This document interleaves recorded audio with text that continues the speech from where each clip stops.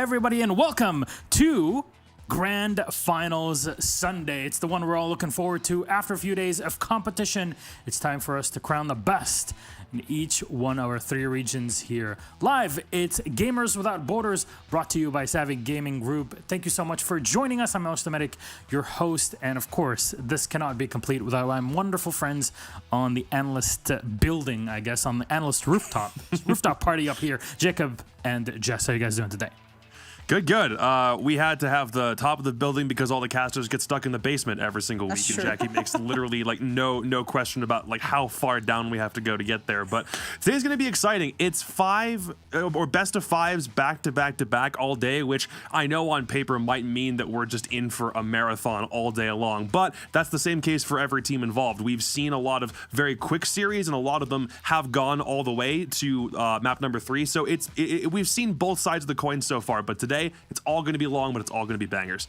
So much to fight for, too. I'm just thinking about, the charity prize pool. You think about the LAN invitation. I don't know. I'm just saying, at the end of the day, these teams are so close. I think we're going to see some gnarly stuff. And you talk about the charity as well, charity cash that you get from being here, but also the number one from each region will make it through. We'll talk about the format in a second, but just to remind everybody of the charities, the 6 that are part of Gamers Without Borders, the 3rd iteration of GWB, UNICEF, Gavi, Direct Relief, IMC, the International Medical Corps, King Salman's Humanitarian Aid and Relief Center, and of course, the UNHCR, UN Refugee Agency. These 6 have, they're here, and these are the 6 charities that these teams will be able to donate to at the end of all of it. 4 teams from every single region, 3 regions in total: Europe, North America, and Latin America, on double elimination bracket, best of 3, with the focus for today, a best of 5 grand final with a 1-0 advantage for the team that is coming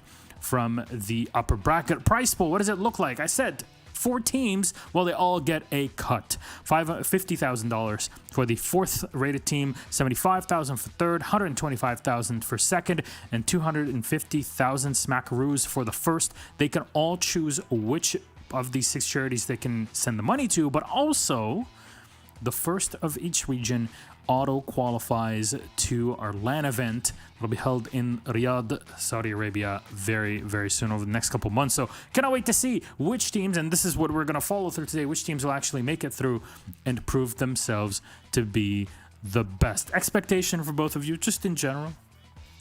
I mean, you kind of have to root with the tier 1 teams, I think, in this case, because every single... I'm going to, only on principle, because if you've got that much talent and you are at the top of your regional system, then you should be able to push all the way through. That's the expectation, regardless if you've got new players on your team or not. The only case in which that's not like a thing is actually in this first game, this EU final, because it's WYLDE against Rogue and not Heroic against Rogue, which was the expected result. So I know a lot of people are going to like underestimate WYLDE in this case, but we'll see if they can show up today.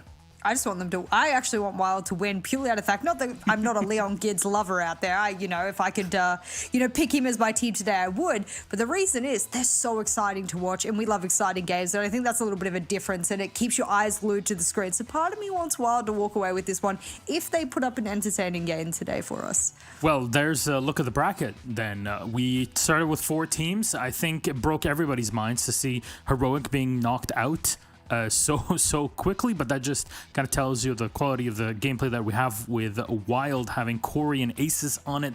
They make it to the grand finals, taking down Victus losing to Rogue yesterday. We covered that as our first game. WYLDE in a best of 5 grand final. They already show up with a 1-map advantage, having made it from the upper finals, now playing against Rogue. It's an uphill battle for Rogue, of course, and like I said, they're playing against ex-teammates Corey and Aces. Jacob, is this the revenge tour we're looking for?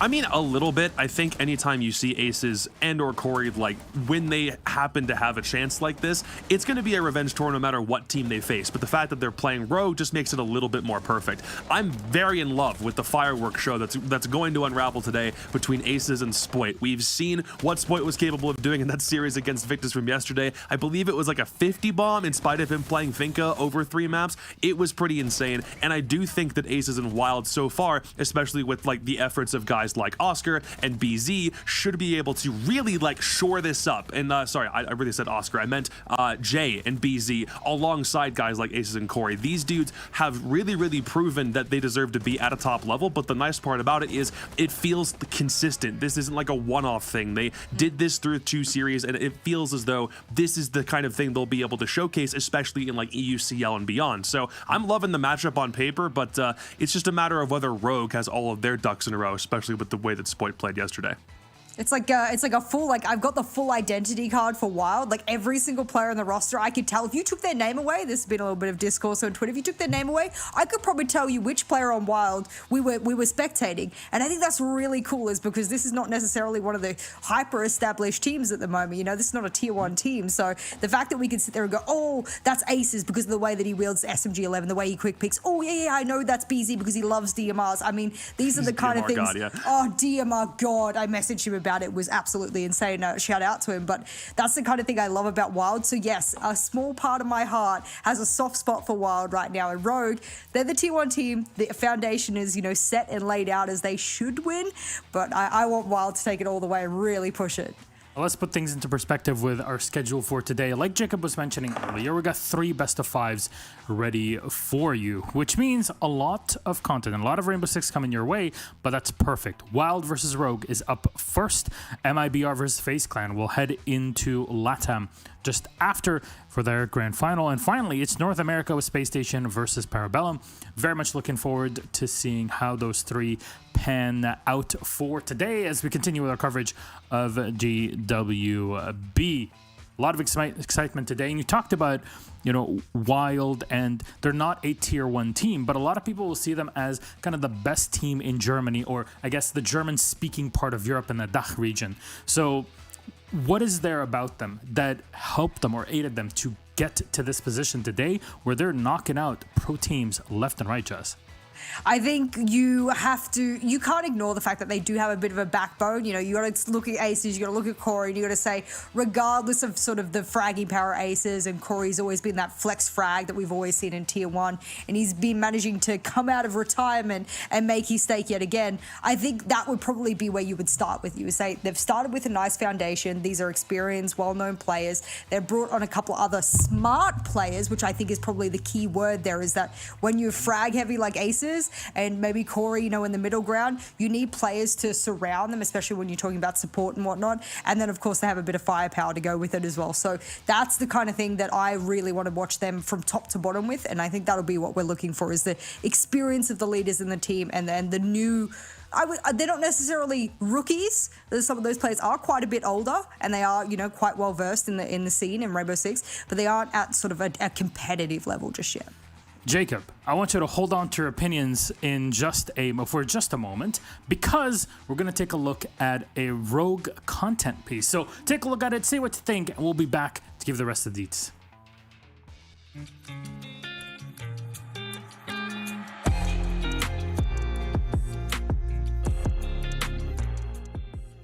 This is Clubhouse, and it's strip club. Clubhouse strip club.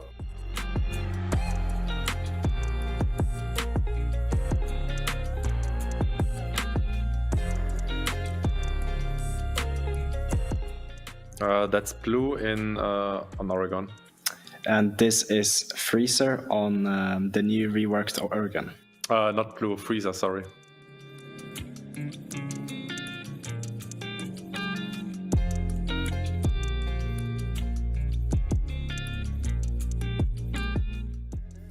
And this is at the... that's Skylight on Border. This is the Skylight, or the roof of Border.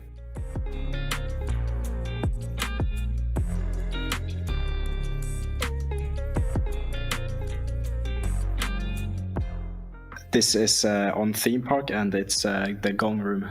That's Gong in Theme Park.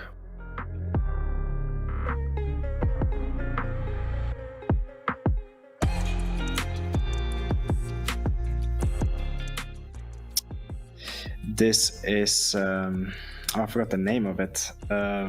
Vault on Villa. Wow. Wow. This is Vault on Villa.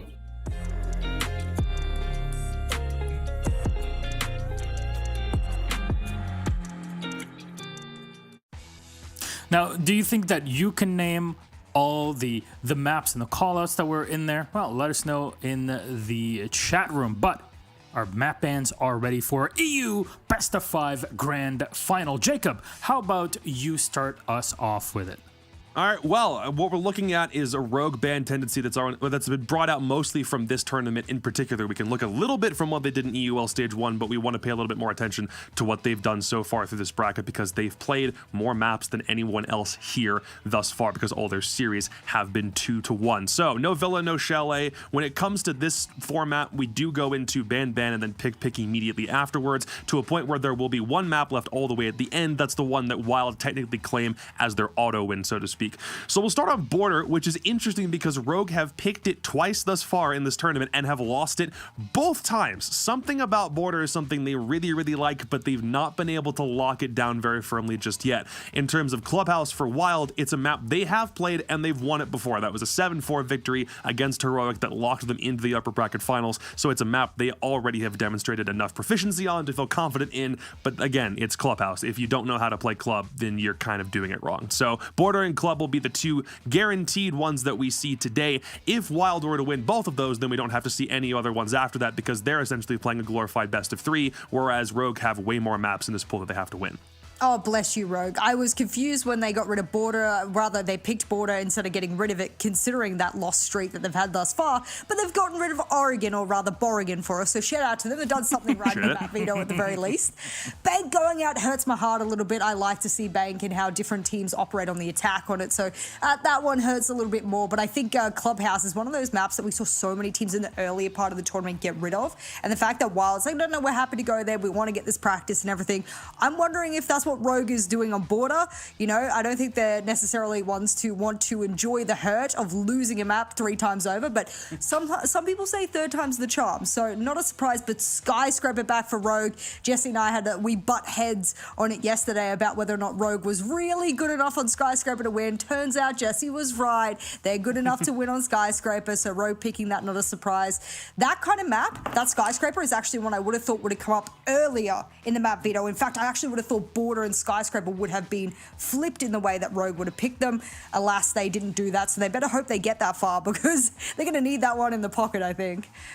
Now we're left with Cafe and Theme Park at the end. As you see, it's our decider map, which, given the format, just in case you've never watched competitive best of 5 series in Siege, usually with a 1-map advantage, the map that is seen as the decider, in this case Theme Park, is an auto win for the team that has the map advantage, in this case Wild. So this is how it works. This is the map that you don't have to think about because it's taken as a free win. And of course you can use that to your advantage in the pick ban phase because then, well, you can say, okay, there's a map that we're usually weak on and we can just take it out and take it as a free win. It's a very smart thing to do here. But let's focus our attention on map 1, Clubhouse. You said, Jacob, that if you don't know how to play Clubhouse at this level, then you're skipping ahead. Are you in the future, Frendo? No. Really, yeah. You're just like, hey, this man's like Border. You're the guy that puts a vinyl record on his record player and skips to track 2 immediately. Fair enough. Well, you know what? Let's take a look at Border. He said, oh, Oregon removed. This is Borrigan out. Then Border is this map that is seen as also a very attack-favored map, and that kind of turns off a lot of people, Jess. But what about it here? Because Rogue has lost this a couple times before. Yeah, I mean, I was going through the history of that lost streak and 3rd time the charm. I don't think they're necessarily sitting there. They lost it 7-2 against Victus in that opening game. It was literally the first map that they had in this entire tournament. They come in and they get smashed 7-2. I think they got 1 defensive round, 1 attacking round, and that was it. It was like, El Bozo, get out of here. I didn't even know what I was looking at with a tier 1 team of that caliber coming in and doing that. And I just thought, you know what? They've come into it a little bit sloppy, a little bit slow. You go to the next time they played it, they went to OT, and I mean, a lot of their attacking rounds actually were lacking there. So I am surprised that it's a heavy attacking map and they were struggling on their attacks in that second series. I'm wondering whether or not the reason they've chosen it is they've gone, boys, we've lost it twice. Let's try something new. Let's, pock up all the weaknesses and go get rid of them and see if it works in this grand final here. It's a risk because they are 1 map behind already, but I don't mind the competitive experience that this will give them on a map that is a necessity in their map pool, I think. Okay, Jacob, your thoughts? I'm kind of looking at this, seeing a Wild squad that through this tournament has been very proficient on attack, but it's pretty balanced with their defensive win rate. So if you ask like what half in this game they really needed to like be better on, I don't really know what the answer is. I just look at Border as a map where you can't really sit back behind cover very often. You're forced to be mobile. The roam game is paramount on a map like this, which feels like that plays a little bit more into Wild strength than it does for Rogue, because if Rogue can't get into the building to deal with said roamers, that's immediately going to present a problem. So Wild come into this with a little bit of an advantage, I think, but when they attack, it's going to really set the pace for how the rest of this map is played overall. So I'm excited to get into this one. What could be the fault line here? What could put Rogue over the edge and actually take them to a 1-1 by the end of it? Keep on letting Spoit carry the ball over the goal line, man. Allow him, if he's first in, give him a drone resource, and then you can play off the back of that mechanical skill really, really well. That's what they did against Victus yesterday. They leaned into it a little bit more. He started getting really rough with Victus in that matchup to a point where he dropped over 50 frags. That's not like an underestimation or like something that we're overblowing. That's a cold, hard fact, and he absolutely can do it again, provided Rogue give him the means to do so. So if they lean into him, then this is going to be a really tough best of 5 for Wild. I'm really sad as well because I think Aces, like the likes of Aces, gets a lot of his frags on defense, and that's because that's something you can do as a very aggressive defender. But on attack, he drones himself. He's 10 seconds behind the information upon which he's just gotten. Of course, in 10 seconds in Siege, a lot of movement happens and can happen. And so I would love if, like, not necessarily that I feel like it'd be a sort of an anchor for Spoit, but I would love if they duoed a bit more. I would love if they moved in together. They crossfired, they triangulated, they moved with a drone from someone else. I really think that would be a huge strength. Imagine them moving around at that kind of force with that kind of movement and drone and intel that they could act off within 3 seconds. That would be huge. And that's something that I've found is Rogue's biggest weakness, is that for the side of, of course, I'm still thinking Aces. My apologies. I'm throwing back here. You guys know. Rogue Aces, huh? Yes. Every time I keep thinking of it. No, I want Spoit to have his buddy with him on the side of Rogue because Ace is not with them anymore. So, of course, on the other side, Aces will be the one that's going to be collecting them. I just think that that's something that Rogue does solo stuff. Crying. How many times have we seen him do solo things as well on the Yana? I think they have individually great players, and I hate calling them out like this because they've got great, support behind them, but I just think that if you just got them to corral together and move around the map a little bit more together and trade, man, they'd be a power force. They really would. All right, well. It's time for us to get into game. Our best of 5. Already one map advantage for Wild. Can Rogue bring this one back on map 1? Let's toss it to our casters. It's Des and Ace. Enjoy. Thank you very much, Milos Shart. I've been dying to say that line all week at this point, away for the last couple of days. I'm back for the finals, baby. That's what it's all about.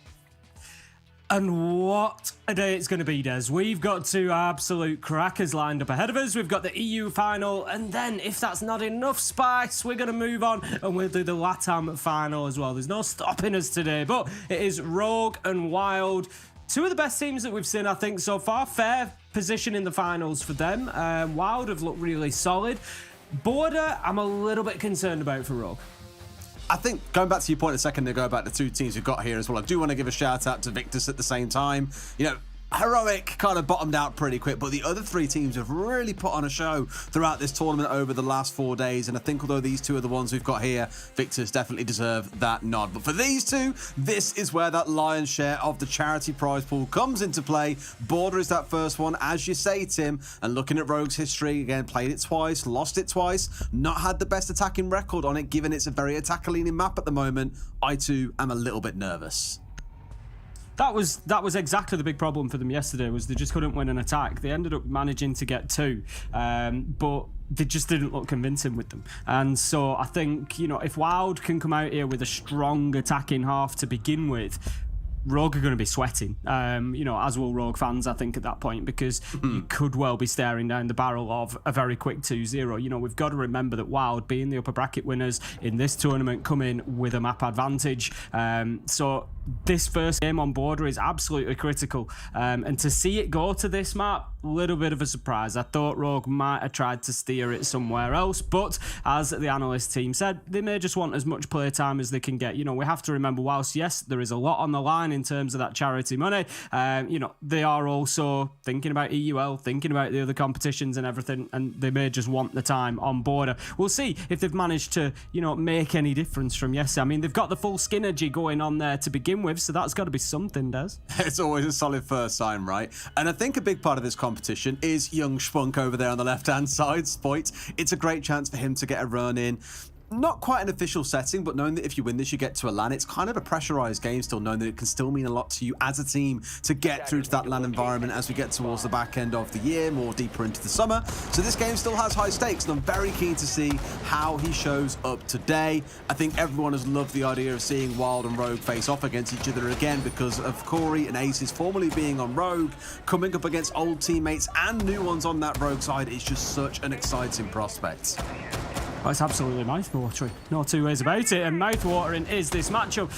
We skimmed over the operator bands a little bit just to cover them off. We have the Thatcher, expected. Thinker, we've seen a lot more banning time for. Pretty much expected now, exactly that. Interestingly, I'm looking to see how that affects Spoit. So Spoit played a lot of Thinker yesterday on the attack. Did fantastically well, as we've said, over 50 kills. Rogue, I think they need to show that they've got players who are going to step up and get those kills if Spoit doesn't, because, you know, we can't rely on him getting 50+ kills every best of 3 series. He's good, but it's not going to happen. You know, that's just the reality of it. So we need somebody else. We need Crime, we need Leon, we need Kanto, Deepek, any of them to be stepping up and saying, right, I'm that second line. I'm the one who's going to back him up, because otherwise Spoit, you know, and this is no comment on him, but he'll probably end up breaking under the pressure if he's the only one. You know, if you're the one, there's so much pressure on you to do that game in, game out, that it becomes a bit of an issue. We've seen that before. So, you know, hopefully somebody else steps up today, has a big day, and it just allows him that freedom as well. Absolutely. I'm really excited about this comp coming out of Wild, by the way, Tim. I think having so many different spokes to your wheel, as it were. I'm looking at the DKB, the Nock, the Ying, everything just trying to line on their way, and already one of those spokes has been snapped off like a twig being caught in a bicycle wheel. It's Jay being taken out on the Nook. Now, it's not without response. The mirror going down on the other side does take that C4 away from the side of Rogue and removes a pretty critical anchor as Aces steps up with the second in the round as well. Good start with the Spoit. Here he comes, Tim, unleashed as always.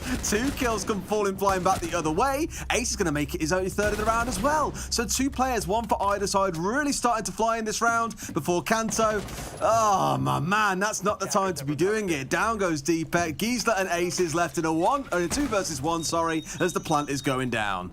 I mean, I'm sorry to do this to you, Kanto. There goes the plant. Giesler, he'll get that one down, and this is going to be very difficult with Kanto on about 30 health. But Kanto's got form, Des. He managed to team kill Spoit on Border yesterday. It's not going well for him on this map, and it continues. Ace is coming out with a big round there. Corey recognising that, and that was a good one for Wild. They're going to kick things off with that first round win.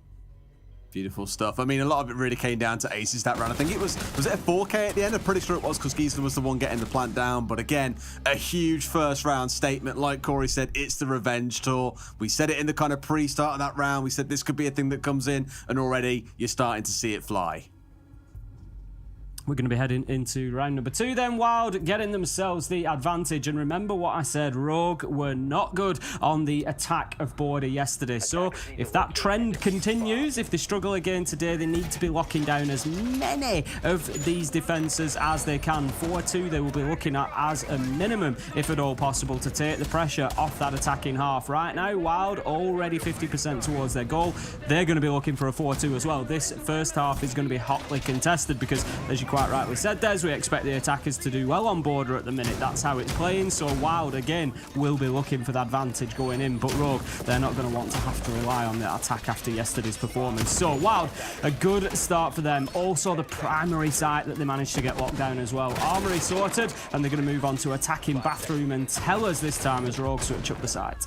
It's really telling just by the lineup exactly what site we're playing into as well, Tim. A really heavy roam setup coming out of Rogue. You might look at the castle and go, Roamer? Not really. But you don't often bring a castle just to lock down the site itself. It's because you want to protect certain lines of sight across the map, angles or retreats back in towards site, or to really lock down specific areas of the map. So for Leon here, he's getting out in the map. You've got the Oryx joining him, the Alibi, the Mozzie. You've got 4 players of Rogue here, realistically, looking to be out and busy in and around the map, just to kind of slow Wild down and introduce that similar sort of playstyle that we see from Rogue on maps like Skyscraper, where they'll extend, have a front line, take an early fight, pull their way back, and there's 3 or 4 layers of this Rogue roster that you need to kind of work your way through before you can even think about hitting the site. For Wild, their answer is right. Focus here, pushing as a group. There's 3 or 4 of them together. Ace is trying to charge straight into site, and Leon goes, hang on, you haven't paid rent this month. No, you don't.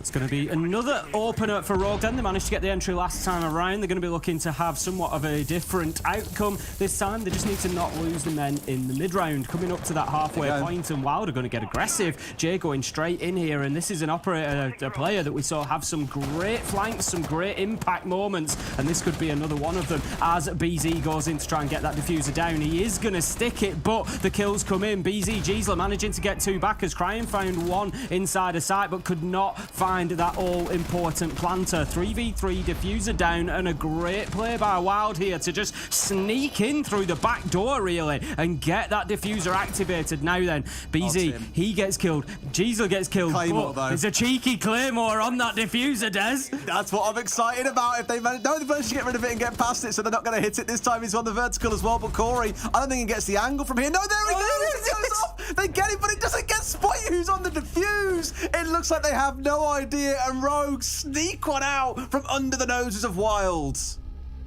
Rogue have got away with one there. They allowed them into sight, couldn't do anything about the diffuser going down, but were able to retake. I tell you what, as soon as it got leveled up to 3-3, when Wild were able to find those 2 frags after the plant, I thought, boy oh boy, Rogue could be in trouble here, but no, locking it down, doing exactly what they needed. So well played to Rogue. That moves us on to round number 3. It's going to be Ventilation Workshop, so Rogue deciding to stay clear of Armory for the time being. They're going to try a couple of other sites before they head back there.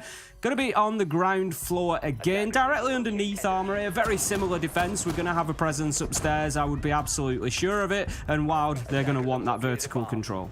Yeah, just coming back again to that last round. Massive props to Wild as well. Really smart read into Rogue, identifying, like we were talking about, there's 4 players here off-site. They're looking to roam out towards the west. They're playing above, they're playing laterally. They are everywhere except on the site itself. And to kind of say, right, boys, this is the game plan. All 4 of us in here now, push in sight. Aces kind of doing what Aces used to do a little bit on Rogue back in the old days as well, being a little bit too far ahead of his team. Does get himself caught out, but with the 4 versus 5, they get the plant down. Just unfortunately didn't have enough cover there to be able to stop Sport getting the defuse off when he was off towards the right-hand side, out of view of the window itself. But full credit for it, creativity, full points on that side. Oh, you've got to go for it sometimes, you know, but the reality of the loss there for Wild is that plant was rushed. That's the top and bottom of it. They just didn't have anything in place for the post plant. They didn't have anything opened up vertically. They planted in a position that's hard to cover vertically, but also they had the reinforcement right next to the diffuser. That's why Spike was able to do it, because the 1 man up on the balcony can't find any shots into that position. So if you're going to plant there, that's fine, but you've got to do something to breach that reinforcement so that you've got the post plant afterwards. You know, whether that's as you're running away, just chuck a Selma charge on there. I'm not saying there was an ace left at that point in time, but you've got to do something, do you know what I mean? So that you've got that opportunity in the post plant, and that's what Wild suffered from. So they need to learn from that here in round 3.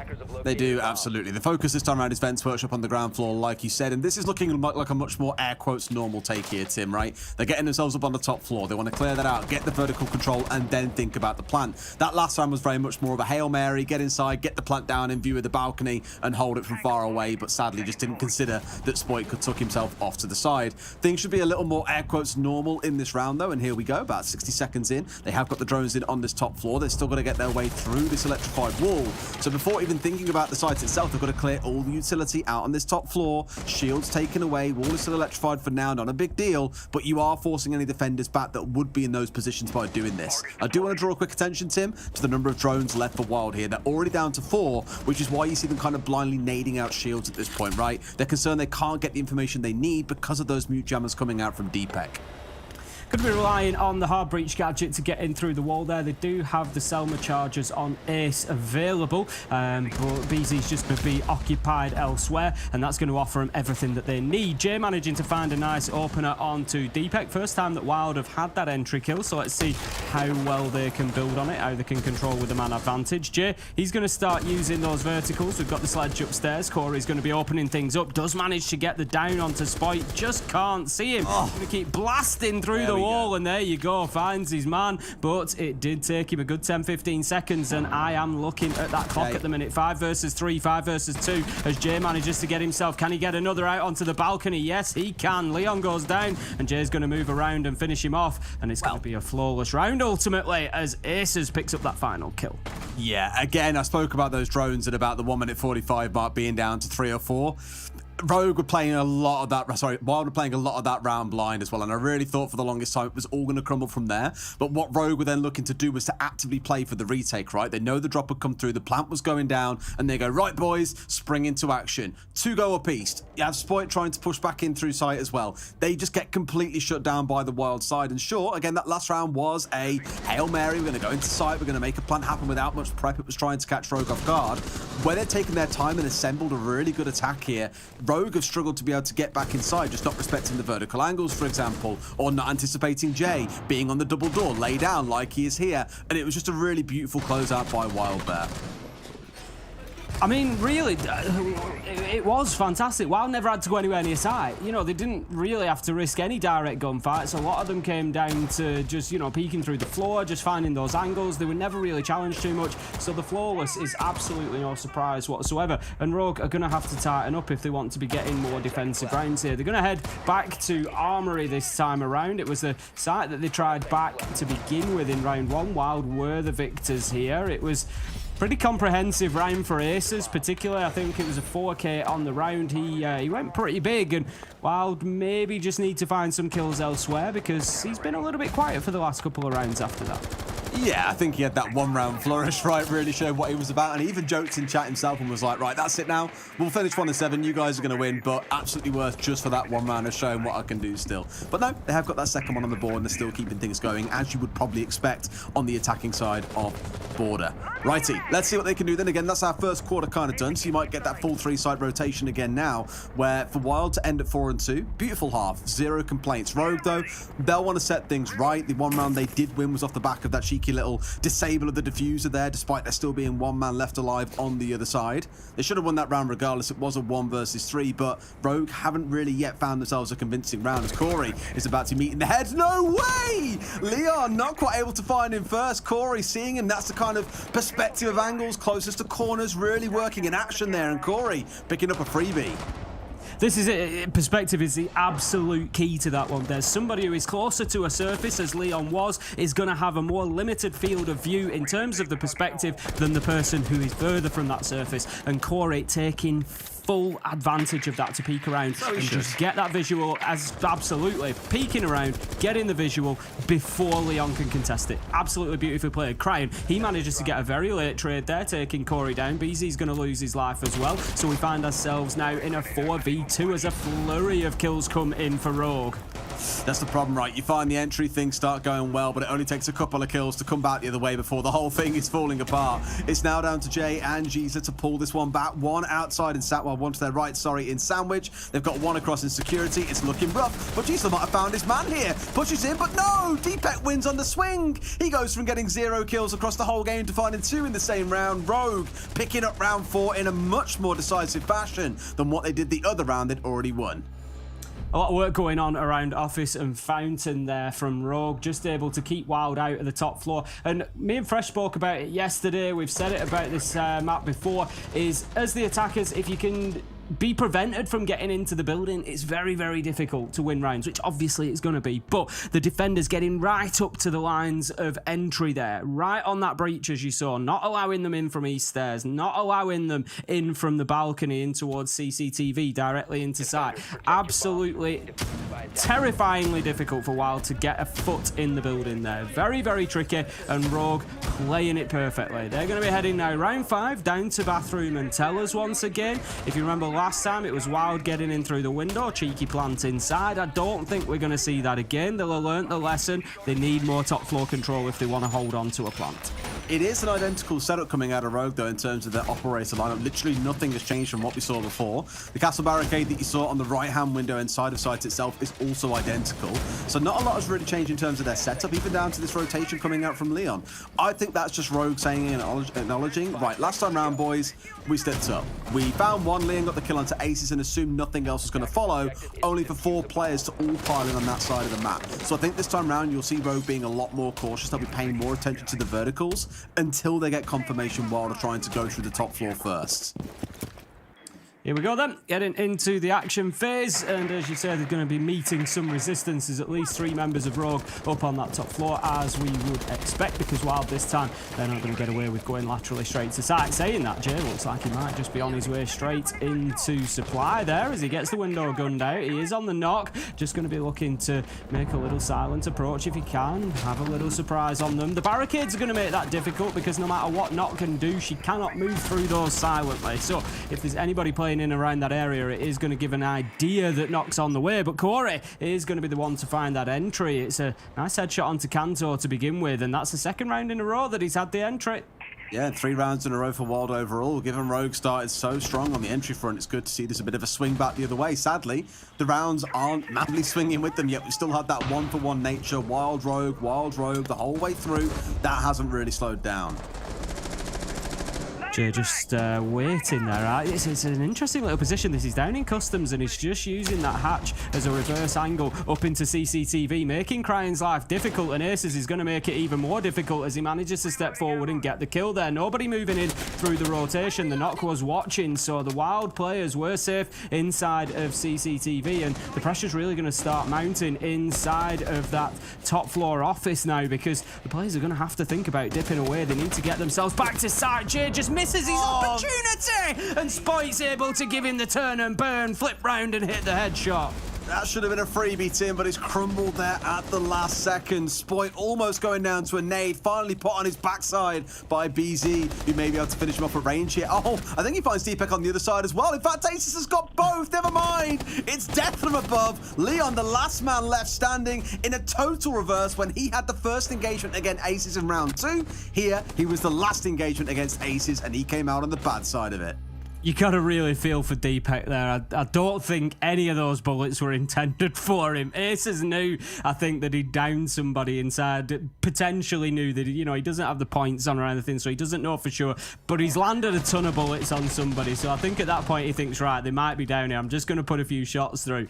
Misses the location that they're in, and it sprays through, and it's Deepak. You can see it here. I think he's going for the man, but just with the where he's shooting, he shoots Deepak in the feet, and it's just so unfortunate for him. But there you go, that's Siege. Sometimes those things are going to happen, and the stars will just align, which they did for Wild. Ace is going well so far, 8-2 inside of 5 rounds, having an absolute storm against his old team.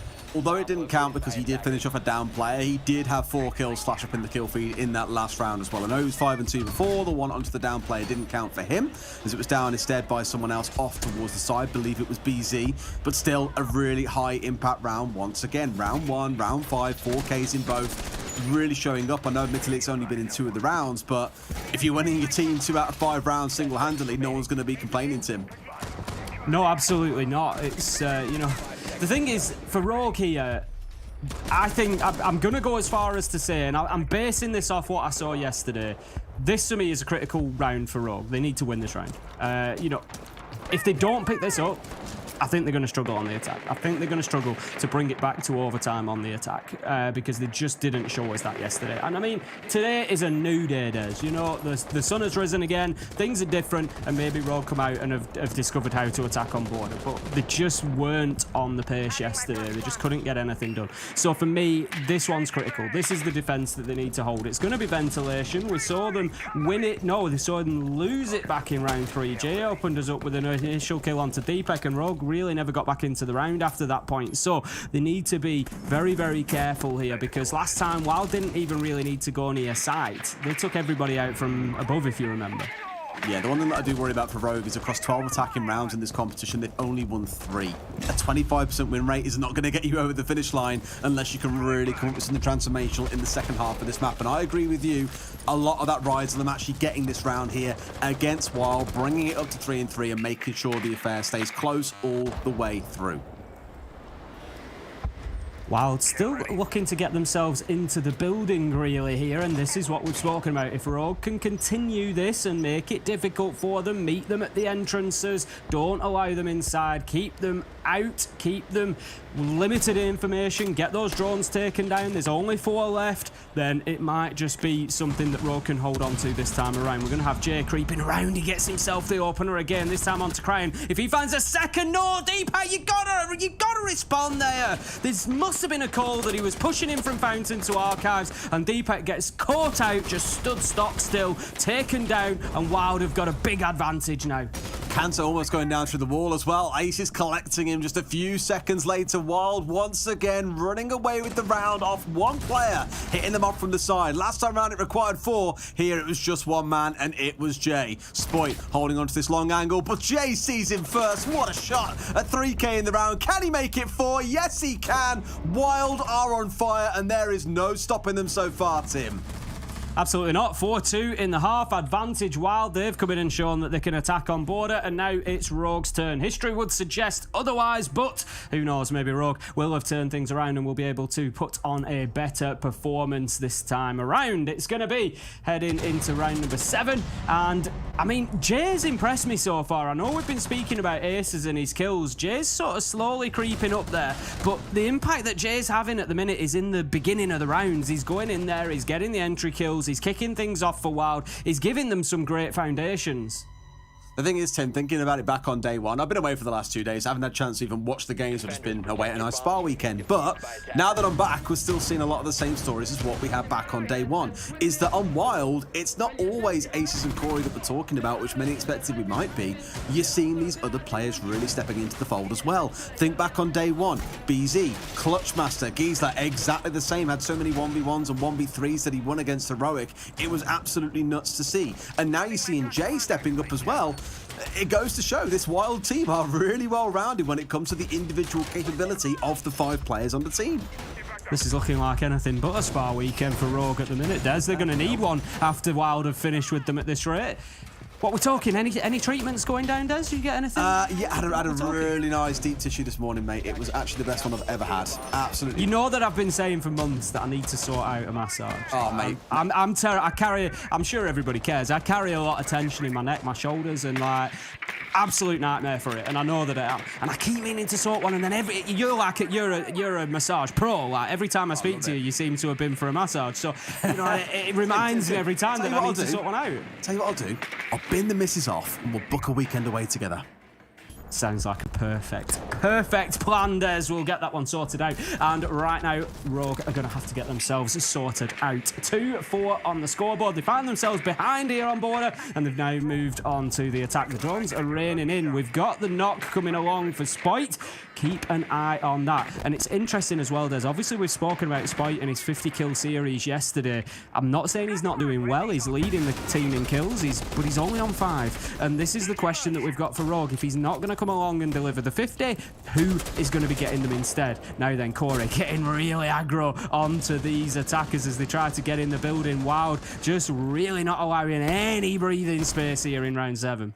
It's a big lean back to what we saw coming out of Rogue. In fact, the setup is almost identical as well in terms of the operator lineup, Tim. They're getting out in the map, they're being aggressive, they're extending vertically and laterally at the same time. The difference is Rogue are playing right into it here. They're not saying, right, direct sight, boys, let's go. No, they want to fight against the boys of WYLDE, and they're giving as good as they can get. Sure, the health bars of WYLDE are slightly lower so far, but they are stepping up, they're taking out drones. Rogue are down to 4 with half a round still to play, and they're giving the fight back on the other side, doing a little bit of damage across the Cryan. And Rogue have sort of hit this stalemate where they feel they can't really push forward without taking a really big risk, and that risk is what's needed. They've took the risk, and Spoit's gone.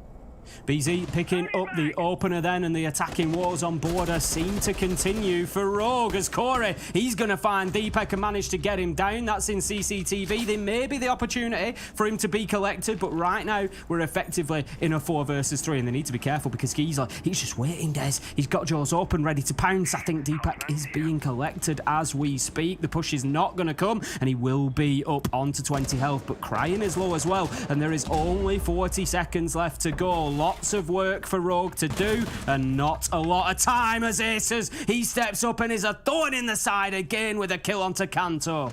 Wild just look untroubled, Tim. Outside of one round, I'd say, things have not really bothered them, and it's carrying on into the defensive side. They look full of confidence out in the map, taking these gunfights and shutting members of Rogue down. Deepak and Crying are a bullet from death. Wild are going to kick themselves if they can't get this one over the finish line, but Rogue are in sight and planting. There's not enough vertical control. Wild have got a retake on their hands. Certainly do. But it's looking good as Geisler and Aces manage to get 2 kills. It's 1v3 for Deepak, manages to find the first, but let's not forget he's on low health. Geisler's down though, so it's effectively 1v1. It's all up to Corey, half health, and Deepak's able to get himself outside. This is going to be a smart play by Corey, I think. Get your man back on his feet, and then you can 2v1 this. One can cover, one can defuse. That is going to be the plan. He might just be able to long arm this, Des. If he can, this could be a real problem. There he goes. The push is going to come. Out comes the nade. It's not going to be enough. Corey's just going to keep gunning. He's going to find his man. He's checking crouch works, Des, as the disable comes in, and that is going to be the round for Wild. And you said that they looked unbothered, Des. They look moisturised. They look like they are flourishing. Aren't they just? They are in their lane. Unbothered and in my lane, mate. These guys as well.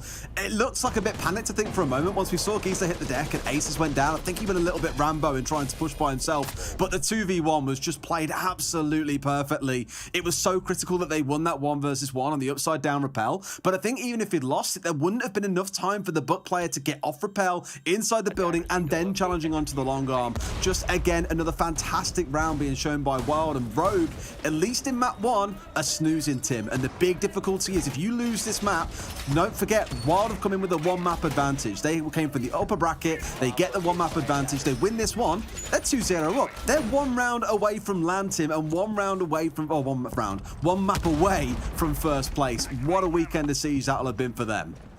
This is, this was the big question with Rogue going to border to begin with, allowing this situation to occur, because I don't know. You look at it and you could say, well, they should have first banned border in that case, but not necessarily. Obviously there's other thoughts, processes that go into it with that first ban pick, but ultimately by heading to border to begin with, they've just allowed a problem here, because Wild are starting to run all over them. They're now deep in a mental problem.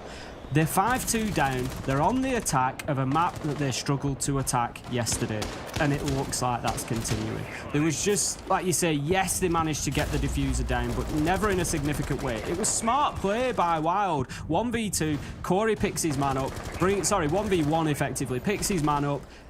And that is what enables them to do that, because otherwise, if it's 1v1, he maybe can't go for the disable like he does. So Wild are playing very, very well at the minute, and Rogue, they're on the back foot, and they're going to be looking at a reverse sweep. That's the reality. They lose this, It's 2-0 down. It's a full reverse sweep that they need.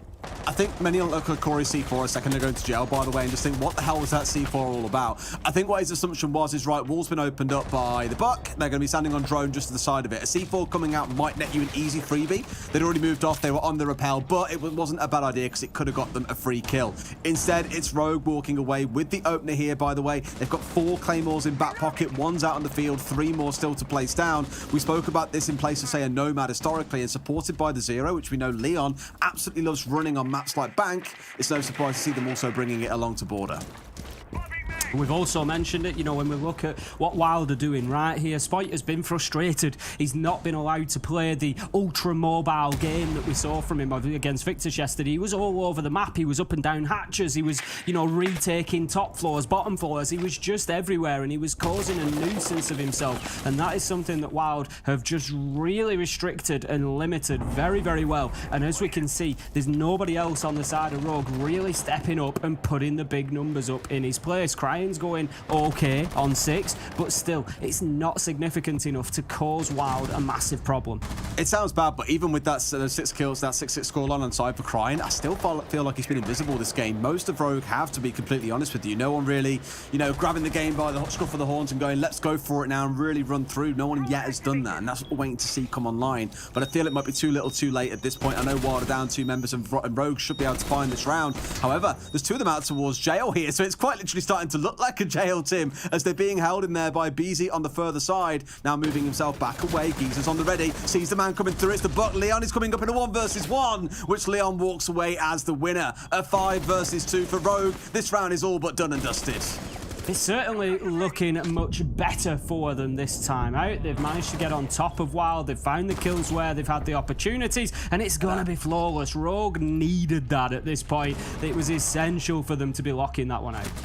It was, yeah, a much better round overall, I think, as well, and not really much to say in terms of the way the strategical play behind it. I think just once those first 2 kills came through, Rogue could afford to slow things down a little bit, collect the information, play off the drones. They didn't go in trying to swing onto BZ inside of supply, for example. Inside of customs. They just said, right, okay, cool, let's let them take the firefight. Right, Corey, come over. Let's get some more... Not Corey, sorry. I keep thinking about the wrong teammates here.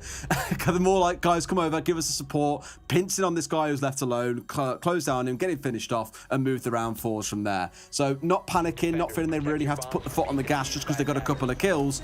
Rogue playing it quite clinically and rightly so, getting a flawless round off the back of it. Here we go then, round number 9, and it's time for Wild to start locking down these defences. I've said they've got themselves into a really nice spot, and they have. But one more round to Rogue, and you just feel that that momentum's broken a little bit. That spell might just be shattered for Wild as Rogue find themselves getting back into it. And that's what they did a number of times yesterday, Des. This is the thing for Rogue. They weren't playing great against Victus at times, and then they just seemed to activate. They'd just switch on, and it was like, right, we've just taken it up to the next gear. We're going to come back, we're going to win 4 or 5 rounds in a row. They were 6-2 down on Chalet, and they came back, brought it to overtime and won it in overtime. So, you know, they're certainly not afraid of doing that, but they can't rely on doing it over and over again. So for me now, Wild, get this one locked down, get your map point opportunity. You're on the primary site choice, it's Armory. This is your moment now. You got Aces already extending this. Tell you what, not a bad attempt there coming out as well on the spray through jail. No one found though, but not too far off. You got Aces playing out on the roam here as well, by the way, looking to do a little bit of work inside of security. Has opened up the doorway in case he wants to go for a little bit of a cheeky run out. Has got vertical holes to play through. So even if Rogue do just try and push directly in through jail, they'll be challenged immediately from the vertical angle. So I like again how Wild are controlling the entire map without having someone in every part of the map. No one is playing downstairs around supplying customs, but they still have some level of threat over it as well.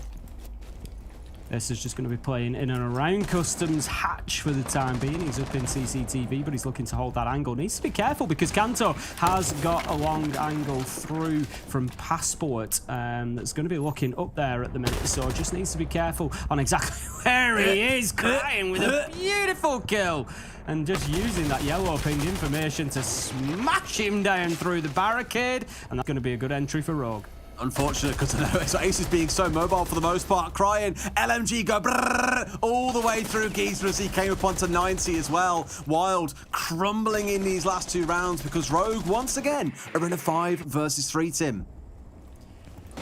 And I mean, I think Crying might have heard us. You know, we said that the kills hadn't maybe been significant enough, and then he steps up with a big double. Can't find the third though, as Jay is going to slay and put him down with a headshot. That brings us back to a 3v4 now as Wild. They keep themselves fighting in this. Trading on the defense is something that they could improve upon so far. They need to be having an impact when they are losing players, but as it is, they've not got themselves too far behind. Jay, he's looking to have a further impact here, but he needs to be careful because he's dealing with 2. There goes the first, and there goes the kill. Not going to find either as Spike manages to shut him down on the Iana, leaving us now 4v2 coming into the final minute. No site control at the minute for Rogue, but they certainly have the manpower to get this done.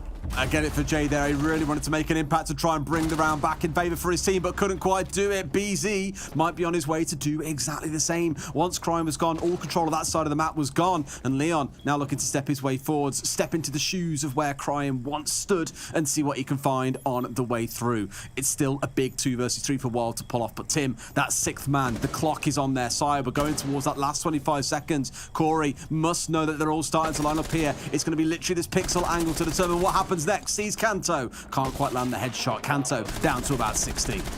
He's going through the soft way. wall, he finds one. He evens it up, Desert 2v2. Corey finding Spite. And now, Rogue, 10 seconds to go. They've got to make this happen. Leon goes for the plan, but absolutely not, say Corey and BZ. Shut them down, shut down the round, and get themselves that map point opportunity. What a round from WYLDE. Massive 2v3, and I think Rogue were just being super cautious there as well.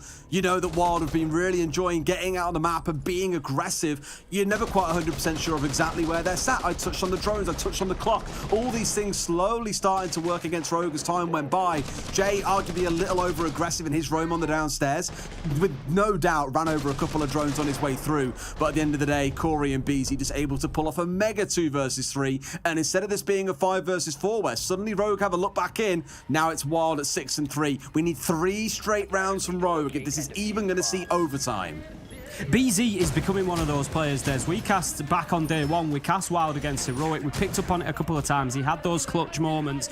You just feel like if he's still on the board, on the defense, the round is not done. You know, much like Souls for FaZe, much like Breeder for BDS, and, you know, those are lofty heights for him to aspire to, but right now, I'm getting the same sort of feeling. I look at the line, I think, right, okay, 3v4, but you've still got BZ. 2v3, still got BZ, though, and he starts getting those kills. He picked up 2 in that clutch situation there, an important one onto the breached wall that just allowed then Corey to focus completely on the fountain and off his side, and he's playing fantastically well. He might not have big numbers to show for it consistently necessarily, but every one of his kills tends to really count for something.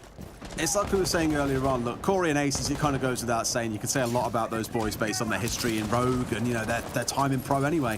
Whereas these other 3 players really are starting to do work. Geezer's had a quiet game admittedly, but we spoke about Jay endlessly and just how aggressive he is in getting out in the map and greeting Rogue on their entry into the building. Crying here might be able to find himself a freebie though, bearing in mind he's got that LMG. He can just spray for days through this wall if so desired. And there we go. Out it comes, and no, it's Crying getting swung on instead, but not going to get finished off. Too scared to go for the repeat there. Aces knows that his days are numbered if he tries to go for that kill.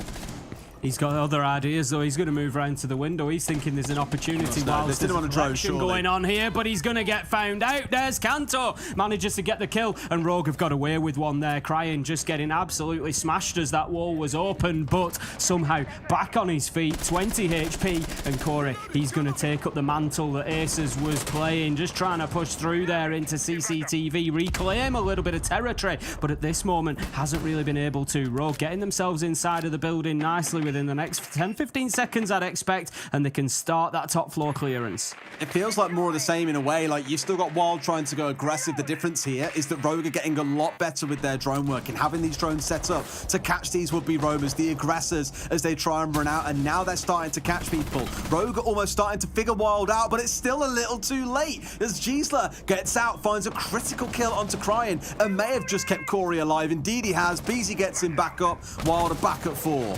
Perfectly timed, but what a shot from Deepak! Absolute reflex shot as he flicks onto the head of Gisela, takes him down, and that leaves us now in a 4v3. Rogue with the advantage once again, and still plenty of time left on the board. They're not even into the final minute yet, as they have pretty much got top floor control now. WYLDE have been forced way back towards site, and they're just trying to cling on to the edge of this cliff that they're on in round number 10. Oh, Tim, you've only got to see BZ and just suspect there's going to be some hijinks coming at the end of this round. He's laid down, ratted under a window, daring them to come through. They're not even going to look towards his feet at this point and could find himself a massive freebie. The drone coming out from Deepak. Will he get on it? Will he see BZ is the most critical part of this? I don't think he has a clue who's there. I think he's just spun. I think he may have just seen him, but BZ has stepped away, knows that his days are numbered. In comes Spoit to bring it to a 3 versus 2. Have Rogue done enough to hold on in the last 20 seconds? Corey, he's going to get one. Diffuse going down. It's going to be Leon with the plant. Corey, low health. This is going to be a big ask now. He gets seen. He gets put down. Deepak stepping up big in that round. And Rogue managing to get themselves one step closer to overtime here. That's going to leave them 6-4 now. But still 2 rounds to find and no mistakes left. Just like you say, huge round for Deepek there. Some critical shots that he hit. The mid-round kill, that ending one, absolutely huge. And not to Gisa, had a pretty quiet game so far, but that was one of those kills that you look at and just go, look, you can be 2 and 5 and you can still hit some nutty shots. Deepek's really stepping up now. You know, since we called out, we didn't call out individual players, but since we said there's a few people that they're looking for some extra kills from that really need to, you know, get involved here, because Spike's not putting down 15 plus kills a game today, at least on Border. We'll see as we go on. But Cryan, Deepek stepping up, couple of big rounds, really getting some important kills there, and it's helped Rogues keep themselves in it, because, you know, that could have been a very tough round when it went to 4v4 and Corey gets picked up, doesn't get finished off. It's in the balance at that point, but it was Deepek who stepped in, bang, instantly got that kill, 4v3, Gisela gone, and the round really started to swing in Rogue's favour, and that's what they need, some more of those momentum moments from those players. And heading into round number 10 we go then. It's going to be Bathroom and Tellers again for WYLDE. They're doubling down and they're going to try this one again. Clearly that serves a sign, like we said for Rogue back in the first half. You feel that you know what you've done wrong and you can course correct. I'm not 100% sure bringing a dock is the indication of, guys, we've got it, we know the solution to our problems in that round. It's dock. I don't really think he's that kind of operator. You're not that operator. Isn't usually the operator that follows that statement, to be honest. Absolutely not. They've also got the Frost, though. That's been replacing the Legion from the last round, so a couple of changes coming in. They do lose out on the Wamai, though, which is quite a thing for them before. I think probably because they acknowledge, look, where WYLDE were running 8 frag nades in a good few of the rounds in the first half, Rogue have only really ran 4 throughout, so do you really need the Wamai? They feel they can do without, knowing that those nades will likely be committed in towards getting rid of the 2 shields. If there's bulletproof cameras, which there aren't in this round, that's what they think they're going to be engineered towards. They feel quite safe going without any ADSs or anti-nade utility.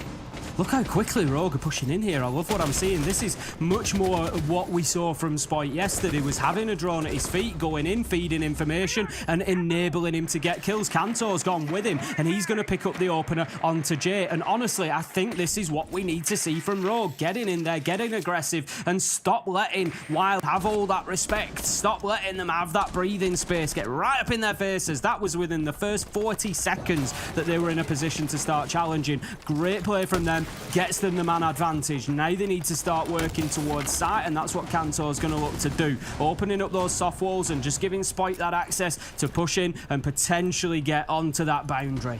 It's like I said before, Tim, it just feels like Rogue has started to figure WYLDE out now. Think about last time they attacked on this site, and not so much in the last round. Back in round 7, they were held up at every possible avenue by WYLDE, who were out on the roam. They couldn't push their way through. They were losing men. Spoit was the first one to go down in the first challenge, for example, and they just looked stuck, and it's no real big surprise that WYLDE came out on top in that round. But in the previous round and in this one, the drone players are a lot better. They're figuring out exactly what it is they're going to be doing for. They're picking up members who are running into them. It's almost like saying, look, you guys are playing hyper aggressive and going crazy. We'll just sit back, we'll hold angles and let you come into us. And now Cryan's here with 2 massive kills again, because Aces can't sit still. It's a 5 versus 2. It's a 5 versus 1. Yet again, WYLDE are crumbling, and Rogue, again, it feels they have cracked the puzzle that is this WYLDE side strat. It's just Rogue activating in the final 3 or 4 rounds. Once again, we saw it map after map yesterday, and it was just enough to get them the win. And you look at it today and think, you know, is that going to be the same? Are we going to have more of that? WYLDE have been reeled back into 6-5 now. They've had a couple of map point opportunities. This, for me, was a great kill from Cryan. So there was 2 things that happened there. He sent in the stun grenade onto the stairs. It didn't activate. He was doing that to see if anybody was playing on the stairs, but obviously Corey on the dock was just further down, so it didn't activate it. So Cryan thinks, right, it's okay to push in. But as he did that, if you'd noticed, there was a Twitch drone buzzed up to the top of the stairs as well. So I don't know whether the call had maybe come from the Twitch drone, that the dock was going to be pushing up, whether that was just all a very clever ruse for them to make Corey think, oh, they've missed me. I don't know what exactly has happened there, or whether Cryan has just thought there's nobody there, he's gone to push in, and then he's just reacted fantastically. But either way, it's a big brain play, and it's got the job done, and Cryan's had an absolute belter of a round again. A few players on Rogue starting to make themselves known, looking especially at Deepek and Cryan. 10 kills now, both in double digits on the other side. It's very much that balanced team effort outside of Gisela, who's currently sat on 3. But Tim, I do want to touch on this site that we're going into here. Last time we saw it was in round 9. It's the only time we've seen it in this entire half, and that was that incredible 2 versus 3 comeback for WYLDE. So Rogue, they still had the run of the show. They felt like they were the ones who really, were in control of the round despite being down a man. It was Rogue pushing in his 3. They weren't 100% sure where these last 2 Wild players were, and they just ran into the meat grinder. So in this round, hopefully with the composure and the momentum that we've seen Rogue develop over the last 2 rounds, they can roll into this round with some confidence and get us through to overtime. Deepak's still going to be circling the building. There's no droning going on at the minute. As I say, that Leon hops onto the drone, so there's going to be limited information coming in for Rogue. To say we're in the first 30 seconds, they're just going to be posturing, getting themselves in position, and then we'll see a little bit more coming in. Leon's doing some serious work on the intel side of things. He's going to be feeding that back into his team. And the thing is, whilst WYLDE allow him to do that, i.e. they haven't shot out his drone, he's going to continue doing it. He's going to sit there just feeding that information back in. Now, Cryan, he has a little look as well. He's just going to be pinging out the positions of players inside of sight, while Deepak holds a long angle, just hoping to maybe pick somebody up as they go to barricade that sandwich window, or maybe just move past it, but he's not going to have any joy. It's Spoit, however, who's going to find aces, and that's the angle that we saw getting watched previously, watching the rotation in CCTV from the hatch underneath, and the trap has finally been sprung. I mean, are we at all surprised, even with Deepak sat outside the building for, 30-odd seconds, is just saying, hey, why should I go aggressive onto you? And I know you're very likely to, at some point, poke your head out a window, play that aggressive style, and maybe now WYLDE are even starting to doubt themselves ever so slightly. They're still moving around the map. You've still got Corey holding out towards East. You've got Giesler holding down towards 90 as well, so they are ready to contest. But Rogue, again, are just showing that composure. The only thing I'll nod towards, yet again, Tim, is the drone count being down super low. They are getting really aggressive with these drones to make sure there are no surprises, but they are paying the price in the information collection to the later stages of the round. Ace is really struggling. 3 out of the 4 last rounds, he's been the opening death, and that is not going to help WYLDE constantly being on the back foot against a Rogue team that have really found their feet here and got themselves moving. Corey, he is going to help though, managing to get a kill onto Cryan. That is going to be a better start for WYLDE, as Jay manages to find the kill onto Deepak as well. That's the 2 big names, Des. They're the ones we've been shouting for the last 3 rounds, and they're off the board. WYLDE have got the opportunity. It's now or never. You take your chance, or you're going to rue it. Jay manages to find Spoit eventually. Swings and gets Kanto. It's 4v1. Giesler's down, but he will be collected. 30 seconds left to go, and Leon, he is left all alone out in the cold. Surely you're looking at Jay here and thinking a 4K to close the game would be the dream. He steps out for the swing, but Leon a little too quick on his feet here. He's got a lot to do to keep this going for Rogue, and it feels like it's all but impossible as we get into the last 20. We'll find one. Will he find the next one on Fountain to his left? He'll try for it, but Corey finds the kill. WYLDE take it 7-5. They are 1 map away from the LAN later this year. What a start from not just WYLDE, but from the matchup for the final. That was close run. Rogue just managing to fight their way back into 12. It looked unlikely, and WYLDE just had a little bit of a wobble at the end there, Des, but able to get it over the line, showing great resilience and a good round 12 to lock it down. I think, sorry, my cat's going mental down to my side. Absolutely, overall a phenomenal game. Joys of remote casting. Honestly, she's looking at me like, please pick me up. I'm like, no, I'm trying to cast. Please leave me alone. But Jay has been the magic maker for me in that game. I know we spoke about aces in the early game, but Jay really warmed his way. Here she is. Jay really warmed his way into it, really showed up when it was required, and that's a mega first map. Admittedly, Rogue did start to figure them out, so in the next map, I think Rogue could come back fighting, but for a first map, no complaints. Absolutely. I mean, Rogue have effectively fallen foul of the same problem that they had yesterday, and that was struggling to attack on border. As we said, if they fell behind in the first half, the second was going to be difficult, and it proved a bit too much for them. Absolutely. Well, that is just the first map of the potential 4 that we have for you today in the European Grand Final. We'll go to a quick break, and when we come back, map 2 will be awaiting. See you in a few. Progress is a race that has no end. After every finish line, another challenge awaits. How can we continue to push innovation in a sport at the forefront of technology? This is how.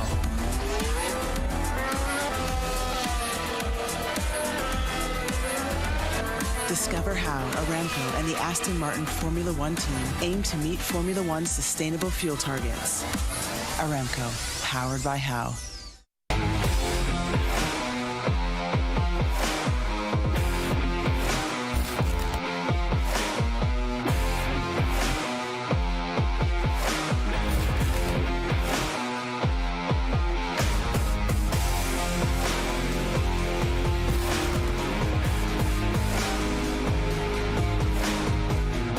know you hate it when you have to wait to get back into the game, but the wait will end in seconds. In real life, some people don't have the option to restart. Millions of refugees and displaced people have their lives on hold, eager for a chance to move forward.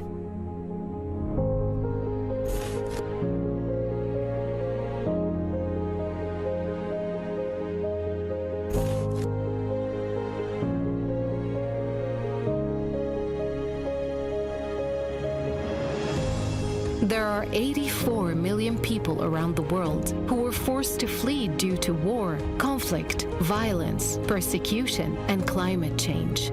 And we are here to serve them, working day and night to provide them with life-saving aid and support. And you can be part of it. You can help people forced to flee gain access to life-saving aid like shelter, food, water, medicine, and much more. Donate to UNHCR. Help refugees and displaced families rebuild their lives.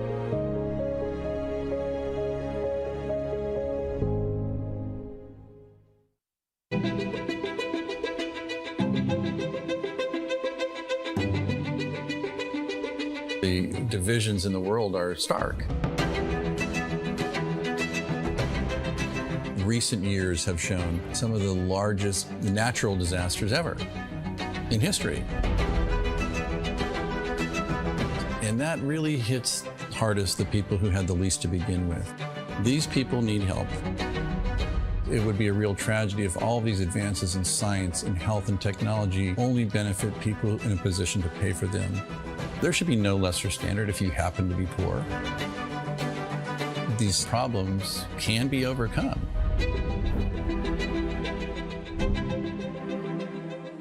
Direct Relief is a humanitarian, nonprofit health organization. The focus has been on the least fortunate, most vulnerable people. On a good day, things are tough for a lot of people in this world and in this country. And what we can do is mobilize private resources for their benefit and make it available free of charge. We're the first nonprofit in the history of the United States to obtain accreditation just like a commercial distributor. And it's been expanded geographically to every country in the world and every state and territory of the United States. What's now Direct Relief officially was started in 1948 as a private effort of a war immigrant businessman named William Zimden. The basic guiding principles of a war immigrant businessman really influence what Direct Relief has done ever since. And they begin with just serving the people who need help. We have this great privilege of engaging with people who come in from very different backgrounds, but with the same purpose of trying to just do something good. It doesn't matter if you're typing or talking on the phone or working on the warehouse floor. They're all part of an effort that means something bigger, and that is the fuel that kind of keeps you going. It gives you some sense that there is a way to make meaningful progress, even for a little organization that started at a kitchen table, but that's what provides motivation in life. The notion that many people, just by virtue of where they're born, the color of their skin, the country they live in, they're going to get sicker, they're going to stay sicker longer, and they're going to die sooner. That's pretty good motivation.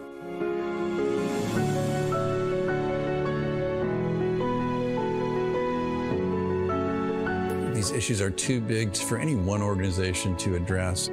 We really work hard to honor these guiding principles, invite people to participate, and we are sure thankful for the thousands of people across the country and world who have become part of Direct Relief by virtue of their participation.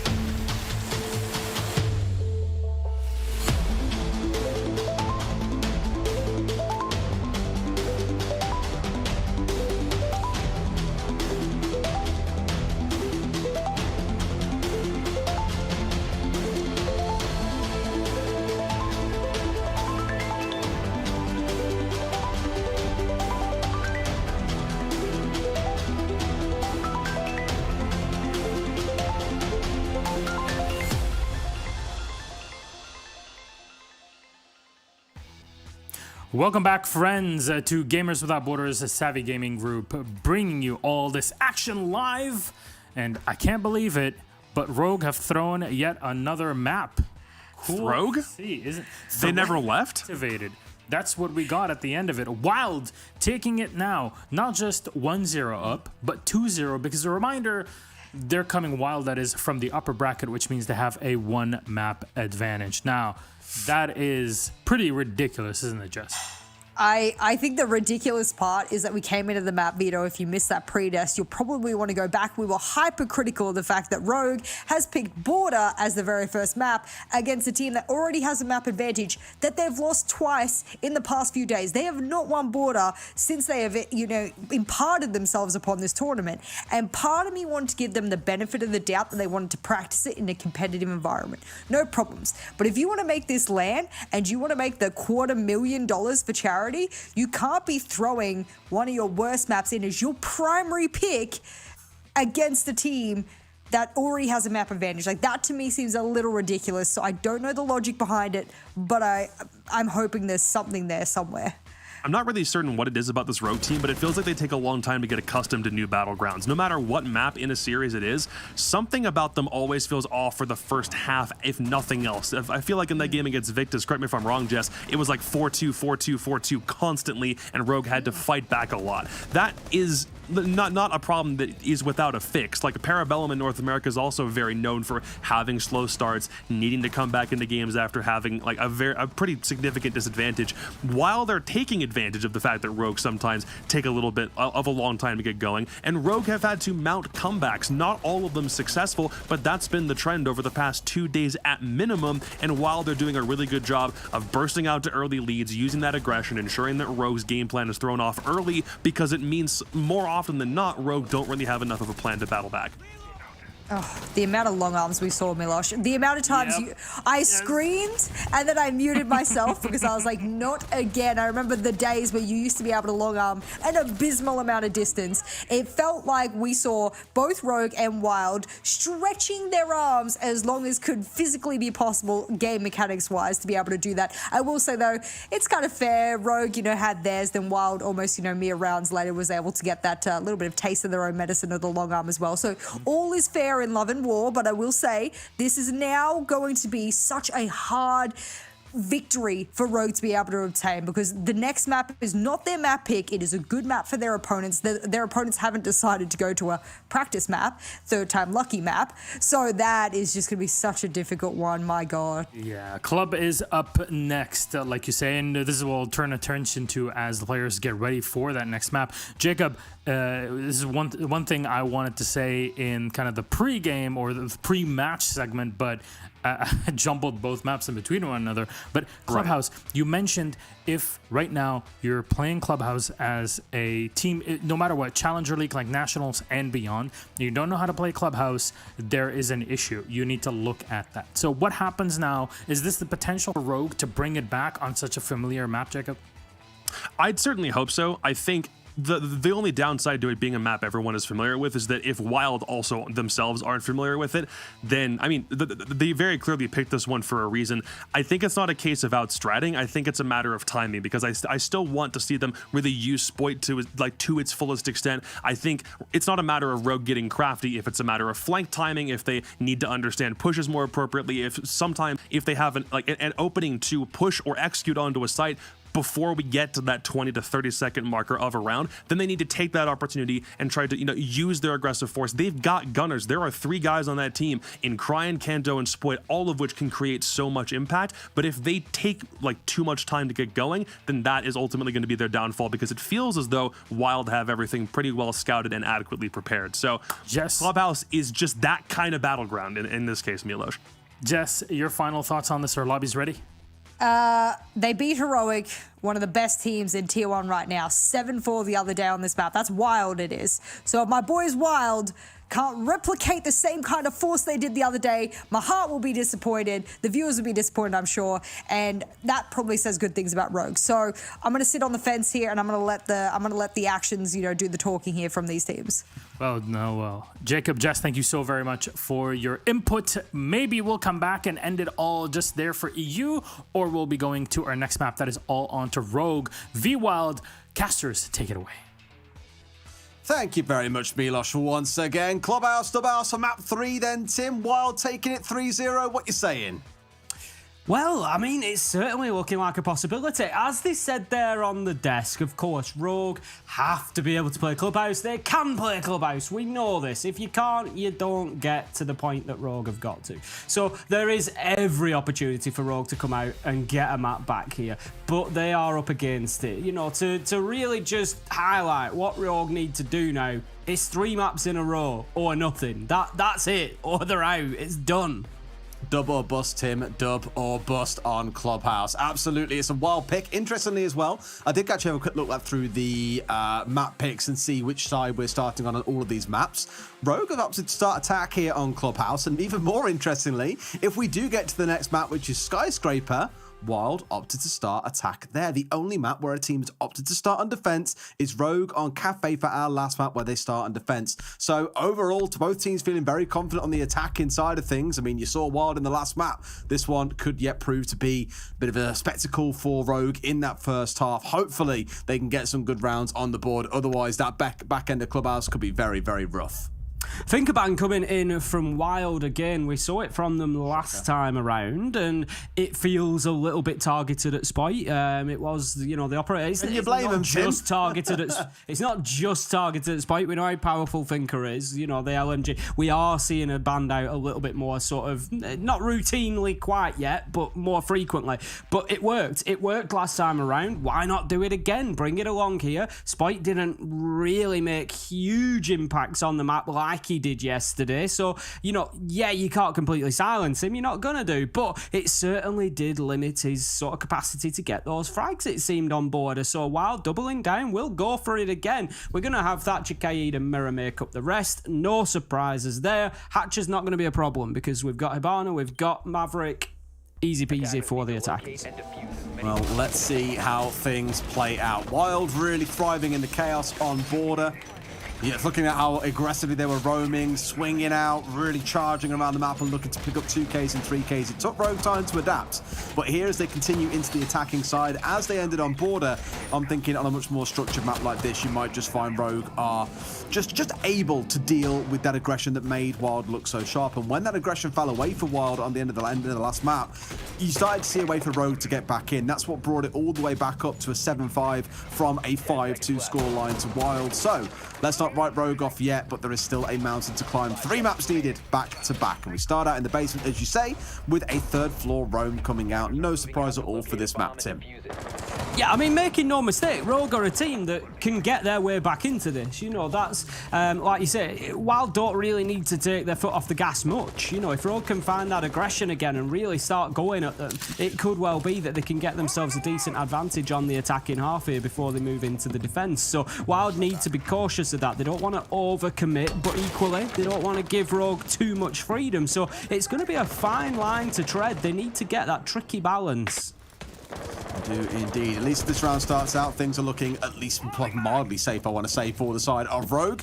Drone work to get everyone in, but Cryin is straight in here. They're going for the old straight towards site. Tim, you got a couple of roamers out there, no problem. We'll just go direct 101 towards site. Cryin pushing down through oil was the spearhead of this attack, but turns out it wasn't very sharp. Corey getting the shutdown, and surely the call comes into the rest of the team here of, hey, they are trying to aggress on towards the site. Let's try and make sure we're being able to get back to site and provide cover if necessary.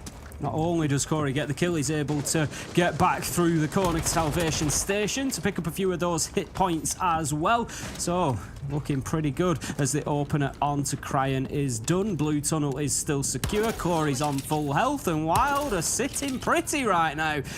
Rogue still working on that top floor clearance, just wanting to be confident that they've got everything locked down before they start moving forward. They're going to be droning out strip bathroom, looking to get down into bar, get bar hatch, into kitchen hatch as well, and then start working that verticality. There is, by the looks of that silhouette, somebody still up on this top floor for Wild, though. There's no reason really for them to chase back to site too quickly now that they've got that entry kill.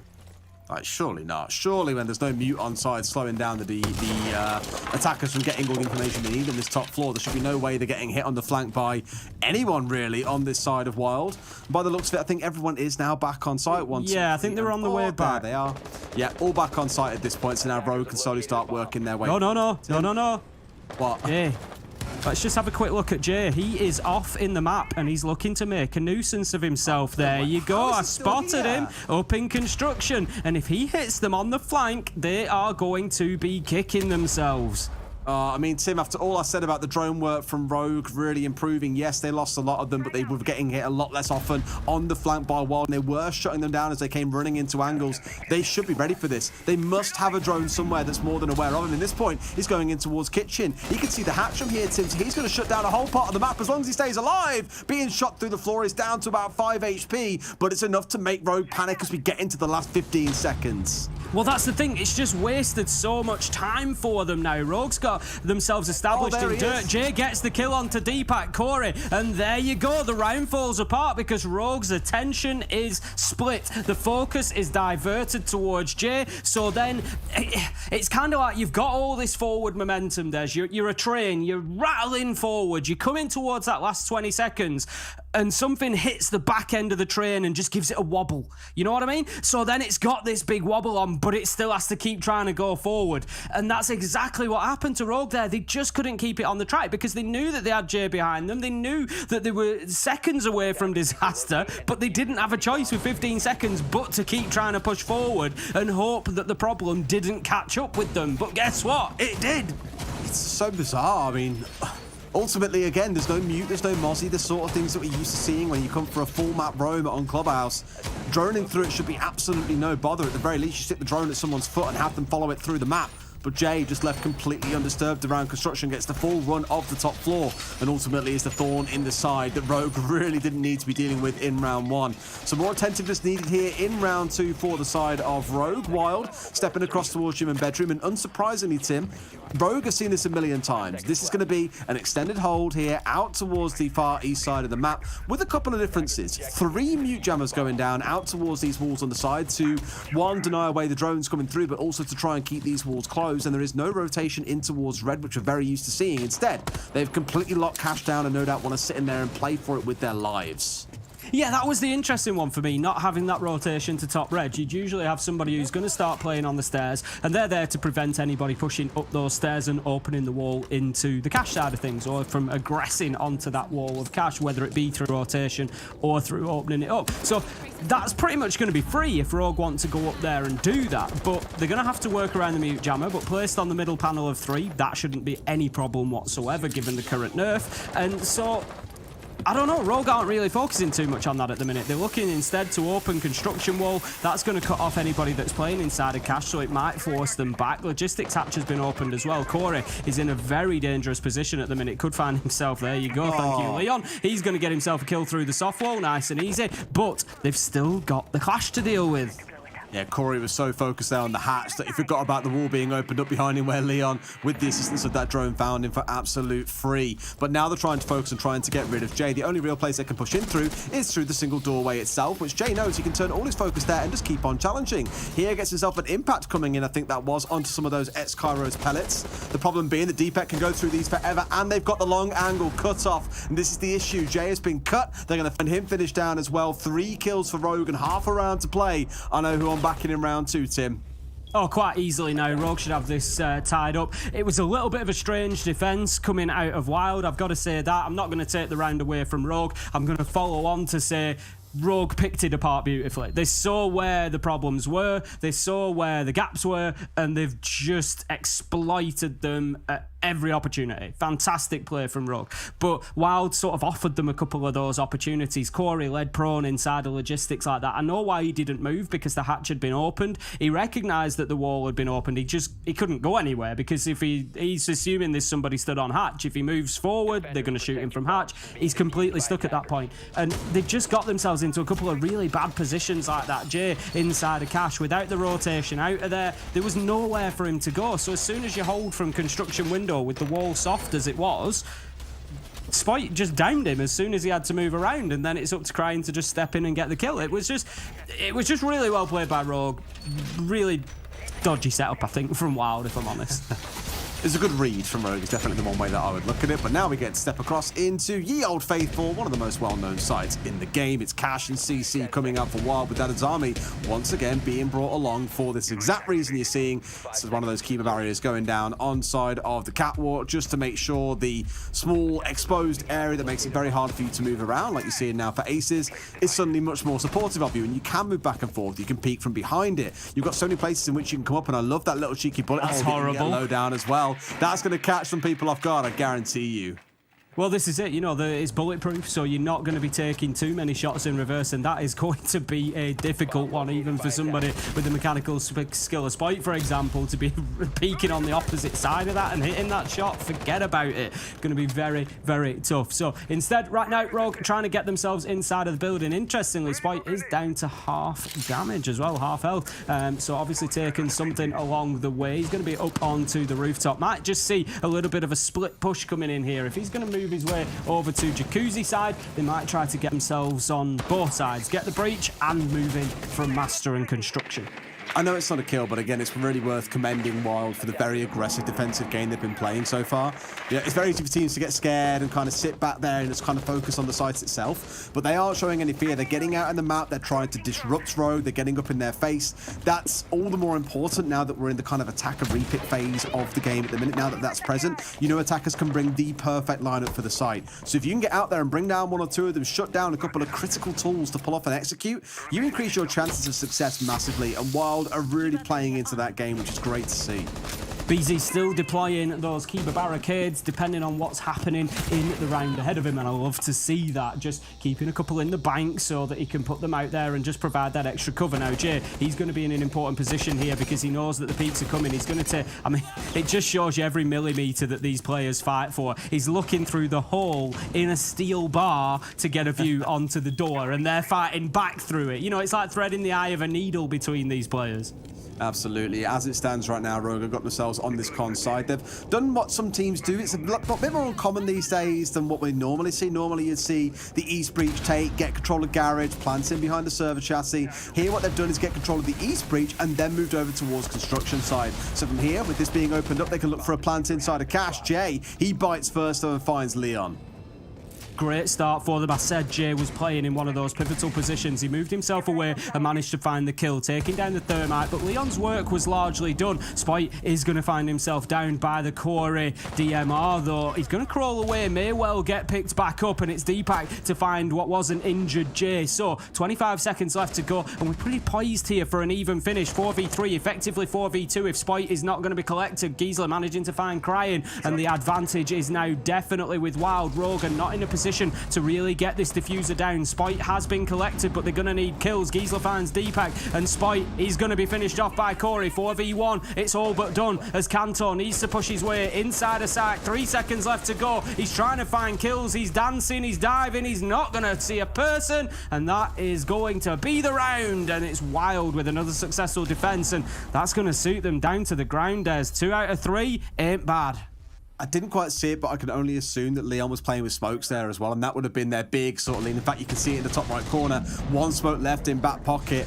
I'm pretty sure he was the critical element of their execute. He was going to smoke out the site or smoke out some lines, get inside the smoke, get the plant down. But when he got picked up by Jay through the breach, as it got opened, that just removed the most critical part of their execute. And Rogue from there, you could see it in their gameplay. They were trying to scrap together any idea of what they could do to get around Win coming through there, but with no real challenge coming in onto Red, nothing coming in towards Catwalk, everything just crumbled and fell apart. So big props to Jay there for shutting Rogue down before they could even get started. All the way back down to basement then. We saw it back in round 1. It was a wild win. Rogue tried to push into blue early at the beginning with Crying, and they lost his life down there. Corey was able to take him out and not really suffer any loss for it. But the big play of the round, without a doubt, was Jay getting ultra mobile. He was up and down the blue stairs, up and down the red stairs, and he was just able to pester from that east side and get himself onto the flank. And it was something that Rogue just did not cover. He was able to hit them. He timed it perfectly, about 20 seconds left to go, so there was nothing that they could really do to challenge him at that point. They had to continue the push towards site, and the attack just fell apart from there. So Rogue can't allow that to happen again. If they're going to come in and try and get map control, which they need to, top and middle floor as a minimum, they need to make sure that they've got those flanks completely locked down.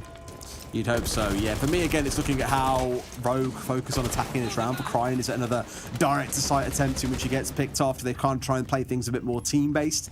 I think it's fair to say we've seen from both teams in this map and the last, really. When you're playing kind of solo hero and getting yourself picked off without anyone there to play for the trade, it can sting. In this case, it's Spoit trying to play for it. It was Aces back on board. It was Crying last time round on this site. So although here there's a bit of drone work coming in at the feet of Spoit, it's still, again, that very early aggression, trying to get control that's a little bit risky, but ultimately you're taking that risk versus reward payoff. Jay's done a great job again. He's not over-engaged. He's took the first couple of shots. As I say, that caster's curse as Spoit comes in and manages with half health to get back at Jay for those early shots and find the kill. So that's advantage to Rogue now. 5 versus 4. Only 1 minute gone, so that is well timed for an opening kill on this top floor as well. BZ, he is lurking in logistics though. Do they know that he's there? Spoit's going in. This is going to answer. No, he's not. No, he's not, Des. I thought he was going to go in and look for the kill. I don't think they know that BZ's there. Not again, Rogue. Not like this. Not another missed drone on the top floor. Surely not. I mean, fool me once, shame on you. Fool me twice, shame on me. And it could be Rogue that are about to end with egg on their face if BZ can get into a solid position. You've got Aces around the front door as well, looking to challenge in towards Moto and Bar area. They've got a real nice sort of like cross setup here as well. I was just about to say, please tell me that's not the diffuser carry that was up on Jacuzzi balcony. It was Deepet, so they're okay. Leon's going to start getting focused on the verticals, but I just get a horrible feeling, Tim, that they're going to lose a couple of players here. They're not even droning on towards front door. The trade does come through. It's a little bit late for them to even shut down and stop him before he can get a kill onto Kanto, but they at least stabilize in a 4 versus 3 for now.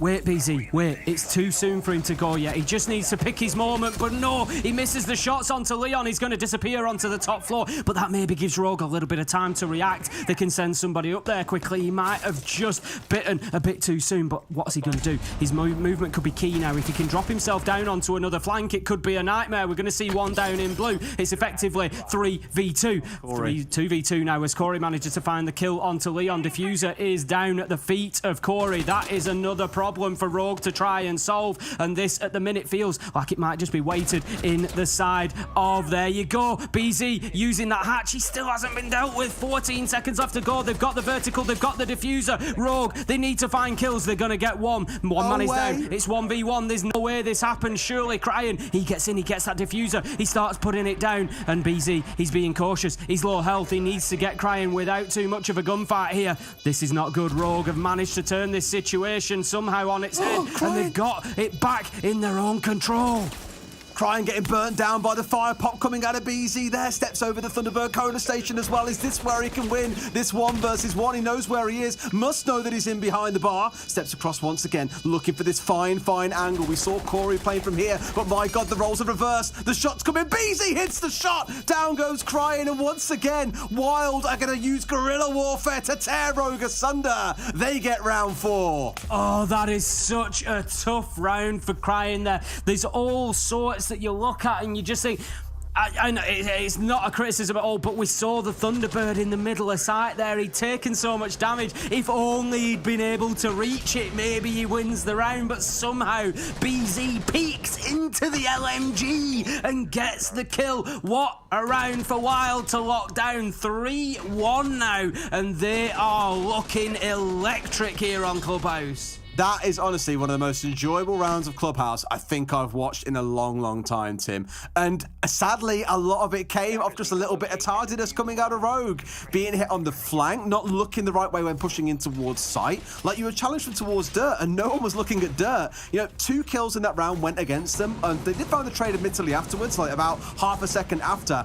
But that extra half second preparedness, a little bit of extra drone work, looking the right way, they would have had 2 kills on their side and Wild would not have had the 2 that they found moments before their own death. Just unfortunate, but a wonderful 1v1 being won by BZ.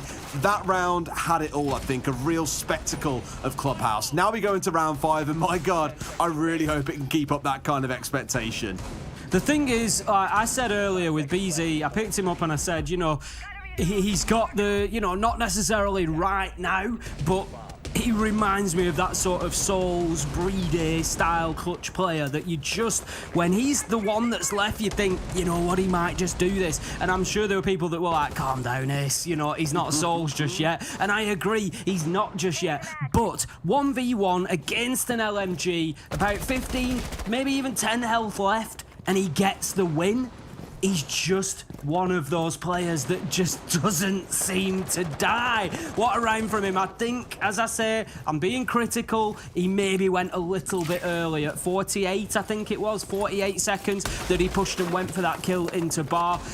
It did seem to give Rogue a little opportunity just to adjust, and they still got that diffuser down. He wasn't able to cover it from the hatch that he could then get onto.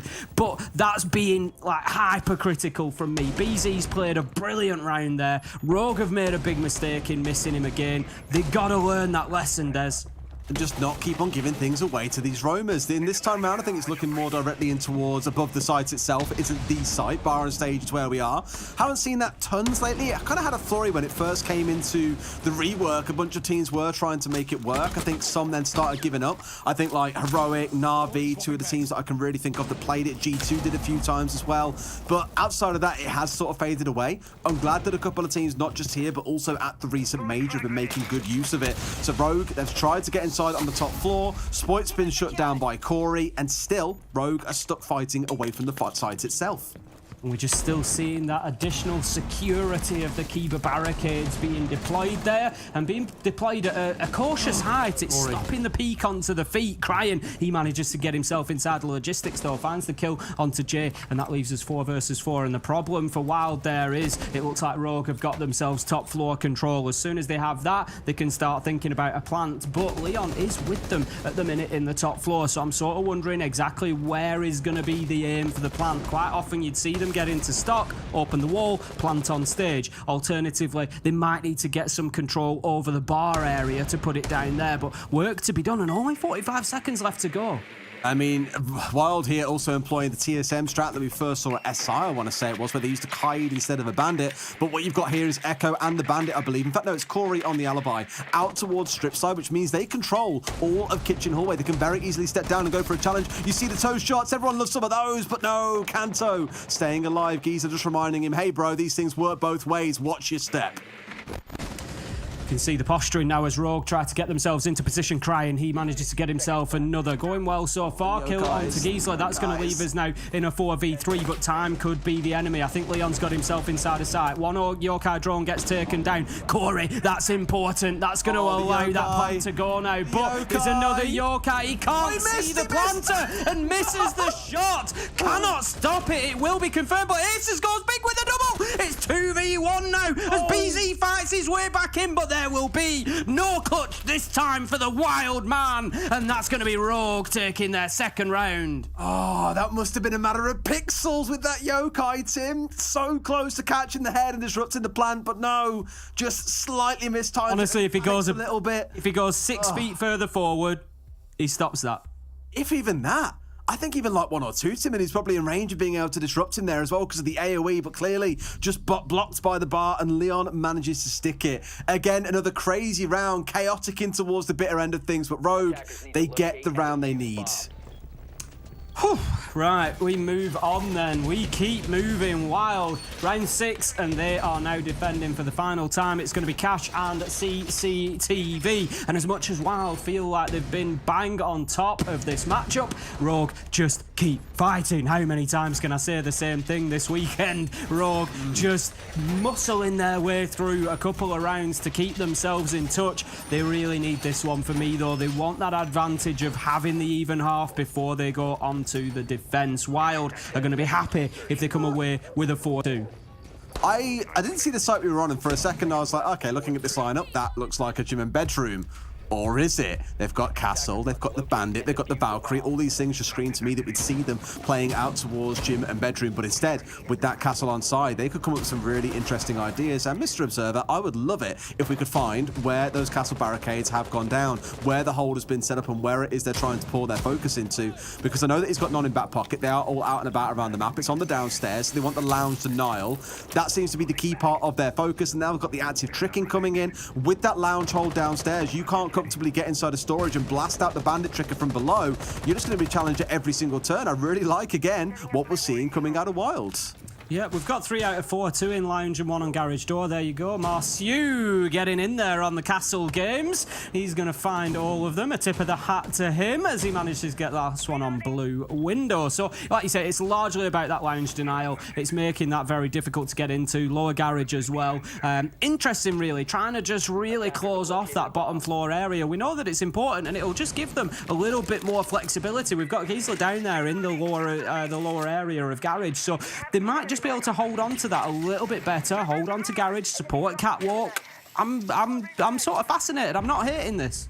No, I'm enjoying it so far, and clearly so's Jay. It's crying off the board to kick things off. I was going to comment as well, Spoit playing on the Twitch. I guarantee you Deepek is raging, Tim. That's his operator. He loves playing Twitch, but here, of course, being the more support flex player on the team and they need a second heartbreach, well, he's no longer on the Twitch duty. There is work starting to come in from Rogue here. They're saying, right, forget about all this stuff on the downstairs. We're going direct to site, but do so at your own peril, because you've got a number of impacts in back pocket for BZ. You've got a C4 for Giesler. Lots to play with for denial. We've got Kanto working underneath, trying to find those vertical nades. Spoit is going to find Corey with a headshot across the site, and that is a good passage of play from Rogue as Kanto finds Jay from underneath as well. Angles working both ways and onto BZ. They can do nothing about the man underneath, and Wild's defense has quickly fallen apart as Deepek finds Giesler, and that leaves us now in a 1v4. Aces manages to get the first, but there's 3 more kills required. There's certainly going to be an opportunity to get the diffuser down, you would expect for Rogue. He continues fighting 1v2, but shut down by Leon Gids, and that's going to leave us now with Rogue 3-3 at the half, and not the end of the world for something that looked like Wild have been pretty dominant. Yeah, I like how we've seen a couple of creative setups from them, at least in that half. I know Rogue have kind of ignored them in cases and just gone, right, direct to site, that's our focus, off we go. And obviously round 5, they'll look back on a while to be kicking themselves a little bit that they couldn't get it over the finish line. But it can't always go your way, boys. Unfortunately, that means we end on a 3-3 half. Now, while going to the attacking side, Rogue move on to the defense. This is both sides' chance to bring some new ideas along here, really surprise the other, and get those critical rounds on the board. You just know this is going to 12 rounds. You just know. You just get the feeling. You just know it is. It's 3-all at the half. There's nothing to separate the two of them. We've had big players on either side. You know, for me, looking at it, they're very even in kills across the two. Corey and Aces a little bit stand out on the side of Wild. A couple of their rounds won on those J and BZ flanks, particularly the BZ clutch as well. So, you know, you've just got so many pluses and minuses on both sides. Whereas Rogue, it's just very even across the board. 5 for Leon, 5 for Deepak, 4 for Crying, 5 for Spoit. It's, you know, everybody's getting into the mix, which is what we wanted to see from Rogue. Moving across now, they're going to be defending Church and Arsenal to begin with. We've got Hatches reinforced, so we'd expect maybe limited presence out in the map. Not none, they'll have somebody up on the top floor, as we can see. There's a couple up there, Deepak and Kanto, I think. They're going to hold on. They probably, Deepak and Crying, they're not going to stay there for too long, I wouldn't expect. They're going to play their lives. Spoit is joining them as well. So, ooh, they are looking for some kills. That's what I will say up there. They're doing the thing that I thought we'd see WYLDE do in the first half, but most importantly, bringing the Mute, to be honest. The rest of the operators joining you on the roam. It's not that they're like, it doesn't matter who they are, but I feel like Mute is one of those really critical operators because it impedes the drones and just means, oh, you must be kidding me. That's unfortunate. You lose your hard breacher. The only upside to that really is that Jay's still got a hard breach gadget and you've got a Maverick. So you can open a couple of the hatches, but I don't know if they'll be able to get everything open up that they need here, Tim.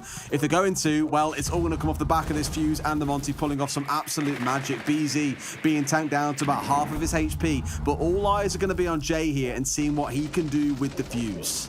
Oh, that feeling for Jay, we've all been there. You take that shot and down goes the hard breach, and it's up to you, but he's going to make up for it somewhat as he manages to find a kill onto Spite, but the trade will be immediate from Kanto, and Rogue, again, consistently good with the trading and keeping themselves in touching distance in terms of the man count. Giesler gets himself in position on the blue stairs to potentially make a push forward. The one thing going for the side of WYLDE at the minute particularly is the clock, but that is going to be about all as Deepak manages to find Giesler, shuts that down. It's all going to come down to this Monty play, but in a 2v4 you gotta say it's more of a 1.5 v4. Yeah, you also had the risk of trying to get inside a kitchen to get the hatch opened up. You can't open it up from meat like you can normally with the Habana. So you can just stay at range, very safely away from C4s or exposed angles and get the hatch open. Whereas the Fuse had to step inside, got challenged from Bar. Sure, he found the one kill on the vertical, but then the player inside the Bar was just like, okay, well, this is free, and got himself a free collection. Corey almost finding a kill for himself inside of blue, supported by the Monty on the other side. But it is looking pretty trepidatious at this point, Tim. I don't really see a way that WYLDE get this over the finish line. Corey needs 3 kills is the top and bottom of it, and he's not going to get them as Kanto finds the first. You notice exactly what I was saying in that 2v4. It's effectively a 1.5 v4 when one of them is Monty because he doesn't have a primary weapon. He's using his pistol. And you could see that from the side of Rogue because none of them challenged him. Out of 4 of them, none of them was interested in going near Dirt Tunnel because there was just no point. You just wait Corey to come down blue, wait for him to make a play and find the kill there instead, and then you leave a Monty all alone on 20 health at the most, probably less than that. And what is he going to do? Absolutely nothing. So BZ, he's just going to hold his angle with his pistol. He might pick himself up a stat pad in free kill, but really what he's doing is giving WYLDE the opportunity to just have a little bit of a discussion, unofficial tactical timeout, burn out that clock, burn the round, and just see, you know, what's gone wrong on that attack, what do they need to change, how can they improve straight away, because they're going to need to. Rogue are in the lead now, they need to make sure they're coming back at them quickly. I feel like they probably need a conversation at this point as well, Tim. A timeout might not even be a bad idea. It's been 3 rounds in a row now that Rogue have walked away the winners. Remembering that WYLDE were up 3-1 at one point on this map as well after round 4. That 1v1 from BZ, really the last flourish we've seen from them to say that was a dominating round, we get a round win, whatever you want to call it. Otherwise, it has been all Rogue, and I kind of worry that compared to Border, the point where Rogue figure WYLDE out has kind of come a little bit sooner. Defenders, protect your bombs from attackers. Well, we will see. We'll see how figured out they are in round number 8. It's going to be the second defense for Rogue, and they are going to Gym and Bedroom. It was the second site attempted by WYLDE as well. They were unable to hold on to it. So much so that in their second rotation, we saw them go to Bar and Stage instead. So we'll see if Rogue are able to do a better job of it. Kanto has brought the Azami along, which we've seen some interesting use of the Azami so far, not just today, but over the weekend as well. There's going to be a lot of development for this operator over the next few weeks, the next few months. We're going to see, I'm sure, lots of new strategies, lots of new ideas coming into play. I was going to say, they're going to really go for a catwalk hole because this is really quite far out. I guess burning one isn't a terrible idea. You leave Crying to play this position. You can stick another one down if you want inside a cache when it charges up. That can help you hold on to that for a little bit longer, maybe even towards top red, although you do already have a shield there as well. It's just kind of reinforcing these positions that are already quite strong and making them even more frustrating for the attackers to clear out. This is holding very long. They're not going direct to site. I was going to say, that is some very long angle Skyros pellets that have been played onto the barricades there, looking to open them up with Corey right up in their faces, getting really aggressive towards Satia, but it hasn't really paid off because Rogue have kept themselves alive. If you're playing that sort of a play, what you're looking for, and those are some eyes on Corey to spot out the pixels of the Azami just on the door there. Kanto having to dip away after taking a little bit of damage, but what you're looking for with that sort of a play is that initial aggression, and I like that from Corey. Goes in, gets the kill on the man he knows is there and goes straight down the hatch to keep himself alive because he knows the challenge is coming. That is a big brain play. Two birds, one stone as well, because now he's downstairs and can play with nades if he wants to and just start chucking these skywards in towards members of Rogue. So yes, got himself a kill and into a great spot. It's Jay who strikes first with a frag grenade, though. This time round finding Leon. 2 members down for the side of Rogue. Looking good for Wild so far, Tim. Certainly is. They're looking to push themselves in through Jacuzzi now. Jay just holding the line of sight into Jim. Rogue just in a position of a 3v3. They're just sort of digging their heels in here, and wow, do they dig them in ever. Spike, Deepek crying, all getting a kill apiece, bringing us now to a 1v3. It's that man once again. I've spoken about his clutch capability, and he is going to need to show it as now. He's 1v3. He's got an age of time left, if nothing else, but I don't think there's much on the drones, and the reason that I say that is all 4 players are watching him at the minute. Yeah, this is the issue as well, right, is that he's now going to push in solo. They know exactly where he's coming from. Rogue already showed in the last round when it was BZ on the Monty in a 1 versus 4 that they had that composure not to go in blindly swinging. So look, boys, just chill out, let him come at us. He's the one who's got to make the move. You know, this round is ours. You know, you want the KD pad in, but come on now, let's try and be sensible. And he might find himself swung from the top of main stairs here if he's not too careful.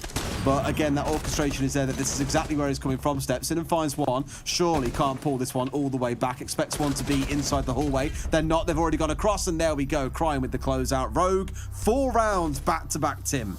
There was just a moment there where you wonder, because the thing is, in that situation, what BZ wants is he wants 3 1v1s, and they gave him the first. You know, it's only a fraction of seconds, and I know that they had the crossfires established, but not sufficiently to stop him challenging the player in gym. So he was able to move in. There you go. There's nobody in a position to challenge him immediately there. So arguably, BZ could have took a step back out onto the Jacuzzi balcony and been completely safe. And then in a 1v2 with 45 seconds left to go, very different to a 1v3, it starts looking winnable. But as it was, BZ, he pushed forward and just opened himself up to that angle that had then been played onto by Rogue. But there was just a minute there where that first kill goes down and you think, there's an opportunity potentially for him here. But very well played by Rogue. They closed that out, nice and professional. They didn't take a single peek onto that Jacuzzi wall. They know they didn't need to. They were just waiting for him to play in.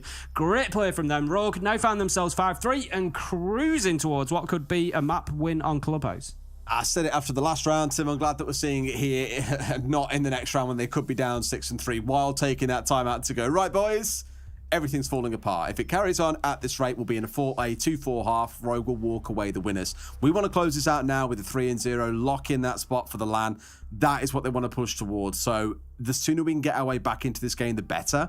Like I said, I think Rogue just kind of figured Wild out a little bit sooner on this map compared to on Border. Helped, no doubt, by the structure of this map. And sure, on the attacking side, Rogue did get figured out a couple of times and hit on the flanks by BZ, giving them an absolute nightmare. Jay popping up out of nowhere, small things going wrong. But overwhelmingly, it feels like Rogue are kind of that slow-moving behemoth that are now starting to pick up speed.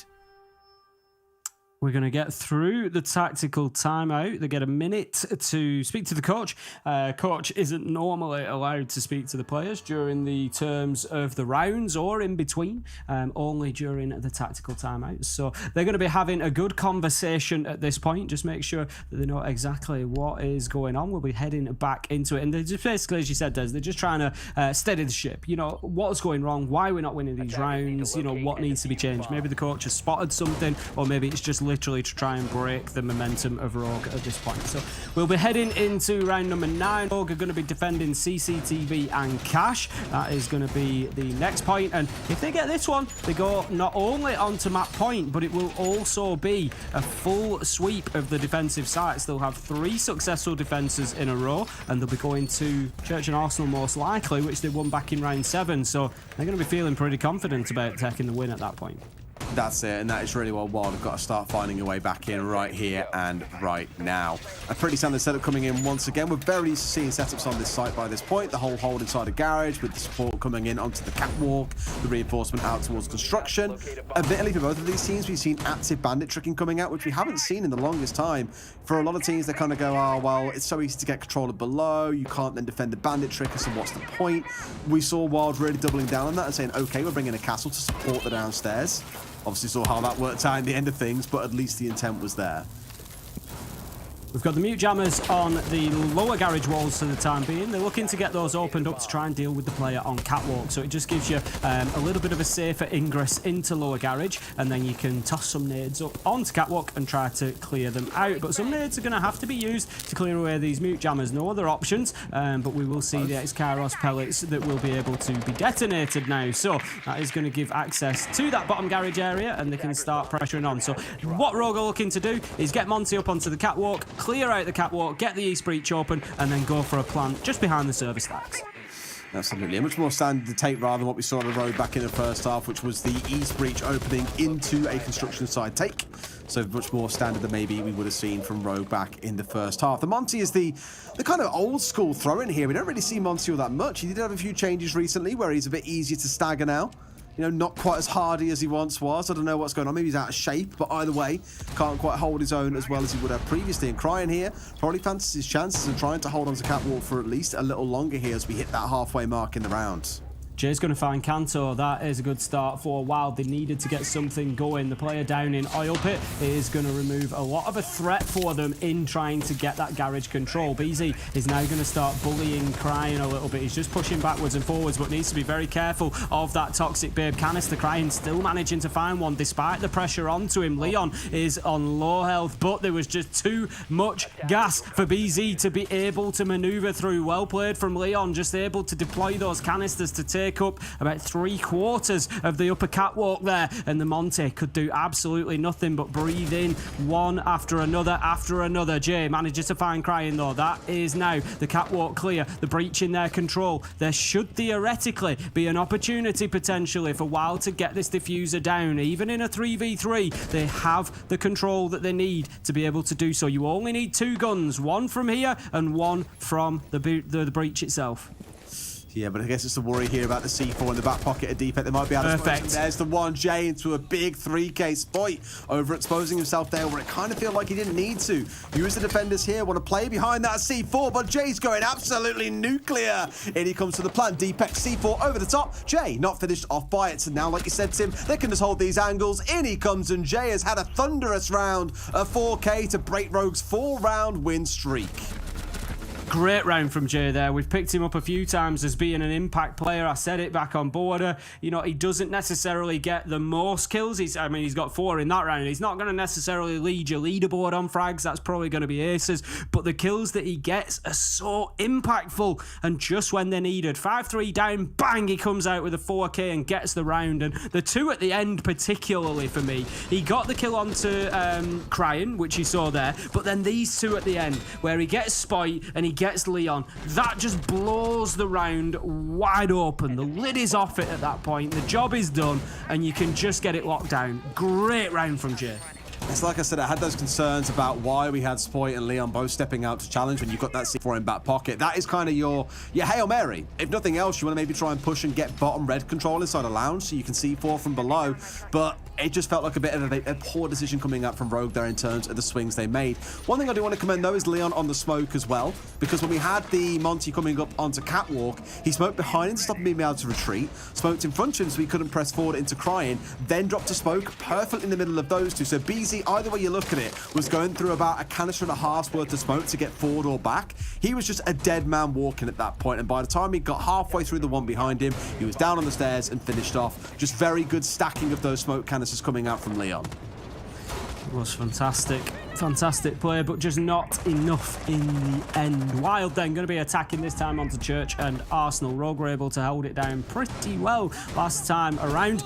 It was a bit of a struggle for Wild back in round number 7, so we certainly need to see something better from them. Jay, he's going route 1 here. He's going to get himself established quickly inside of blue. We saw Crying try it. It didn't work out. Corey was able to shut him down, but Jay, he has a little peek forward. He has a little think about it, but no, he then dips himself back. He knows that there's a potential for the bullets to rain through the soft wall in front of him. He's just waiting for the information, Des. I think he's hoping that a drone goes in and pings out that player, and this is where it could come from, and if they do, they could be in trouble because Jay is poised and waiting, but instead the hard ping comes to the man underneath Kitchen, and that allows Jay to push forward. Can he find anybody? Yes! What an opener from Jay once again, taking down Leon and taking 3 smoke canisters with him.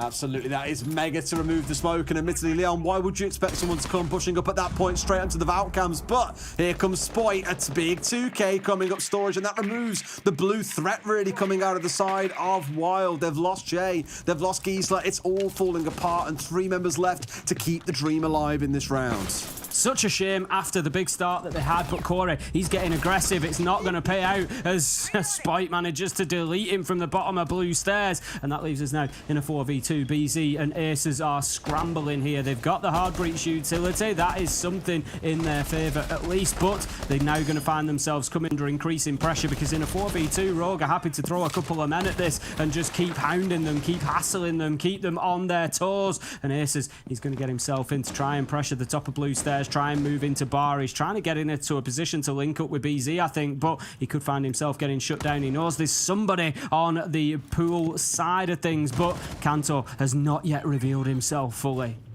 When does he make his move? I think as that flashbang comes through, that's the sign that, hey, they know where I am. I've got to get out of dodge. Works his way out towards Strip Corridor instead, and BZ also on the hunt. But the pair of them have got to be so careful here, Tim. And now I think with the indication they want to control a bar, they're going to quickly rotate out towards Oil and Blue here, retake lost ground, try and step into the graveyard that Spoit has left littered with their teammates, and see if they can pull this 2v4 off. As Spike jumps up onto the boxes there, he maybe gives them an opportunity, and yes, Aces is going to find it, but he can't find the second as it's Deepak already established on top of the table, who manages to shut him down through the soft wall. BZ, he's looking to find anything. 1v3, how many clutches can this man find himself in during this game of Clubhouse? This is the third at counting. Can he be successful this time? 1v3 becomes 1v2. Can he make it a 1v1? Nitro comes out, tells him the position of the player. He's trying to peek, he's trying to find anything, but with 2 seconds left to go, it's unlikely. He's on the pistol, can't find the man. Kanto finds the kill, and Rogue, they put themselves on map point 6-4. Beautiful stuff. All right, it looks then like sometimes Spoit is just a thing, Tim. It started out so well for Wild. Arguably, their entry into the map actually a little more structured and composed than what we saw coming out of Rogue. Think about Crying on his push down towards Oil, how comfortably he was shut down. Then look at the composure that you saw from Jay in this round. Not forcing himself to be too aggressive, not exposing himself until the call was made by his team of okay, you can push forward, make it happen, and get some wonderful entry. Sometimes, though, these hero plays happen, Tim. Spoit gets a 3K off the back of that, completely shuts down any momentum that Wild had over towards the blue side of the map, and that was it pretty much decided from there.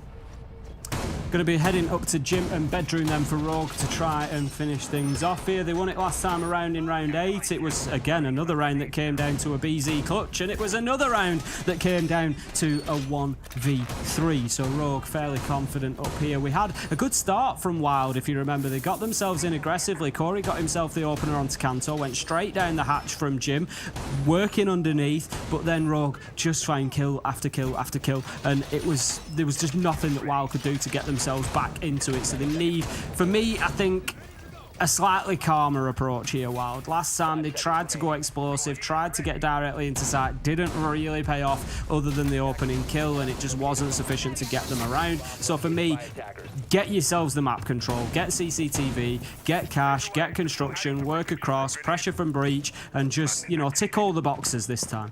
Tim, surely not telling the team called Wild to calm down now. I know, can you imagine? Can you imagine? Just imagine. Imagine. This is risky. 20 seconds into the round, Kanto going for the reinforcements, Deepak supporting him, and they were you can see the bullets hitting the reinforcements as they were going up. That's why I say it was risky. I don't know why Rogue is so late on that, because it's such a stock standard wall to have reinforced. The mute jammer was already there in place, but it was a big risk to leave it that late in the round. This time Wild have got the drones out, they're pinging out the positions. Corey manages to find Deepak, and I just feel like Rogue are maybe just out of position, out of time here, Des, on this map, and that's why they've been caught with such an early entry death.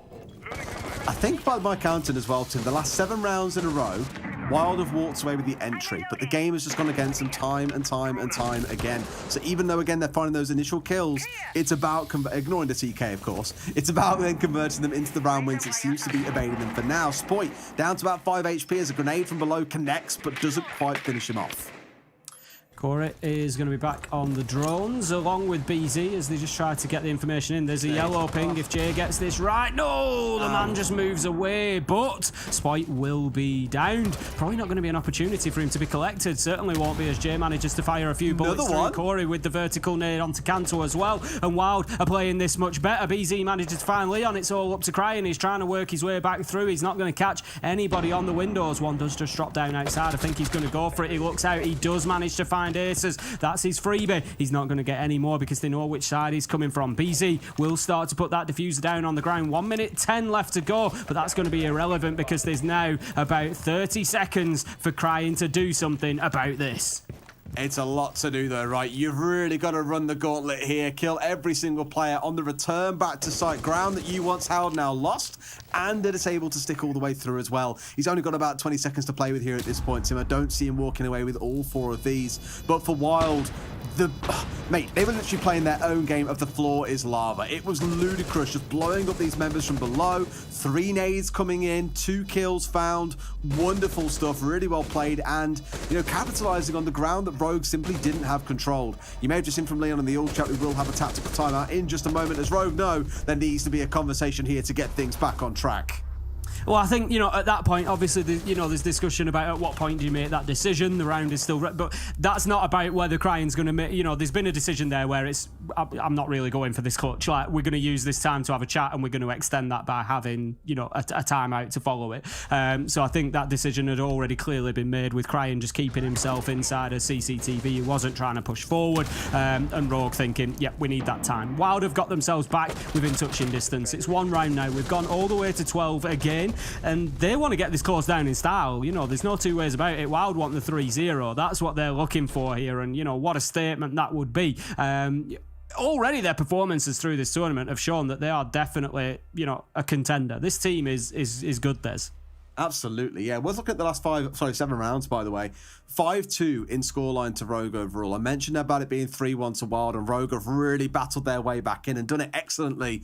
But is this that turning point for Wild to find 3 rounds in 4? They get this one, they go through to overtime, everything's reset, the slate is wiped clean, and it's anyone's guess who walks away with this in overtime. Certainly is. We're going to be into CCTV and cash by the looks of things when we get back. We will be heading back in any second. It's a tactical timeout from Rogue, of course, as they try to get that 12th round done, get themselves over the line, and at least keep fighting in this grand final. As you can see, it is a best of 5. Wild came in with a 1 map advantage because they came through the upper bracket, and they have won on border. So that leaves them 2-0 and just 1 map away from locking it down. Rogue having to fight back and win the remaining 3. This next round is going to be important for them. You feel if Wild stretch them into overtime, it becomes a little bit of a roll of the dice for Rogue there, and you feel like they've sort of let them off the hook a little bit. They had them 6-4. They've had 2 opportunities to lock this down. They need to take one of them.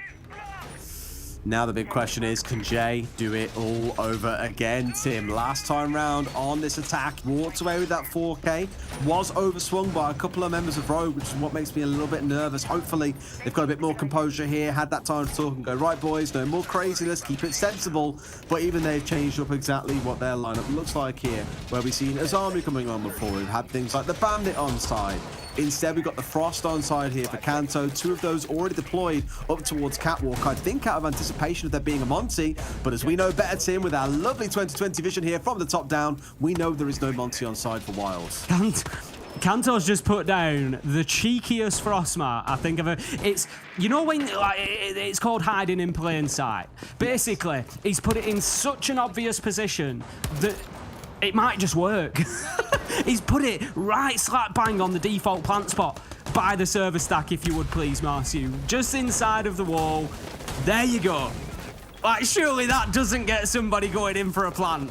Surely not. Tim. Surely not, right? You say it's those that do. It's those ones that do. That's the problem. That's the problem. I mean, really, they should be able to just about tuck this in and see it from outside the breach, assuming they get the right side opened up, or in this case, the left side, which is the correct / right side to get opened up. Long angle held by Corey, almost finds Spoit. Watch him hit him on the reverse now. You ready? You ready? So close, but no, he does kind of chip him a little bit, but it's starting to finish him off. He is down, and that is a critical member to have down and potentially off the board here. Nate going through and Corey going, these young kids, they ain't got nothing on me. Corey working the chains there and getting his reward, shutting down Spite, and what a start for WYLDE. As we've overlooked a little bit the impact that might just have on this overall matchup in the excitement of the exchange itself. It's 5-6 and we're looking to go to overtime for WYLDE here. They've got themselves the entry, they've got it onto Spite. Deepek's going to take a ton of damage on the Bandit as well, down to about 60-70 health, needs to be careful. More chipping away from him, and WYLDE, they're just turning the screw here, they're just upping the pressure, Des. I've got to raise with that entry. That's 8 entry kills in a row for WYLDE, Tim. I don't think I've seen entry dominance like this in a long, long time. Now, Ace is almost getting Deepek from below as well. It feels like WYLDE are on the way to take this through to overtime as we hit 70 seconds left in the round. Trying to force the man to swing. He steps up and gets one, but he's throwing nades out at the wrong time. Down he goes, I think, up there. BZ's going to find the kill. Jay does hit the deck, but it's not at all a bad start, temporarily at least, at 3 versus 3. It all got a bit messy inside the garage then, didn't it? 3v3, Deepek low health underneath. Frostmark Corey, he is going to be kicking himself. Well, he won't because his leg's caught in a trap, but he would if he could because he's down on the catwalk. Corey is not going to be happy with that, but he's going to be a difficult pickup because they'll know.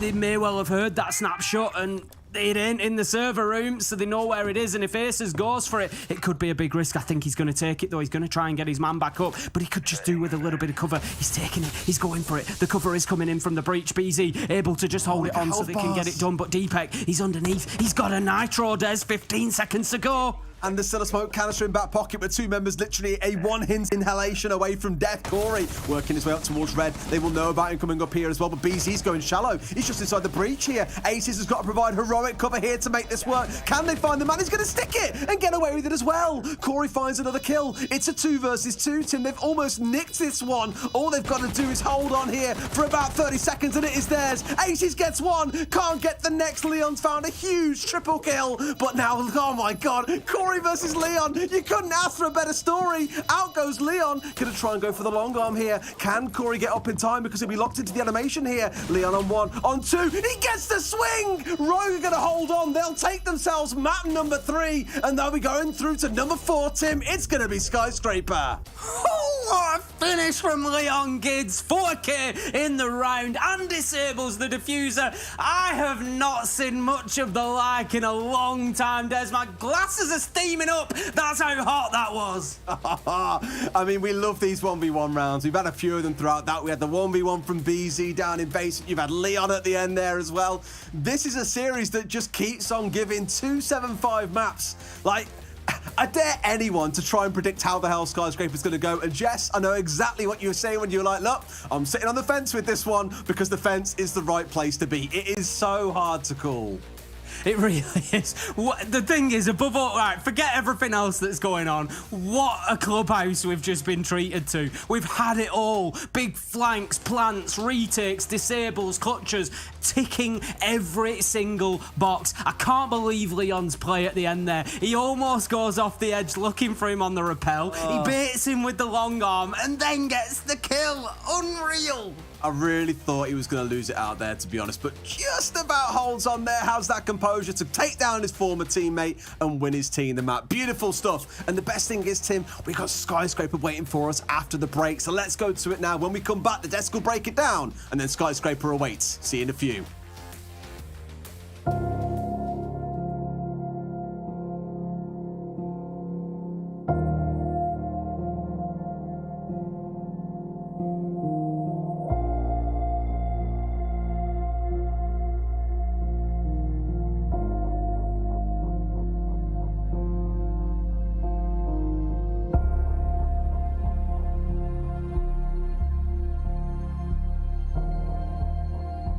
जब चढ़ाई में चलो चढ़ने में तो इतनी problem नहीं होती, तो थोड़ा सी बर्फ़ में यहाँ पे आंगन में ही थोड़ा सा पैर फ्रैक्चर हो गया था।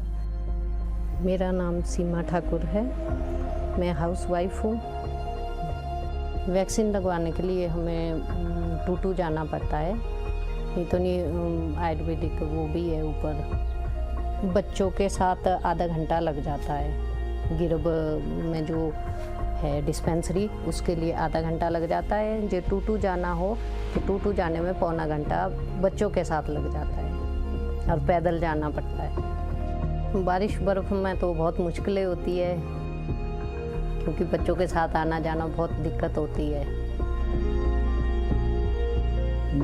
मेरा नाम कृष्ण लाल है जी और मैं स्वास्थ्य विभाग में, क्योंकि कुछ साल पहले ऐसा होता था कि गांव में पता ही नहीं चलता था लोगों को कि क्या है, कोई पोलियो है कि कोई जानता नहीं था।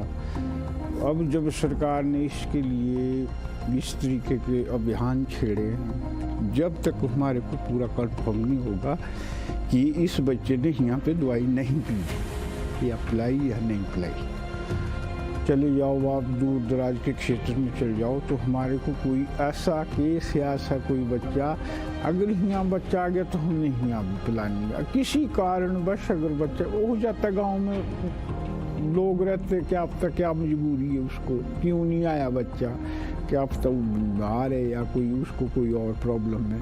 तो हमारा ये है कि भी हम, हमारे पास पूरी वो होती है लिस्ट बनी हुई ना कि हमारा, अब लोकल जी में तो पता ही होता है सबको कि फलानी जगह बच्चा फलानी जगह, तो हमारे पूरा पता है कि फलाना बच्चा फलानी जगह से नहीं आया। वो तो हम क्या करते हैं, जैसे 4 बजे तक आज हम दवाई पिलाएंगे तो नेक्स्ट डे उसको घर में जाके दवाई पिला। वही जैसे मैंने पहले कहा कि भी ऐसा नहीं होता कि भी उसको उस सुविधा से वंचित रहना पड़ेगा।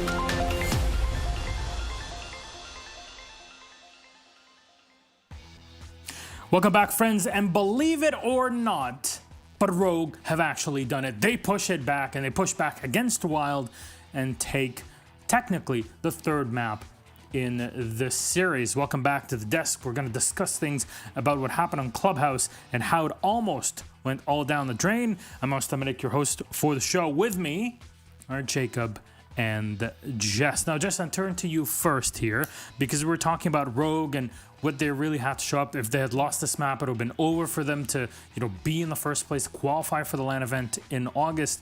What happened there that turned it around for Clubhouse?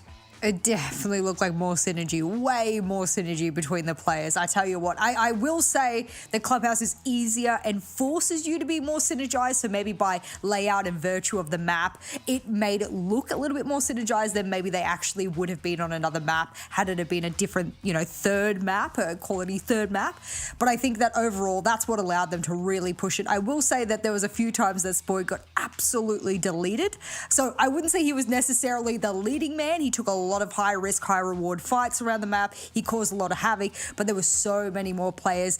We're going to call out my man Leon, who really stood up, as you saw, obviously, that last round in that 1v1 where he was able to clinch it over the line. But that's the kind of team performance you need. I don't want to sit here and speak about Spoit's 20 bomb. I don't want to do that every time. I don't want to speak about the time that, Cryan popped off. I want to say that all of Rogue stepped up and they really handled the storm and weathered it that WYLDE was throwing at them.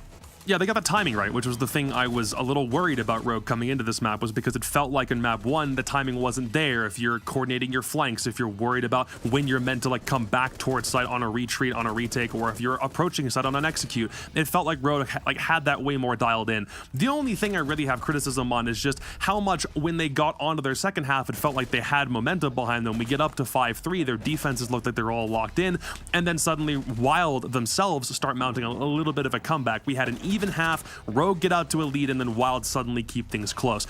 I think some of those timing mistakes, and maybe to your synergy point, Jess, feel like it can still get shored up a little bit more to a point where Rogue can lock down defenses. And if they do that, WYLDE probably won't have that much of an answer. It felt like they opened up some more aggressive opportunities for them to get back into this game late. So if WYLDE can get shut down there, if Rogue can do a better job of just ensuring that their defenses allow nothing through for these next couple of maps, then there's probably a chance we see a map 4 or a map 5 in this case. But it's Skyscraper next, and I really don't know what to think. So that's the gauntlet that we move on to next. Like we talked about yesterday for just a moment, Skyscraper is kind of the new map, even though it's been around for a bit now.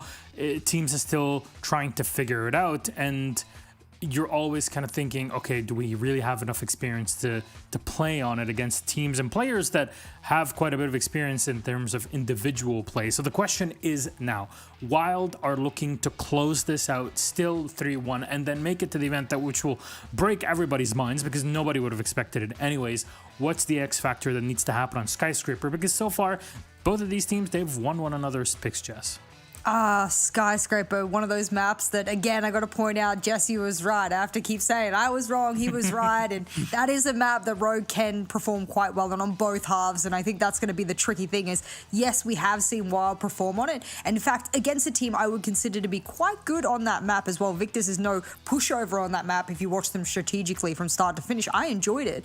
I will say that if you rank the echelon of games upon which Rogue had on Skyscraper and WYLDE has had, I have to put Rogue's performance a little bit higher, and then of course those previous games on Skyscraper as well. So I think that what we've seen, the evidence we have from Rogue suggests that they should take this map. But again, I think that if WYLDE has anything right now, it is a little bit of a speaking to from either the players around each other to kick up the butt and a light a fire underneath to say, you know what, this is the kind of thing that we shouldn't be doing. It's Ace's revenge tour, it's Corey revenge tour, it's whatever you want to damn call it. And that's the kind of thing that I think it will be mentality-wise, because their gameplay is usually pretty good. And when we see that aggression from them, I'm telling you, you got to see it on Skyscraper here, Milosh. It is incredible. I don't know if it'll work for them, but I want it to. Jacob, lobby's ready. Let's go. What do you think?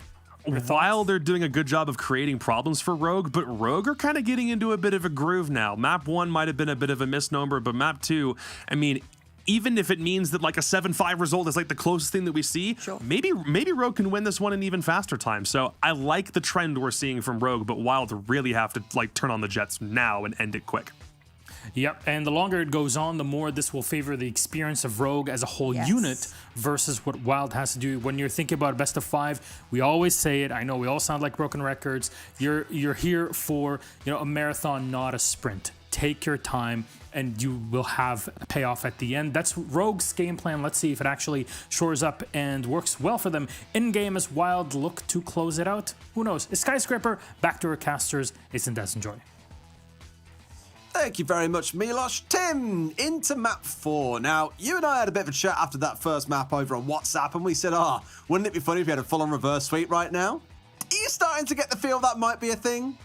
Starting to look a little bit more possible, isn't it? We can say that much at least. I mean, it wouldn't be anything out of the ordinary for you and I, Des, casting a game that goes the entire distance. But what a performance we just saw out of Rogue to clutch that out. It wasn't perfect throughout, but they got the job done, and that's often what it's about. I've said it countless times. Winning titles is about being able to win the ugly ones as well. It's all well and good coming in 7-0, 7-1, but you got to take the tough ones, and Rogue needed that one then. There was a lot on the table. So coming into Skyscraper, they're going to have a little bit more momentum now, you know, maybe a little bit more belief that this is possible. Only 2 more maps. Massively so, yeah. Skyscraper's a really exciting one to get into. Cafe awaits us if we get there, if we need it. It does sound like a bit of an effort to see, you know, a map that Rogue are renowned for being pretty good on. I think Fresh and you were talking about it yesterday, looking back to their games against BDS back in EUL. Rogue looked like a really terrifying team, and that was still when they weren't quite a complete roster as they are today. So this could be a really spicy map to get into. Bans already coming through. Thatcher, the first one off the board. I will give a good guess that we're going to see another very close game between these two. I don't think... Say it ain't so, Tim. I genuinely don't think we're going to see either of these run away with it. As you say, you know, we know that Rogue are a capable team on Skyscraper. We've got the Thatcher and Think fans, so that they're just continuing the same as. You know, we've seen Rogue taking Thatcher and WYLDE taking Thinker so far. For the remaining 2, who knows? We might see an Azami ban. We may see a Mirror, I would have thought, would go. Mirror is going to be the first one to go. Maybe a Valkyrie. You know, there's been a lot of Valkyrie play so far today, so maybe they've had enough of those cams. We'll see. Could even be something like a Wamai or a Jaeger as well, you know, looking in towards the nade play that we've seen a bit of focus coming out of some of the teams, WYLDE especially, but it is that Valkyrie to close things out. The Mirror I find really interesting on this map because when you're doing a defensive exhibition office, you can do a really cool setup from below that ultimately denies the attackers from getting into bedroom, taking out the bandit charges from below and enabling you to get the wall opened up and start your attack forward from there. I think it was Team Secret, I want to say, who first employed that with Kendrew playing in below. So there are some really cool Mirror setups you can get away with on this map. Not that it'll matter, she has indeed been banned away. Now, Rogue start on the defensive side, and I know Fresh referenced this yesterday, so I'm kind of give the credit to him here. What we've seen from Rogue is something that reminds me a lot of what we saw from Sandbox over in APAC North on this map, which is where the focus really is on an extension out towards the east side of the map. And the real battleground becomes Terrace and Dragon, that center part of the map. The whole idea is if you as the defenders can waste as much time as you can out towards the east and don't give that middle part of the map away super easily, you can see that clock running down towards the last 20 seconds, and then the attackers have to scramble and panic. So keep a really close eye on how WYLDE approach the start of the round and how they try and deal with the roamers coming out from Rogue. Karaoke and T will kick us off, as you said. Goyo, I mean, this is the defence that Fresh, you know, really broke down, as you say, and Goyo going to be just holding those traps across the line. Dragon Terrace, that's going to be the battle. That's where we're going to see WYLDE need to have the most impact. Alternatively, they've got the Ossa. They could work on main stairs, get the Ossa shield down, and just completely circumvent that whole defence. And I think that could be the play here. I think they've read into exactly what Rogue were going to do. What makes me nervous is some teams really know how to mess this up, like embarrassingly so. I think back a couple of times, like when we've watched NA, and I've seen Sonics try and make this attack work, and it just hasn't gone the way they need. Or other times in APAC North, we've seen teams bring it along and just completely misplace the shield at the top of Black and just get shot as they're still trying to set it up. And it's like, boys, you've got to be more prepared than you're looking here. So hopefully, WYLDE have got this one locked down. They know what it is they want to get away with. It is going to be that top Black push once again. We're more than used to seeing it by now. Hopefully, they manage to make it work and don't see it all fall apart before it can even get started. The drone that we saw at least missed crying in behind the bar. Now, I'm not sure if another drone has come in from behind him and potentially seen him out. It looks like Corey is aware that there's one playing underneath, and that Dokkaebi call is surely going to give at least the idea of his position away. Crying moves back into the bar, though, and gets an absolute freebie. He's not been dealt with quick enough. It's going to be Giesler that goes down. Surely he can't get himself a second. If he does, it's an absolute steal, Des. You say surely you can't, but Tim, you just don't know. It is Crying, and I recall him having a fantastic game against BDS on this map, playing with C4s from below, grenades from below especially were incredibly deadly, and he was just running all over BDS. They could barely respond, but Jay, he's not quite BDS. He's on Wild, of course. He gets the shutdown, and Crying, the monster, is taken out of this round. And WYLDE are looking to get themselves established here. Corey's got up to the top of Black Stairs. We're going to see the Toxic Babe canister comes out, which just forces him back. BZ taking an absolute lungful there just to get that second shield positioned in place. But it is in place. That's the important thing. He's got Diffuser in hand, and WYLDE are building this up quite nicely. Rogue need to have an answer. Jay has been underneath to prevent any rotation down there, because obviously that is part of the danger when you look at trying to get into sight to get your Diffuser down. But Leon with a big kill onto the top of the stairs there, taking down Corey, and Leon just continuing as he left off at the end of Clubhouse. Jay might have an opportunity to get into sight, but he's going to have to find a kill before he does. He's opening up, he's taking shots, he's taking a lot of damage. This smoke canister is only going to last so long. Aces, he finds Spike, the Diffuser's going down, BZ's got in, and that's great cover from Aces, but 2v2, the plant is stopped as Leon manages to get in with another essential kill. Deepak rounds it off, but Leon is the big player in that round for me. Rogue just able to lock it down. Karaoke T, it was a tough defense, it was hard fought, but they got it done. Yeah, the snap kill from Leon onto Black early in the kind of execute there was really, really sharp. And then from that point forwards, even with Aces providing a little bit of threat on the red stairs, Leon just stands firm despite having no smoke canisters in back pocket for the last 70 seconds of the round and finds the critical kills that they need. It definitely wasn't clean. I like that WYLDE kind of ignored the go-to Rogue setup of trying to play out towards exhibition side of the map. They did come pretty close, but sadly Leon had a fantastic first round. Heading over to the opposite side of the top floor then, it's going to be Exhibition and Office. What are you going to see here? You're going to see probably a flip reversal of what we might have expected to see had that not been a Black Stairs push. The normal push would have been to get into Exhibition Office, move through Dragon and Terrace as we discussed, and play across that way, but Rogue's defense pretty much counters that. Here, you're going to see a little bit of a reversal. We still want Dragon and Terrace, but they're going to have to come from that west side instead. Karaoke Tea Room, sweep across the top. They need to make sure that they clear underneath as well, which WYLDE will be looking to do, and then they can start pushing onto site. They'll at the same time as that breach the wall into Office more than likely, and the wall into Reception that's at the top of your screen now, and that's going to give the direct pressure in towards site. I know for a number of teams, getting control of Geisha is kind of your starting point. That's your landing spot in towards this map, whilst at the same time, you're trying to make sure that you have control of the office wall, because trying to get that opened up is number one.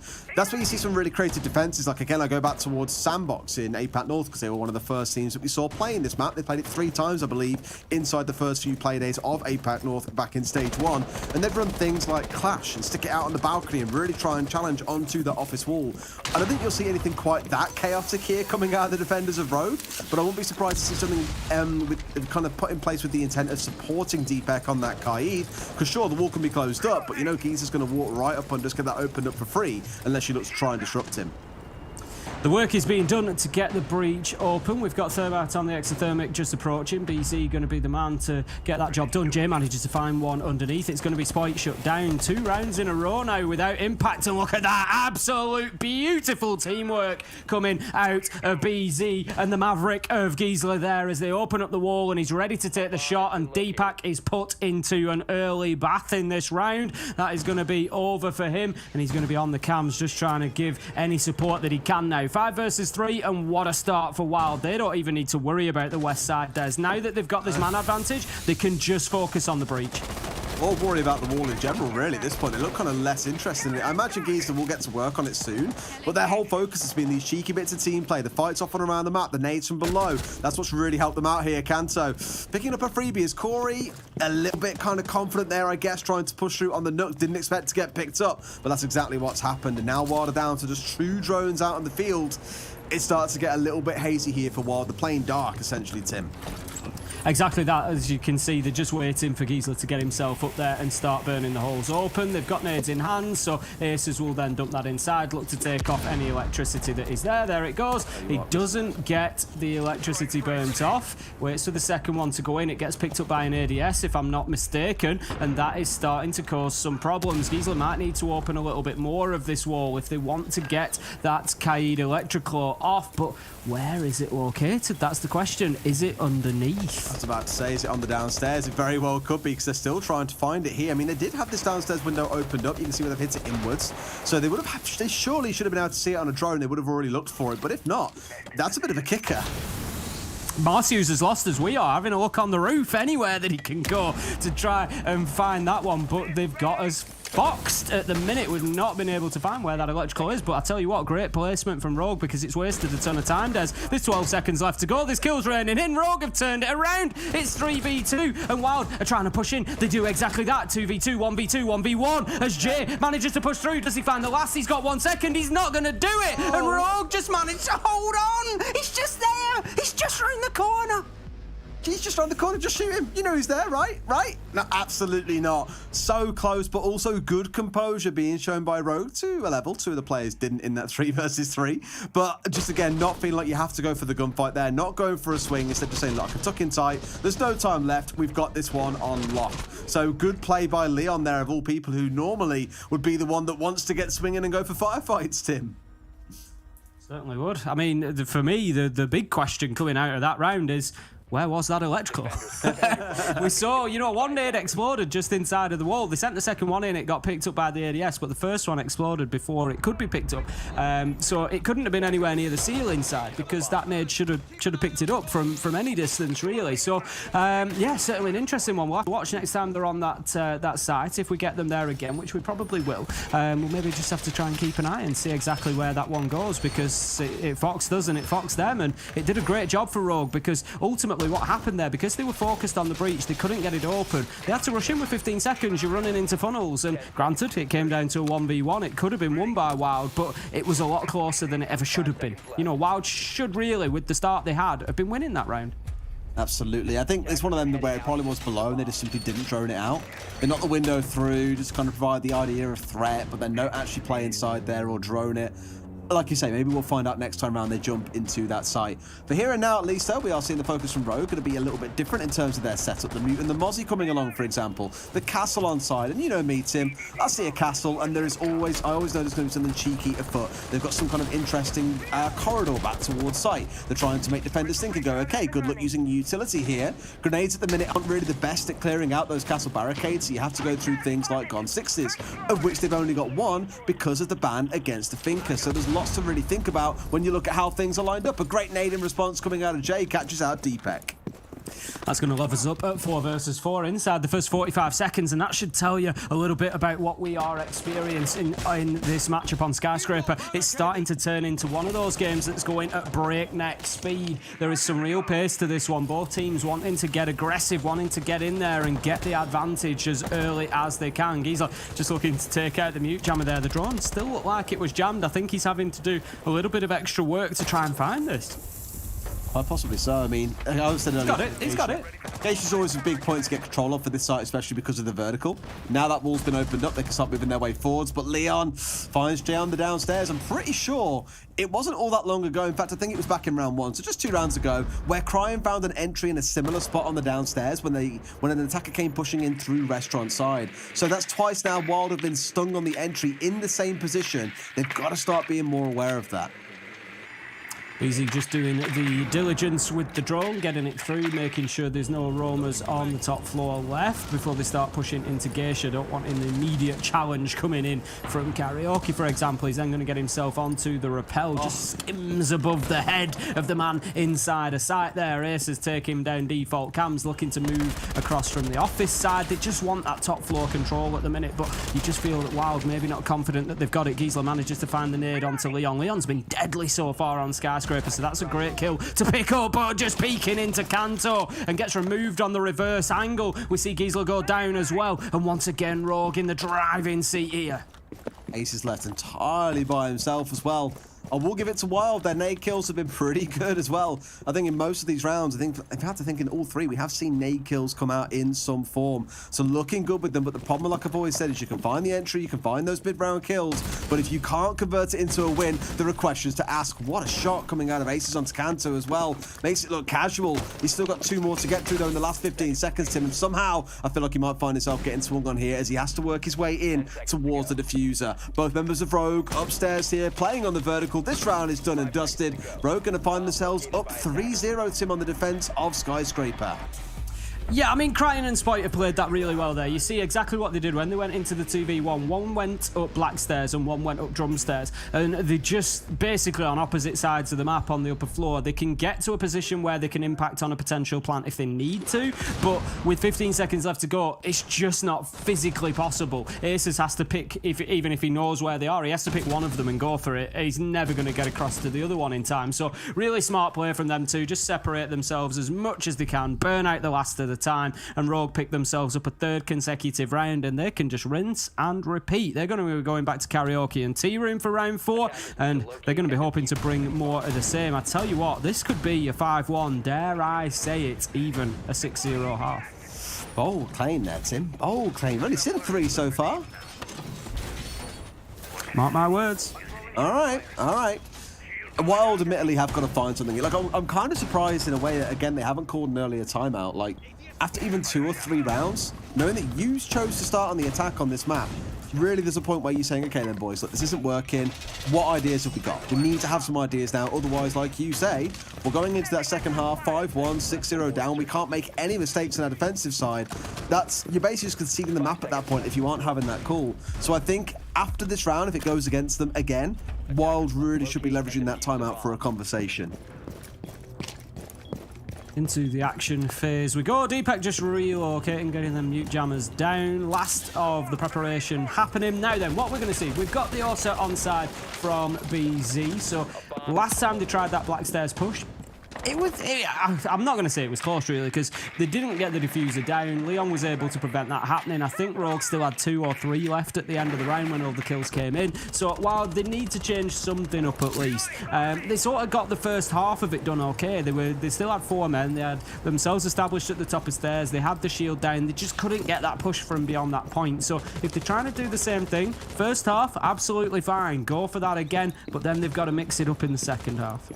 Absolutely. Well, let's see how they can pull this one off, and if it does keep things going, really, you know, Jay and Ace is the only 2 doing a huge amount in this map. Giesler and BZ, sure, they're on the board, but they are 1 and 3. There's still a lot more they can offer to the field, I'm sure. For BZ, it's going to be the same attack once again, focusing at the top of Black, looking to get himself inside. Hopefully, not losing an absolute shed load of his HP on the pushing for that corner shield like we had in the previous round, and also hopefully other members of Wild not being immediately domed by Leon as soon as they get to the top of Black. Leon was the problem last time around, simple as that, and on the smoke he's now taken a bunch of damage, so likely to just have to play it a little bit more passively this time. Like you say, he got out there, he was deploying the smoke, BZ had no choice but to take a ton of damage just to get the shields in place, so the nade comes in. Leon, how is he doing it? How does he have so many lives here to keep surviving? He's still peaking. BZ takes a ton of damage at the same time, and Leon knows that that's the case. He's going to finish him off, but no, that was over aggression from Leon. BZ gets the kill. That's the opener, and there is still an opportunity to get those shields down. Corey finds Spoit, and you just feel Rogue are getting a little bit overconfident.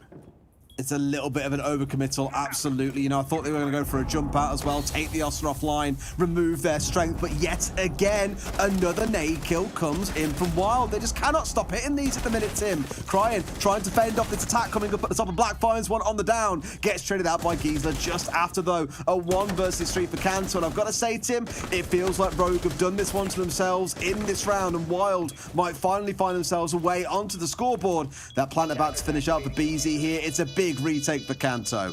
Yeah, Rogue just getting overly aggressive in a number of different areas here, and I think they'll learn that lesson quite quickly. They're 3-0 up, it's not the end of the world. Kanto, a lot of work to do, steps out in towards main corridor, but they've got an Oster shield there with the man sat behind it. There you go, Jay wins it out nice and easy, as it should be done. So Wild managed to get themselves their first attack onto the board, and Rogue, I think they'll learn a valuable, well, I hope they'll learn a valuable lesson out of that round. And you might be 3 up, but you don't want to start throwing rounds away. Just get them locked down. They didn't play that that aggressively last time. There was no need for Leon to chase that opening kill onto BZ. I know how vital that Ossa is, and if he gets this kill, then yeah, the round is a different matter. But you're playing against somebody who has a full glass shield in front of them. Even if you only need to skim them with a bullet, you're unlikely to achieve it because they're just going to pop up already pre-firing. As soon as they get themselves into a position for you to be able to hit them, there's already bullets on the way towards you.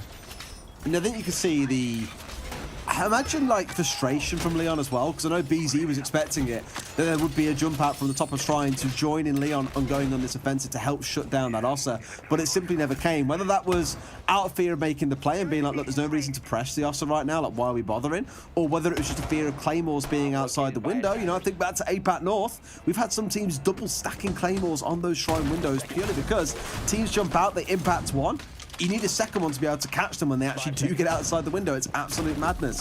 So I don't blame Leon there, probably thinking, okay, well, surely I'm going to get joined on the jump out here, but clearly him and his teammate not quite on the same page. No, that's it. And, you know, they're going to have better synergy if they want to get that aggressive. You got to get it right because otherwise you get punished. Karaoke T will be our round 5. So it's going to be, I would imagine, a very similar attack. We've got Jay on the same window. We've got BZ coming in with the Ossa again. So we're going to see them try to establish the same thing. No surprise because they won the last one comfortably. But this time around, I think there might be a little bit of naivety there on the side of Wild if they think that it's going to go exactly the same way, because I don't think Rogue will present them with the same mistakes. You'd hope not, no. You'd absolutely hope not. Like I said, it felt like Rogue kind of lost that round themselves there with their actions. Although I like this. That's a small little cute change up. Where normally there's a rotate at the top of Black here, what they've actually done is reinforced it off and completely electrified that wall. So identifying that the strength of Wild is in their push forward and their flood in towards site through this rotate, that's no longer really possible, and you sure as hell don't want your Maverick being sat there for 20, 30 seconds getting that wall opened up. So I like this from Rogue. It's a really good adaptation because they said, okay, they're not playing into our hold out towards the east side of the map. Let's stack even more utility here inside of site itself and deny this Black push. Yeah, it's pretty smart, but everything comes with pluses and minuses in Siege. What you're going to see is Wild likely to get themselves established easier at the top of Black Stairs. I would expect to see that shield go down from Ossa, no problem. Obviously, the smoke canisters are coming out for the time being. There's a Goyo canister just burning as well. But once that's been dealt with, it shouldn't be a massive problem. Jay, he's working underneath. Aces is with him, trying to get those vertical nade kills. They've had some success so far, but nothing to be found inside of this round at least. But look how confidently they're moving up these stairs, Des, because they know they're not going to get peeked from this right-hand side. So there's no real sort of threat to them there. BZ just strolls in, bank shield goes down, no problem. And that's the negative to reinforcing this wall. I think there is positives as well because they're not just going to be able to push in through there and get the diffuser down. So that's going to change the round. They managed to break one of the shields. Big play. Normally the challenge will come in from Geisha Box here rather than the rotate itself, though. And I know that is still an angle they've got to play with here. You can see it directly in front of the Ossa there, just looking overbearing. I forget who it is that's playing down here. I imagine it's not Leon, seems playing a little bit closer last time around. And there's Spoit stepping up and finding one. This is the kind of aggression that we want. And I think Wild here, they are just being funneled into death. They've got to find kills inside of sight, but barely anyone is giving them that opportunity. It's very, very patient from Rogue, and I love it. They're not over-peaking. Aces manages to clear out Crying on drum stairs, and this might just turn Rogue on their heel, but no, Deepak manages to get the trade. BZ on the Deepak trade, and it's just back and forth, 3v3, but there you go. The patience pays off. Leon manages to find BZ with the SMG. 14 seconds left for them to make something happen, and sealing that wall up, as much as it had its negatives, the positives have far outweighed them because it has just completely stalled Wild out. They haven't been able to progress past that point at the top of Black Stairs. Giesler goes up and gets one. It's meaningless. It's the end of the round. Rogue win 4-1. Yeah, a really good improvement on the last defense of that site as well. I love how Rogue have gone back there and gone, right, boys, we know what the big crux of that defense was for us. Get that reinforced off, force them into a bottleneck because we're confident we can hold them at bay as long as we know that they're all trying to push in through this one angle. And maybe that was a big part of it for Wild as well, that we didn't have Aces bursting up red stairs, trying to cause a bit of trouble later in the round because he's already been dealt with. Everything was focused on Black, and I think Wild there just making themselves a little too predictable. At this point, they'll be thankful they've got even one round. It'll be a real struggle if they can turn it into two because Rogue are flying on Sky. skyscraper.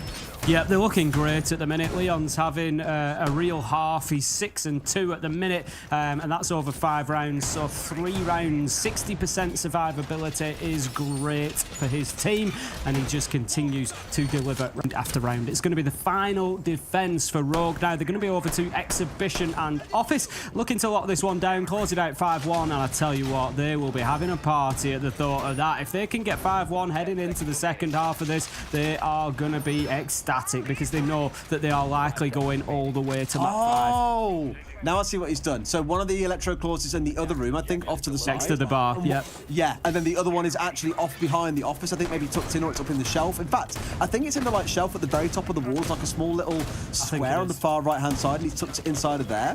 Very smart. Beautiful, beautiful play. So we'll see whether WYLDE can deal with this breach again. They couldn't get it done last time. It was a significant problem for them, and Rogue were able, because of that, to hold on to the round that maybe they shouldn't have been able to get the win on. For the time being, Corey's going to be playing the vertical nades just to clear off any utility that's on the reception wall, and that will allow the breach to go off. First goes the Gon 6. It does the job, so Corey doesn't need to waste any nades. I mean, Fresh was saying that they pioneered a number of things on this map, and that may well turn out to be one of those electro claws, or a pair of electro claws that other teams now begin using. The big pain is, Tim, they've lost their hard breach. They're already without the thermite in this case, and when you're trying to get nades inside a site here for you to be able to soften it up and get the thermite in, that's a bit of a stinger. You've still got the Maverick who can do this work for you like he's doing now. The problem is you're facing a bit of risk here, a potential C4 coming out as soon as that breach is opened up, and given you haven't got much room to work with, they could find themselves catching a couple of you if you're not too careful. Yeah, they do need to be careful. The positive here for WYLDE is that with the hard breach gone, they know that they have to Maverick open the breach, so they can just get on with it. That was the problem last time. It was far too late in the round that they knew, but there you go. That's the nitro that you were talking about. Deepak manages to hit Gisela, and we find ourselves now 5v3, no Maverick, no thermite, and no breach. Just two. It's like reading a book, Tim. It's just so predictable as well. You know it's going to come out. You should be expecting it, and fair enough, they only had one person go down to it. That wall needs to be open, but by not getting a perfect open up first time round, Gisela, he has to go back in, expose himself, whether it's by C4 or by gun is irrelevant. They've now lost both of their hard breaches early in the round, and that is such a huge success for Rogue. Oh, it's massive. There's no two ways about it. It basically gives them a 5-1 half. That's the point that they're looking at. 3v5. There's a lot of work for WYLDE to do here, and they are capable. Aces, Corey, Jay, 3 of the players that we've been seeing getting some insane frags so far today. So it's not written off yet, but Rogue would be throwing this if they don't win it. Aces, he manages to get the kill onto Spoit. Instead, they're going to be pushing across from that Dragon side. Big kill from Kanto there as he manages to take out the man inside a reception. He checks him in and checks him out. Job done. Aces, he comes through. He's going to find one. He's going to find 2. That's a bit of a misplay from Rogue as they were looking for the pickup. Leon, he's low health. Can he stand up once again and go big for his team? 20 seconds left to go, and they need to hold on. The Toxic Babe canister's coming out. That's the last one used, so the path will be clear after this point. They try to move in. Corey is in support of Aces. He does have Diffuser in hand, but he's low health. He gets shut down by Deepak. Corey manages to find the trade. 5 seconds left to go. Run, Leon. Keep yourself safe. No! Oh. Corey gets it in the nick of time. And what a round from WYLDE. Oh, Rogue, you were such a great position to win that out, and then you threw it away on the stairs. Imagine, Tim, if when we get to the end of this next half, WYLDE win it, and it's by 1 or 2 rounds. They'll be looking back at that over-aggressive round 4, where 2 players, for no real reason, went over-aggressive towards top black. We saw them massively improve it in round 5. They may even look back at this round, and like you say, just getting a little bit over the top there, not playing the clock quite the way they'd hope. And fair play to WYLDE. They make up for past mistakes. They give themselves enough time to win out that clutch, and somehow, Tim, have taken 2 rounds from that half. 4v, I mean, even with a player down, it's 3v2. Just leave him, please. The thing is, you've got 25 seconds, 30 seconds left to go. It's just such a big risk at that point in time. You know, the thing is, it's not even like he's crawled down to the bottom of the stairs. I don't know. At the end of the day, round 7 it is. WYLDE managed to get the win and push us into a 4-2 half. Rogue will have been hoping for better, I can tell you now. They played very, very well on the defence there, and they deserve a 5-1, to be honest. But WYLDE somehow managed to cling on and get it to a 4-2. The big question for me comes in this first round. Round 7, attacking onto Exhibition and Office. What can Rogue do? Well, it depends on what they come up against here, especially how this clash is utilised by the side of WYLDE. You know, BZ bringing this along. I spoke about this back in the first half. We've seen a number of teams, I think namely BDS and Sandbox from APAC North. Obviously, BDS are from EU. They would use it to play out on the office balcony and just try and deny the attackers the ability to focus on getting the wall open, because there's a clash in place. Unless you have things to unsettle the clash, it becomes really difficult to push your way through. Now, thankfully, they've got a Zofia that can be really effective at that. Ideally, like a Capitao or a Nomad can also really help with that. But Rogue seems to just be bypassing that side of the map for now, and instead are going for this single wall entry into VIP. They're going to get that reception wall open. Leon drops himself down, possibly in the nick of time there, because there was a couple of guns looked like they were trained towards that wall. So he may well have found himself going into a hail of bullets had he tried to push forward. He's going to rotate instead and look to get round onto the balcony and start working on the main breach. The reception being open will, of course, just open things up a little bit on the Dragon and reception side, but for the time being, the focus still needs to be on this site wall. It's still a very much classic find the electroclaw, it feels like. I think Leon, with his drone in there, was trying to find out exactly where it is. I don't know if he called where it was, but now the focus there is. I think you just heard it crack, so now they should be able to get this wall opened up. There is no more electroclaws to follow through as they did the 1-1 split the same way that Rogue did. Deepek, you've done your job, mate. Fair play.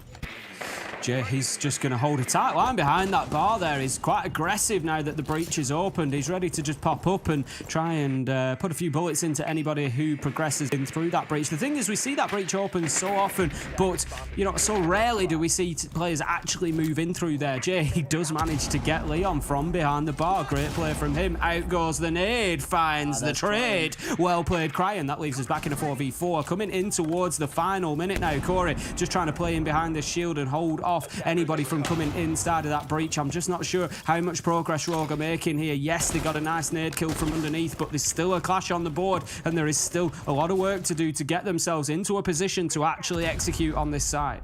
Already been crying up about his vertical play that he had against BDS, Tim. You're seeing it there once again as well. Great nade kill coming in from below. No real contest coming in from WYLDE below. All of them up here on the second floor, which means Rogue have got the full run of the mill. They've got no more frag grenades left in pocket. None for Spoit, none coming in for Cryan either. So they're left here a little bit kind of using the angles they've already opened up. But here comes the push forward. They've got to face off against a clash is the issue. And here we go. The reverse angle being won by Cryan. Traded out straight after. Deepek trades in. It's Trade City. Cool at the stock market at this point, Tim. Giesler holding onto the angle as well. They've got two of them bearing down on the Iana. Down goes Spoit. It's looking all too easy here for WYLDE, surely to hold on as Deepek is planted. Somehow brings it back up. Giesler gets another. Deepek got to win a 1 versus 2, and one of them is a clash, Tim. That's a horrible situation, but he finds the one. In comes the clash. Can't quite find a side angle. Surely out the window is the play here, because you can just play on a drone and wait for this one. He's got no worries, Tim. It's all too easy. BZ, big work ahead of him. Very unlikely that Clash wins this. In a 1v2 with a clash on hand, you think, yes, definite possibility for them. You got to go. He's going to... No, he's not. He's pulled off. There you go. Very smart from Deepek. Just drops himself back to the corner. He's going to play it from there up on top of the desk. Is this going to be a bait, or is he going to stick it? He's going to stick it. Easy as that for Deepek. The thing is, in the 1v2, it's the first kill that is so important for Deepek. When one of them is a clash, you're in big trouble. But when you get the other, it just completely flips the situation on its head. Beautiful play from Deepek to prevent that diffuser being disabled, and Rogue, they get themselves onto 5-2. Is this going to be a bait, or is he going what to is that? stick it? He's going to I love that slow-mo replay. Is it going to be a stick it, or is it going to be going to stick it? Makes you sound really dumb, Tim. And I know that's not true. You're a My smart guy. accent does that anyway. It's definitely doing you no favours with the two compounding together in exactly the same way that Rogue are doing Wild. Absolutely no favours, not giving them an inch so far, it feels. Sure, 2 rounds on the side of Wild so far, but one of those we did say it looked like a bit of a loss caused by Rogue themselves. The other, it came down to an incredible Corey 1 versus 2. It does feel at this point like Rogue might just be able to career on towards victory. Thing is, if Rogue get these last 2 rounds that they need, whether it's the next 2 rounds or whether it's just 2 of the remaining 5, it doesn't matter, because then we're in a situation. Wild have come in with a map advantage, but on the day, Rogue are winning 2-1 in maps because they then sit at 2-all, and so Wild are on the back foot coming into a decider. It's a best of 1 at that point. You know, it's all down to that final map. It's all down to Cafe. So it's going to be a big problem for them potentially. Wild really need to pull something out of the bag here and now. They do. I mean, even then, I feel like it's probably too little too late at this point. You know, it's a big hill to climb to be able to bring this one back anywhere near towards Rogue. Interestingly, they haven't gone towards Karaoke, and Teeth hard avoided playing that site so far. Instead, the focus here is looking to be on the downstairs, barbecue and kitchen. The next site, I believe, that we have stepped into. And then, as no surprises at all, by the way, starting their focus here on the east side of things. Got themselves drones rolling in ahead to find out where these sneaky crack can drops are. We've seen Rogue before run through doorways, Tim. I recall it very vividly on Bank, where they ran through one where there was, I think, 3 cat can traps on the double doorway coming in from Bleepers in towards open area, and 2 members of Rogue died at the same time. Since that moment, I don't believe I've seen them die to a cat can trap. Weird, that.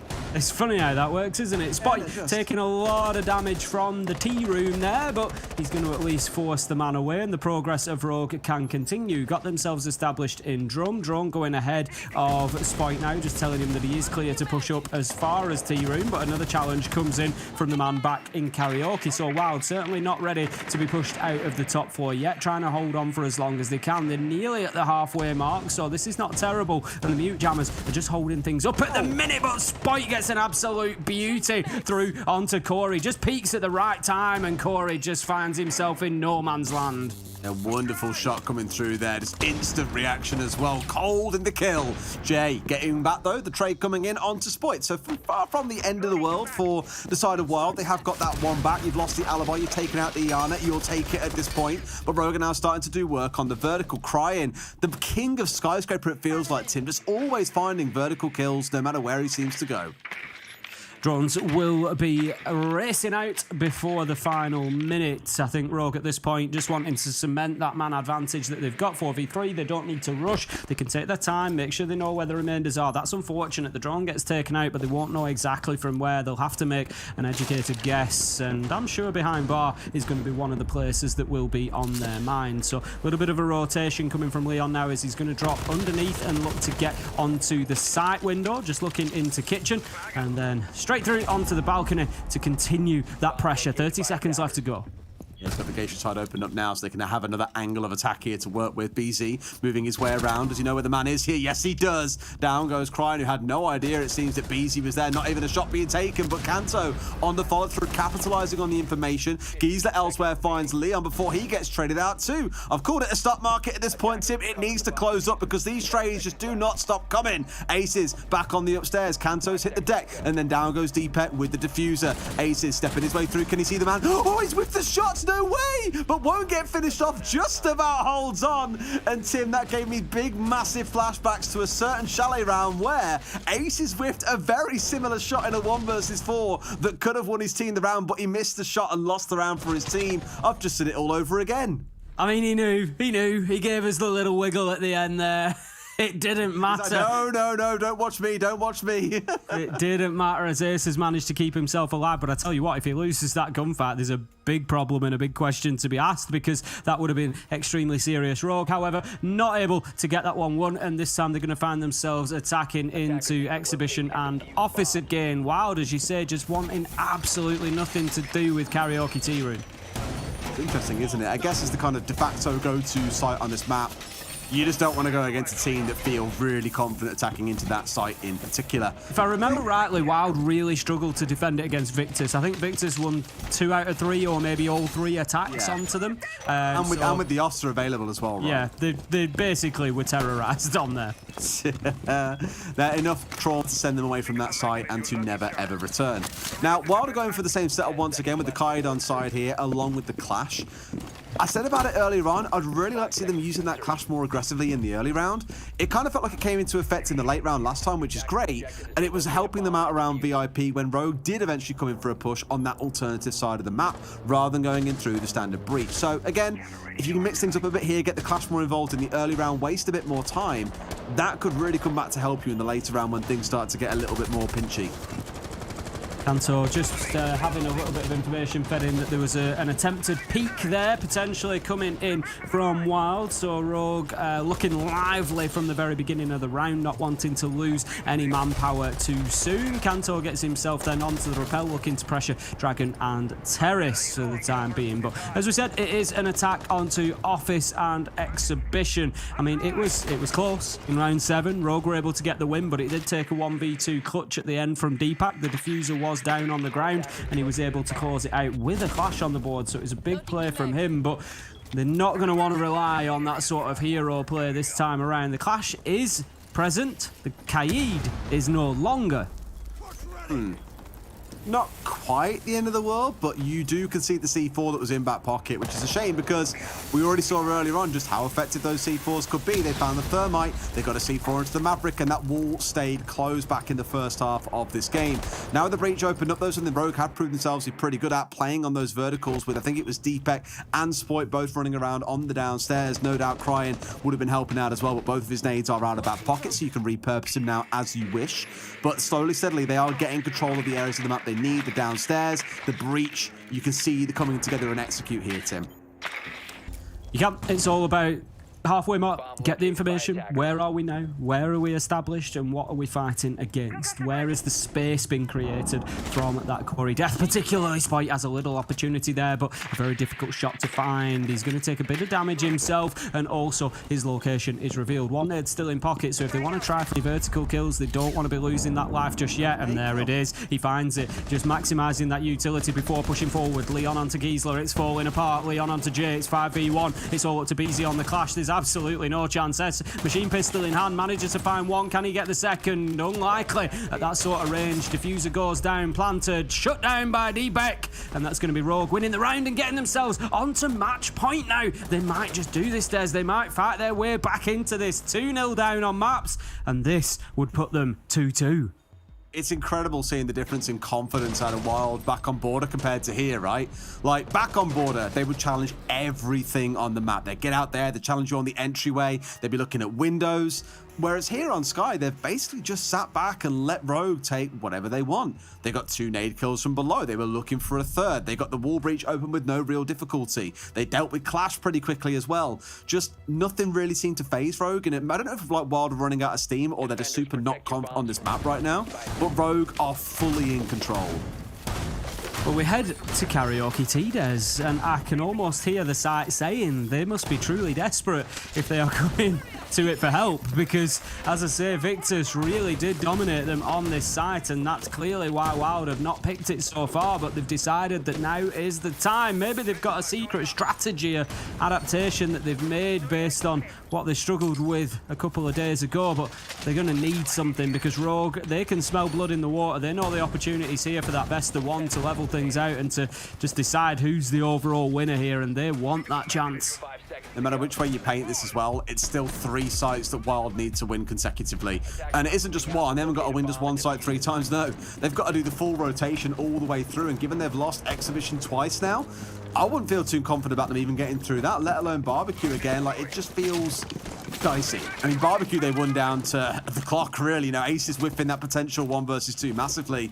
It's a lot to achieve, I think. And again, I don't really see them doing it, but let's hope that this kind of change to a site they've been desperately trying to avoid can introduce some new ideas and hopefully a win for them.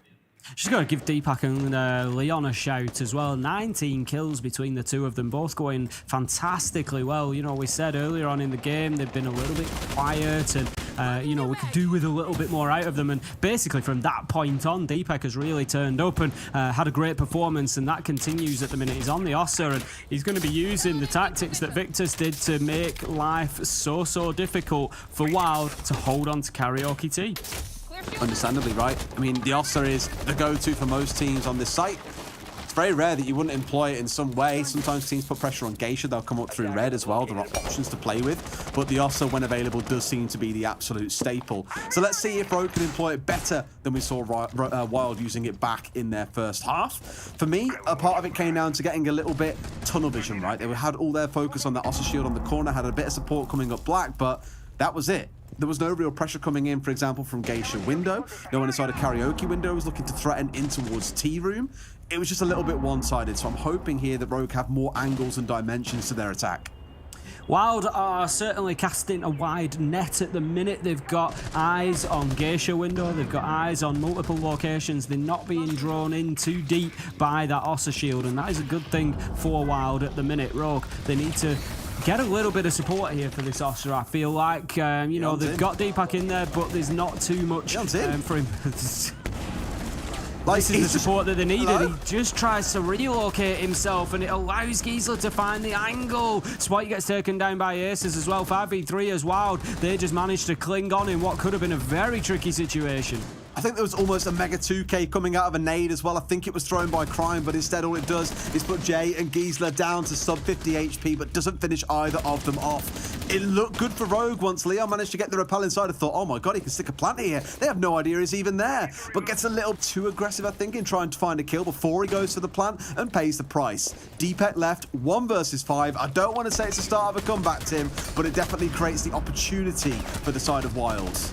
Oh, it does for sure. There's a long way to go, you know, but it's the first step on the journey, isn't it? They've got to just take it one round at a time. As you said, they're going to need 3 back-to-back, and that's not going to be easy. 10 seconds left to go. Deepak, low health, needs 4 kills. Very unlikely at this point. He's dancing around trying to find what he can, but it's just likely to just be stat padding.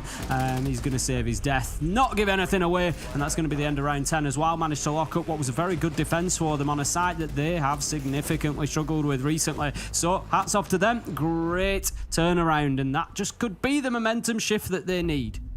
Like I say, if that nade had got those 2 kills that they were first looking for when it came through from Crying, that would have been transformational, but just leaving 2 members on flashing red, simply not enough. We then get to the swing of the bat then, Barbecue Kitchen, where we've already seen Wild be successful back in round 8. Yes, it was still a dominant Rogue round. They were still left 2 versus 1 in the plant situation with Aces whiffing the 1 versus 2 on the mute. Hopefully here it's not going to be a repeat, at least in terms of the ending fight, but instead the outcome would be much desirable to have another Wild win, because then, Tim, they move in chance of taking us through to overtime. And I never thought I'd be saying those words 2 or 3 rounds ago. Hot.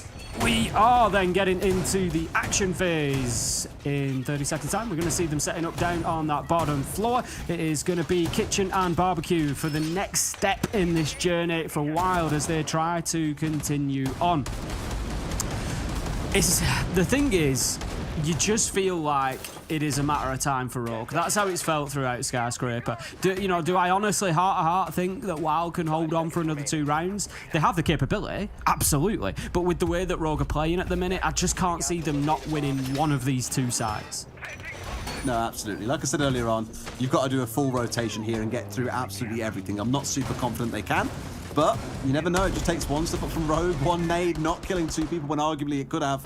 And suddenly Wild are in with a fighting chance. In terms of how this one's setting up, once again, you are going to see Rogue getting control of both floors, right? That has been their go-to bread and butter. You're attacking on the downstairs, you get top floor control. You're attacking on the upstairs, you're getting bottom floor control. Crying's working his way down here with the nades in hand as well. He'll definitely be throwing those skyward at some point throughout the round, so you should see him really moving and sweeping throughout the map as his teammates on the upper floor do exactly the same. So really, moving in tandem together, trying to keep timing synced, so when it comes to starting to hit the site, that's also the same time when the nades are starting to soften up members of Wilds.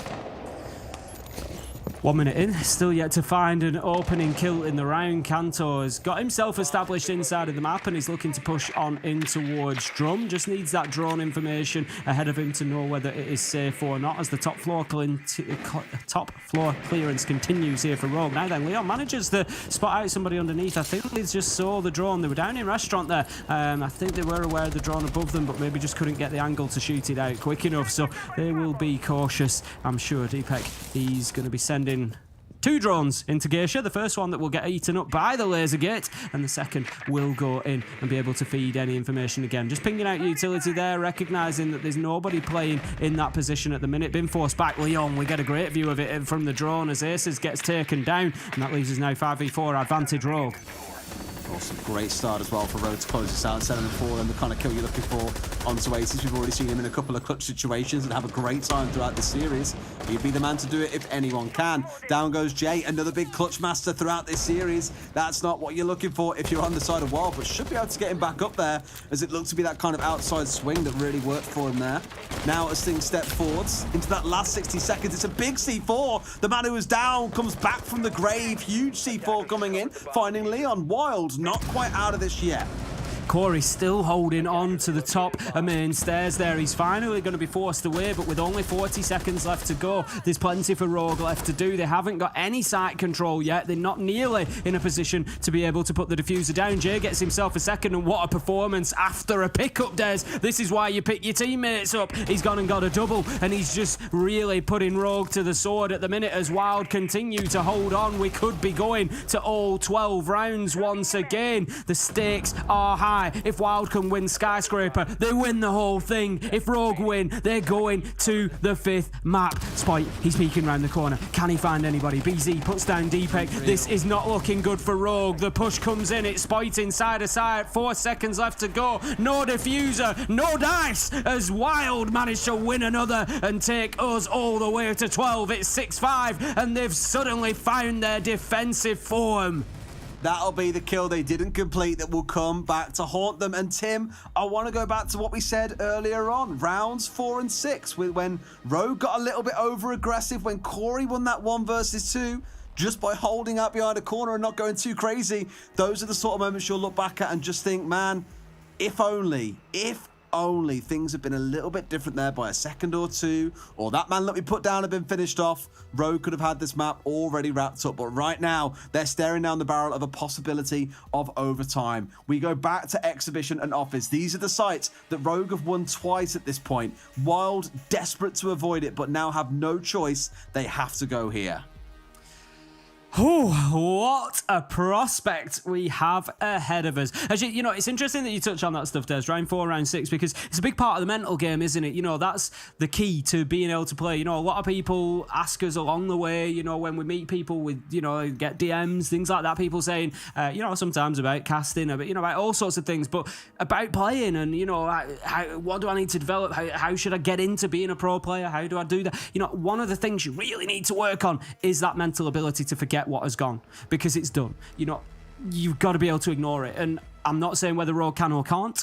You know, we know that they put a lot of focus onto the mental side of the game, so I'm sure that it's something, you know, that they have strategies in place to deal with, because if that's in there, if it's like a little brainworm that's just eating away at you saying, oh, what about round? We could have had this done by now. That's when you start making those mistakes. You've got to be able to write it off. You've got to be able to ignore it. You can't let those thoughts creep in. Because you've lost twice. You've lost twice if it does. It's funny you say that. I was watching Dark Zeros. I think it was Into the Darkness, the little documentary. Yes, it was kind of a full recount of their quarters, semis, and grand final at the Major, which of course they won. And throughout it, the common theme that you have is from Canadian Troy, essentially saying constantly, look, old map's done, forget about it. Last round's done, move on, next one, let's go. Always focusing on that move forward and forgetting about what's come before, like you say. And if the comms went quiet as a result, he was going mental at them, saying, boys, we're not talking, like, what's going on? Come on. And that's exactly, I imagine, what you're going to see coming out of Rogue now. It's time to get serious, boys. This is your map. We've seen you do it so many times on Skyscraper before. This should be yours to take and get us through to that last map. And Tim, if they did, it'd be so fitting, because all we've seen so far is 7-5, 7-5, potentially 7-5 once again.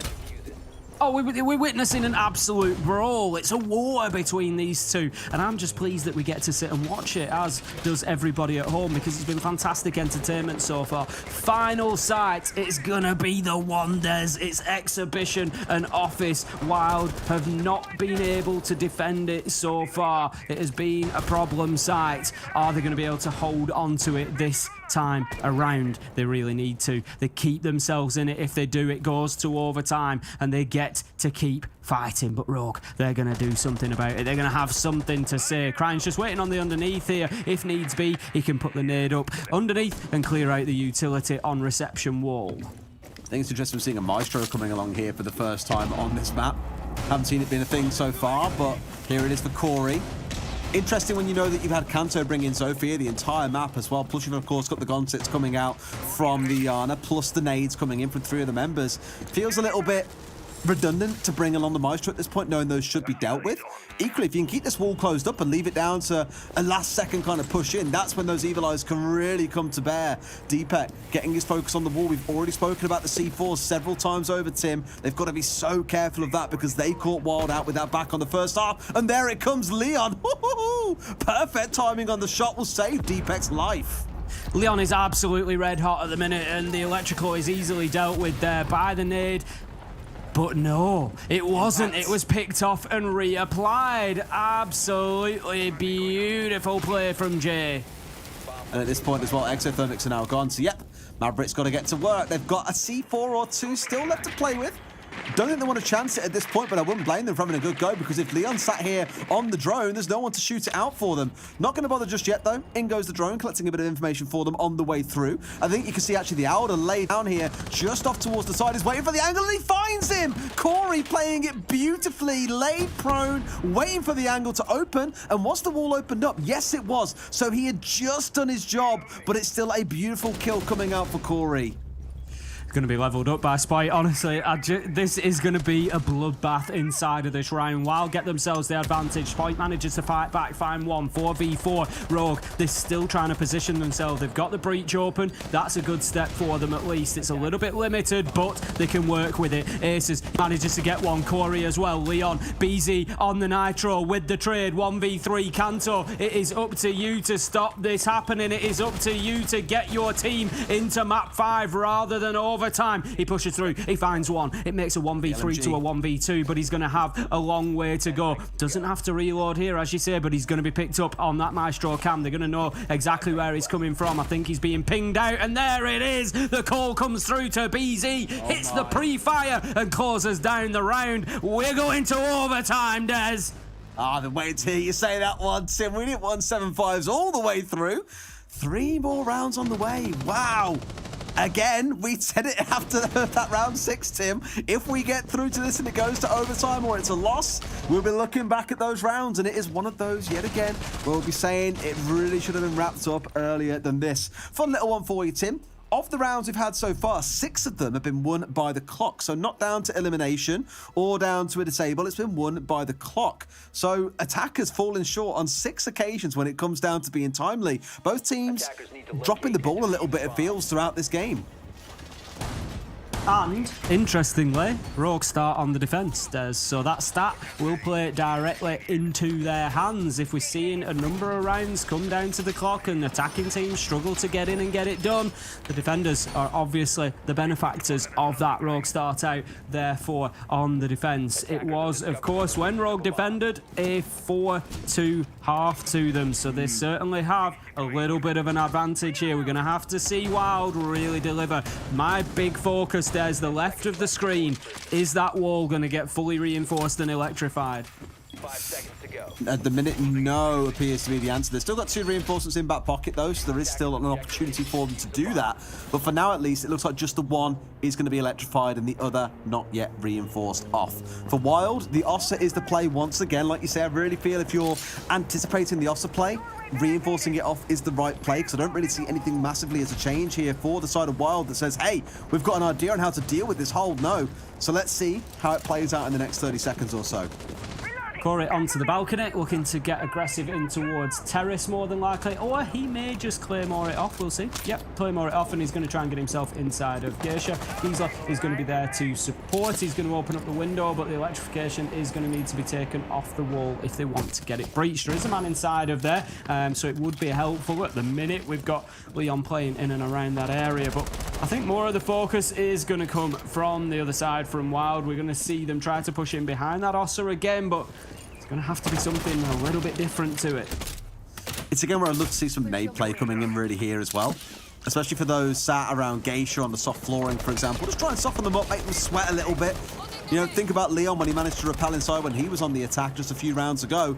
Managed to get inside of Karaoke and did unfortunately go down, but got into a very dangerous position. Giesler here coming in actually laterally with these nades instead. Does tickle Deepak a little bit, doesn't bring him down. As 3 members now looking to converge on this Geisha balcony. Rogue just staying patient. They're not over-peaking. It's something they've done pretty well throughout the game, to be fair. I've said it a couple of times now. Not over-peaking, patience being there. We saw it the last time they defended this site, just forcing Wild to play into them. The wall at top of Black Stairs now fully reinforced, so there's not going to be any path in from Wild. And honestly, Des, they've made so little progress here in terms of map control. They haven't really got themselves established on the inside. They've opened up Geisha, but they still haven't cleared the man out of there. They're trying to hold a long angle, but unlikely to find him in behind the boxes there. They've got Jay, I presume it will be on single window, I think. He's going to find the opener onto Leon, so that is a good start at least, but there's work that needs to be done. BZ gets in and gets that shield down, but that's less than a minute left to go.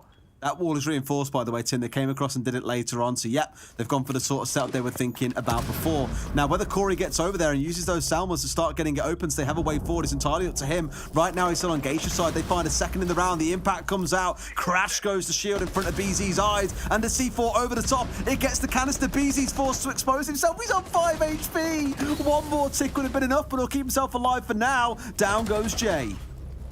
How does he get away with it? Spike comes in with a big triple. We've been waiting for his moment, and we might just have seen it there. He could have rescued the round for Rogue. Giesler trying to get something going from the top of Black Stairs. Corey's going to be shut down. It's 1v3. It's 10 seconds left to go. Rogue, they just need to keep themselves out of the way here. Deepak finds the kill as Giesler tries to make something happen, and Rogue clutch victory there from the jaws of defeat in round number 13. It looked like it was going all against them, but then in comes Spike, the new boy, with a 3K.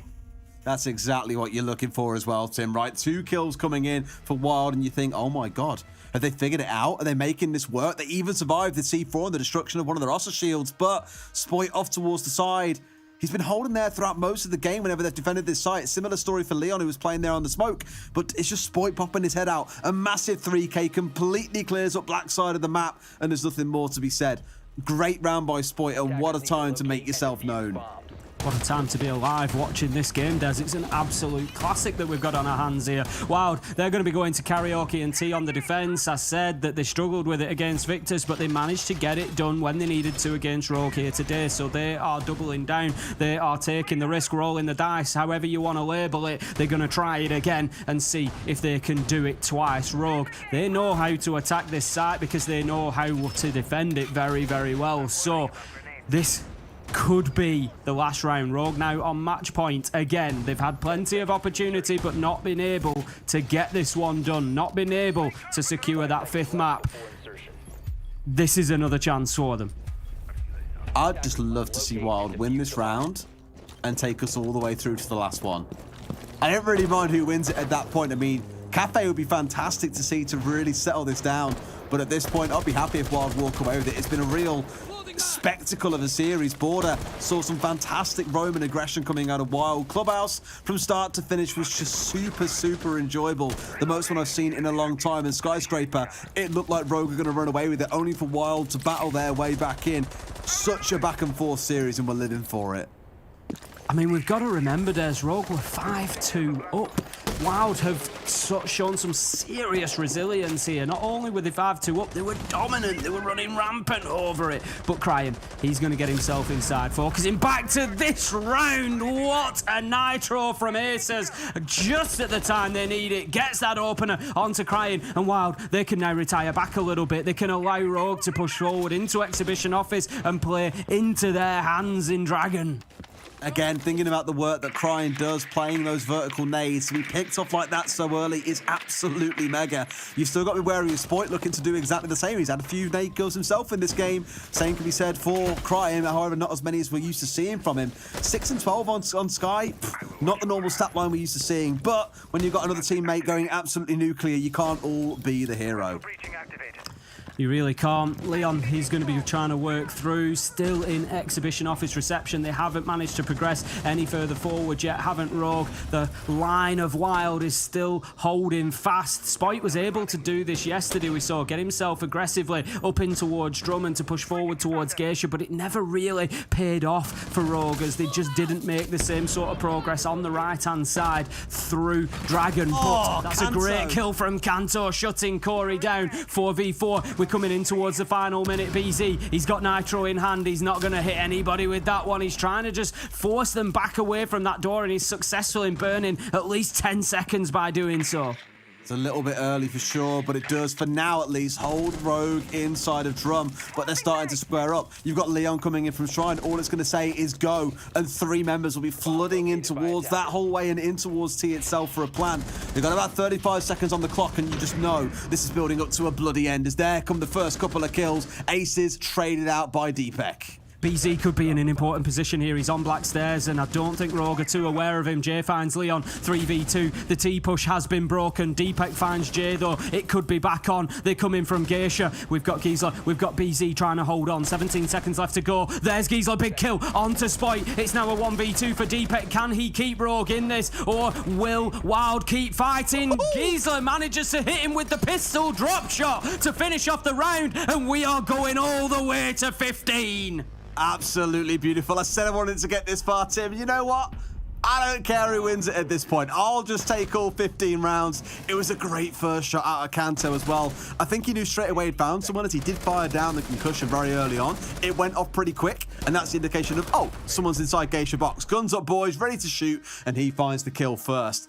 Again, it should not have got to this point. Rogue should have been in a position where they had this over the finish line a long time ago, but Wild have given themselves every opportunity to get the win. Barbecue and Kitchen is where Judgment Day takes place. Somebody could end up with a roasting on the back of this one because it is all or nothing now. Looks like we might need to just have a quick rehost as Giesler has dropped out there, so we will likely come back to our faces and then we will get back into this just as soon as possible. Don't worry, you won't miss a single second. This is going to be round number 15, Des. This is the first opportunity as well. We've got to point out this is the first series point opportunity for Wild. They haven't had an opportunity to take the whole thing yet. Obviously, they won map 1, but that was only 2 maps overall with their advantage, so that was never a series point opportunity. And then it was Rogue who won 7-5, so there was never a chance of them winning the second map that we've seen played today, third technically in the series. So yeah, first opportunity for Wild. That's got to be a lot of pressure when they know that the whole thing is riding on this.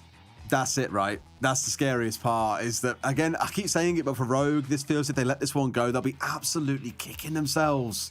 This should have been closed up a long time ago. They were up 4-1 at one point. Skyscraper was their map. You couldn't stop them running around vertically and finding kills for fun. Yet somehow Wild have battled their way all the way back in. And knowing that it's Barbecue and Kitchen, thinking about what we've already seen on this site before, the Aces whiff in the dying moments, the craziness that has ensued with the clock as well. You just get the feeling this is not going to be a clear-cut affair. It's not going to be a flawless round. It's not going to be a stomp. It's going to come down to the wire like so many rounds have. Oh, it'll be a 1v1. It'll be a 1v1 in the final 10 seconds. You just know that it's going to be some absolute craziness towards the end of the round. It's going to be a bloodbath. They're both going to come in and it's going to be, 4v3, 3v3, 3v2, 2v2. It's just going to be like all the way down. Kills going back and forward, flip-flopping as to who's in charge. You just know that it's going to be a tight one. Kitchen and Barbecue, though, I just want to have a quick look back whilst we're talking. So we're going to have Rogue on the defence. So if we have a look back, we saw it in round number 3. Rogue defending, and we saw it. That was it. We've only seen it once, just round number 3. We saw it round 8 as well, overall. Yeah, I'm thinking Rogue on the defence. Round 3, and Rogue won it. They were able to lock it down. They were also pretty comfortable in Karaoke T, which is half of the defence for Kitchen, really. It's just a Karaoke T push with an extra step, which is get yourself downstairs. So I think Rogue I give them an edge. But this ain't going to be easy for either of these teams to win. It's not, no. And looking at what they played last time as well, Mute and Mozzie were present. We had the castle in there as well. So they really did go for that vertical hold on the upstairs and really try and force Wild to come in and fight against them, which sure worked out. They had 2 players left alive at the end as well. So it was a good round for them overall. But that was back when Rogue were winning, right? When they had the momentum, when rounds were going their way. Across the last 4 rounds, across the last 5, sorry, Wild have won 4 of them. The momentum is back in their court now. Things are a little bit different. It's not quite the same, which is why, again, I just don't want to put any money on who wins this round because I think it's so difficult to call.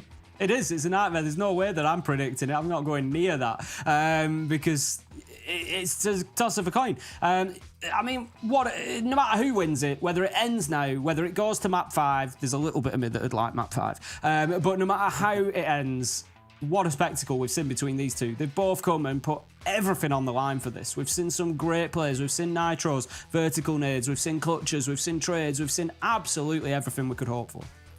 Absolutely. We'll be back into game in just a moment. As you're aware, there is a rehost ongoing. I believe it was Geezer who dropped out for a second. So back in there in absolutely no time of that, I am sure. I'm just looking down all the rounds and kind of how they all ended out as well. The last 3 haven't gone to the clock. Disappointingly, I'd have loved to have seen that continue as a trend just to say, man, both of these teams really suck with the clock, don't they? No, absolutely not. In fact, the vast majority of them, I think it was 3 against Rogue, and so far it's been 3 against Wild, so both perfectly split, where half of their attacks for either team have gone against the wire. Neither of them have done so in the last 2 rounds, probably because of the urgency coming through as we're getting towards overtime. Round 15, I think it's going to continue down the same trend. I don't expect it to be a clock-based thing. Do think it's going to be a real bloodbath to get it over the finish line. I don't think I can handle it coming down to the clock in round 15. It's just, it'll be too tight at that point. And just the tension, just, you know, not knowing what's going to come from this next round to finish us off is just, this break, as much as like we all want to get back into the game, I feel like it just really builds the tension as well. It's like it's a fantastic tension builder, yeah. You know, it could be over by now, but it's not, and we're all sat here waiting for it, and we just don't know what's going to happen, and it's just brilliant. I mean, like, the tension's fantastic. Well, here we are. We are straight in. The pick's already made for us. Wonderful. We get to skip the, air quotes, boring parts and just get straight into the round. Unsurprisingly, Rogue, once again, are running a identical comp to what we saw all the way back in round 3. But on the side of Wild, at least for now, Jay stepping across and bringing along that Nook, that is a different one. Well, we'll see how much impact it has as we get into the action phase. Just imagine that little knock play coming in from Jay as he just creeps up and gets himself a couple of kills. How many times have we seen it from him, Des? He plays on the flanks. He plays those little surprise jabs that people don't see come in, the little sucker punches, and he might just be able to deliver. Oh no, he switched away onto the sledge. No real big changes, and otherwise their comp is exactly the same. I think the only difference is that here it's... Interestingly, Giesler is the... I think actually it's reconnected, but before it was Giesler playing on the Maverick, and I was like, sorry. Giesler was on the Maverick before. BZ I thought was changing over to play it then, but no, it's fine. Everything as it was before. Getting out onto the rappel then. BZ with the Selma in hand. He's going to be looking to open up Geisha. We know how important it is, particularly for the... I mean, this is quick progress. 30 seconds in, and they've got... Not only the Geisha wall open, but they've forced players out of there as well. So that's basically Geisha control above the site. What they need to do now is make sure that they've got everybody pushed out of Karaoke T, maybe try and get themselves a kill or 2. Once they've done that, this is a commanding position for Wild, potentially. And be fearful of the retake as well, right? That's the scary part. You feel you've got the top floor control, only for Rogue to send a couple of players up Black Stairs, for example, and retake it from you. That is... You've got to be fearful of it. And I know that's quite a wild thing. That's sort of like what they've done throughout this series. Rogue a little less so. They did try it back on board now, I think about it, and Jay had them pinned down in office, if you recall. Got a 2K on the double door, as I think it was Leon, and I forget the second player did come bursting up East Main. So it's not outside the realm of possibility, but knowing Wild, they'll have that base covered. Aces is going to be looking to move in on the office side of things. He's going in from the lower floor, so I don't know if he's going to head directly across the site or whether he's maybe going to get up onto the top floor and just try to push across. BZ, if he's not coming off the rappel, maybe gets a slight opportunity there, but the motion of the animation just stops him being able to pick out and hit his shot. Now then, we've got two underneath. It's Aces and Jay that are going to be looking to work from that north side and try and get themselves across from the east side, and they are getting through into supply, Des. They could just smash this through here, for example, get the sledge lined up and immediately find the guy. If you've got the yellow ping on him, this is an absolute freebie. Instead, going to roll it underneath and try and find him with that instead. Not going to find anyone. Out goes the barricade. They got rid of a belief. The Banshee on the other side of that door could have been the mute jammer, and now things are starting to move, but it's BZ with that critical opener, Tim. He gets Leon. That gives Wild the advantage. Don't forget, this is all over. If Wild win this, they will take the whole thing, the title, the charity donation, the lot, as Jay tries to push his way in. He's working from behind bar. He doesn't know where they are. I think there's maybe a limited amount of information, but Giesler gets crying, and it's starting to fall apart for Rogue. This could be the beginning of the end. They could be on a slippery slope as Jay finds Kanto. He's gone big. We suggested that he might. The plant is going down. It's all up to Spite. That man is the last alive and the last to die, but that will be it. Rogue have lost. Wild pick up Skyscraper in the 15th round, and they also pick up the whole tournament for EU. They win 3-2 on maps. 3-1. And the invitational to LAN as well. Unreal. Tim, I can't stress it enough. Early in that map, we were saying, look at what's going on here. 2 rounds being given away, air quotes given away, by Rogue. That come back to bite them later on. And sure enough, we get into overtime, and Wild by then have got the momentum back on side. That last round barely even looked close. It was good team play coming out of the side of Wild, pushing in together through Pantry. Just beautiful stuff overall, and a very much deserved win. Really shown a lot of grit and metal there to be able to fight their way back in. Not just today, but through the whole thing. Let's not forget, Wild have been unbeaten. Nobody has been able to beat Wild. They've won every single game. You know, what a performance they've had. And it really, for them, I think, just puts a marker down to say, yeah, we're here, and this is a roster that you're going to be seeing more of. And I have absolutely no doubt that will be the case. That's exactly it. There's going to be so much more to see from them as well. I know many are saying this year of Challenger League is going to be crazy. Well, if Wild keep on playing like this, it's going to be crazier than you could ever imagine. Let's throw over to our experts and hear what they have to say about this blinder of a series. I cannot believe it, but Wild have actually done it. The Nationals level team comes in, plays against, or first of all, swipes through everybody in the bracket, goes up top, goes in with a map advantage. Rogue fight back, but it's still not enough. It's the challengers, the newcomers of Wild, that take it.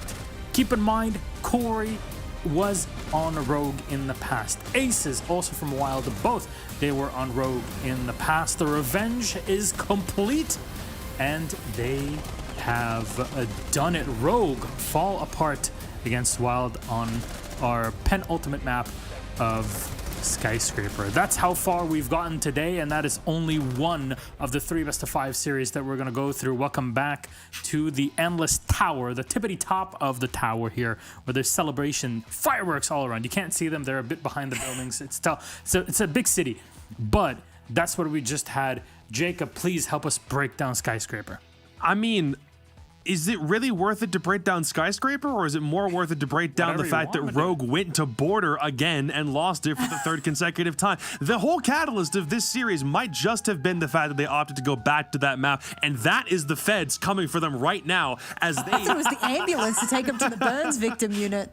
Yeah, dude, exactly call an ambulance, but not for Wild, because they Wild. stuck in this thing very, very well. Yeah, you mentioned, like, vengeance is theirs. This is a really cool moment for this squad. They get the chance to go to LAN. They'll fight for like a little bit more glory down the road. But for Rogue, I really, really wonder if it's a matter of them beating themselves here, because Wild was a very capable team. We already had like notions that they might be able to walk away with this series anyway, but it kind of feels like Rogue just beat themselves up more than they really had any rights to. So hopefully they clean up their act for stage 2. You know how many people are going to be in chat saying Throg? because they were up rounds, and I mean, I will say that every time anyone mounts a comeback in that kind of fashion, 9 times out of 10 it's a side switch, and then 1 times out of 10 it's the other team dropping the ball on rounds that they should have had.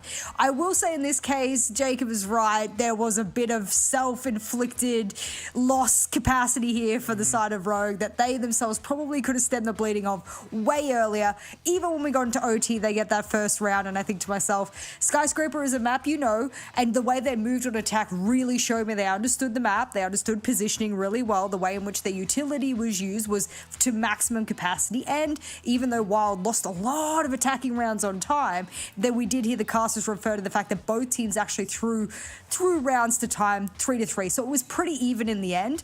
And at the end of the day, you get to OT, you manage to win that 1 extra attack. I mean, that's all that matters for Wild. They don't really care about all the other drop balls in the recent rounds before that. So that's a tough one to swallow, I think. I think there's going to be some Twitter banter to come. I'm looking over. Can't wait for that. I'm waiting for it. Yeah, I'm waiting for it. Rogue, that's true. It's part of the experience. It's the whole joyride that we get at the end of it. And with that, Rogue have taken the L on this one. And to pivot away from it here, kudos to Wild for making it through that entire bracket and getting the win today. You know, they might have 2 players that are well known to have the experience, but and despite the fact that Rogue have had a player change, they're kind of working on it now with Spoit. It still is a victory. Wild deserved every bit of it all through the bracket to here. But what did they win? Well, here's the prize pool distribution just to remind you in case you've forgotten. If you're first, and in this case you're Wild, you've won $250,000 to give to your favorite charity out of the 6 that we have here that make Gamers Without Borders, brought to you by Savvy Gaming Group, happen. UNICEF is what they've chosen. And as for Rogue and Victus, they've gone for UNHCR, which is the UN Refugee Agency, and Heroic going for UNICEF themselves. Thank you very much. $300,000 to UNICEF and $200,000 to the UN Refugee Agency in total. Thank you very much for your donations, but also congratulations to Wild, because not only have they won today and the privilege of giving away those $250K to the UNHCR, but also that they qualified to a major event. That'll be happening in Saudi Arabia and Riyadh in a couple of months, so stay tuned to more information on all the things happening up until then. Final thoughts on all of this, Jacob?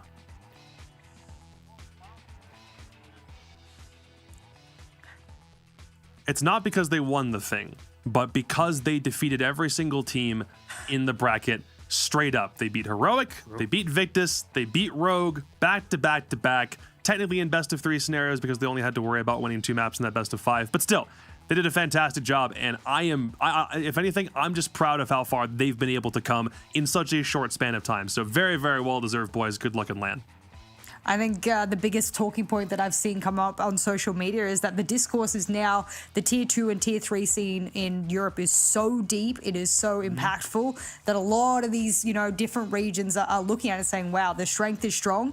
And you look at the X-Team Empire, I think that's one of the big things is like you look at Wild, you look at Victus, you look at X-Team Empire, for example, and everyone's like, well, who comes out of, this tier 3 2-2 scene on top, who's actually going to be the best? So it's nice that we got a bit of a showing as to what it might look like. We don't know for sure going into those. I'm sure there were some things hidden today that we weren't able to really come and see, but once we do see them in those fights, I think it's going to be excellent, and today's been a nice taste tester. Well, there you go. And now to recap things, what does the rest of our day look like? Because we said at the beginning, 3 best of 5s are in for you. We've gone through the first one, and we saw Wild were victorious, and they've taken the crown here from Europe. But we still have 2 more regions to go through, LATAM and finally North America. Spacestation Gaming versus Parabellum is later on. But before we get there, MIBR versus FaZe Clan, a massive matchup in LATAM Brazil specifically, is coming up in the next half hour. We're going to take a break, and when we come back, we're going to get set and ready for it, break things down, prep you up, and also go through the bracket and what's happened so far in LATAM. So go get some rest, but be back in 20 or so minutes as we get ready for our next matchup here at Gamers Without Borders. See you then.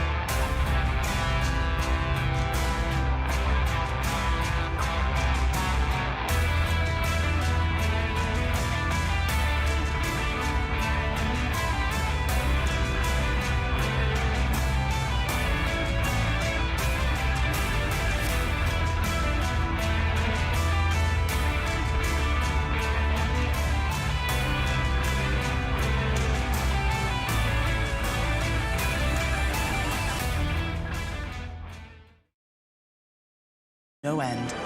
After every finish line, another challenge awaits. How can we continue to push innovation in a sport at the forefront of technology? This is how.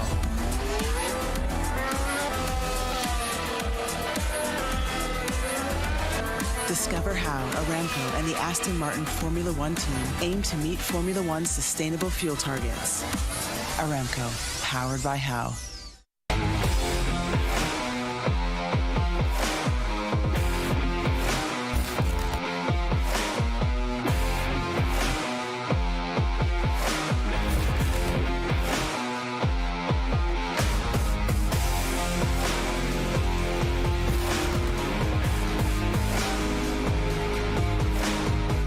We know you hate it when you have to wait to get back into the game, but the wait will end in seconds.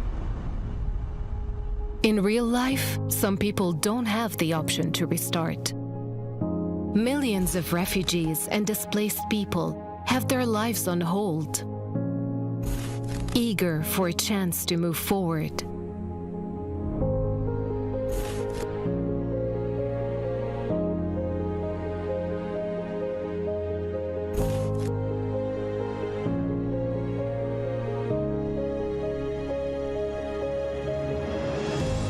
There are 84 million people around the world who were forced to flee due to war, conflict, violence, persecution, and climate change.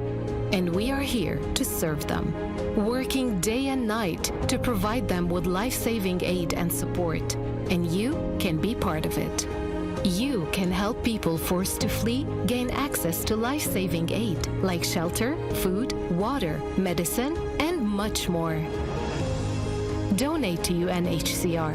Help refugees and displaced families rebuild their lives.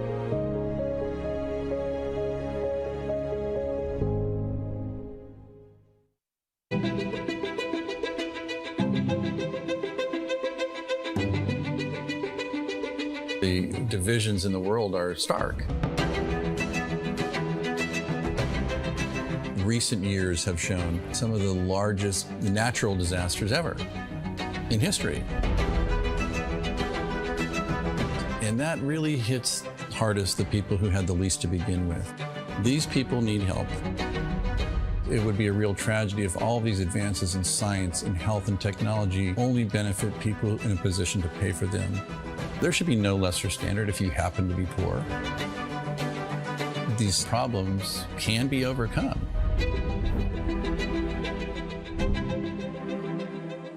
Direct Relief is a humanitarian, nonprofit health organization. The focus has been on the least fortunate, most vulnerable people. On a good day, things are tough for a lot of people in this world and in this country. And what we can do is mobilize private resources for their benefit and make it available free of charge. We're the first nonprofit in the history of the United States to obtain accreditation just like a commercial distributor. And it's been expanded geographically to every country in the world and every state and territory of the United States. What's now Direct Relief officially was started in 1948 as a private effort of a war immigrant businessman named William Zimden. The basic guiding principles of a war immigrant businessman really influence what Direct Relief has done ever since. And they begin with just serving the people who need help. We have this great privilege of engaging with people who come in from very different backgrounds, but with the same purpose of trying to just do something good. It doesn't matter if you're typing or talking on the phone or working on the warehouse floor. They're all part of an effort that means something bigger, and that is the fuel that kind of keeps you going. It gives you some sense that there is a way to make meaningful progress, even for a little organization that started at a kitchen table, but that's what provides motivation in life. The notion that many people, just by virtue of where they're born, the color of their skin, the country they live in, they're going to get sicker, they're going to stay sicker longer, and they're going to die sooner. That's pretty good motivation.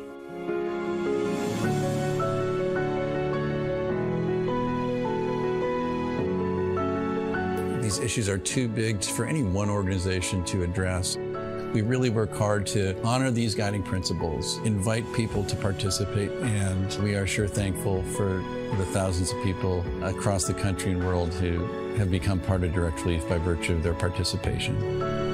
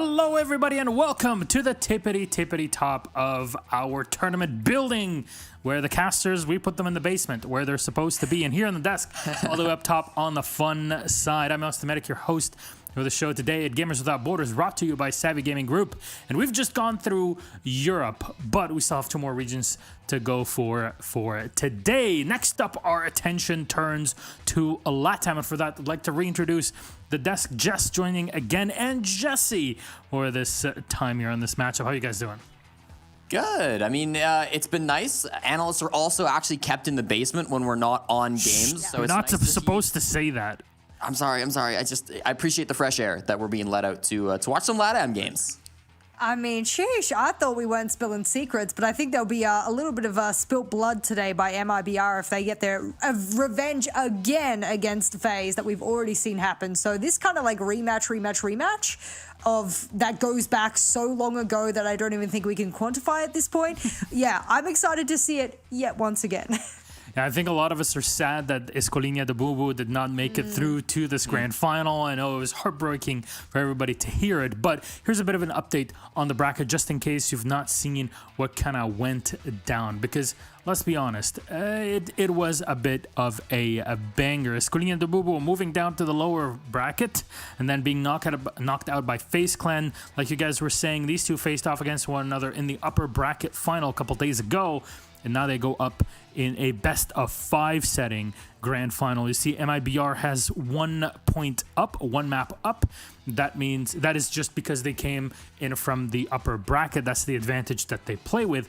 Whereas FaZe Clan, they get the extra chance to survive through the lower bracket, but that comes, with the caveat, the downside that they come in with 1 map down. That's where we are turning our attention 2, and now we start preparing for it. I think our maps should be ready, so I want to start this up because we want to get into game. We want to start talking about how this goes. So Jess, 2 bands first are in Club and Villa. What can you tell me? You know what? Let's just ignore Club. We'll just ignore Club for the moment. The reason I'm laughing so intensely is that Villa banned by FaZe is not only a necessity that they ban it, but it is a nightmare. It is something that they themselves, I would not have liked to have seen them go back to, because if you did miss the upper finals, that was a 7-0 that MIBR delivered. There's only been one other thrashing. It was a 7-1 yesterday, of course, and 7-0s don't come often, especially when we're talking about tier 1 teams, but MIBR in the very first map against them absolutely demolished them on Villa. So FaZe is getting rid of that, because I tell you what, it is not a place that they should go back to anytime soon. Yeah, and Clubhouse makes sense as well. That's one that FaZe did very, very well on yesterday against Escolinha de Bubu. Border and Skyscraper, though, the next 2 maps, these will be the first couple chosen. Border for MIBR, going to be a fun one. They play this a lot. Not so far in Gamers Without Borders, but they have played it a lot through BR6, and then Skyscraper. I haven't seen very much Skyscraper, so I'm still very excited for this one. You've missed out on the games where I've been on the Skyscraper. Yeah. I have seen a lot when you haven't been here, conversely, but this is the first border in the South American region for this tournament as well. So we actually don't know how this region technically wants to play it. If they do want to play it a little bit looser, a little bit, freer than we would see them in their usual league, then maybe we get a different taste to what it's going to be, this kind of border, because it's been very aggressive so far, and I've seen some cool Lazami plays on it, so I'd like to see that here as well. And then Bank from MIBR and Theme Park. Theme Park, neither of these teams play very often, so FaZe going to take it out of the pool. Bank's a little bit of an odd one for me, just because it is one that we saw MIBR beat FaZe on previously. It was close. It was an 8-6, so maybe they're just thinking they don't want to try their luck again. That was too close for comfort. And then leaving Theme Park up is how that goes. Oregon, Cafe, and Chalet. Of course, Chalet not being played, right? Because that's the man advantage that automatically goes to MIBR. Exactly. You talk about that decider, like Jesse was saying, you see that 1 point that is given already in the bracket for MIBR because they come from the upper bracket or the upper side of the bracket. That decider map in a best of 5 setting is the one that is given for free for them. So of course you can play that smart and very intelligently as a team in the ban phase and kind of give your own squad an advantage on a map that you never wanted to play.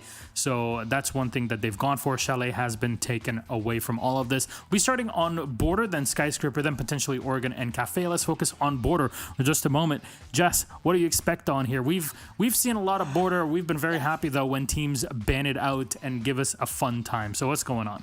I mean, for me, I just want aggression. I want them to meet them at the door.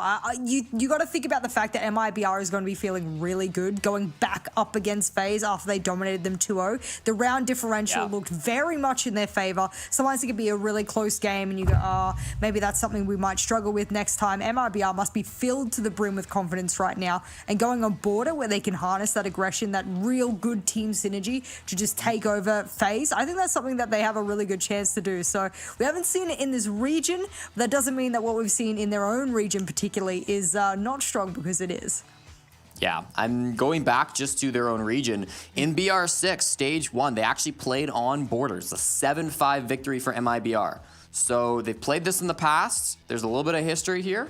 We'll see who comes out on top. Sorry, for FaZe, 7-5. Okay, so what are some advantages here that we can look at? Because, we look at MIBR versus FaZe. That Villa, it's a good thing it's not in here. But otherwise, Bank was a pretty good, close game between them. Had to go to overtime to be decided.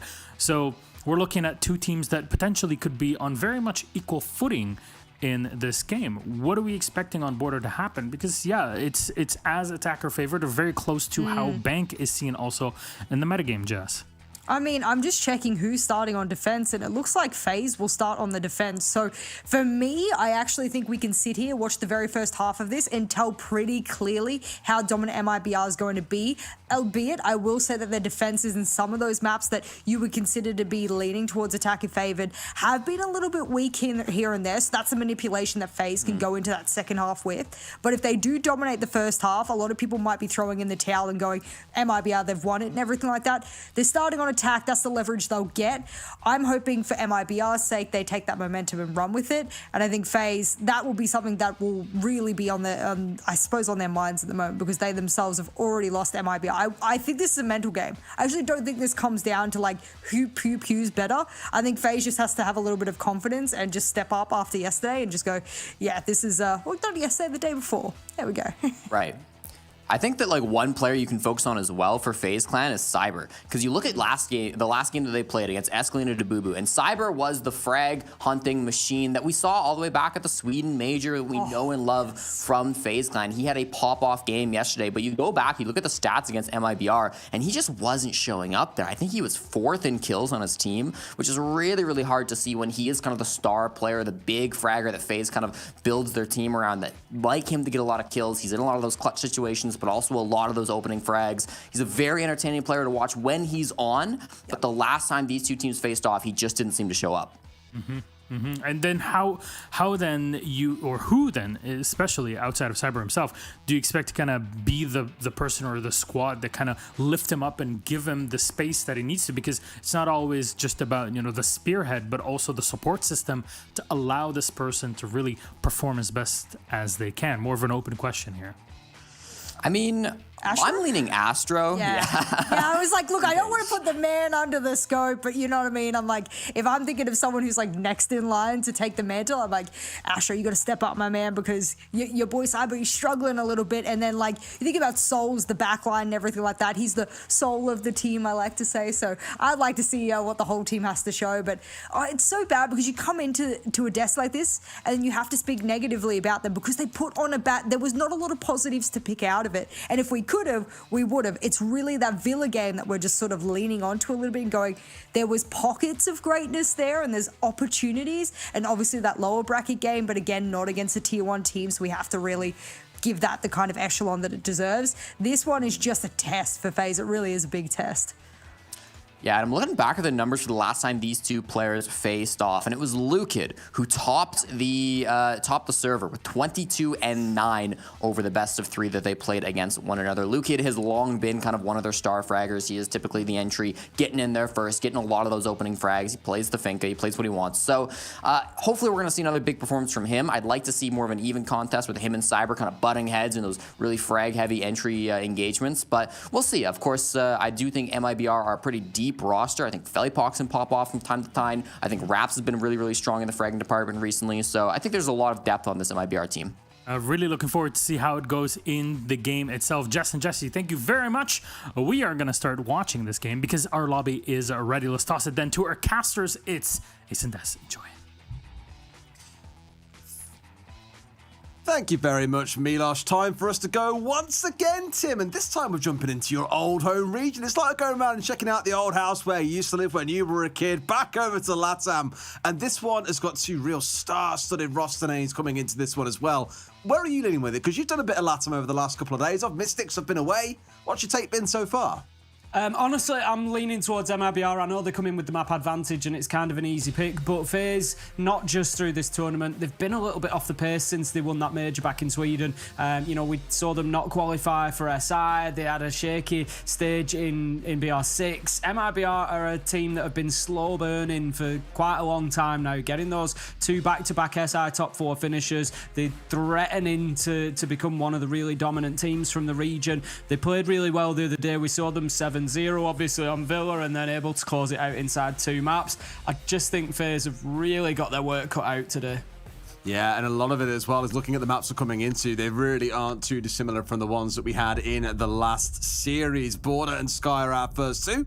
Obviously kicking things off with Border first and foremost. So really excited to see how the differences between the two regions start to stack up in this fixture. Ying going to be our first ban taken away. Not something we really saw make an appearance in our European game earlier on, Tim. But with that taken off the board, no flashy plays, quite literally. Quite literally, indeed. I'll give you that one, Des. Ying will be the first. Nomad is going to be joining us. We had to change it up. We've had enough knock jokes over time. There's got to be something else. Yeah, I think we've certainly not we've had the life out of the knock jokes. Nomad is going to be the second ban, and that's not to say they're not going to continue, but people are definitely groaning at those ones now. Valkyrie will be our first defender. So we've had quite a difference on the attacking side of bans, and then I think we're going to see very similar on the defensive. It's going to be Valkyrie and Mirror, would be my guess. We'll see. There we go. It's as if I've watched this game before. Almost, mate. Don't spoil the script. It's a recording, okay? We're just playing it back for you guys, obviously. Nah, absolutely not. It is very, very expected that you'll see a number of these bans coming away, especially the Valkyrie and the Mirror.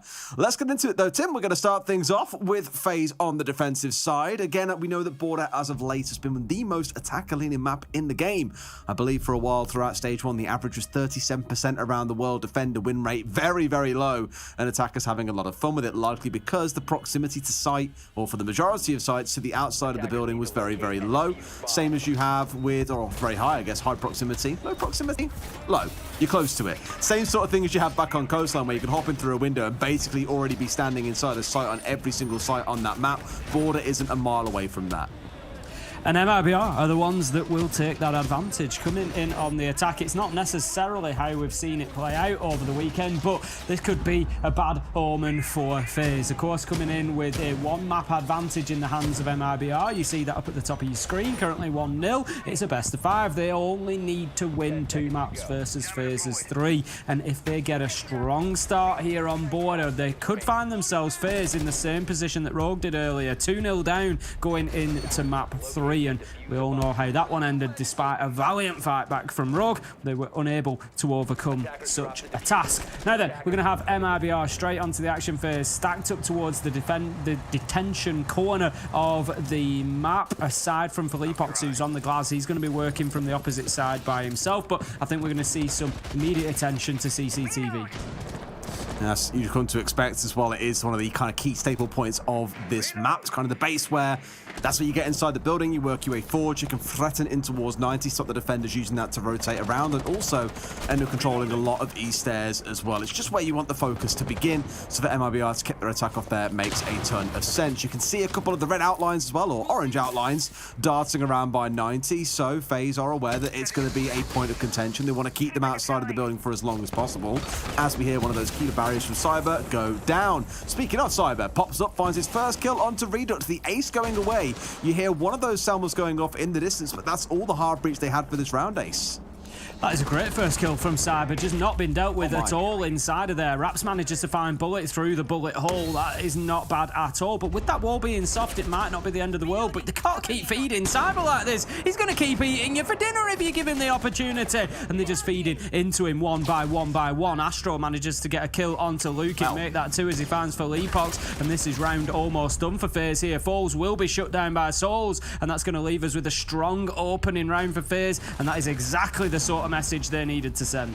Yeah, that kind of explored that seemingly nowhere. Not the C4, of course, I mean the actual round itself. It kicked off with MIBR looking good with that first opening kill coming through. Sure, the one response came back, but once you get those snap 3 kills in the middle of round, it's almost like you just stepped on a bear trap. An awakened FaZe who were waiting in these positions to capitalize once they knew you got past a certain point.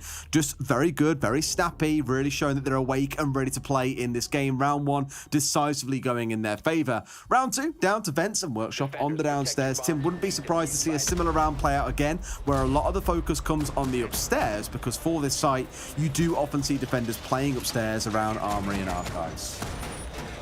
Yeah, as you say, it's going to be very, very similar in terms of map control that MIBR want to get as attackers. Let's be honest, as they will be happy with any map control whatsoever after the last round, because they didn't get anywhere near, didn't manage to make it into the building. We keep having this conversation. It was brought up on the desk with the analysts as well. If you can get aggressive as the defenders, if you can stop the attackers getting inside of the map, it's your best chance on board, basically.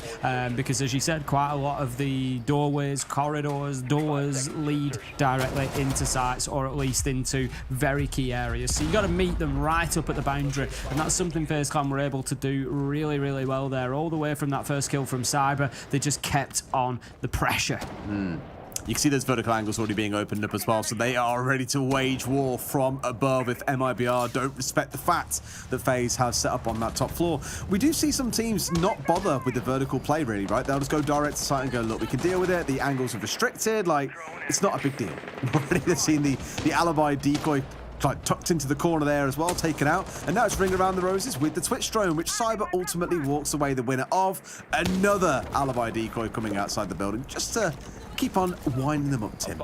It's just that constant nuisance. You've got that, screen real estate being taken up by it. You don't know if somebody's actually running out on you. There's just so many little niggles there that they really need to be taking it out, and will be able to, but still, it is just, like I said, that time that gets taken up trying to go and deal with that. Nope, it's still there. Still flashing away. I thought that they got it taken down, but nope, not as of yet. MIBR choosing to just play on for the time being with it there rather than waste the time to go and get it. So top floor clearance still underway. Still not much progress from MIBR. Not inside of the building and no further forward than they were back in round 1, to be honest. We're going to have the E1D scan comes out, but somehow, Des, they've got themselves inside a site. They putting the diffuser down here. Bullet gets the opener onto Raps, but it's not going to matter when Falls has managed to get the plant inside of ventilation.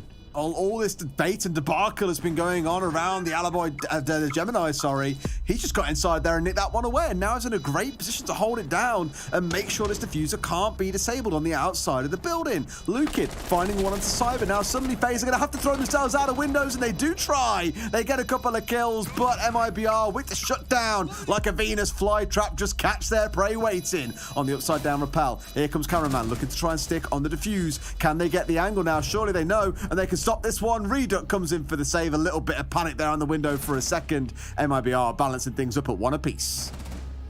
A great round from MIBR there, just managing to sneak inside a site, caught us all by surprise as they were able to get that diffuser down, and especially without having vertical control. It was a great play, but they were just able, I think, to hold them from the sandwich window, prevent them getting over to that side of Armory, and I think when they knew that they were too far away from that angle to be able to prevent the diffuser going down, they just took their opportunity, and well played it was indeed. That's going to lead us into round number 3 then. Nothing to separate these two teams as we start. So in the first 2 rounds, we have 1 apiece. And this time it's going to be bathroom tellers for FaZe Clan. Looking down the list of operators, nothing too wild. We've got the castle, which I know you love, Des. That's not going to be too difficult to deal with, isn't the first one. External windows are fine. Obviously, I understand the purpose of it, but you can pretty much deal with that very quickly. They've got Fleepox switching over to the Zephyr. He'll be able to go down, just hit that with an explosive grenade from distance. It's gone. All right. So there's no major problem there. It's more the internal castles that can cause a problem. The problem always then as well, if you're having to use the impacts from the Zephyr on those barricades, then what's going to happen to the Banshees or other distance equipment that can affect you? Looking at things like the bubbles, right? I mean, there's no ADSs, there's no one on side as well, so you haven't got to worry about them being caught out. Sure, that's where things like a Gon 6 becomes really useful, or potentially a Flores. We did see them hovering over that, but they've stepped away from that now in its entirety. It's just the Zephyr on side, plus the Gon 6 is coming in from the Lion and the Iana. Let's see if again, honestly, Cyber is going to be probably going to be number one. I think it's going to be a recurring theme, if I'm honest, because like you said, it's just wasting that time if they do choose to go and clear it out every time.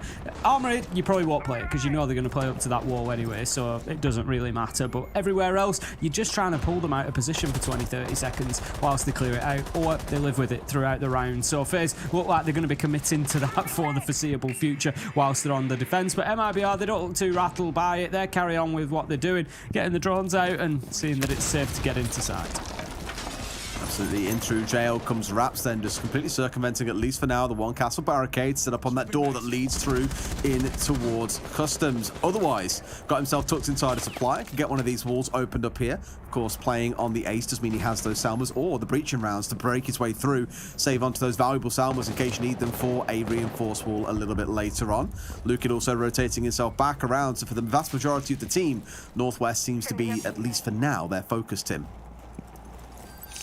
Getting into East Stairs, or at least sending the Gemini clone in that direction. The movement will likely follow. They're going to want to get Office locked down, I would have thought, because that's the verticality that they're looking for. They've got players on the windows here. Need to be careful, Lukid, for there is an angle coming through from Showers just past the bomb chassis. Not going to take any damage, but I don't think FaZe are going to let him just waltz in through that window. Flashbang goes out, second one to follow, just burning utility. In he goes, makes the pre-fire, gets shut down, but it is Souls who's maybe able to get the second, and that is 2 for him. Cyber closes one down as well, and it's a 4v2. They've tried to go in through a single window, Des. I'm not sure what they expected from that position. They managed to get cameraman, but that was all. Souls with 3 in the round, and FaZe close out round number 3. Very comfortable, yeah, looking good as well. I know it's gone back and forth between the two. Second round very decisive in one way, but the first round was very decisive towards FaZe. So at the minute, we're not really seeing either team assemble momentum or really get the ball rolling. I do like how MIBR made a really good attempt early on there as well with the push. 2 men in through the single window. The only problem is really, as is always the case, whether it's a shield or a window or a half wall, you're locking yourself into that animation. Defenders or aggressors onto you making that kind of play know exactly where you're going to land. They know exactly what your animation's going to be like, and they can take those shots. So really, you need to be landing a headshot as soon as you physically can. Otherwise, you're basically screwed. Round number 4, then we're going to get back to Armory. As you said, this round was particularly one-sided towards FaZe, so it's no surprise to see them go there. They've had half of their defensive rounds now, and coming out 2-1 is not bad. It aims them towards a 4-2 half. We've said the attackers, we would expect to be doing better than that, so MIBR, it's time to step up. You're going to need a better 3 from here on out. You can't allow FaZe to just keep rotating through the same things, but Armory was not a promising sight for them last time around. MIBR unable to get over the threshold, essentially. They didn't get into the map in any real terms, didn't have any map control. They had players dying coming into CCTV. They just couldn't really establish anything. And here we go with a bit of a hold inside of Office by the looks of it as well. I just saw the jammers going down on that external facing wall, so really wanted to lock in. Now, I remember when Border first came back into the rotation, Tim, and we were saying, oh, that's an old classic when we had Sledge getting up on the roof, lining up the nades, a drone just casually watching the player sat in sandwich below, and then sure enough, nades came flying in. Players started dying. So I'm being really cautious in watching that because, again, there's no Jaeger on side, there's no Wamai on side. These nades, the only real ones coming in from Raps, mind you, could be really deadly, and that is a real stinger. That's the Amaru going down super early on to Cyber. That's not what you want when you kind of like back pocket, like trick coming out there. The ace up your sleeve, so to speak, was counted on the Amaru being the one doing a bit of work for you.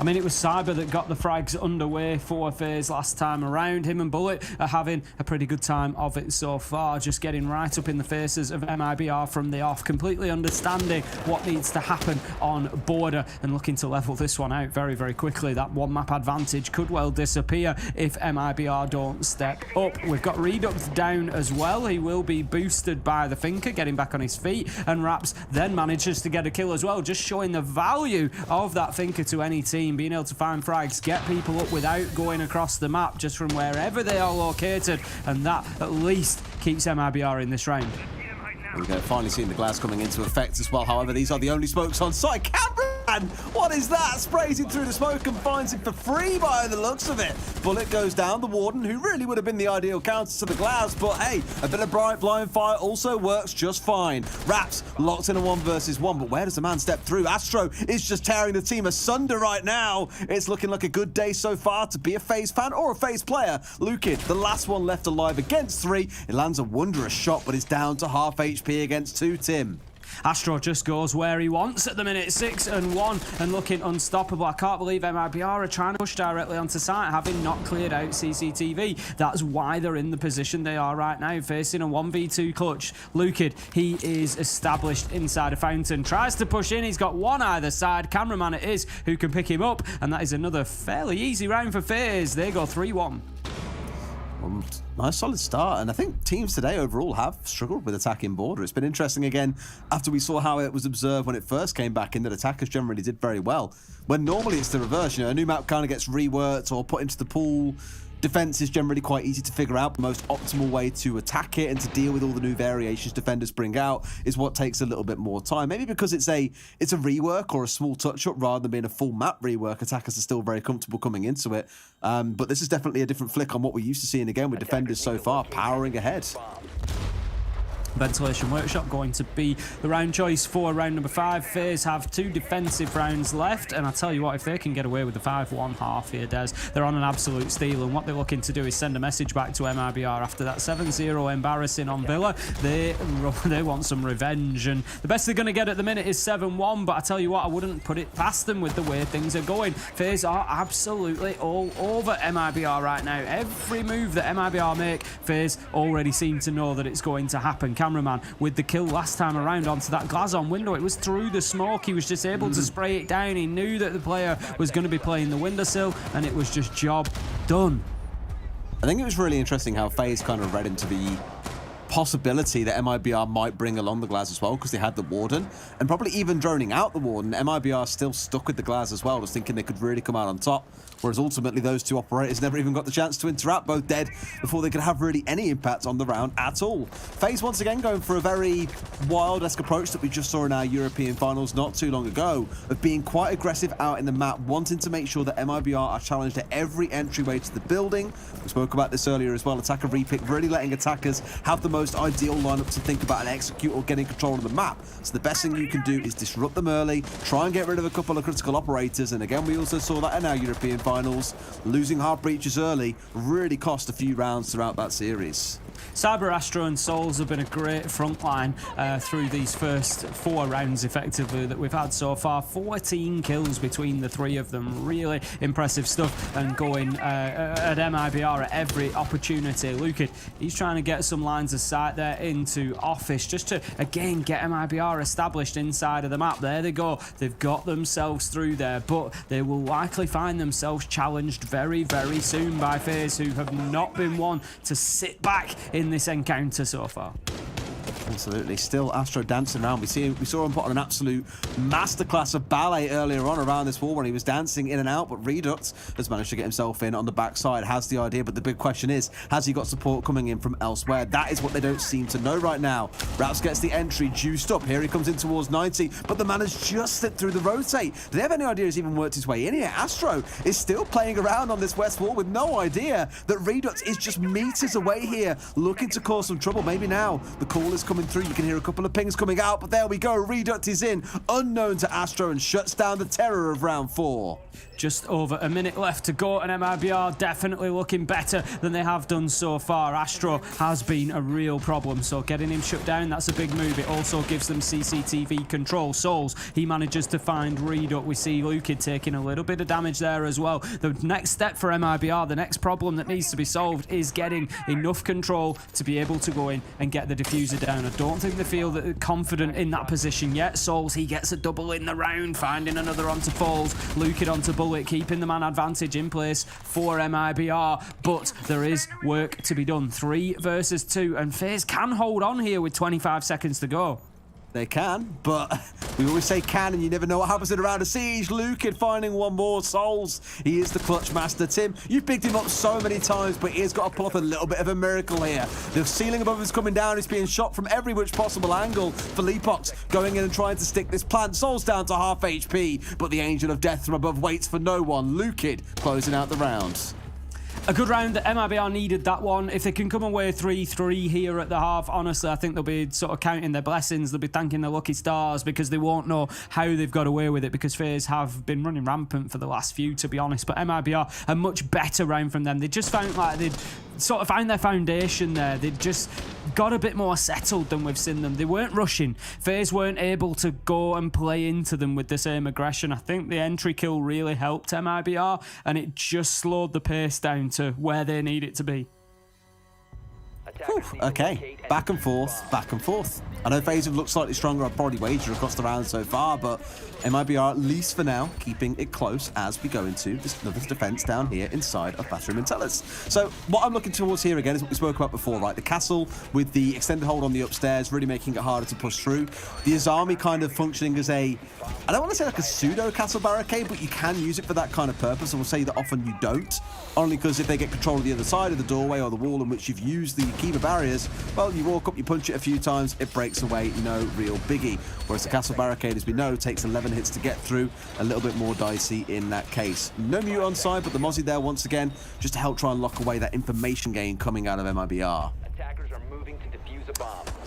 Not too much attention towards Office, which is, it's interesting. We've not seen attackers necessarily focusing on it completely either. The vertical play previously being much more sort of vital for this site, but look at this straight away. We're going to have the window opened up directly into site. MIBR tried to just foul themselves in through there last time, hoping to win the gunfight with Cameraman. They did win the gunfight, but Souls was in a position to cover and got himself a double as they came through the window. So I don't think that MIBR are going to be trying that strategy again. The last round showed us that they just had to slow things down a little bit. I don't think we're going to see anything overly aggressive.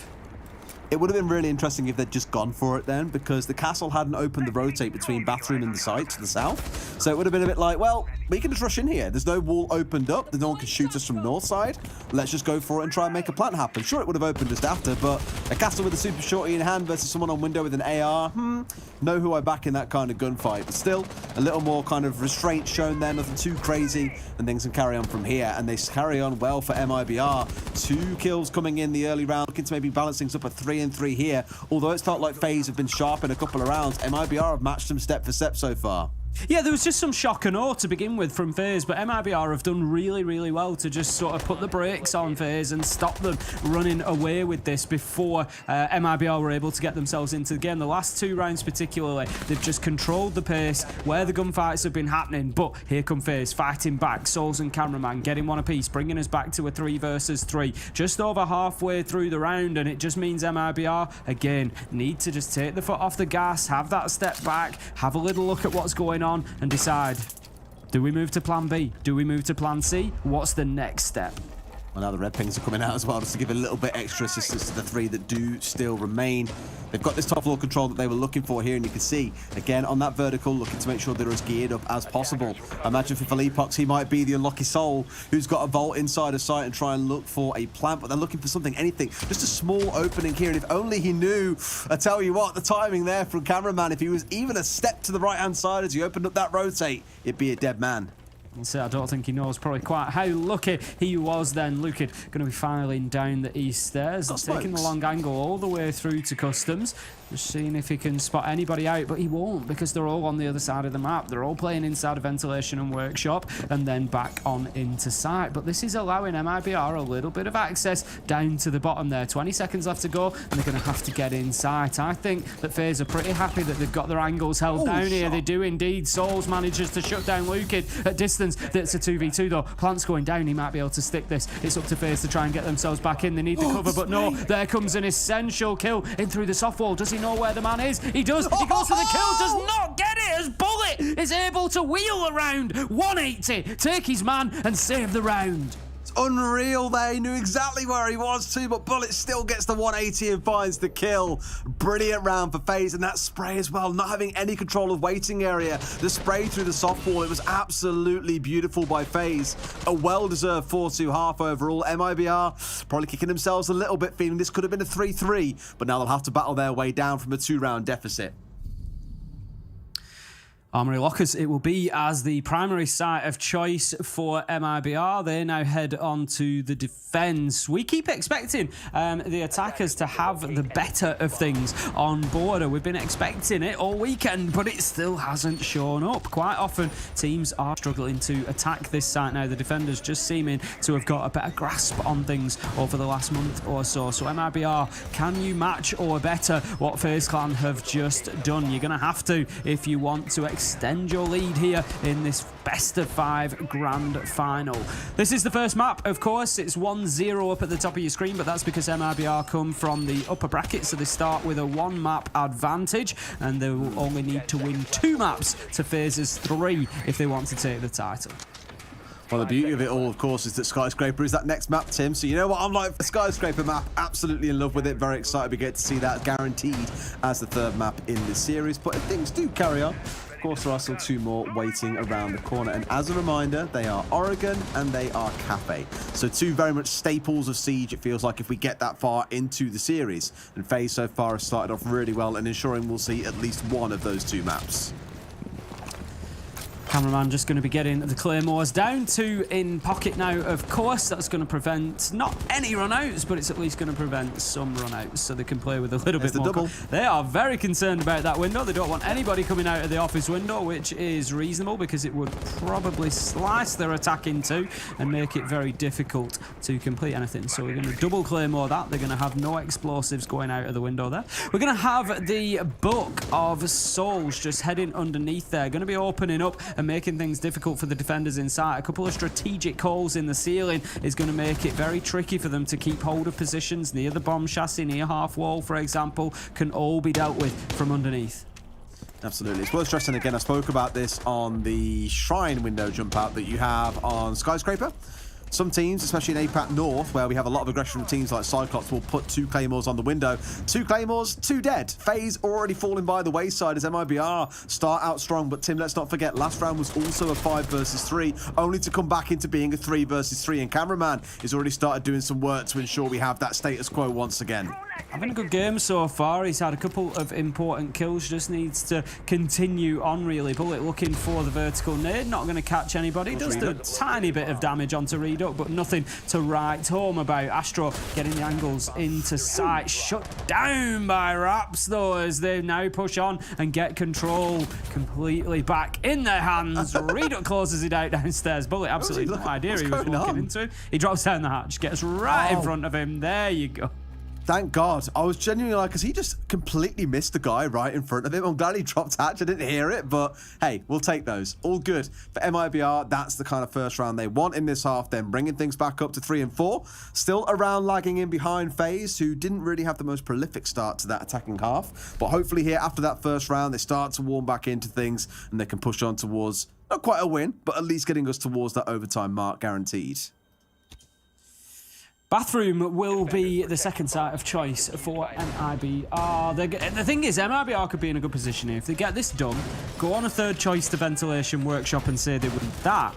You're 5-4 up, you've had a complete defensive sweep, and you start looking like, actually, we only need to now take 2 of these again, and we can call it a job done. They'll have the map. So, important 2 rounds coming up for MIBR.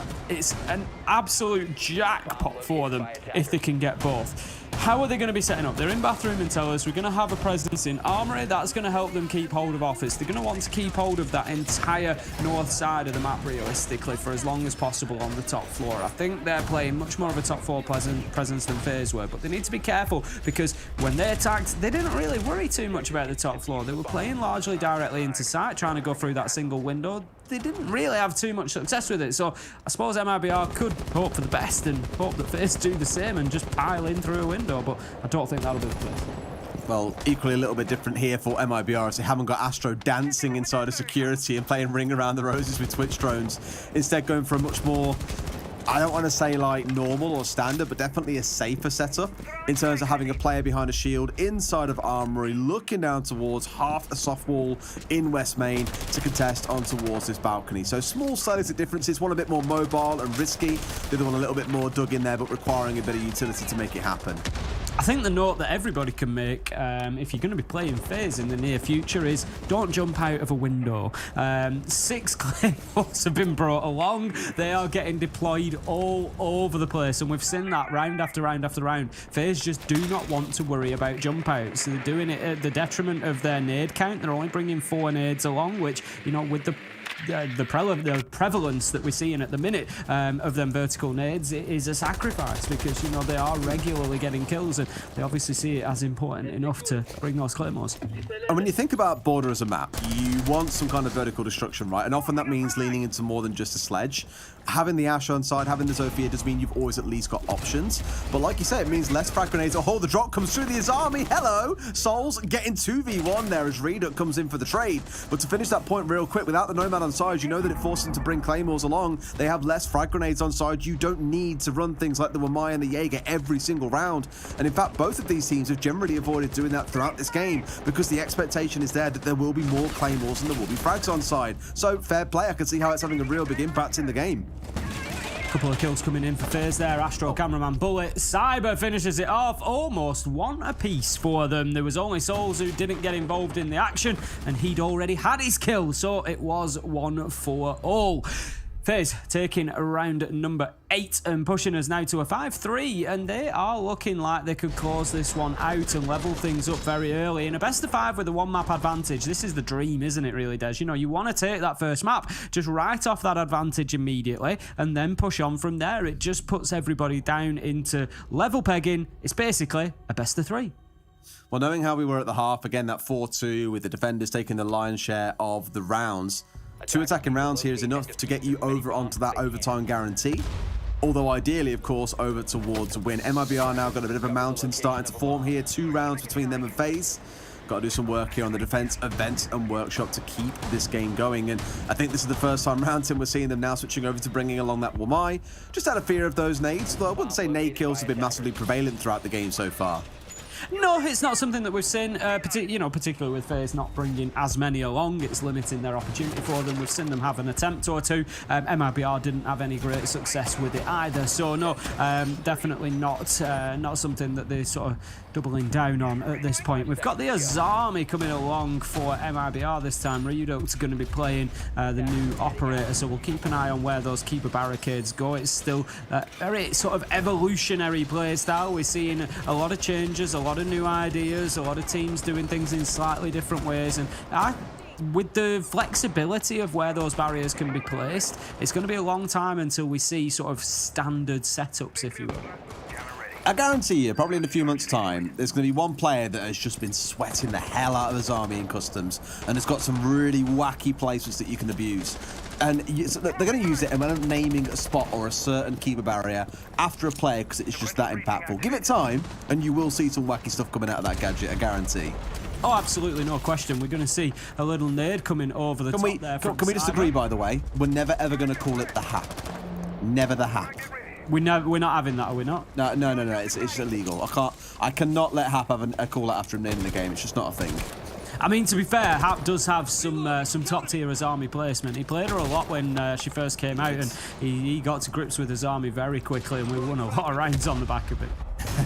Absolutely no surprise. But here we go then. Now we're starting to see the circle enclose here. This is like a battle royale all of a sudden, Tim. As slowly we're starting to see barriers smashed down, soft walls opened up, FaZe Clan closing in from seemingly every single side of the map. Cameraman on West Main, one on Sandwich Rappel, the rest of them all moving in now. And here comes Cyber looking in towards Fountain. They've closed down, they're sandwiched in. They've absolutely crushed MIBR on this defense here, Tim. And this is the round they were looking for. Falls with it all to do. He's only got 2 kills to his name, not his best performance so far, and he's got to hold back the onslaught of Cameraman, Souls and Cyber in this 1 versus 3 with still about half the round to play.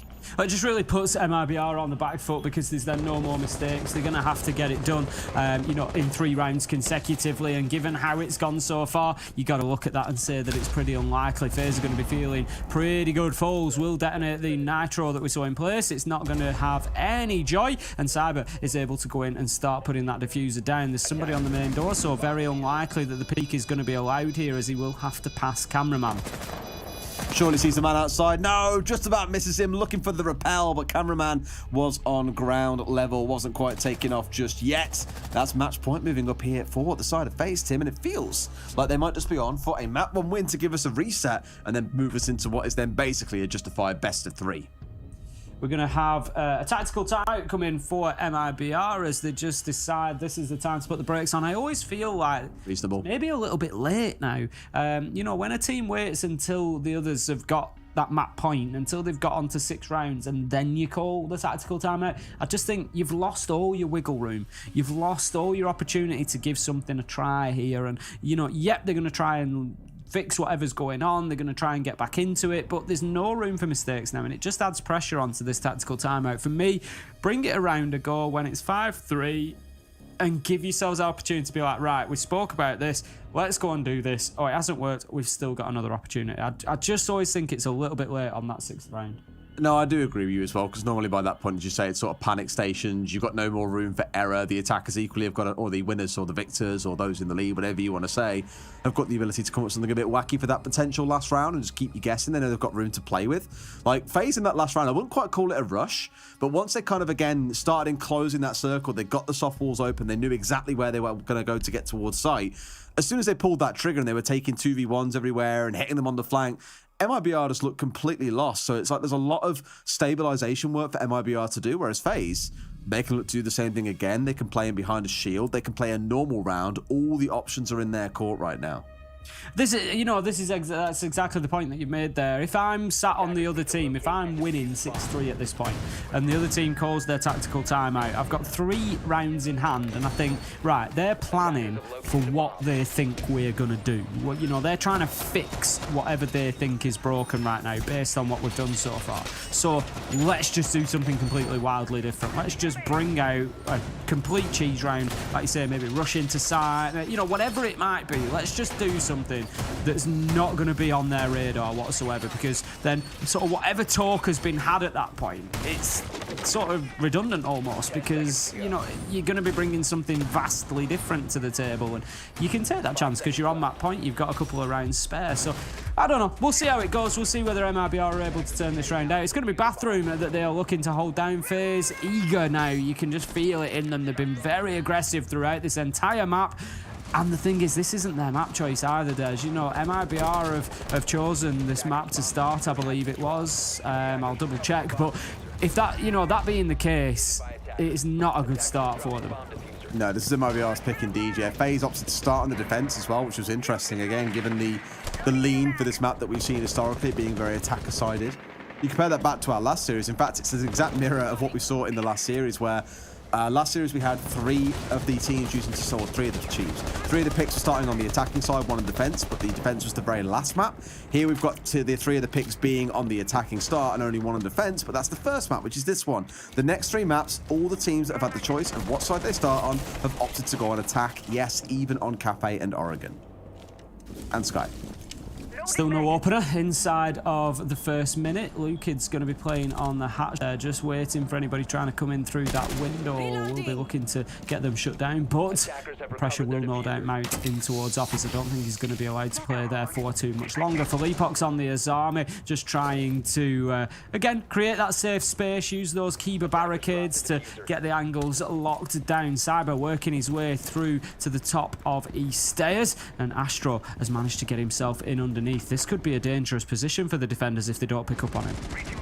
Absolutely. Well, here comes Lucid as well, getting himself into a firefight. Cyber cleaning up for Philippox to be there for the trade on that Azami, mind you, and is still going to keep on ruling the roost at the top of waiting area. Raps finding one back on the other side, but this top floor is now compromised. The attackers moving in, and MIBR have really got to dig in deep. Raps finding a critical kill. MIBR might have done enough here as a third goes down, 3v2, but Souls and Astro, they pulled it back to a 2v2, Tim. 20 kills between the two of them so far. There's Souls and Ludicrous. Astro going absolutely wild at the minute. Souls inside of office now established with that vertical control, looking to put pressure into sight. We can see that's where both of the MIBR defenders are, or at least they're on the ground floor. Astro manages to find Raps. 1v2 now. Falls has to hold on, and he's got a long time to go. 40 seconds with a man above you. That is not going to be easy. Souls doesn't have any option to open up the floor, but if Astro does go and join him, he's got a couple of soft breach charges, so if they want to get any vertical angles to then cover a potential plant, they can, but they're going to have to move very, very quickly. I don't think it's going to be an option now. Down towards 20 seconds. Astro is droning, and there they go. They've spotted him. They know exactly where Falls is. It's all about the manhunt now. It's just about chasing him down, finding him. Astro has the diffuser in hand. He can get inside of sight and put this down should the opportunity present itself, but he needs to be aware that Falls has made the rotate, but they have outmaneuvered him here. He's going to look for the toxic wave canister. He should be able to do this, but Astro can stick it, and he will manage to. Out goes the second. Astro is looking to make the challenge. Souls finishes it off as he supports the man around the corner, and that is going to be the round. A comfortable first map for FaZe, interestingly. Yeah, like, for MIBR, that being their map pick, everyone coming in, upper bracket, feeling maybe they had something to show here today. They've just had the floor wiped with them, Tim. I didn't even really feel it was close. I know they had 3 rounds on the board, but to me, that was the FaZe show. Finished inside of about 35 minutes as well. No messing about from FaZe.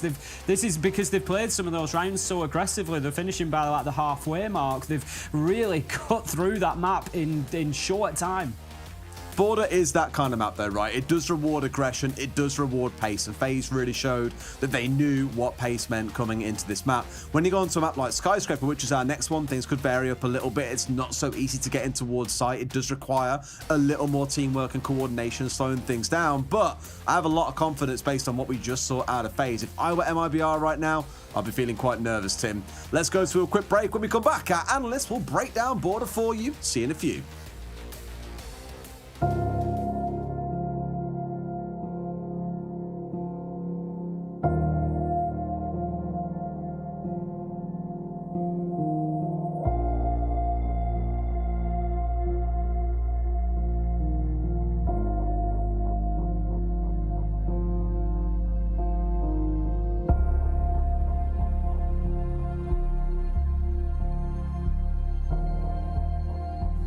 जब चढ़ाई में चलो चढ़ने में तो इतनी problem नहीं होती, तो थोड़ा सी बर्फ़ में यहाँ पे आंगन में ही थोड़ा सा पैर फ्रैक्चर हो गया था। मेरा नाम सीमा ठाकुर है, मैं हाउसवाइफ हूँ।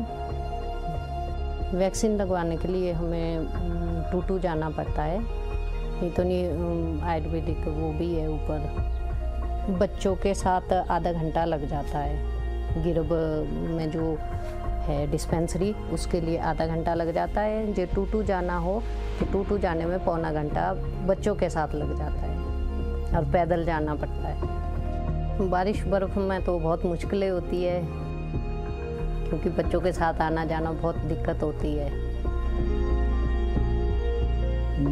मेरा नाम कृष्ण लाल है जी, और मैं स्वास्थ्य विभाग में, क्योंकि कुछ साल पहले ऐसा होता था कि गांव में पता ही नहीं चलता था लोगों को कि क्या है, कोई पोलियो है कि कोई जानता नहीं था।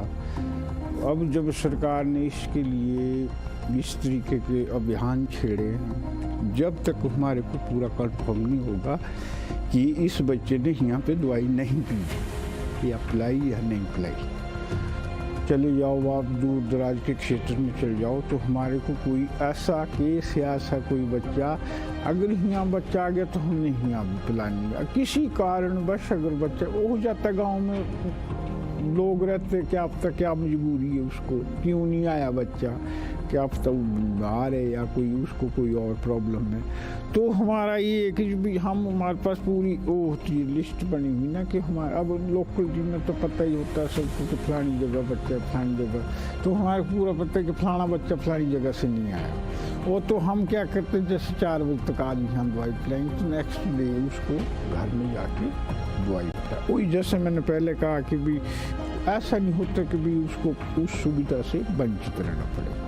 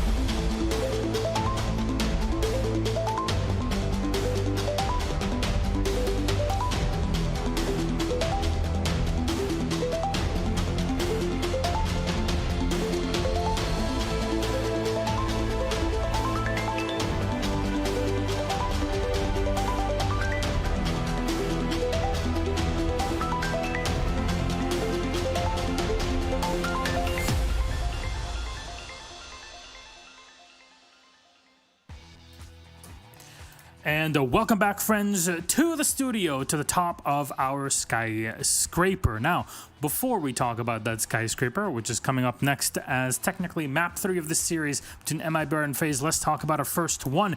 FaZe taking a border just.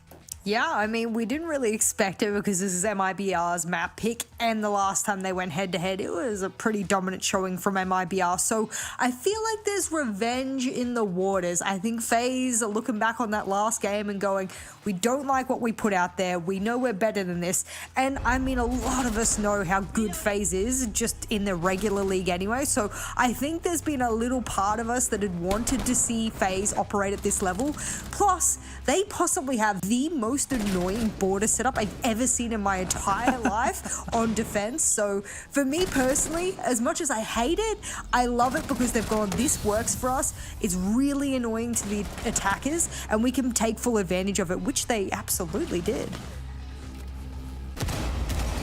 Yeah, and I mean, like, talking about the defenses as well, like, we were talking about how they were playing a lot of these operators like Alibi, like Legion, like a lot of these ops that really want to like take gunfights with you, they want to swing you, they want to engage with you on the roam. There was never any catching operators. Catching operator being like a type of operator that can catch grenades. There was never a Jaeger, there was never a Wamai, there was never even an Aruni who could theoretically catch some of those grenades. And so I was a little confused why we weren't seeing more of that grenade play coming through from MIBR. Typically, it was only Raps that was trying to bring grenades. A couple of times we saw Falls or Reduct jump in and bring a couple of nades, but typically there was never any grenade play coming through from MIBR. So, I mean, maybe part of that is the map, right? Border can have some of those big open rooms where it can be hard to land grenades, but I do think like an area of the map like Armory and like Lockers, you really can find some of those great angles to toss nades in and get some advantages. But instead, MIBR kind of walked right into those defenses that FaZe were setting up with a lot of those kind of aggressive ops that like to swing and take fights, and they weren't really trying to get an advantage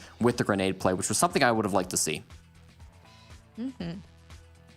Oh, well, grenade play. I mean, you've seen this over the past year where grenades, explosives, and general throwables have been so important for attackers, and you get one kill and then suddenly snowballs into a round because we know the advantage it gives you, especially on the attack and especially on border on top of that when you're able to get an entry kill. So that's one map, but as we turn our attention to Skyscraper, not just the one that we are on currently, as you see, the wind is howling and my hair is, flying all over in this, but Skyscraper is next. And we've seen it a few times. We've seen it first today in our EU final here, but what is there to expect in that for FaZe MIBR, Jess?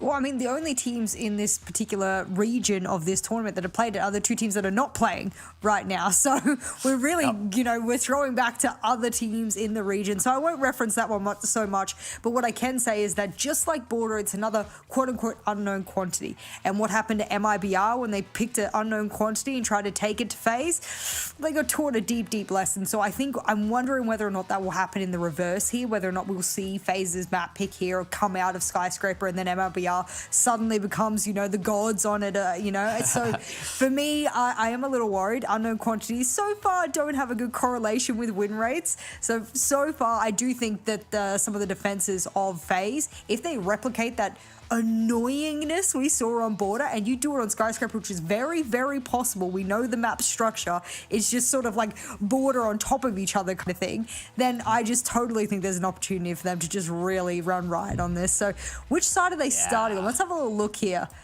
MIBR attack, no. FaZe start defense again. Oh, oof. Ladies and gentlemen, it's going to hurt. First half's going to hurt. Yep. Well, Jesse, final thoughts before we get into game? What do you think? Skyscraper's a map that MIBR have never won in their history. New map, obviously, a small sample size, but still, this is going to be an uphill battle from them against FaZe Clan, who have taken a win on this previously in the BR6 season. So I'm leaning towards FaZe once again, but anything could happen. Anything can happen. We already saw it in EU. Spoiler alert, by the way, this is the time to mute, is just in case. WYLDE has lost that. Well, lost kind of going into Skyscraper. So tough time in there. We had WYLDE going in, upper bracket advantage, and they were able to take it through after they lost that second map. So there is potential here that MIBR can kind of close this map and kind of move it forward, or FaZe could get the advantage for the first time. As now, of course, they are tied 1-1. Our casters are ready. Our game is ready. MIBR versus FaZe continues. Enjoy.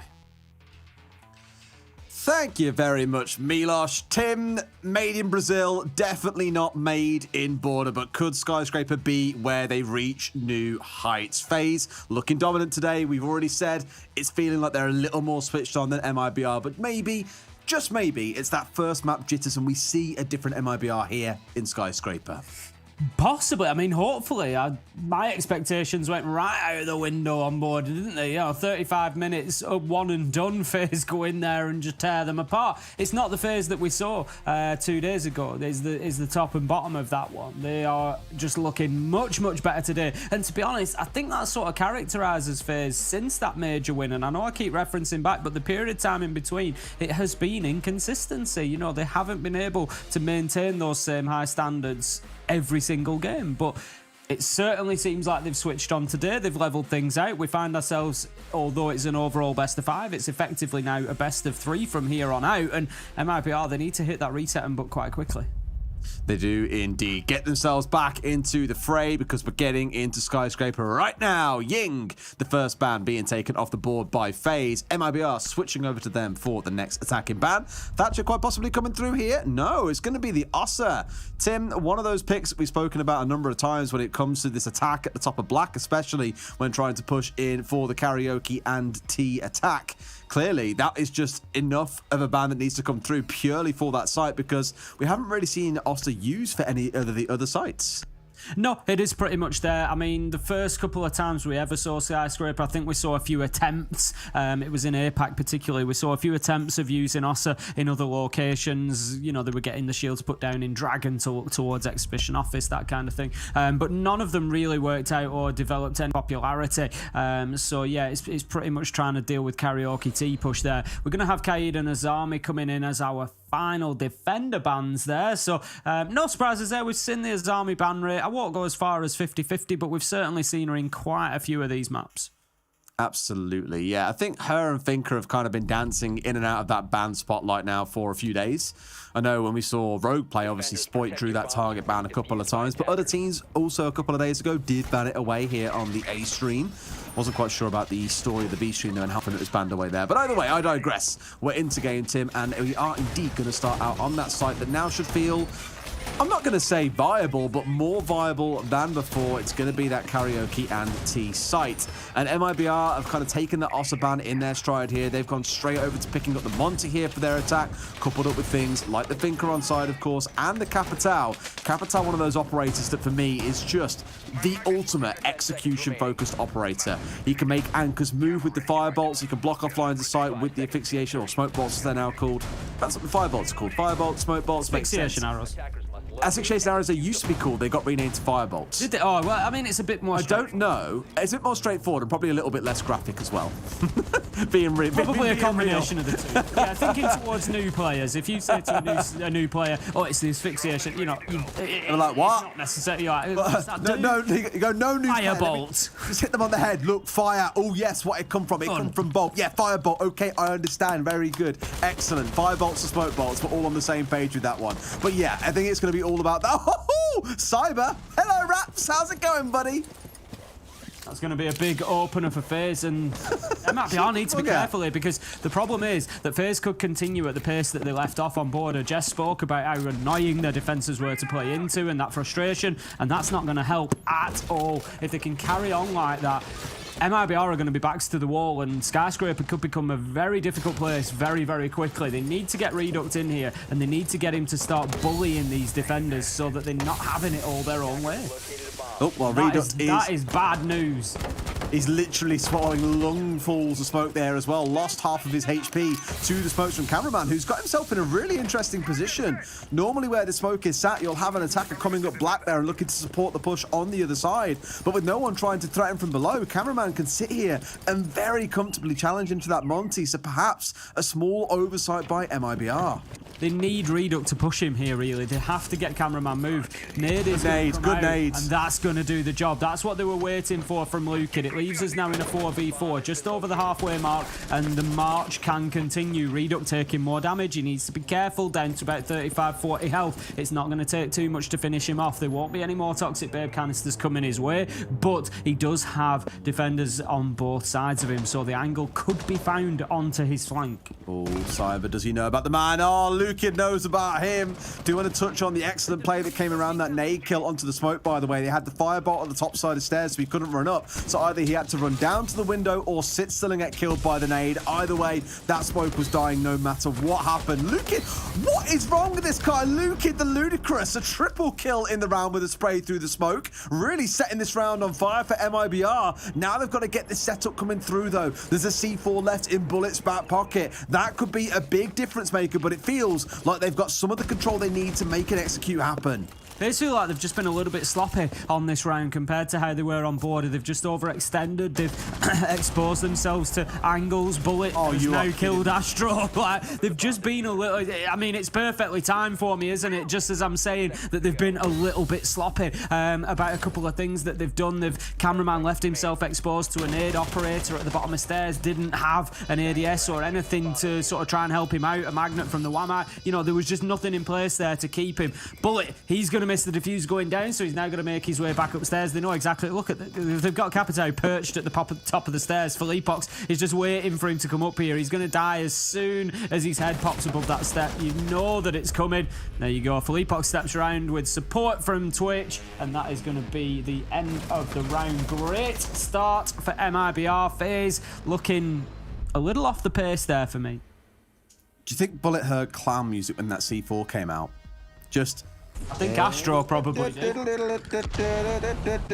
no, because Astro was the unfortunate. He was the guy who got. That's what I mean. He's the one sat there thinking I'm playing in a circus here. Oh, admittedly though, a lot of that did come from Lukid there with a really solid start to the round as well, just marching his way forwards. The grenade kill onto the smoke, the spray through the smoke to get another kill as well. Landed himself a 3K. A really good round for Lukid, I want to say, rather than MIBR. I did comment on how, okay, well, you've got the Monty coming in. He's lost half his HP already. There's no control on Black. Sure, you get the pinch onto the smoke, but it did take about 30 seconds to respond. And really, for Cameraman, once he burnt through those 3 smoke canisters, that probably was the sign to drop away. Because you full well know the attackers want control of Black, and they will be sending someone after you. Whether or not he felt he had cover from a teammate downstairs for that or not, I don't know. But when the grenade came singing in through the window, accompanied by the firebolts, he was never getting out of there alive. MIBR were ready for another similar push onto Karaoke and T. You can see the attacker repick swapping away the Capitao, swapping away the Monte, and just changing up the attacker lineup. That's been one of the most valuable uses, of course, of attacker repick so far, is to be able to sort of avoid that situation of setting up for the wrong site. You now at least always should be on the right plan every single time. So MIBR, they're going to be attacking this time onto Kitchen and Barbecue. They're going to want control over the same area of the map. They're going to want Karaoke Tea, and they're going to want Geisha, so that they can then start heading down into site. But for the time being, it's looking very lateral. Yes, indeed, and that's not really a bad thing. We speak about some teams that don't ever really make use of the verticals. Some teams use them to the extremes. I think about Rogue when I say that kind of statement. They absolutely love playing verticals with nades on this map, or in explosives in general. I think, again, between these two teams, we're not seeing a massive lean into the nade meta overall. Even with things like the Finker, the Yarn, and the Maverick available, we're only really seeing 2 sets of nades coming in, one from the Sledge and one coming out of the Finker as well. Otherwise, they're leaning in towards things like the Buck and the Twitch, so leaning in towards other forms of utility, which is, I guess, nice to see. It means you have more options and more tools to use for your executes than just relying on nades to soften the enemy team up, especially when a bullet does the job just as well. It's Cyber this time round, shutting down the hero of round 1. Luke, it's off the board. Better start for FaZe this time. They need to iron out that sloppiness. They need to make sure they're not over-peaking, not overexposing, not leaving themselves in dangerous positions like that. Raps able to just step around and get the kill, level things up 4 versus 4. Cyber gets taken down on the Arune, and this is good pressure coming in from MIBR. They've got that top floor area surrounded. They can start moving in and taking a little bit of control over the next 30 to 40 seconds, and then they've got time to work and soften up sight and look to get that execute off. Reduct, he is now inside of the map. Interestingly, he's gone in on the first floor. He's very close to sight in the toilets there, and he's going to be looking to get aggressive. Razor Bloom is going to force Raps back for the time being, but he clears out the Banshee while he's there, and then he can look to aggress forward. This is all about top floor as well. This is where the war's still taking place, where it's down on site itself. You've got a couple of members starting to square up for a potential execute, but they know they want that top floor control to really make this comfortable, else you could just be running into your death from above when things finally kick off. Redux, at least for now, being held back by one of those smoke canisters coming out from Cameraman. The second deployed just after, but you know that means that clock is running down. Around about that 25-second mark, we'll start seeing a move come through, and there's that death I was talking about from above, Tim. It's 2 big kills coming out of Astro, but into sight comes Falls, brings down 1. Cameraman on the deck, and now 1 on Sushi, in a little bit of danger here, being pressured from Pantry side for Leapox. A nade in hand, bouncing it up towards Black. Will he find the man rotating down? No, he will not. But you can see these players starting to collapse in, only for Bullet to find the kill. It's looking unlikely here that Falls pulls out a 1 versus 3 in 10 seconds. Bullet with the close. 2 big kills at the end, and FaZe get themselves on the board. Yeah, much better round from FaZe. As I say, just had a better control of that one. Didn't look sloppy, you know, weren't killing each other. They took the opening death, which wasn't ideal, but they were able to then lock it down, and it just feels like maybe FaZe found their feet a little bit inside of that round, and we're going to see a little bit more border out of them and a little bit less of round 1. So heading into round 3, FaZe are going to be taking the defense this time back to Karaoke and Tea Room. Okay, bold call. They do have Exhibition and Office available, but they've decided instead they're going to go back to that round 1 site. Honestly, I think if they just prepare for it a little bit better. Cameraman's position was fine where he was. It did a good job of holding back the Monty, but he just didn't have the utility he needed to support him. He needs more magnets down there that are spread out sufficiently so that he's not going to get naded out. You know, that's something that they need to do. Either that or he doesn't play there. He plays somewhere else. Usually the smoke's going to play inside a T and just peek around the corner to get those canisters deployed. That's what Leon was doing earlier on as well, so yeah, makes absolute sense. Or like I said earlier on, once you've gone through your 3 smoke canisters and wasted a bit of time, get out of dodge, rotate back downstairs, go back through restaurant, because you know full well the attackers want that ground that you're sat on and will come for you at any cost. On MIBR's side, the comp is looking very much the same here. The only real change being that Jackal. Philippox picking that one up here. They want to go Roma hunting, boys. They want to try and find out where these Romas are that are sat behind the cover of these mutant mozzies. And in fact, Cameraman already almost losing his life there, down to just below half HP. not a good start. Again, for FaZe, much more on the back foot than they were in Border of these first 3 rounds so far. They're just getting challenged a bit more. Border, they were able to get aggressive, get up in the faces of the attackers, but Skyscraper just not playing in quite the same way for them. Skyscraper just a slightly bigger map, more rooms to deal with, more angles. Border a little bit more simplistic in that way, so I think that's just playing into if FaZe are trying to do the same thing, trying to get aggressive. That's why they're getting hit from these sort of unexpected locations sometimes. Now then, Reduct is on the move at the minute. We'll see where he ends up, but this is basically in response, I think, to Cameraman's position on those stairs last time, holding them at bay for so long. So we're going to get ourselves down to the bottom of Black Stairs. We're going to push up there instead, and we're not going to allow the smoke to play in that location. Yep, I mean, at least for here, it's again much of the same. The Thinker coming in from below, looking to remove Cameraman, who would have been on the stairs previously. This time round, I imagine, has course corrected that position, especially after losing half of his HP. Reduct is going to be the big focus because, again, that Monty is sort of the tip of the spear. It's a dull spear. It's not exactly very deadly, but it is a very robust front of the spear at the very least. So he is going to be the big focus for them, and me may well try and find other members of MIBR looking to capitalize on the chaos that he caused. I'm pretty sure that got caught out by the Mozzie earlier on. That's why he just shot out his own shock drone. Yeah, I mean, it's a bit of a funny location, isn't it? I'm sort of, my brain's ticking around thinking, did the Mozzie capture it and put it up there? Yes, he Is did. there a way to get up there without throwing it? Or did the Pest go up there and it was just a really good preempt? I'm not sure which way around, but either way, Bullet is going to pick up the opening kill, and that's a big one, Des. He's taken down the Monty. That's Reduct gone, and that is going to be a big part of this attack that is missing. Well, thinking about it, maybe I should put the drone up there. The Mozzie saw it and then just shot it, right? Like, why not? Possibly, yeah.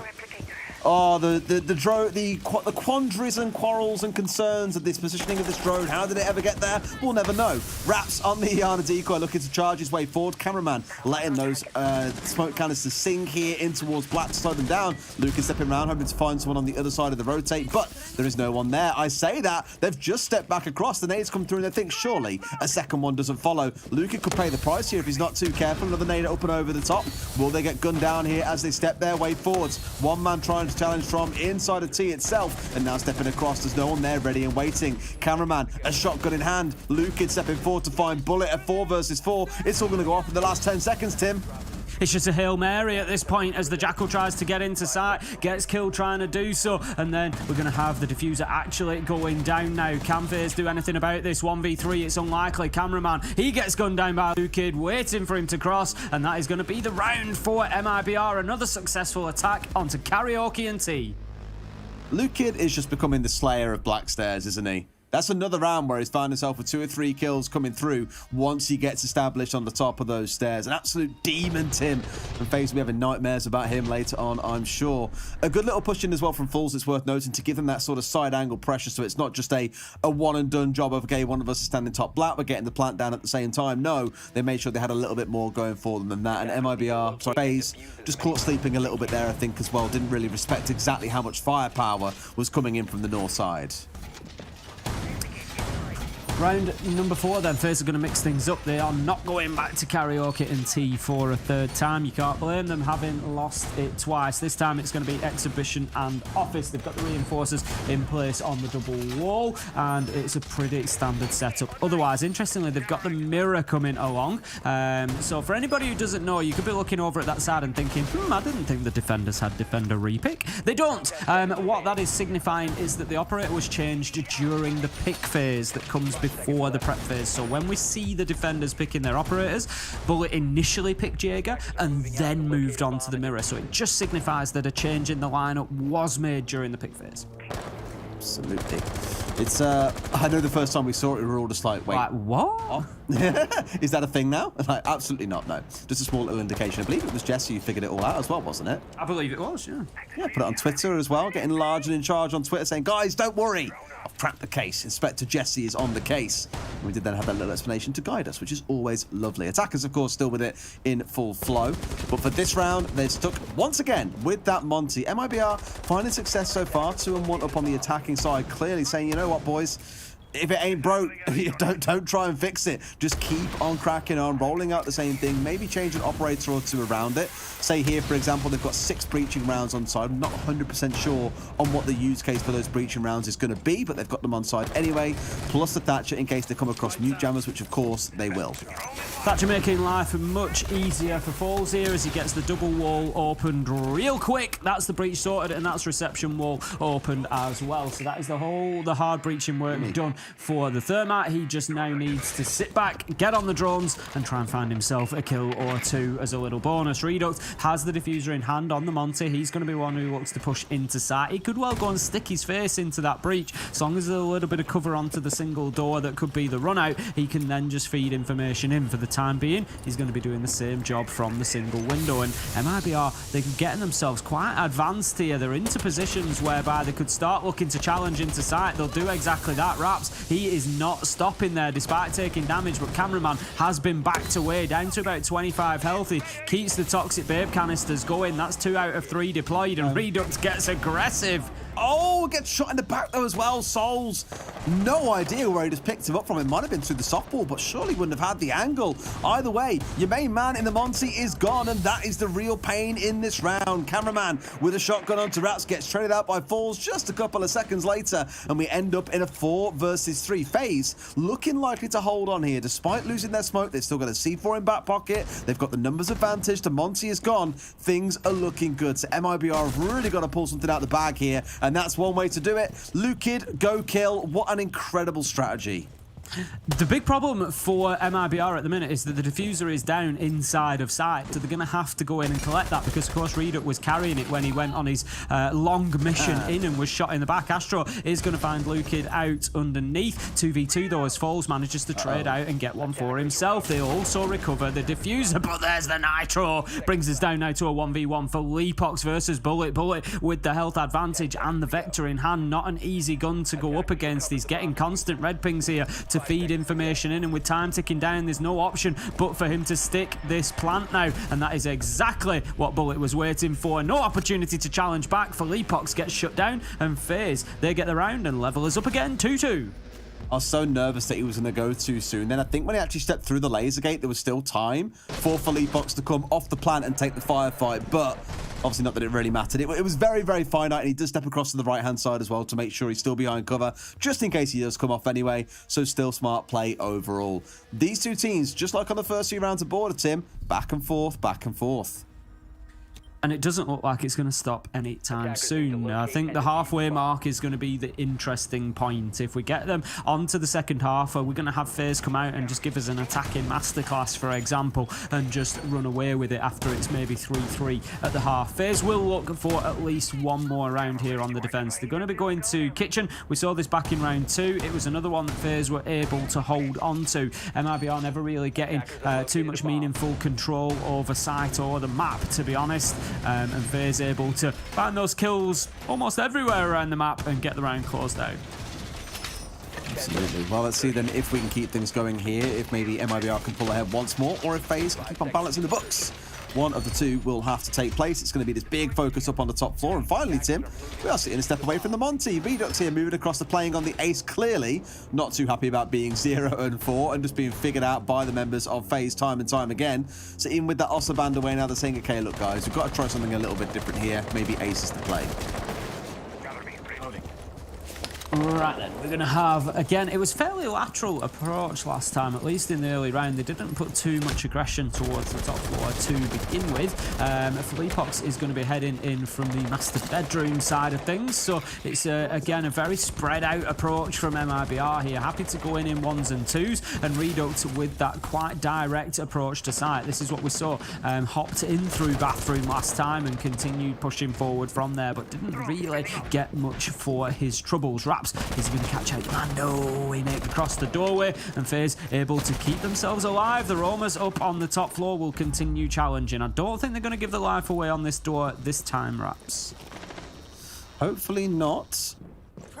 But again, my attention turns in towards Cameraman, because for me, he's been a pivotal part of these holds on the upstairs. Right now he's playing on the downstairs. Look, he's a mile away from any of this action going on upstairs. But one thing I've probably noted is that all 3 of those canisters are done by about the 30-second mark. they are being deployed relatively early as kind of a, well, if we can waste a bit of time, then great. But they're not being used kind of when the critical push actually comes through, giving MIBR a lot of time and space to play with. So I'd love to see him hold on to those 3 for just a little bit longer than normal here. Maybe start chucking them out about the 40-second mark, assuming he's alive at that point, because that's when you're going to find you can really maximize their impacts. Raps finding a very tight angle through onto Cyber there, able to shut him down on the rotation into Karaoke, and that might just power MIBR forward in this top floor clearance. Oh, it's too easy. It's too easy for Felipox. Catches cameraman as he's trying to put a barricade back in place, shoots him in the back. Redux shoots Souls in the back of the head, and that is going to be 5 versus 2 now as MIBR have managed to find some pace in this round. Still a minute to go, and they're getting the diffuser down, almost certainly going to stick it. Redux will be successful, so that is now FaZe seriously on the back foot. Another kill comes in for Bullet. The only question is now, can MIBR lock this out as a flawless round? Astro battling with one from above, low health, manages to find the kill, prevent the flow. Literally 1 HP. But with 1 HP, he has only a dream, and barely even that to go off at the minute. Might get an opportunity here as they open up the wall. Surely not. They're not going to keep feeding him. 12 seconds left. Just let him burn that time down, MIBR, because there is absolutely nothing that Astro can do realistically to go and disable that diffuser. 2 seconds left to go if he wants to have the time to do it. It has passed, and anything from here will be meaningless. Falls finishes it off with a kill onto Astro, and MIBR bounce back into the lead, 3-2. Doing decisive fashion as well. I mean, ignoring the kind of like vanity kills there, the glory kills, whatever you want to call them, that was for all intents and purposes a flawless round and execute coming out of the attackers. MIBR, we said that, okay, look, caught asleep on border, but maybe they'd wake up into Skyscraper. So far, they are looking far more present than they did before. What makes me a little bit nervous is knowing in that second half, we're going into FaZe's attacking half. It's their map pick, so arguably MIBR have chosen the side they'd much prefer to play here. FaZe could really start bouncing back once we get into the second set of this game. This could be a decisive sight. It's the last defense for FaZe, and they are going to Karaoke. Round 1, MIBR win. Round 3, MIBR win. And they hold on to it this time. I don't know what they think is going to be specifically different, but MIBR could be coming into the second half with a 4-2 lead here, which would be fantastic for them. And I'm sure they'll be more than happy with that start here on Skyscraper. It's always what you're looking for, really. If in any half, the 4-2 is the default where you feel you've really got that advantage. And especially attacking onto Skyscraper, that is going to be job done for MIBR. Bullet taking a little bit of damage there, I think, from the renovation going on. That's not ideal. It's just going to leave him 1 bullet less in any gunfight that he should take, and maybe something that MIBR could take advantage of. Never know. You absolutely never know. Looking at the attacking lineup coming out of MIBR, they're pretty standard overall. You've got the Maverick, you've got the Thermite. Those are the 2 hard breaches you want here to get through into the exhibition wall. The Flores is a bit of a different one as well, because I would wager we don't see Flores all that much on this map. I know for some teams they'll use it. BDS, again, one of those ones that jump to mind. The difficulty here is because there's a lot of single doorways for you to work your way through. You are going to be greeted by a lot of these mute jammers coming out, one of which should be on this wall. And with it not being shot out, what you've got to be mindful of on the other side is the fact that 1, you can get shot through it. 2, you can be C4'd through it, like we've already seen today. You can be impact-nated by Bullet, potentially to deny away the exothermics too. So they've got to be really careful about how they approach getting this wall opened up. They got it done, pretty well last time they tried to approach and get this one open, and they are going to be able to do so. But this is a seriously extended defense from FaZe Clan, and they just need to hope that they don't leave themselves too thin on the ground. Right now, MIBR are playing into it, so it's not going to be too much of a concern for them. Raps trying to find anything he can through that breach, make use of the fact that the wall has been opened up. He does see Souls, can't quite put him down, but that now is Souls and Bullet, who have both been damaged by this MIBR side. Oh, literally the last. I think he's surprised by that himself. Oh, mate, yeah, absolutely. And Bullet's thinking, what the hell was that all about? He's definitely screaming right now. You just know it. Like, really should be alive at that point, but literally that last bullet, this is why you spray into softballs, ladies and gents. You just never know what you're going to find on the other side. Redux getting a little bit of chip damage down as well onto the other side of FaZe. So, although it has taken MIBR a long time, they have walked out with 1 kill on their side and 2 half HP members on the side of FaZe. Lukid heading out onto the rappel. Just, again, I like to see this from MIBR. They've got the Nomad brought along. They're just, you know, locking off the stairs, making sure they're not going to get hit on the flanks. It's something that MIBR do very, very well, and that is play solid siege. You know, they don't leave those cracks. You don't see them getting mistakes punished very often, especially by things like flanks, and that is exactly why. Just making sure that that's not going to be the case. Lukid is trying to pressure into Geisha at the minute. Cyber's just holding on for the time being. He has taken some damage, as we saw early on, but he's still all right. He's still going to be living to fight another day and holding on for as long as possible. 25 seconds left to go, Des, and they're not really in a position to be aggressing onto site. Cameraman finds Raps, levels is up at 4 versus 4, and for all the efforts they've been making, MIBR haven't really found many gains here. Philippox lucky to step back there as the shots rain in, and he's just not able to make any challenge. He's basically having to run towards site and leave somebody on their flank at the minute. Kills go either way, and how does he get away with that? He catches Cameraman as he returns back to site, and somehow they've got the diffuser going down. Cyber's underneath. He's trying to find an angle, but he can't, and the diffuser's been planted by Reduct. This is a real smash and grab by MIBR. It looked like this round was done and dusted, but the kills all came in for MIBR. 3 in the flurry of nothing. And oh my god. I mean, naughty from Cyber and barely, but Lukid there for the complete. The trade back on the other side. Tim, I really feel like that should have been a 3-3 half, but by some... I don't want to say luck of the draw, because it was far from luck. It was clearly very capable skill. MIBR, when they spent 2 minutes trying to clear out the roam, just suddenly find 3 kills out of nowhere. And FaZe can now be kicking themselves that they couldn't hold on to that round. I've no idea what's happened between Philippox and Cameraman there. Cameraman challenges him over in office, and Philippox runs off towards drum. I don't know how you can be surprised by him being there. Cameraman didn't pre-fire, he wasn't ADS, he was just running back to site. There's 20 seconds, where else is he running? He's only got one choice, and that is to run towards site to try and get something done. And I'm very surprised that he was caught out on his way back there as the defender, but hey ho, there we go. MIBR 4-2 then after 6 rounds, and we head into the second half of things on Skyscraper. It is going to be MIBR on the defense now, and they will kick us off with Office as their first defensive side.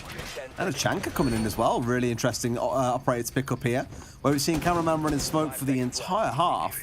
You're having a Chanka coming along.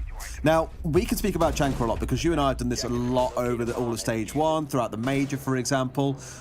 I'm still not 100% convinced by him. Less so the gadget. I think everything else is okay, to be fair. The LMG, not awful. We've seen some players actually getting pretty decent kills with it, and it's fantastic for site transformation. Don't have to waste time at all. Don't have to bring along a second shotgun, of course, as well. Still have the LMG on side.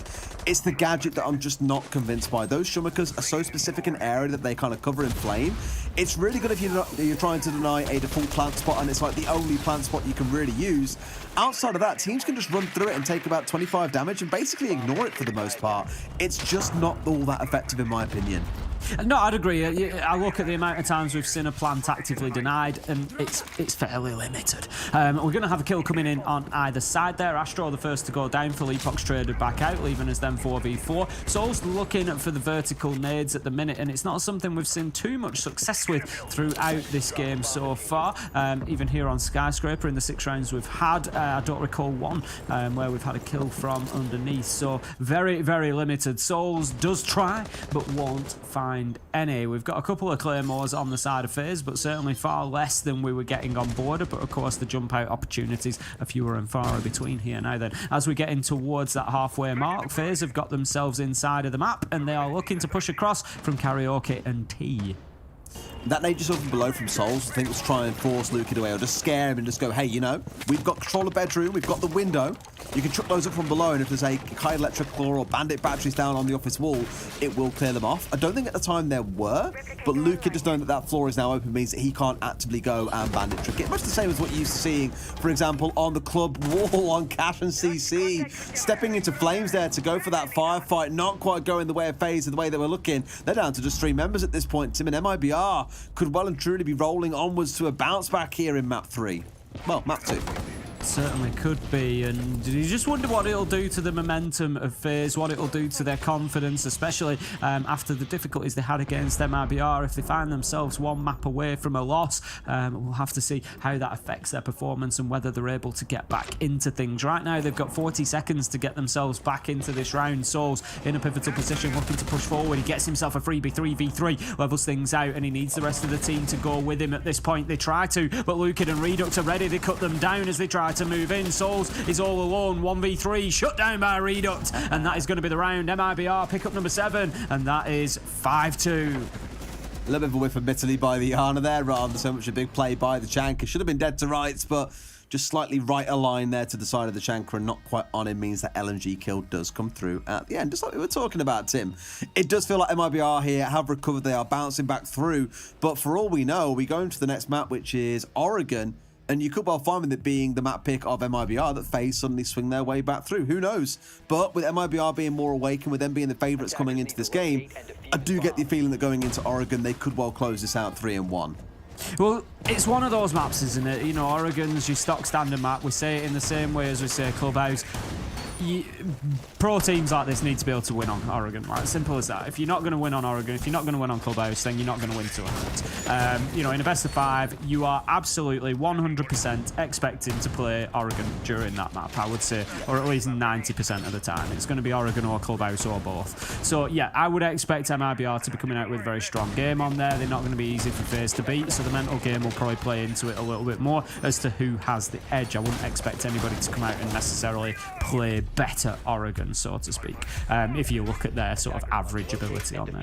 Karaoke and T then will be our round number 8, and FaZe, they've got to put the brakes on here, Des. They can't allow MIBR to start racking up defensive wins. They've already taken office. If they can get themselves another one here and put them on that point at 6-2, it could be a real body blow to FaZe that might just knock the wind out of the sails. Fun fact for you, Tim. I was looking at some stats just now. I love a fun fact. I'm sure you do. The South American region is the only region in Games Without Borders that has played every single map in the map pool. NA has only played 6, EU has played 7. So very fun fact. The diversity. Very fun fact. Cameraman going to be coming in on the rappel, looking to get towards terrace maybe. He's probably just going to put the Claymore down and dip himself away. He's not actually going to put the Claymore down because he's got flashes, but he's not going to be interacting with terrace. He's going to be looking more towards Geisha.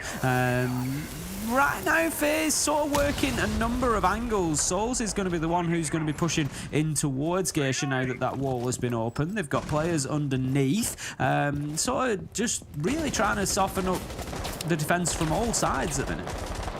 Yeah, the red pin come through. They must have the idea. Oh, they see him on the retreat out as well. Redux picked up for free. Fool's actually almost falling by the wayside as well, down to about half HP. That would have been tragic, especially because you're then also losing those 3 canisters. For Redux, of course, those Vulcan canisters are already out in the map, but you do lose a C4 that I believe would have been in back pocket. Yep, the only C4 on the team, gone. Nade will come out, will not connect with anybody, may have been looking to clear out utility given where it was thrown to. Raps is going to find cameraman, and from losing the opening kill, MIBR now find themselves with a man advantage, and FaZe are on the back foot trying to attack, but oh, how does he escape from that? Again? Somehow gets away from the book. He's got more than one life, that much is for sure. Call him a kitty cat at this point. That makes 3 that he's on to now. It's got a long way to go towards 9 and a lot of bullets that somehow is going to have to sponge through soft surfaces in order to not kill him off before we get to 9. We'll take it, Tim. Souls is inside a Geisha, worked his way forwards, popping out one of those Vulcan canisters on the north side of T, or Karaoke, sorry. And for the rest of them, they're all dug in. You can see for MIBR, they've kind of got this right side lean or this east side lean currently on the go.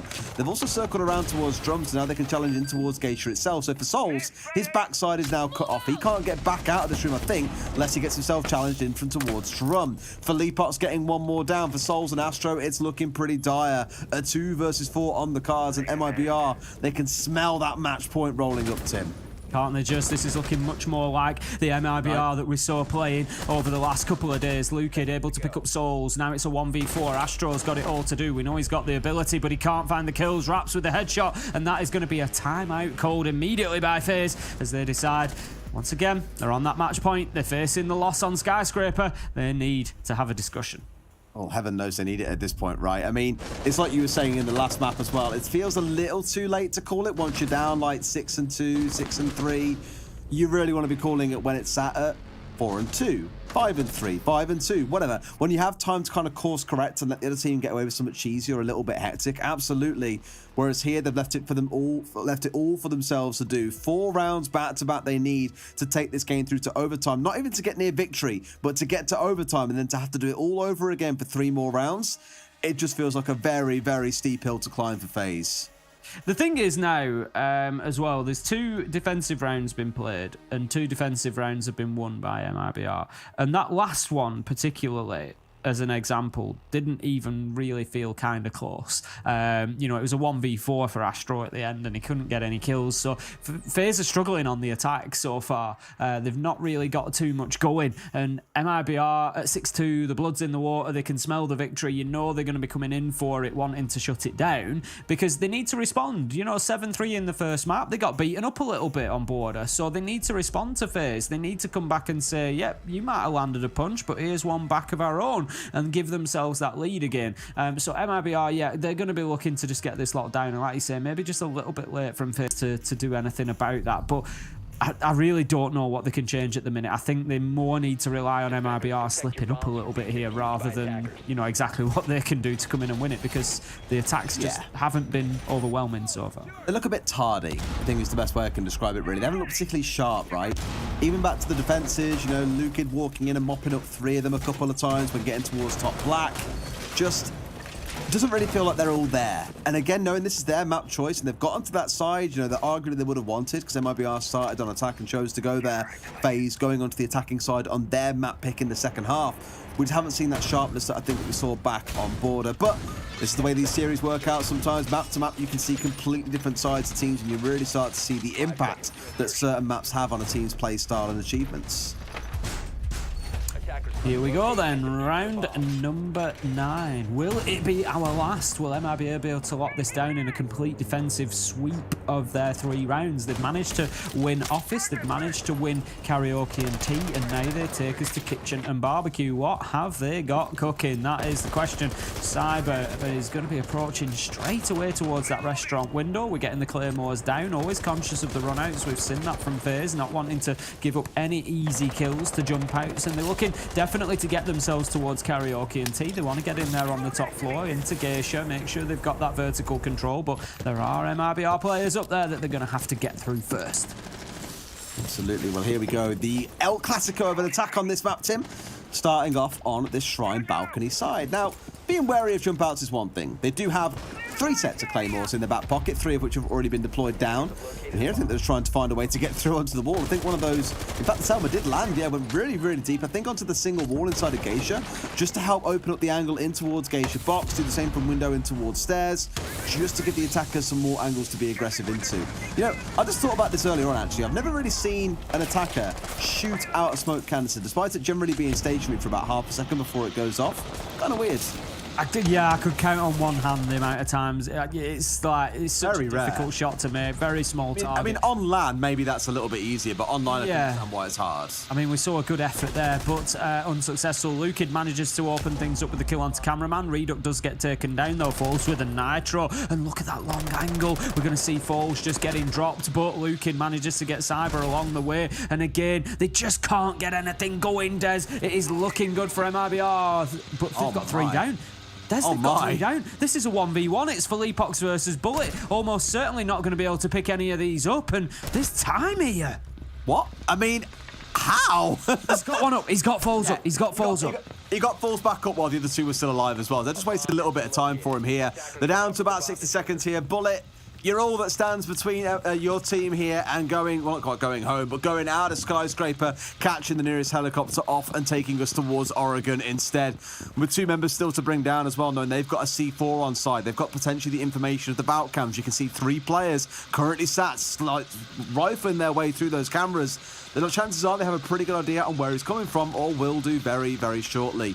Down to that last 30, it's now or never. That's it. There's no way Bullet gets into both of these challenges without getting spotted. spotted, I don't think, given that the cameras are just being used so consistently. Shots will come out, but he now comes off the diffuser and looks to make the challenge. Bullet was just baiting, looking for the kill. He knows there's somebody inside a kitchen. He finds one. Can he get two? Surely not. They just need to play for time. 9 seconds left to go. Bullet's going to go for the plant. Oh my God! Oh, don't rip the nitro! He's going to switch to the shotgun. It's ring around the roses, and somehow Philippox gets the kill with the shotgun. Oh, my heart could not take that, Philippox. That moment of panic then, I was just like, no, what are you doing? When he ripped the nitro, I was like, no! Like, why is it in hand? He's 1 HP, don't do it. But, honestly, I was panicking myself for a second there, Tim. But, okay, we get it in the end. It was closer than it had to be in that last round. But yet again, another really dominant map. Border, one-sided towards FaZe. Skyscraper, very heavily one-sided towards MIBR. Where does Oregon go? Do we finally get a balanced map? Who knows, Des? But right now, I think my money would be on MIBR. I said coming into it that I felt like they had the advantage. You know, they've looked so good over the last couple of days, and they've just shown us their border was for them, let's be honest, but they've just really turned that around. I mean, coming into that last round, Lukid was 11-2, absolutely on fire, and you hope it carries going into Oregon. Let's go to a quick break. When we come back, our desk will break down Skyscraper for you ahead of Oregon. See you in a few. Progress is a race that has no end. After every finish line, another challenge awaits. How can we continue to push innovation in a sport at the forefront of technology? This is how.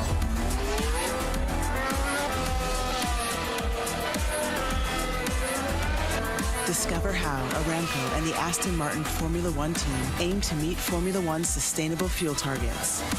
Aramco, powered by How.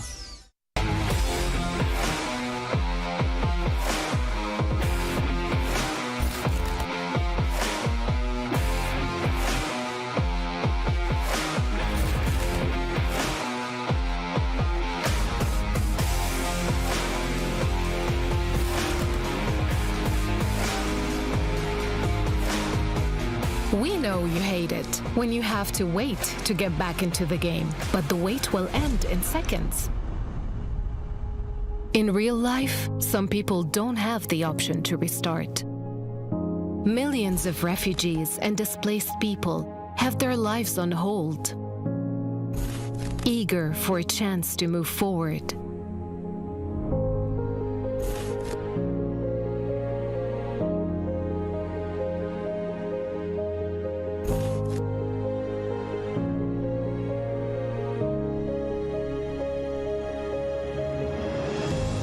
There are 84 million people around the world who were forced to flee due to war, conflict, violence, persecution, and climate change.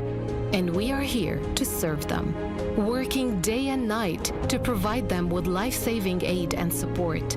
And you can be part of it. You can help people forced to flee gain access to life-saving aid like shelter, food, water, medicine, and much more. Donate to UNHCR. Help refugees and displaced families rebuild their lives.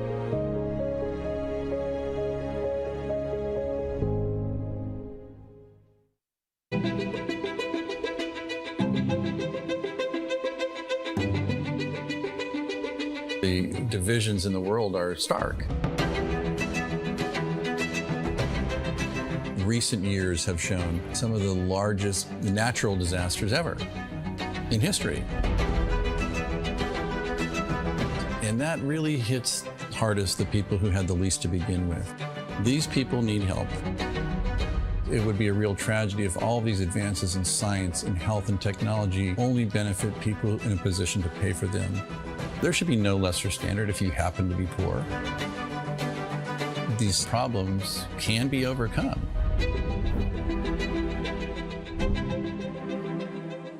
Direct Relief is a humanitarian, nonprofit health organization. The focus has been on the least fortunate, most vulnerable people.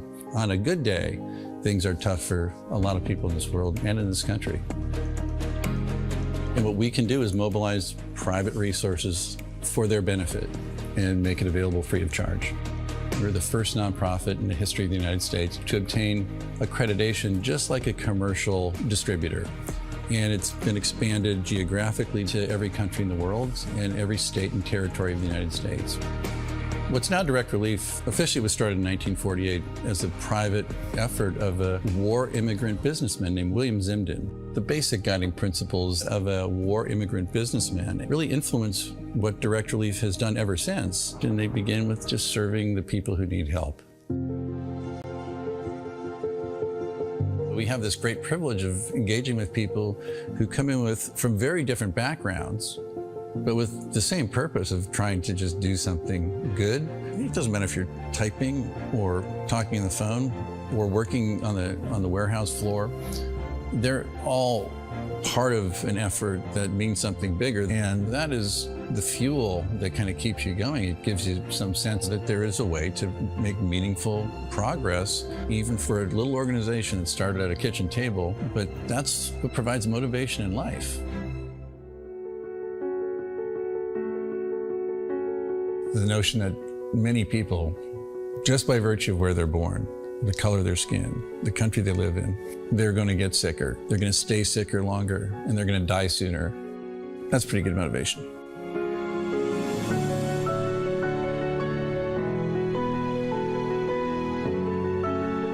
These issues are too big for any one organization to address. We really work hard to honor these guiding principles, invite people to participate, and we are sure thankful for the thousands of people across the country and world who have become part of Direct Relief by virtue of their participation.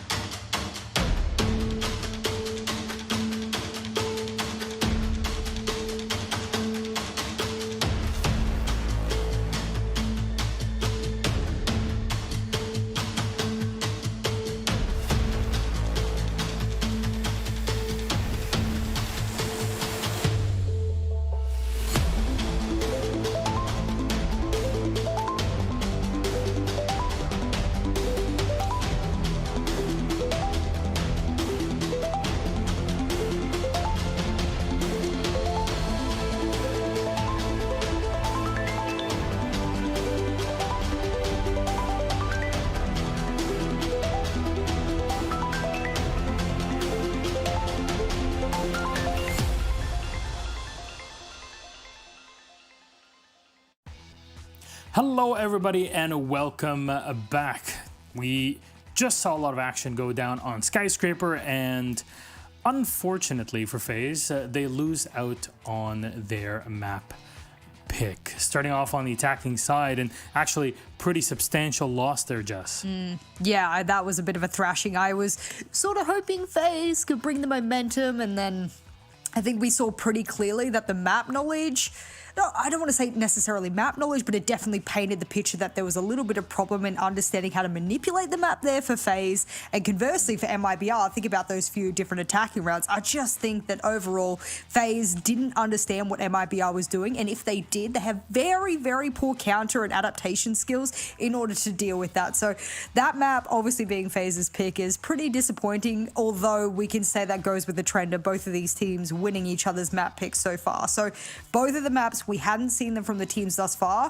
Take those sort of unknown quantities away, get into a more known quantity, and that's when maybe we'll have something a bit more to refer back to. But for now, it's just an MIBR sort of catching their footing and using that map knowledge to their advantage.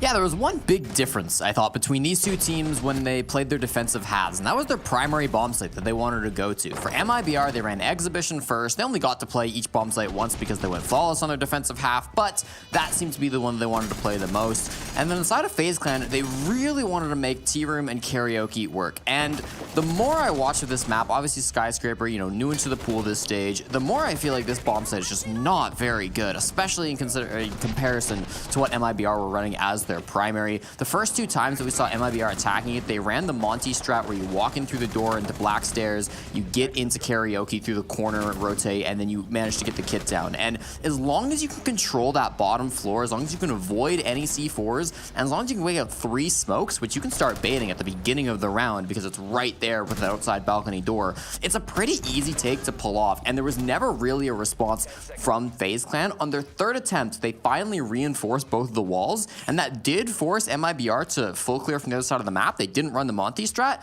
but even then, they were able to get a lot of those kills over on the roaming side. They did a great job catching the roamers when they were trying to retreat back to the site really late in the round. It was a closer round for sure, but it's still one where MIBR came out on top. So that kind of goes back to what you were saying, Jess, about, you know, FaZe Clan just maybe not having the best understanding of this map and what bomb sites really are going to work. Yeah, back to the drawing board they go, and we're going to need to move on here because MIBR stand on the cusp of victory. They might be joining our EU champions in just a map, but that map is Oregon. That was MIBR's pick in this one. FaZe Clan are starting on the defensive side. Jess, our thoughts going into it? I mean, it's hard to really give context as to what's going to happen because everything's flipped the script for me so far, and all of my predictions for how it should go haven't gone that way. And I look back at the Brazilian stats, and that map should be defensive-sided. Then we saw things going awry. So I think overall, we can't really refer to what the regular season is really showing us. But what I can say about Oregon so far, for some of these teams at least that have played it, is that I don't necessarily think that an 8-6 win over Boo Boo, like, okay, maybe I'm being hypercritical here of FaZe, but an 8-6 win over Boo Boo is not very convincing for me. And of course, I don't have MIBR, at least in this tournament. So if a win over Boo Boo is enough to convince you guys out there, well, then FaZe will take it. But I mean, for me, I got to see what MIBR has. Yeah, I feel like this is a pretty strong map from MIBR. Looking back even to SI, they were very dominant here on Oregon, and I'm completely agreeing with you, Jess. That win over Boo Boo was not convincing enough for my liking. I think this is it. I think MIBR take it here on Oregon. Oof. Fair enough. All right, you know what? I'm excited to see it. Let's see if FaZe can actually fight back on this, or will MIBR take it all 3-1 and be the champions of LATAM here. Gamers Without Borders, we're going to have to tell thank you so much, Jesse. And Jess, we'll toss it back to our casters. It's Ace and Des. Enjoy. Thank you very much, Milos. Tim, back once again for map number 4, Oregon. Then Cafe awaits us. But the real big question on everyone's lips, Tim, are we going to be seeing that map 5, or does it end here? I'm not convinced we will at this point in time, I'll be honest. I think MIBR have shown us much more of what we can expect to come there in map number 2 of the day. I suppose 3 overall, depending how you want to look at it. The current score is 2-1, so we'll call it 3. MIBR just looking so dominant on Skyscraper, even more so than FaZe did on Border. And I just think they're going to keep that momentum, keep that pace. I feel like they've basically just settled in. They just needed that map to warm up, to wake up, to get the foundation. And I think this will be closer. We've had a 7-3, a 7-2. I don't think we're going to see this over in 9 or 10 rounds again. I think we'll maybe go to 11 or 12. But my money, I would hedge my bets onto MIBR. I'm really sad, Tim. Why are you sad, Des? I just realised I missed a golden opportunity at a dad joke, something we're a little renowned for. The joke was going to be, are we going to see map 5? Oh, beautiful. You see, you haven't missed your opportunity, Des. You've rescued it. You've pulled it in from the brink. I've at least referenced it. You know, it's better late than never, as they go to say, so I'm glad that one got brought out in the last moments. But we are into game and into our bans. Ying coming out as a ban. We've seen that throughout this series, and not at all surprised to see it on Oregon. Very effective at E-Box executes, or pushing in from the laundry side as well. We've seen both. Finka also being taken away. Yeah, absolutely. Very good point. Or if you're getting really creative, looking back to old school Team Secret, using it to push in through Trophy and then planting inside a smoke on concrete. Many options, very versatile operator for this map. No surprise seeing it taken away. The Finka, we don't need to speak much about her. We know just how strong she is. The Valkyrie also expected. There might arguably the wild card here because it does leave Mirror in play, but it does also mean that grenades may be more effective with less anti-nade utility available on the map. FaZe starting on the defense here. We would expect to see 4 rounds out of them, to be honest. Laundry and Dorms, they need to be locking down. So this could be a really big half for MIBR in that sense. If they can come out here and have a strong attack to begin with, get 3, maybe even 4 rounds, it starts putting a lot of weight on their potential claim towards being tournament champions here, because they are then leading into that defensive phase, and it's not going to be easy for FaZe to overturn that at that point. So we are in round number 1. It's going to be down to the basement. It is going to be a Laundry defense. The question, as always, will be how many are FaZe going to play off site? Are they going to turtle up for the entire thing? Are they going to hold on to meeting and try to protect that hatch? Or will they go all the way up to top floor and try to burn a lot of MIBR's time? We'll see how the setup goes. But interestingly, I think this, and correct me if I'm wrong, is the first time we're going to see Azami on Oregon. She's been getting banned out consistently, at least in the games I've cast. She's been getting banned out consistently on this map, which tells me that there's some concern about playing against her. She's been brought straight away in round number 1. Where I've really enjoyed seeing Azami so far has been cafe piano holds. You know, that kind of like really interesting, and I think it still needs some work, but the really interesting hold where you use all your barriers to really like hunky yourself down where the evil eye goes, right next to the kind of big clock or the like grandfather clock or whatever it's called in the corner of the room. We've seen some cool use of that, and I want to see more of that developed too. And this map, I think, is one where you can see some really cool use cases for Azami as well. Time will tell. One thing I do want to touch on is some really interesting back and forth between the two teams though, right? Very smartly, with the my band away, MIBR go, oh, we can run the Capital here. We can use the firebolts to displace those really hard to force away defenders. Looking at the ones who sit, for example, in highway when you're trying to attack in the downstairs. They also got the smokes to help out with that. So what are FaZe doing on the other side? Bringing along a Warden. And you look at Warden and think, well, Warden's only really useful when you've got like flashes, right, with Ying. So why would you still play Warden? Well, in this case, he brings the shield, but it's also the fact, of course, that he can see through smoke. So Falls here does have a small soft counter coming in. It requires right time, right place to be able to be stationary, for example, but it does at least give FaZe some response back to what is going to be a very heavily engineered attack coming out of MIBR. MIBR have spent a minute and a half there going through a very thorough clearance of this map, and we can see that FaZe are completely forced back onto site. All 5 of them are down there, but that's not bad from them. They've wasted half of the round without needing to be present out in the map. So we've got the meeting hatch open. That is access into electrical gain. That can help them clear pillar and push on in from there. Rotero drone just going to clear out the barbed wire and another utility scattered around that door. Aside from the laser gate, of course, that will sustain. Lukid looking to push down into Freezer, and this is looking like a very typical LATAM multi-site. I like this. So this Kiva barrier looks a little bit strange, but the main reason here, it means they can't bounce grenades easily over the top, where normally that would rain super deep, and that's why Luke has had to now burn it out with the Gun 6 and then whip out the nades. So a very small thing, but it just consumes even more utility on the other side. That's all of them now deployed though, mind you, so now it's all guns up, it's nades raining through, and it's FaZe so far taking control. Bullet getting a double there to add to cameraman's opener. Lukin manages to get something going from Freezer, but shut down from behind the deployable shield by Astro. 4v1 as FaZe come out super strong in round 1. We would expect them to win down in the basement, but they have done it in a great fashion so far. Falls, he's got to get something going. 15 seconds and 4 kills to find. I think he's just going to hold his angle because the team may well be having a chat, but no, as I say that, he's going to push forward. He's going to be spotted out on the camera. The challenge comes in from Highway and Astro at the same time. He gets one, but not the other, and FaZe, they take the first round. Yeah, not even close there, really. I think once Bullet picked up that mid-round 2K, all the wind was taken out of the sails of MIBR, and they were left scrapping for whatever kills they could find from Lukid and from Falls. You know, a great way to be able to shut down this well-engineered attack is to just kill them, Tim. Just shoot them in the head. Don't even let them use their utility. Just click on the heads, right? Lol, just do it. It's not hard. As they've just shown us. Why can't everyone do that? Great first round for FaZe, though. MIBR denied every opportunity to pull off the setup they were looking for. Now FaZe are going to move up to the second floor, and we'll see what MIBR have got in mind. Knowing how this series has gone so far, I would not be at all surprised to see a focus on vertical nades coming into it.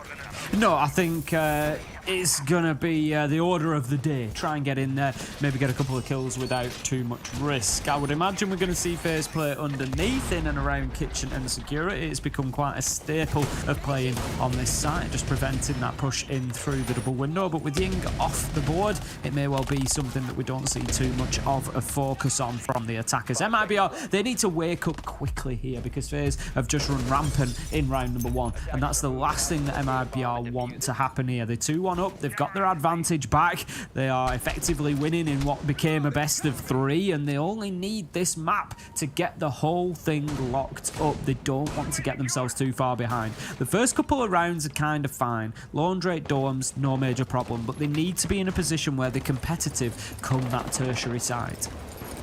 Absolutely. Okie dokie. Armory going to be a starting focus, at least for Raps on his pushing. Also got some focus coming in here in towards Master, as you come to expect. So for 3 members of MIBR, it's very much a standard start here. Get control of that east side and look to push in through trophies. So the real question then comes on what are the other 2 doing? So far, we've got Luca playing around by double window on the Nook, and I think I'm missing out on Redux. I'm not 100% sure where he's set up, but I wouldn't be surprised. In fact, he's joined here with them, sat on those Flores drones, as we all know too well. Very good at chewing through shields. The only real nemesis that he's going to face off against here are those mute jammers. That will impede a lot of what's going on. And admittedly, there are no shields to go through, which means the free seasons coming in for those Banshees, for the Goyo canisters, for example, and potentially even those keeper barriers coming out of Cyber. You get the feeling that Felipox knows where Astro is at the minute. He's just waiting for the push to come through, but I don't know how much he's got this angle covered because he's trying to clear utility at the same time. Damage is done. E1D scan to help him escape there, but Astro's got himself behind the brick wall and he's actually going to come out from the other side. He's not going to have an opportunity to challenge onto the Lion again. He's been able to scurry his way out a front door, get into garage. This could be a good play from Felipox. It just depends how aggressive Astro gets here. If he stays and holds his ground, it might be enough to keep him alive. Lukid, however, gets that first kill. Felipox gets his man. Astro overextends, and the Lion is there on an alternative angle to find him, and that's now 5 versus 3. Soul's getting tickled by that pit nade that just came over from Trophy as well, so he knows now that the heat is starting to build around Trophy, and the boys want in to get the prize, the round win. Bullet dug in way deep here, and Luke is the one providing a little bit of threat, but it's Felipox to find the kill, and suddenly it looks all good for MIBR. 5 versus 2. You ask that question of surely they can't mess this one up, but we've seen easier rounds be thrown away. 2 kills for Bullet before the nade connects onto Souls, and finally Bullet is stopped in his tracks.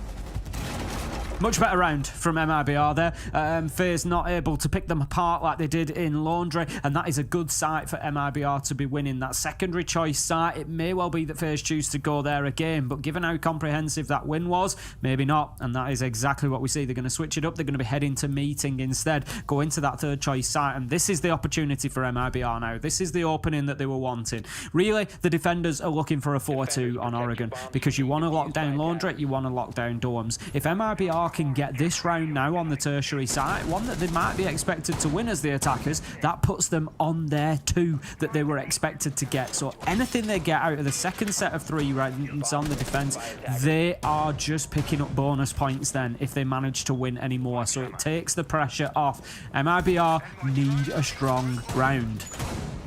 They do. And guess what they've got in terms of strength here, Tim? They've got the Ossa coming in. We are so used to seeing this by now. It's almost like a broken record. Every time we come to this site, Ossa coming in, big tower take, bit of focus around attic, making sure you're not getting flanked from below. It's easy as 1, 2, 3. Yet so many times we have seen teams get away with really successful flanks by popping up in the mid round, by coming up to the basement, and teams forget the very crucial steps of having flank drones set up in blue, for example, just watching across the bottom of the big tower stairs. So that's one thing I really want to see MIBR focusing on, is those flank drones. The Nomad's all well and good as well, but it doesn't cost you much to have a drone or 2 just sat watching these critical flank locations, especially when you don't really need them for the site, given it's open wall, plant and win. We're going to have to keep an eye on Astro here. He's got the 2 impact nades. There are nitros on hand as well, but they're just a little bit more difficult to use to be taking Ossa shields down, whereas the impacts are a little bit more easily thrown. They just detonate immediately. They can't be shot out, for example. You know, there's just a lot of benefits when you're trying to just take a shield out. So the impact nades of Astro are going to be particularly important. Keep an eye. He's kept them both in pocket for a reason, not use them for any rotations, won't use them for any rotations, and he's going to be hopeful to be able to take down the Ossa shield. Now, Philippot's getting downstairs, thinking about getting some of those air jabs out, doesn't want to be getting pushed from rear stage stairs, which is definitely fair. We've seen plenty of attempts at that. Reduct getting in on the Monty, and they are just shaping themselves up here, ready to go. Easy as 1, 2, and 3. So, yep, not quite playing in behind the Ossa, but it's more than enough when you have a shield in general. The beauty of it really being, I suppose, that the Monty is mobile here. You can afford to step in, step out. So, really, all eyes turn towards Souls here and what damage he can be doing with that smoke to deny things away. You've got the C4 in the back pocket of the Mew and the Mozzie, plus a couple of impacts coming in from Astro. But I imagine they were there just in case there was an Ossa on side. Now there isn't. Just chuck him willy-nilly at this Monty because it will stagger him. And if someone's watching, they can shoot his feet as he gets knocked about by those impacts. They can, yeah, obviously, yeah, absolutely. Missing the attacker repick of the Ossa being moved away from Monty coming on. Personally, you'll allow me that slip, given that we're on map 7, I think, of the night now, 6 or 7. But as you say, Reduct is going to be just as valuable in there. First kill comes in, and that's going to be Philippox taken down. The air jab's already deployed, so the utility not lost at least, but manpower is not ideal. Reduct's going to push in towards Kitchen here. This could be interesting. There's a man on his left-hand side. There is the use. Astro is going to go down, but Toxic Babe canister comes out and the diffuser's dropped in the middle of site. 4 versus 3, 40 seconds left to go. Yeah, Reduct needs a bit of backup here as well. He can call out where these two members are, and it started out so well, but they've got to find a way of being able to get him shot out here as well. Diffuser now in hand as well. Surely you don't go for a 1 versus 1 against a shotgun, son. Don't be silly. And now there's an aid in hand as well from Lukin to come flying over the top. It's going to tickle, I think, on towards Raps there. A bit of friendly fire, but not enough to do too much. Now Monty's going in for the plant. All you got to do is hold the angle, boys. And what a swing out from Souls. Lukin finding one back in response onto Cyber. Diffuser down, and surely shields up would have been the call, but it absolutely is not. Lukin getting shut out of this one. That second C4 connecting. FaZe going to find themselves round number 3. No way that you get away with that one, I'm afraid, MIBR. That was I won't even call it a Hail Mary. It was way beyond a Hail Mary play. 2 versus 3, you're halfway through the diffuser. You really don't have much of an option other than to think, you know what, we're just going to have to stick this and see what happens. And you had one on either side of you. It was never going to end well. FaZe able to defend well there, and that was a round that they very much needed. Third choice site getting locked down, getting the job done, and I look towards MIBR and I wonder whether they wish that they had stuck with that Ossa. It was a little bit scraps together, wasn't it, right? Like, force your way down a funnel that is green, go for a plant at the back of kitchen, pray that you don't get shot at range through this massive open hole facing all the way through to beats, and it was definitely uncommon. We don't normally see attacks like that at all. Normally you'll start out inside small tower, work your way across if you want the kitchen play. Otherwise, if you're trying to get in through meeting wall, then you'll go through that and you'll plant on stage. It's nice and simple. But a little bit scrappy. MIBR won't be too pleased with that one, I think, and they'll be looking to course correct here as we head into round 4. Back downstairs in the basement once again, and this time round we've got FaZe bringing along that mirror that we mentioned, managed to escape the ban phase, now finally going to get put to good use. Okay, we've got the Lizgates on the bunker side. We've got Cyber on the smoke. He's likely going to play somewhere around elbow, I would expect. Yeah, he's got the shield in place there. That's already been positioned. So we're going to have pretty much a standard defense coming in from FaZe. Nothing extra special. Souls is getting aggressive up at the top of rear stage stairs on the Aruni, though. He's just looking to see if he can get anybody coming in. And Cameraman on the mirror all the way up on the top floor after I've said there's nothing special. I'm lying. The man's all the way up there. I don't know if he's got the Black Mirrors positioned up there as well. I don't know how much utility's been expended on this top floor, but it's certainly going to be a job for MIBR to clear it out. Almost finding him there as well. A few shots to the shoulder, and all going to force him to drop away as a nade follows him through, but now he's back down and safe once again. I don't think he's aware that he was being pressed in from dining at the same time. It was Lukin who's worked his way forwards. These two just narrowly avoiding each other like ships in the night, but will they collide like the Titanic? Heaven knows in this case. Cameraman cleared out in quick fashion then. That is well played from MIBR, just basically neutralising that utility that's been played there. And we'll see how it goes by the end of the round. FaZe Clan defended very well on site last time, so this is not a criticism, but we may be asking the question towards the end, would those mirrors have been more worthwhile down in sight? they have been circumvented pretty much on the top floor and inside of kitchen. So you've got to look at it and see what happens come at the end of things, because of course, otherwise, you know, you could have brought somebody else instead of the mirror. You could have brought additional utility that would have been used on site. But right now, MIBR just slowing down a little bit. 1 minute 25 left to go. They've got the electrical hatch open, which is certainly a point in their credit. They've not got themselves established in laundry, freezer or rear stage or bunker yet, so needing to get themselves down onto that basement level pretty sharpish. I think it was quite nice from MIBR, really, where their focus wasn't the site at all for the first 60 to 75 seconds of the round. It was trying to pinch Cameraman. And to his full credit, he managed to get away. You were being pinched in by the Nook. You had Nays chasing you on the top floor. You were being taken on gunfights from Trophy, for example. There were 3 different players trying to kill you. You managed to evade every single one, keep a C4, and get back to site. And for a second there, I really thought Raps was going to lose his decoy to that Rotero, but no, does get it through and gets the laser gate. Great opener from Souls then. That is going to be a big start for FaZe once again.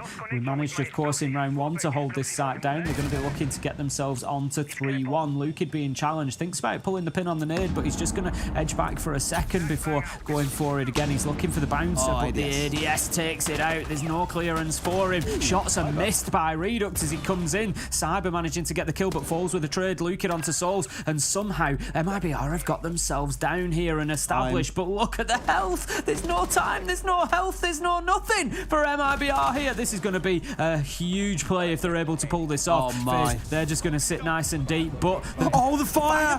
No! No way! Surely this doesn't happen. He's going to go in. The Capito's getting the plant down. Bullet just needs to stop it. He gets 1. Can he get 2? No, the plant is going to be secured. The other man is down. This is effectively a 1v1, and right now falls. He's super low health. So is Bullet. Oh my word, this is coming down to a breath from either man.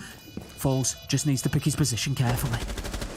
He's being pinged out. It's the problem here as well, that he knows exactly where he is, so he can keep this dance going all day long. They are both literally a bullet away from death, the pair of them. Bullet can move down highway here and potentially get him on the backside. Sure, that C4 might mask a little bit of sound, but he's taking the shots, and he finds it through the soft wall. That's what you're looking for. Bullet's found his man. Check in there, but he's on the ground. Take your little victory lap, a 3K in the round, and a defuse. FaZe will move up to 3-1.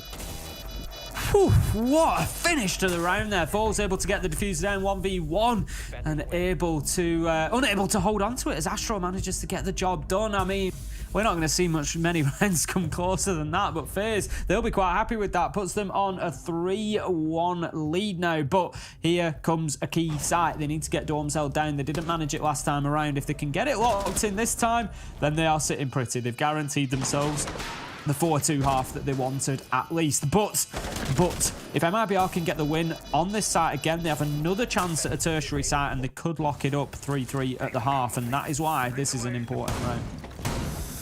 Whew. Well, that could be one of those rounds, Tim, again, that we look back at when Bullet's on 8 kills after 4 rounds, that you just say, yep, that was one of those difference-making rounds, and it could well be what leads to a massively different outcome and careers us through to Cafe in the last game of this series. It'd be great to get all the way to 5 to see who walks away the overall winner out of these 2 teams after a few excellent days of play. And everyone's leaning towards MIBR, Tim, but we love a good underdog. Oh, you know we do. We love to see teams on a comeback. We love to see that Cinderella story. And right now, FaZe, they are on the comeback trail. MIBR are ahead overall in map score, 2-1. They have the 1 map advantage for coming through the upper bracket, of course. And then it is 1 apiece in maps on the day so far. Border going to FaZe, Skyscraper going to MIBR, 7-3, 7-2 in that order. This time, we found ourselves on Oregon. FaZe Clan have got themselves a 3-1 lead, but they need to keep the foot on the gas here. Don't let MIBR back into it. MIBR have played much better when they've been able to dictate the pace themselves, and I feel like FaZe are the ones that are controlling things at the minute. If they plays exactly like that for Leapox, he's going to be downed, and I don't know how much of a challenge can be made to allow him to be picked up. I think this should be fairly safe here. FaZe aren't going to push this too hard. You shouldn't know now, just by getting into a position where you can't be exposed to that window so easily. And the problem is, of course, there can be a lot of angles. There's a potential run out there for a second I thought was coming through from the front door, but no. I think it was just a man getting a little bit cheeky off towards the side. 2 of them here looking to be quite aggressive out towards small tower and just keep MIBR guessing. FaZe are in small tower. You can see there's a man just hard pressed up against the wall inside, and if they try to push in there, they're going to die. Cyber, he's just waiting for a run out. He's just waiting for an opportunity here. But MIBR are putting immediate pressure in towards this double window. I don't know if they've seen something. I tell you what, they haven't seen Cameraman, who pops out and gets one. Bullet manages to get Raps as well. Redux going to be down, and that is round over just as quick as that, and it will be flawless for FaZe. They make it look easy, Tim, as well. Like, they were bullying them out of shower window, out of double window. They were giving them not even an inch of Oregon, not even letting them inside the building. Super aggressive from FaZe and really bullying MIBR. We've had 2 maps so far that have been very one-sided. This one is starting to look the same. I said it back on Sky. I was proven to be wrong. This could be the kind of map that swings though when we get into that second half. MIBR going on the defense generally makes things a little bit easier. I just worry about the scale of momentum between these two teams because we've seen both of them now run away with the map no matter what side of the map they're on. They just run away with it purely on a momentum basis. Well, that's it. Everything has been super quick so far. 7-3, 7-2. We're now 4-1 to FaZe. And if they get a 5-1 half, you know, do you really put it past them to come in and win another map, 7-2? You know, this whole best of 5 could just turn into these two absolutely wailing on each other, which is what it looks like right now. Final defense coming up for FaZe, and instead of going to meeting this time, they are going to be looking towards dining. So they're going to use all 4 sites as part of their defensive half. And right now, I would not put it past them to get this one done and to go into the attacking half 5-1. And at that point, all they need to do is win the 2 offsides. Absolutely. It's one of those that I'm looking at and starting to feel nervous if you're an MIBR fan or just MIBR in general. Once again, this mirror coming out. And we've seen Rook, sorry, a couple of times today. We've seen Rook as well, actually. Sorry, Rook and Doc. God. The pair of them are basically a combo in my hair after Snurrelay for Caster for the Nordics wants to turn them both together. Duck. And I was like, okay, fantastic. They're now coming out as a pairing, I guess, in my mind. We've seen them both at certain points today, not normally operators that we associate with pro play, but I know that at least in ranked play, I know it's not at all comparable to what we have at the pro level. Rook does do a lot to kind of balance things out. That extra HP that it adds really making things quite difficult for the attackers. You know, attackers currently running in with things like Finker, being juiced up, faster ADS time, really stinned up to the high heavens. That extra HP for the defenders can actually work a little bit of magic in those gunfights. Absolutely can. Lukid on the top floor sweep. This is quick for MIBR. Inside of a minute and they've got themselves into the top floor. They want control over Kid Storms so that they can get the vertical angles down into kitchen. It would actually open up a plant spot for them depending whether they choose to play into dining or kitchen. If they ignore dining and just go straight into kitchen, then it could be everything that they need. They've got the air jab that's leading into pit, so nobody's going to be able to flank from attic side. Somebody is trying. They're having a definite think about it. The drone goes out, so that's probably going to prevent that push from coming across, and Foles is going to go into support potentially through the soft wall there and make sure that that flank doesn't happen. But Redux still looking to get into the top of small tower. He's got an Azami Kiba barricade in his way at the minute, and MIBR not fully established inside of the dining side of the map, but definitely comfortable with the vertical control. Absolutely. It's a starting point, but it's about the clock though, right? It's already starting to run down here, and there's still a little bit of work to do just to make sure they really have forced out these members of FaZe, who so far look relatively unbothered, just sat on site, holding angles, waiting for things to kick off. And again, I wouldn't be surprised if you see someone coming up on the flank at some point too. Redux inside a small tower, looking to work his way down towards the side here. May be hoping to catch someone off guard here as well. Doesn't feel like he's been spotted out just yet. Whereas the rest of them, up inside of Kids, they know that's exactly where a lot of pressure is going on. That angle has been held for the last minute and a half, waiting for that peak to come out from pit. Doesn't find its man, but does let them know that pressure is there. Redux, however, finds Souls, but Cyber able to trade that straight out. FaZe looking good at the minute. 4v4 and full control over site. Still no position yet, I don't believe. Oh no, they've managed to get themselves into kitchen. There's potential to get this diffuser down, but Astro, he finds Raps. Bullets is pushing this attic. Now then, he's not going to be able to drop down into pit. He knows that. Felipox takes some damage. Foles goes to get the diffuser down, but that is an essential kill from Astro, preventing him doing so. 7 seconds left to go. Lukid's just going to have to grab it and try and dump it on the ground. He will be able to now, surely. Lukid going for the plant. Felipox low health. Astro once again! He stopped them putting it down twice! And gets a 3k, kills the last man, well, not the last man, one of the last 2 left alive, and the last one simply can't catch him with the time left on the clock. It's another big round. Look back at Bullet's clutch, look at Astro's clutch. This could be a 3-3 half that we're just departing at this point, Tim, but through Nook or through Cranny, they've managed to really get it over the finish line and finish that half 5-1. What a half for FaZe. You just wonder now whether MIBR are going to be able to bring this back or not. They've got to be pretty broken at the minute. It's 5-1, no tactical timeout. Again, it just feels like another LATAM team waiting for that round 6 to hit before they go for that tactical timeout. And every time it's just seemed a little bit too late. It hasn't done anything for either of the teams so far when they have done that. So needing to bring those in possibly a little bit sooner. This time, MIBR are going to go down onto the basement. And it's fair enough not taking a tactical timeout at this point when you're switching sides. But, you know, lose any more, you got to do it. Looking at this now, down into Laundry, and they are on the defense rather than the attack this time. MIBR hoping that they can just get a little bit of different energy coming out here. They've got the Mozzie, they've got the mirror, so it's going to be an interesting little setup down on site. Absolutely. I'm nervous from IBR again because now that you've had those 2 big clutch rounds, the momentum and the mental gain that kick in because of that, you're going to start feeling it, absolutely no doubt. But focusing on the setup itself, it is feeling very SSG-esque roam that we see on Clubhouse normally, because you've seen that mute in the Mozzie, their whole focus really being to waste time for the attackers, meaning they can't find out exactly where these defenders are on the top floor. You have to commit a lot of utility and resource in terms of players into actually getting control of that top floor, and a lot of it is at great risk because you're pushing in through single doorways, normally covered by a mute jammer, so you just don't really have all that much info. I think you've also just seen there for a second, it was Souls running around on the drone on the downstairs, trying to guide his team into the building. For FaZe, they could just go direct towards site and look to cut off the retreat back by getting down air jabs, for example, on these hatches that would help get the defenders back towards site. Certainly could do. Doesn't say if they've recognised that. They're certainly not taking that choice at the moment. There's a lot of care going on from FaZe here to make sure that everything is droned, everything is cleared, and that the defenders are forced away. But there are still a couple on that mid floor. One for certain that I can see. Astro, he's going to dump a nade onto the stairs, look to clear out some utility. He could take pillars if he goes quickly here. There's a line of sight up onto the stairs, but if he takes his shots as he goes and has a bit of covering fire, he might just be able to get away with it. And we know how important that position is on the map. Cameraman gonna get found out by Lukid though. They haven't dealt with the Jaeger, and that was the man that we picked up on the mid floor. They have to be doing better at clearing those roamers. Just a large freebie there really as well, not even aware that Lukid was hanging around inside a split, and they may well pay the price of that as well. Always ironic when it's the flank watch that gets caught out by someone not quite on the flank, but on someone really catching you from an unsuspecting position. You can hear those air jabs that are around as well. In comes the drops now. Philippox may well try and follow them.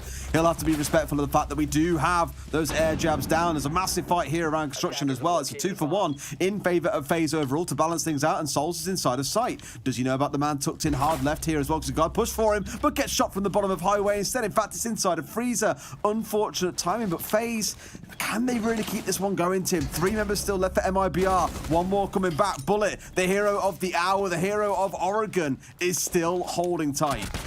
I'm not sure what Souls really looking to do in the middle of sight there. He didn't have the support and he was just playing right into them. Nade goes out. Is it going to catch its man? No, forces him into highway. 33 seconds left to go. Another nade goes out, and that leaves Bullet unable to protect himself as Philippox takes the peak from highway, finds his man, and FaZe just getting a little bit, it seemed carried away, maybe run out of ideas. I don't know. Souls just drops into sight and thinks, right, I'll have a little walk, I'll see what's going on. But he's completely surrounded, you know, he's in a complete crossfire. It's never going to end well. This kill, if we see it, I'm not going to see it. The one where Philippox gets shot when he's down, well, I think the one player had like crept in towards Cubby, and Philippox was down on Southside site in Laundry, and Philippox gets shot at. He gets put down to like 5 HP. I'm like, he's dead to rights. Somehow, Philippox flicks and kills the player in Cubby, stays alive with 5 HP, then goes up highway and gets the last kill onto Bullet. That should just not have been a thing. That should have been a FaZe round through and through, but by some measure, Philippox did not die in that 1 versus 1. I forget the FaZe player it was that was in that kind of 1 versus 1 against him, but my god, are they going to be ruining not connecting that kill shot. Yeah, they certainly will. We're going to be heading to what would normally be a third choice site here. It is a little bit more popular amongst the LATAM teams. We're going to see Meeting and Kitchen. Quite often they'll try to be aggressive, play a player right up against that rear stage, or just off where the sandbags are on the corner near the bomb chassis, and just try to prevent the plant going down on the stage by literally brute force, nitro coming over the top, something like that. And then they'll have one deeper roundabout split, looking to peek out and just keep the pressure off the player that's getting aggressive up at the front. Not seen it for a little while since Ossa came back in, but without her in the attack, it may well be something we see the defenders do. Quite possibly. Again, curious to see how the Azami's made use of here as well. Philippox with 3 of those keeper barriers in back pocket. One now being deployed out and rolled out onto the map. Imagine the other 2 will follow in the not too distant future as well. Just to kind of add this labyrinth to the attack for FaZe that they'll have to try and work their way through. And I think that's what I like about Azami overall, is that she adds the ability to create these kind of mini games for the attackers, right? It makes defenses very dynamic. And I think that's where a lot of players have had frustration with her, is that you can plan all you like for obviously the things that are built into the map, like the walls, for example, or half walls or walls or whatever. You can't really plan for keeper barriers and the potentially limitless places they can be put, which can completely transform an attack or add a new angle for the defenders that you're then forced to burn through utility to get good use of. Over a minute into the round then, and FaZe just struggling to get themselves established inside of sight, inside of the map again. I'm just a little bit concerned after this first round and a half. I know we've not seen too much of FaZe on the attack yet, and they were so good on the defense, but like I said, they just sort of seemed to run out of ideas on that attack, and it all came down to, you know, let's just push into sight. Here, we're nearly 2 minutes in. They haven't got themselves established inside of the map yet, haven't really started that top floor clearance that they're wanting to do, and there's still a man playing at rear stage stairs. There's just a lot going on at the minute that FaZe don't feel in control of on the attack. No, it appears not, absolutely. So let's see how things step forward from here, because as you say, that time is starting to run down. Here's again that sort of Azami that I'm on about. They've opened everything up here entirely, and sure, you can see a few toesies maybe, but they might have the chance to dance away from that one. Interesting use from Philippox. Haven't really used too many used on doorways yet. Cyber walking in and finding the entry. That's the start that FaZe needed, and they need to start pushing in behind it, but Raps is able to get one traded out immediately. Luka gets bullet, leaves us now in a 3v3. FaZe looking to pressure onto site again, but I don't want to see a situation where they are just dropping into site and trying to find kills. We want a more structured approach. Get into a position to execute. Get into a position to force those defenders out of positions. Souls is fighting from the rear stage door. He's not going to find his man, and Philippox will continue going, but Astro is going to shut down Falls in a big kill. Philippox with the trade though. Souls directly trading back, and this is back and forward. FaZe just fighting hard to get themselves onto map point here. Luka challenging on the rear stage, shut down by Cameraman as he kills Souls, and somehow FaZe have done it. I'm not sure how they won that one, but they just kept the kills coming, kept the trades going, and that's all you can do, I guess, to keep yourself on top. FaZe, they put themselves on map point. No one expects Frogman, Cameraman, just dropping in there from the skylight at the pod skylight, the hatch at the perfect time. The swing being timed with it. Really good little closing play coming out from FaZe. Sure, a little bit scrappy of a round. Just watch the Frogman. You ready? Swing comes through and bam, Frogman. I just love it. It's brilliant. Absolutely brilliant. He had to do something. I mean, you know, otherwise maybe lose that situation. Souls loses the fight, and if the opportunity's not there for the immediate trade, it could be a problem. Absolutely. Well, Tim, it feels like FaZe are going to have that dominant streak that we saw on the map a couple of maps ago now, and take us all the way through to Cafe. All 5, well, technically all 5 maps, because it would be 0.5 of the maps we've got. It's of course the best of 4, because you have the 1 map advantage coming in from the upper bracket, which MIBR held on to. Again, anyone's guess which way it could possibly go when we get towards Cafe, given how back and forth this series has been. Well, this is absolutely no clear winner at the minute, is there? You know, FaZe come out and win 7-3, MIBR win 7-2, FaZe are now leading 6-2. It's just, you know, anything you can do, I can do better at this point. Just trying to, you know, fight back and forward, and it's like all going to come down. I mean, we know it's going to be overtime on Cafe, don't we? That's surely how this ends after they've rolled on each other like this. You know, we're going to then have one of the tightest games that we've seen for the entire series to finish us off on that map 5. But it's certainly looking like we're going to get to map 5 at this rate, with FaZe just absolutely running away with this. And to be honest, this has been quick time so far, Des. We only started this at 9 PM UK time. We're at 20 past 11 now, and we're nearly at the end of 3 maps in 2 hours 20. That is ridiculous pace. It is really flying through. Where I remember an old series you and I did, all 45 rounds, I think it was, 4.5 hours, 3 maps. Christ, we're about to do it in half the time so far. That's it, just shows a massive difference. LATAM just really taking us for a roller coaster ride right now, Tim. That's what they do. That's what they do, Des. Bullet, he's going to be sending the Gemini decoy up those white stairs, just seeing that the path is clear. They can send somebody up there if they choose to do so. There's nobody in a position to challenge. They just need to be aware of the man inside of security. The Razor Bloom is just going to force him back for the time being. Cyber just missing his opportunity to peek the man on split there, coming up to the halfway mark. And FaZe, whilst tentatively taking steps inside of the building, they're not quite there yet. Astro almost putting a plant down there, Des. Almost getting away with it, yeah, and I think getting spooked there as well as an explosive comes in from below.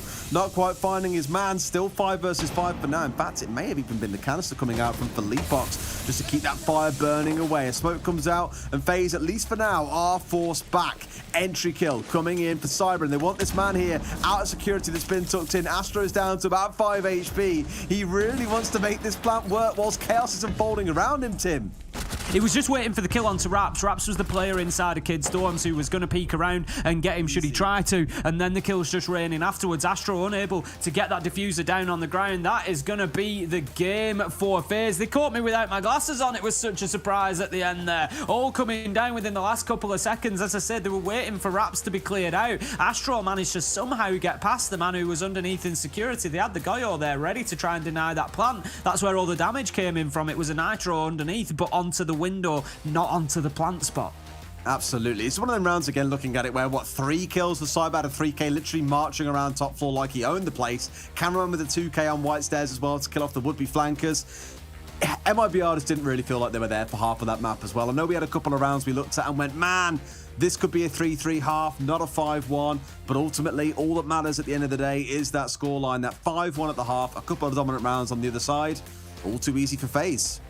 Certainly was. Well, there is one more map to come yet, Des. We're going to have Cafe to finish off this best of 5. MIBR coming in with a 1-map advantage, of course, so we'll only be seeing 4 of them play. But we'll be back in just a few short minutes. Don't go anywhere, as our desk will break that one down for you.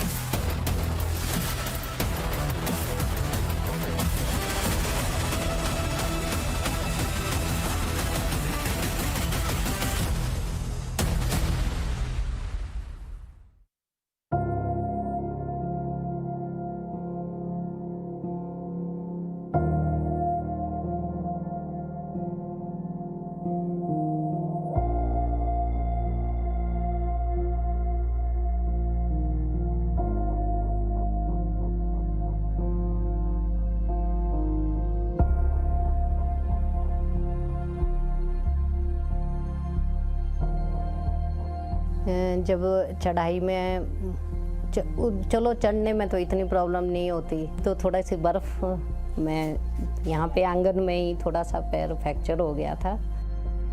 मेरा नाम सीमा ठाकुर है, मैं housewife हूँ। Vaccine लगवाने के लिए हमें टूटू जाना पड़ता है, नहीं तो नहीं आयुर्वेदिक वो भी है ऊपर। बच्चों के साथ आधा घंटा लग जाता है। गिरब में जो है डिस्पेंसरी, उसके लिए आधा घंटा लग जाता है। जो टूटू जाना हो तो टूटू जाने में पौना घंटा बच्चों के साथ लग जाता है और पैदल जाना पड़ता है। बारिश बर्फ़ में तो बहुत मुश्किलें होती है, क्योंकि बच्चों के साथ आना जाना बहुत दिक्कत होती है। मेरा नाम कृष्ण लाल है जी, और मैं स्वास्थ्य विभाग में, क्योंकि कुछ साल पहले ऐसा होता था कि गांव में पता ही नहीं चलता था लोगों को कि क्या है, कोई पोलियो है कि कोई जानता नहीं था।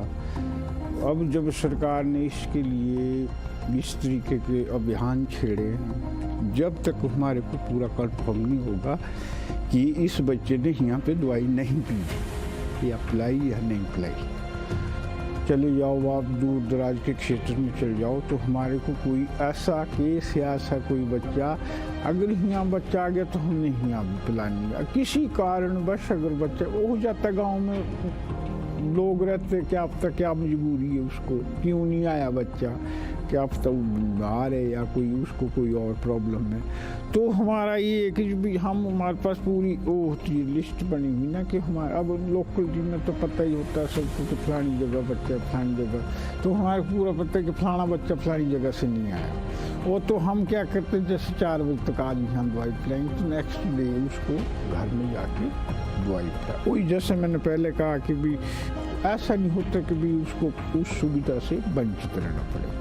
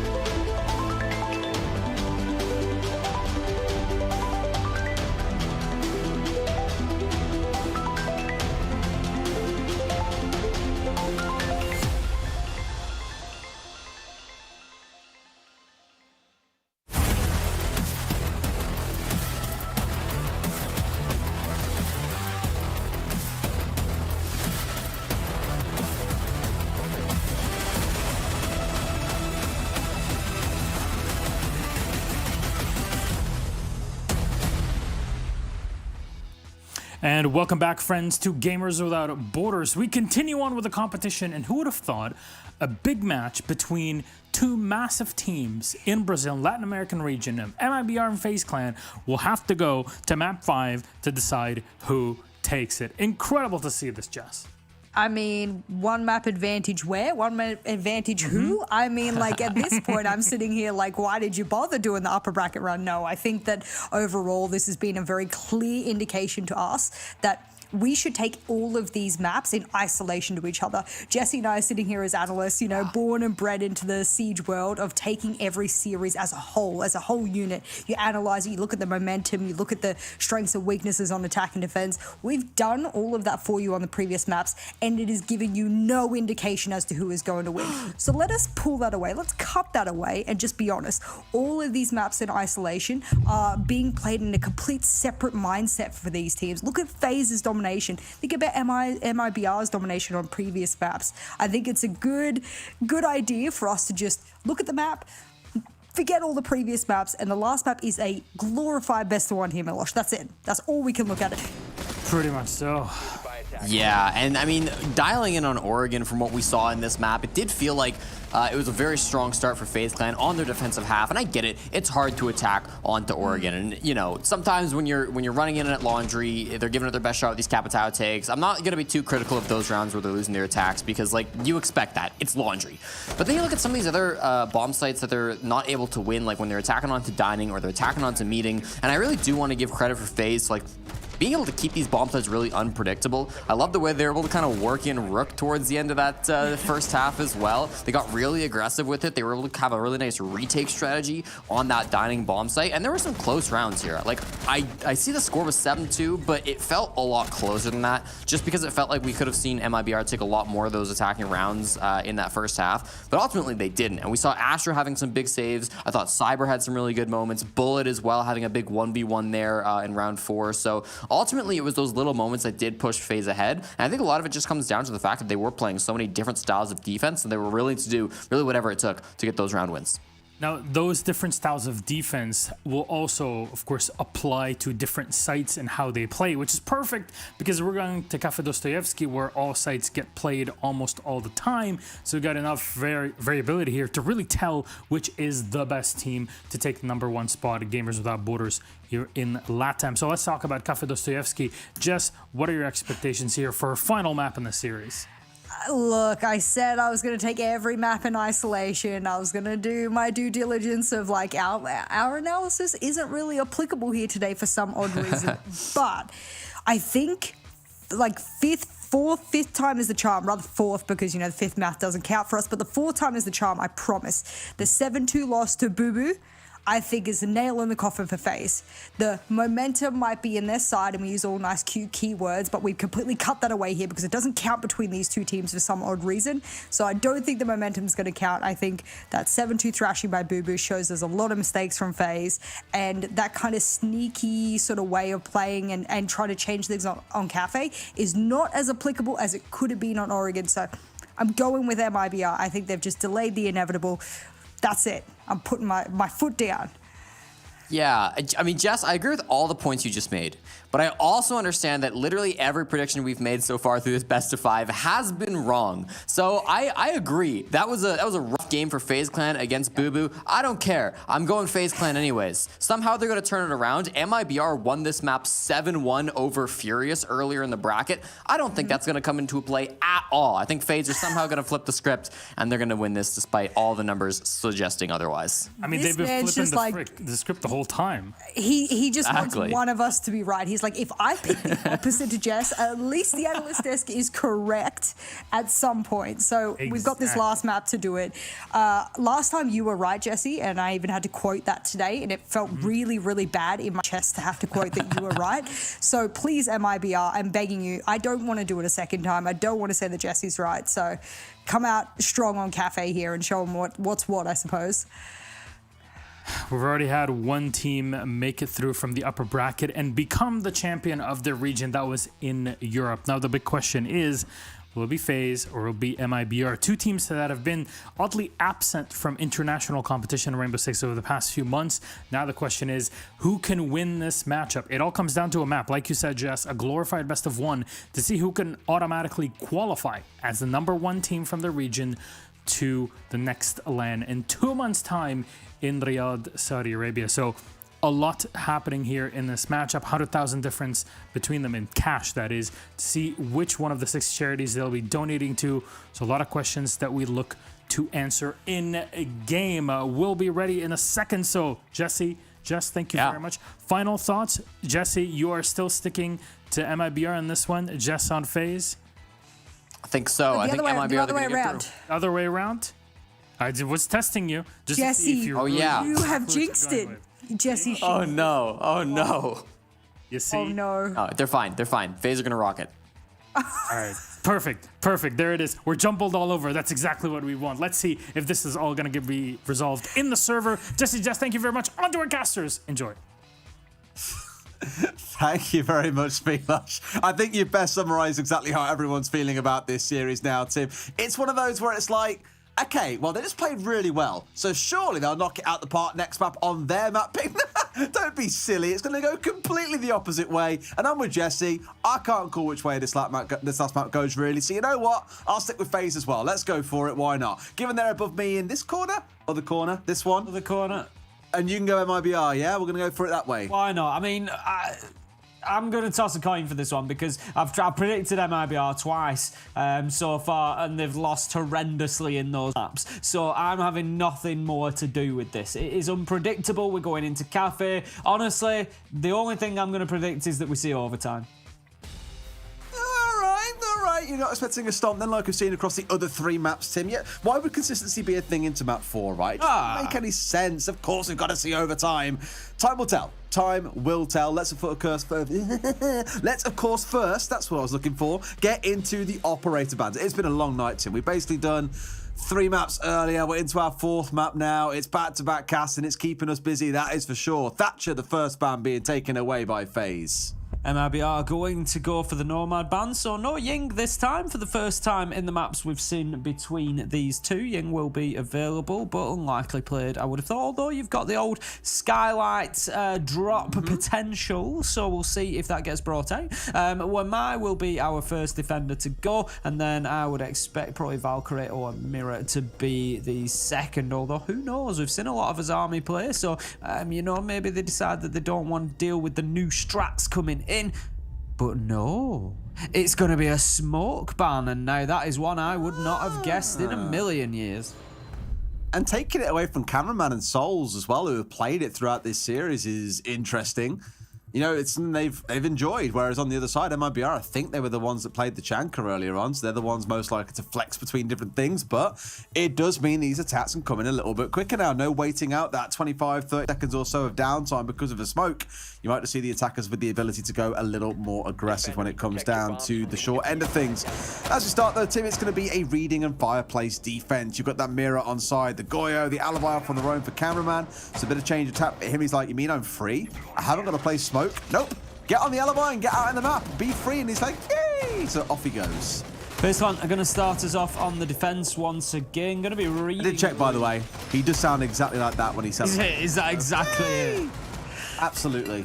I'm sure into his 4th map of this matchup, with the back and forth that we've had, there may not be quite as much energy in it as that does, but I will take it. There he is. He's actually, we must have got in on the team comms. Oh, that was him popping in, yeah. He was saying hi. Reading room will be site number 1. FaZe have started defense every single time so far, and they're going to be looking to continue the momentum that they had at the end. I think it suits them down to the ground, obviously getting that big win on Oregon, because MIBR a little beaten up now coming into Cafe, but if there's any team that can deal with it, we know that they are the ones. They're going to be heading straight over to the reading side of things. There's going to be 3, in fact, going in that direction. We're not going to see a rush into sight, don't worry. They are going to want to take top floor control. Redux has gone up there. They've got the IQ because, of course, Valkyrie is available.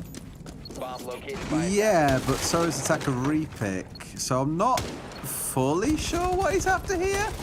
Unless they're looking to use it to guide some like vertical destruction coming in from... Well, no, even that doesn't work.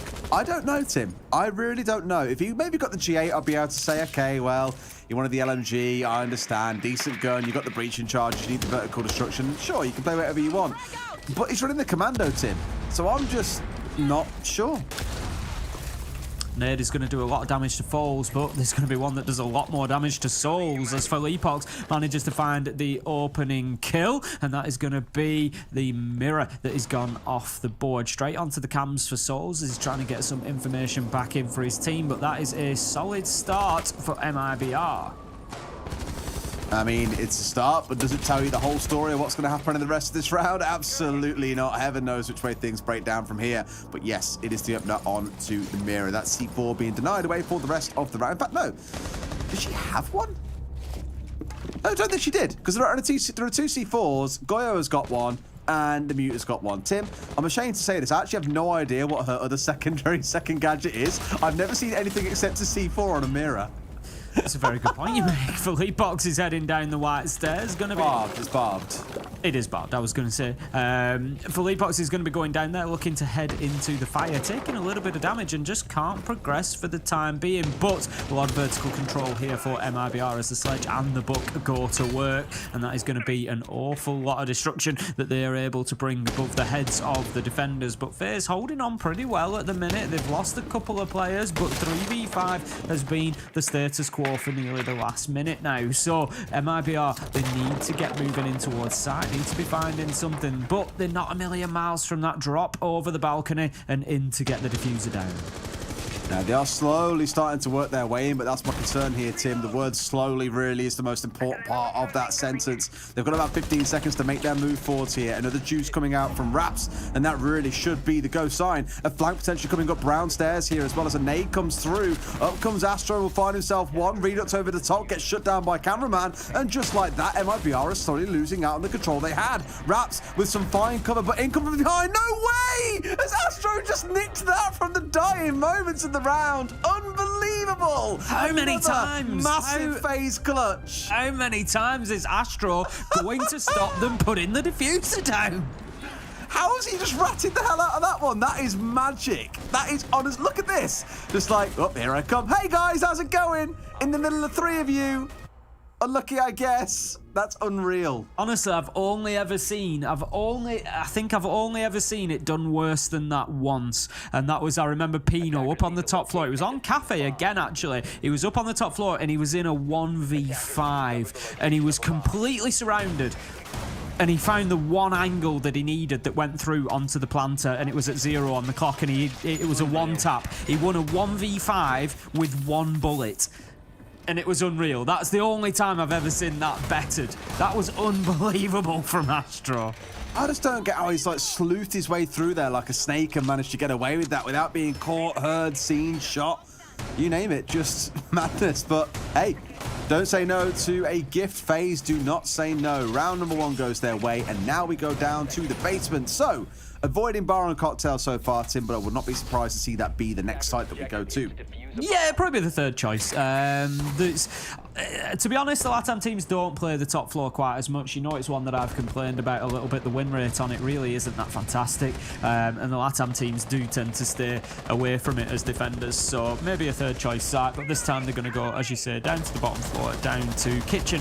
FaZe cannot be relying on last second kills from Astro. They're going to be very happy that they got away with that one, and MIBR will not, but they need to make sure they're more competitive in this round. They were 3v5 for a large portion of time then, and it all came down to the very wire. So they just need to make sure that they're getting that opening kill, getting themselves on top. If they can have a good defensive half here, which on Cafe honestly would be 3-3, they're going to be looking good. There you go. That's a nice Azami placement.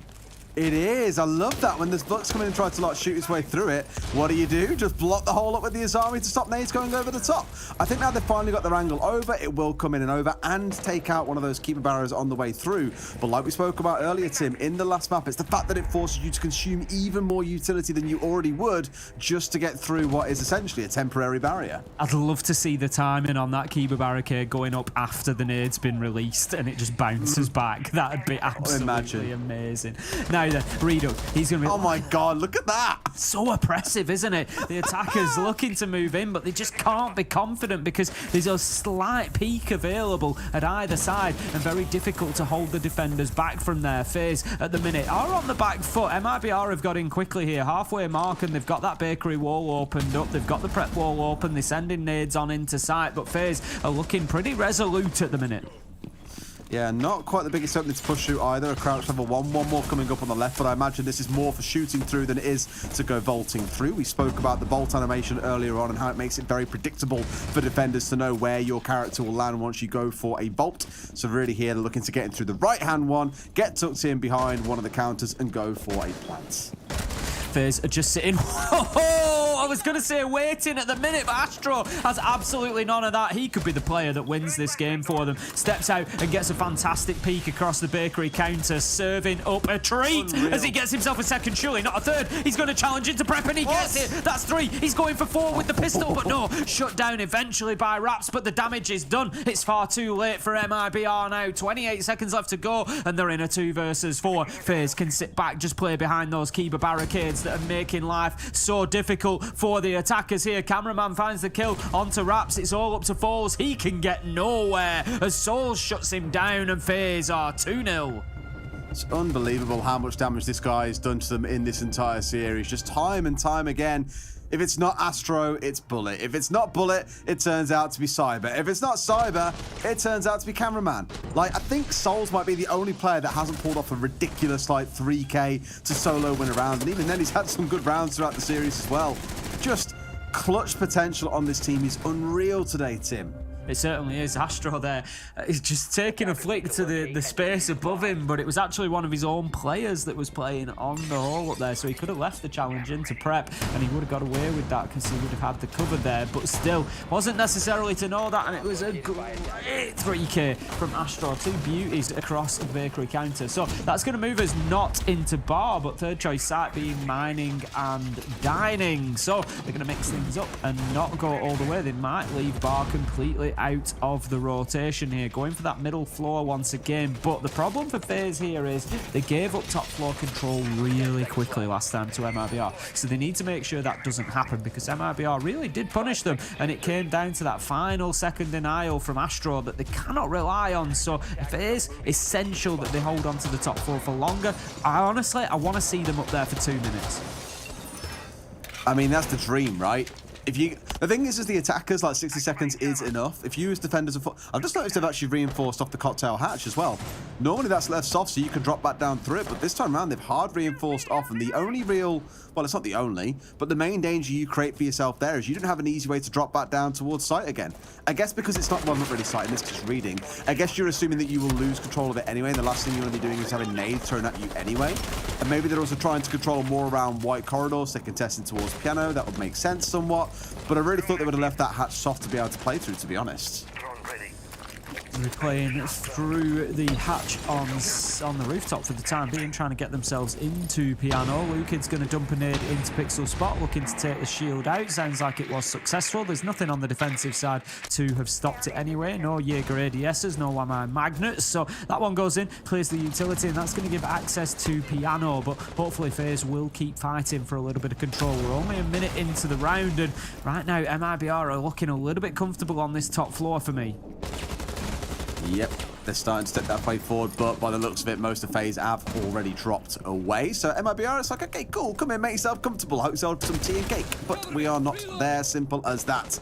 And now they've kind of dropped themselves away. Sure, you've got that top floor control, but half the round has elapsed at this point. So for MIBR, they will start feeling the heat of that clock in the next 10 to 15 seconds. Astro managing to find the opener onto Believe. 1 minute 20 left to go, and what a push this could be from FaZe as they stop that top floor really meaning much by getting that opening kill to begin with. MIBR are continuing to work. They've still got utility to clear. They'll do that as they now move down, and they're looking to get onto the lateral push as well. Sledge continuing to open up above trains, but that's not the site itself. It's not going to soften up the execution point. Now then, they see the man on red stairs, but he's stopping the motion for the time being. They can't continue pushing down until dealt with. Out comes a C4 cameraman. He gets caught out, snapped with a beauty as Reduck manages to find a nitro kill, and FaZe once again are in the lead. I'd love to know how he knew there was a guy there, because he was sat like a statue whilst the Flores drones are raining through. Bit of intuition maybe coming out from cameraman. No doubt a bit of a guide from someone else on the team as well. And it's a beautiful freebie. One coming back from Raps at least to somewhat balance the books, but it is still a numbers advantage. And Raps doesn't know there's a man sat on white stairs just waiting. If he looks down, surely he can just see the edge of the hat. Out he steps now. Raps taking a few shots on the way through. And now the man stepped wide. Does he know about him on the stairs? Bullet here just dancing around with fire as well. Must know the man's on the other side of this wall to him. And MIBR are thinking about this plant. They're going to have to go for it with 5 seconds left to go. Can FaZe deny them once again? There's a little bit of information, but not enough, I don't think, for the defenders to do anything about that going down. It will be confirmed. And we're now in a 3v3, but there come the shots through the soft wall. Bullet unable to find his man. Maybe challenged as he comes up to the doorway. Raps finds Cyber. 3v2, 3v1 as FaZe gets Bullet. He knows there's somebody inside. He's already shot him, but he isn't able to find him. Cameraman downs one, but it's likely to not be enough. He's got about 16 seconds to finish these 2 kills and get onto the diffuser as well if he wants time to be able to disable it. He's working his way back towards site, but shut down as they see him through the footholes. It's Raps to close it out, and MIBR get their first round on Cafe. I really feel like FaZe gave that round away. Like, MIBR were in a good spot to be able to challenge, but they just give over Fireplace, let them walk in, get the plant down, and then have to stage a really difficult retake from that point forwards. Bearing in mind, they had a numbers advantage for the vast majority of that round of 5 versus 3, and you let them get away with the plan. I don't know, it just feels like maybe FaZe weren't expecting so much pressure to come into Fireplace with all 3 members swarming in and just get completely overrun. Fair play to MIBR though, they get their first round in Cafe. I'm amazed that they managed to get the diffuser down. You know, they seem to have everything they needed. FaZe, they had the man on white stairs who was able to step up and hassle Raps, and then Bullet just never really made the challenge on into sight, and it was a tough one. But MIBR took full advantage of that and were able to get that diffuser down. Great round from them. So heading into round number 4, it is going to be the top floor. We'll see all 4 sites from FaZe here. They're going into bar and cocktail, and they're going to have to do a better job of holding on to as much real estate on top floor as they can than they have done so far. Sure, and now that we're stepping up here, this could be the time. Okay, and Ossa being 6 picked, well, I keep saying 6 picked, but re-picked is probably the right word in, or swapped in, or whatever other wonderful word you want to use. Very keen to see how this gets set up. I know before we've seen teams make use of this to get a shield on the cigar shop doorway, have that looking out across the bar. Others have used it to get themselves set up on top of caves, so on the new hatch drop, and use that as an angle as well.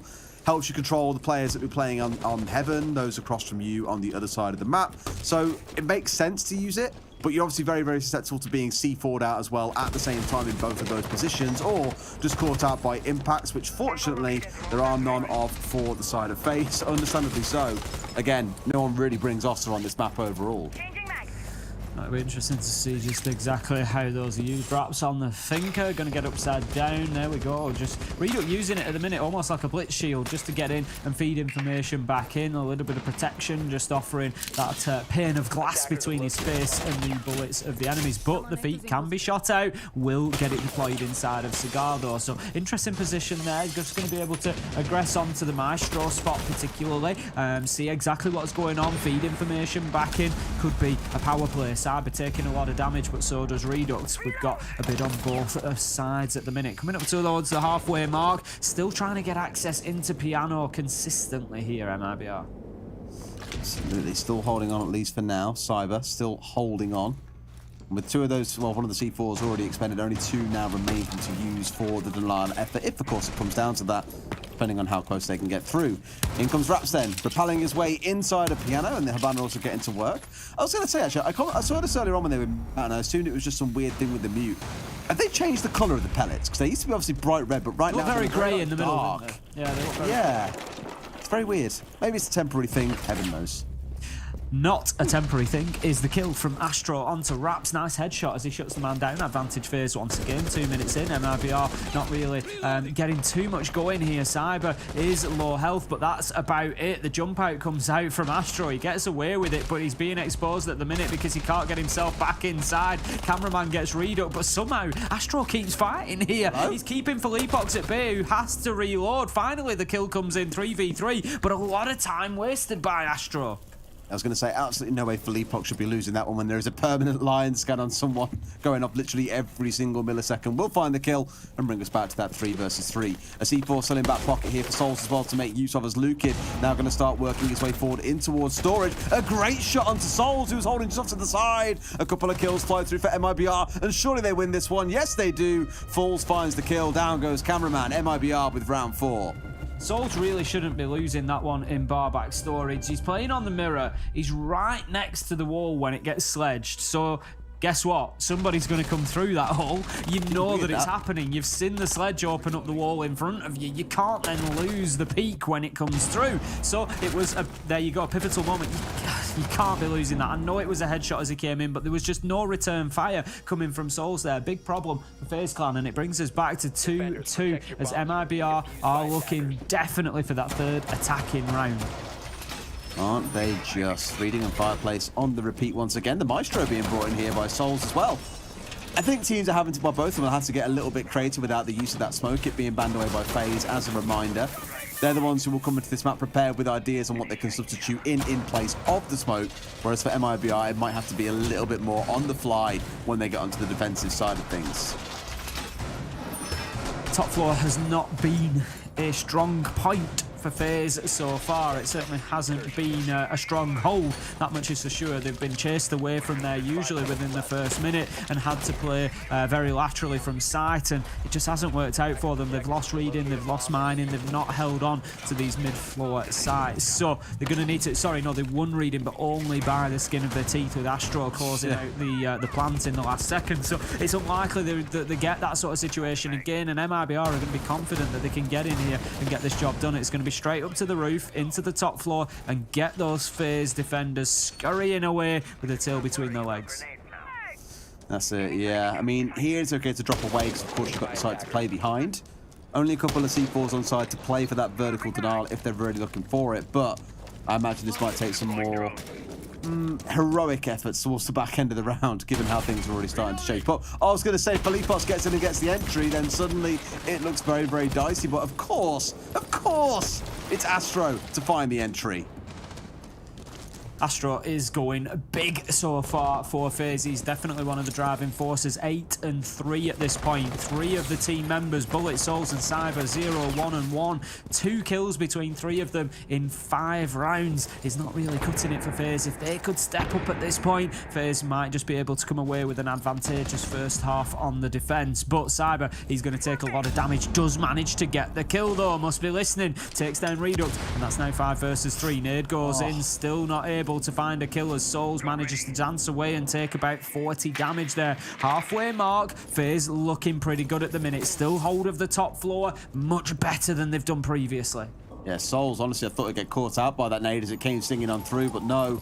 Walks away on about 60 HP and a prayer. A couple of bullets will have him out. One of them connects just there, but Lukid with a rapid shot onto Bullet now going for the next one. Finds Souls. Up on Heaven will bring him down at the same time. And just like that, MIBR once again have equalized the kill count for both sides. And FaZe just, they cannot keep hold of that top floor, and when they try, they lose men repeatedly. So it's something that they definitely need to be looking at. Now then, they're going to have the sledge of Lukid opening things up. They've got Falls on the book as well. This is something that they've done double soft breach previously, and it just means they can rip up this floor so quickly. So with 1 minute 10 left, when they manage to get control of top floor, it's ample time for them. 40 seconds left on the clock now, and they need to keep working on towards site. Lukid just aware of a potential flank there. Obviously must not have a drone to go out there, or they have one that has seen the player that moved into mining underneath, so they were just a little bit concerned that it might be followed through. Lukid does manage to go down and get Cyber. Advantage now to MIBR, but they need to think about getting into sight and getting this diffuser down. You see the 2 players dropping over the edge. They're looking to go for the default, whilst the last man above Lukid, he's going to hold on to those vertical angles. Falls manages to find himself a kill and then go to get the diffuser down. 8 seconds left to go. Cameraman's got to do something. Surely they can't allow this to happen again. He's going to challenge onto the door. No luck this time. 1 on the shotgun, but that will be all as Raps just guns through everybody to get that kill. He don't care about his teammate there. If you want to hit the deck, no problem by me. I'll go through you and through him at the same time. It's just crazy how back and forth between different members of FaZe Clan and the occasional member from MIBR, they just go nuclear. Sometimes it's for Lupok, sometimes it's Luka. We haven't really seen the other three do it, but they can just walk a 3K and basically single-handedly win a round. It's absolutely insane, Tim. It is. You just had I've just had a moment there where I thought, well, maybe Cameraman does this. Maybe he gets the double kill. But Raps was absolutely sealing the deal there. And I've got to say, found the teammate that gets shot through. I don't really mind too much. We've got the round. That is all that you're looking for. Round number 6 then is going to be FaZe's final defense. It's down to the kitchen this time around. We remember the defense that they put up here last time. Astro just gunning everybody down, basically. Something that MIBR need to be careful to deal with. They went in through Bakery, opened up the wall, but the Azami barricades just made it an absolute nightmare for them. So for me, I want to see them switch this up. Get that mid-floor control, maybe push a little bit of freezer. Don't play into those Kivas. No, because we saw how well they were used last time as well to just keep on draining more and more frag grenades out the other side. And the concern you're going to have, I think, in this round if you're MIBR is that you've only now got 2 frags on side. There's clearly got to be a game plan here behind having those 4 smokes on side, and it must all be focused around the execute. The gridlock also coming in here as that alternative to the Nomad being banned away, although normally you'll see that used for things like stairways or more confined areas where it doesn't really matter so much if they get shot out. It's more about the noise and the awareness that you're playing for than so much trying to air jab someone away. A lot of access to the building opened up to begin with, but MIBR not putting anybody into the map just as of yet. They will continue droning and moving. It looks like up towards the roof, so I think we are going to see a little bit of a top-down clearance, which I think we need this time. They're opening up the hatch as well, because we did have somebody from FaZe playing inside of trains last time. I commented on it. Astro nearly challenged onto them before ultimately dying in prep, but look at that. Felipox gets himself into reading quickly and gets an opener onto Bullet. MIBR starting to get a little bit of a head of steam up here, Des. That's it, right? And again, you just can't call which way these maps are going to go. It's just so back and forth from start to finish. But problem is, Tim, Astro is still alive. I do not want to count FaZe out for as long as that man draws breath in a round. We've seen what he can do now on several occasions, and just because MIBR found that one, I'm not convinced it's over and done with yet. No, we know that he can turn around on its head at a moment's notice. Raps is going to be in the top floor. He's got the drones going out ahead of him. We'll pick that one up to be used later on, but fairly confident, I think, at this point that they can get themselves established. Pretty quick going. Bucky's going to be opening things up at about the 1:30 mark, so bang on time for MIBR, and they can start working in towards site. They haven't really put too much pressure into Bakery just yet, so as I suggested, it might be a little push towards Freezer, so much so that FaZe have still got somebody playing inside of Bakery at the minute, so MIBR will need to deal with that should they want to push through there. They've got the vertical angles they need though as well, and about 60 seconds on the clock is no small amount of time for which to play with here as well. They've got the flanks covered off by those tracks, so when you look at it on paper, MIBR have got everything they need to make this work, including the numbers advantage, but I've just seen on that window yet again, another Kiva is in place. Of course, you can 3-hit it off as well, which is okay. You just got to pray that there's no one on the other side of it waiting for you to do so.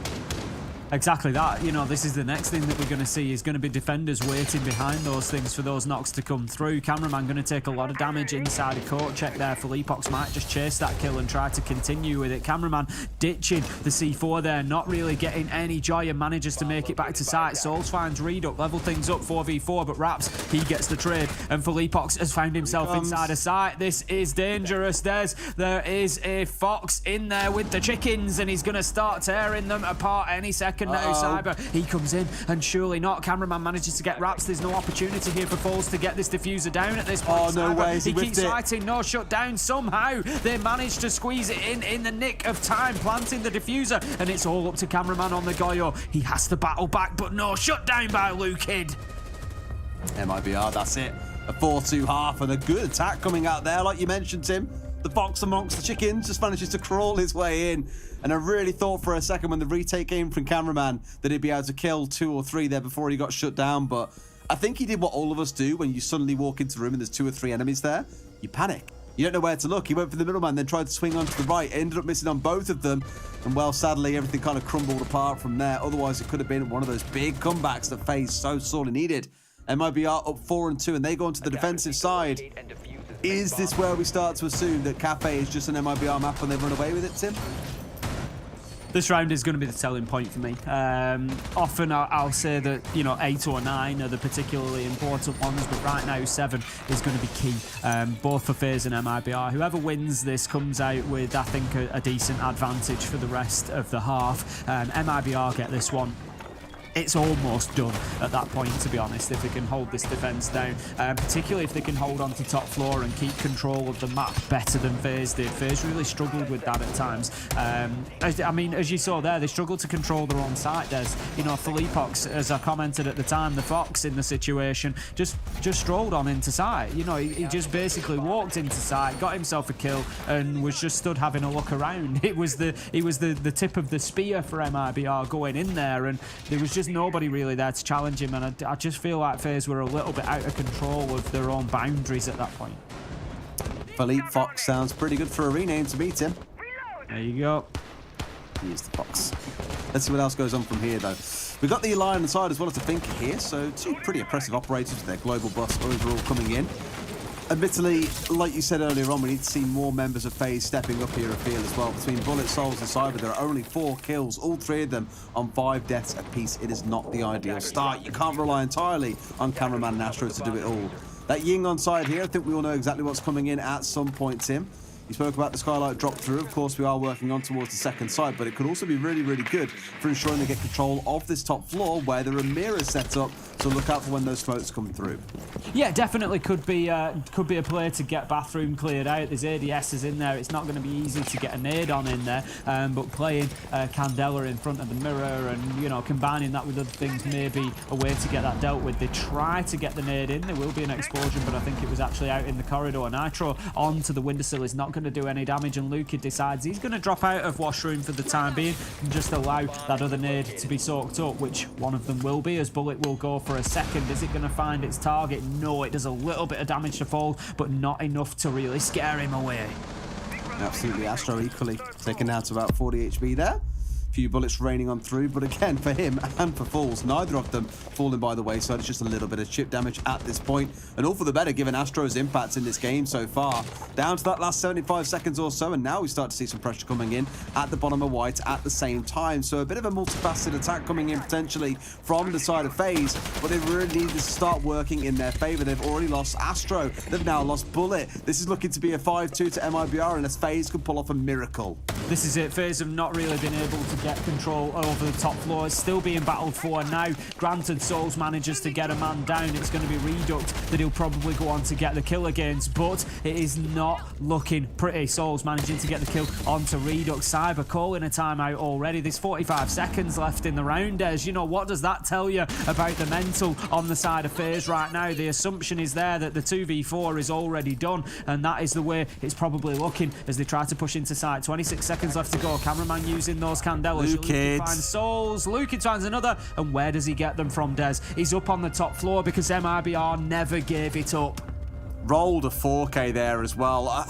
We spoke about it earlier on, how there's really 4 players on FaZe that we're looking at and saying, yep, clutch, clutch, clutch, clutch, clutch, all the way throughout the series. But Luke has kind of been that repeated X factor. So many rounds that you can put your finger on and say, yep, Luka did that. Think about the 2 rounds at the top of Black back on Skyscraper where he just marches his way through and kills 2 or 3 people and basically single-handedly wins the round for his team.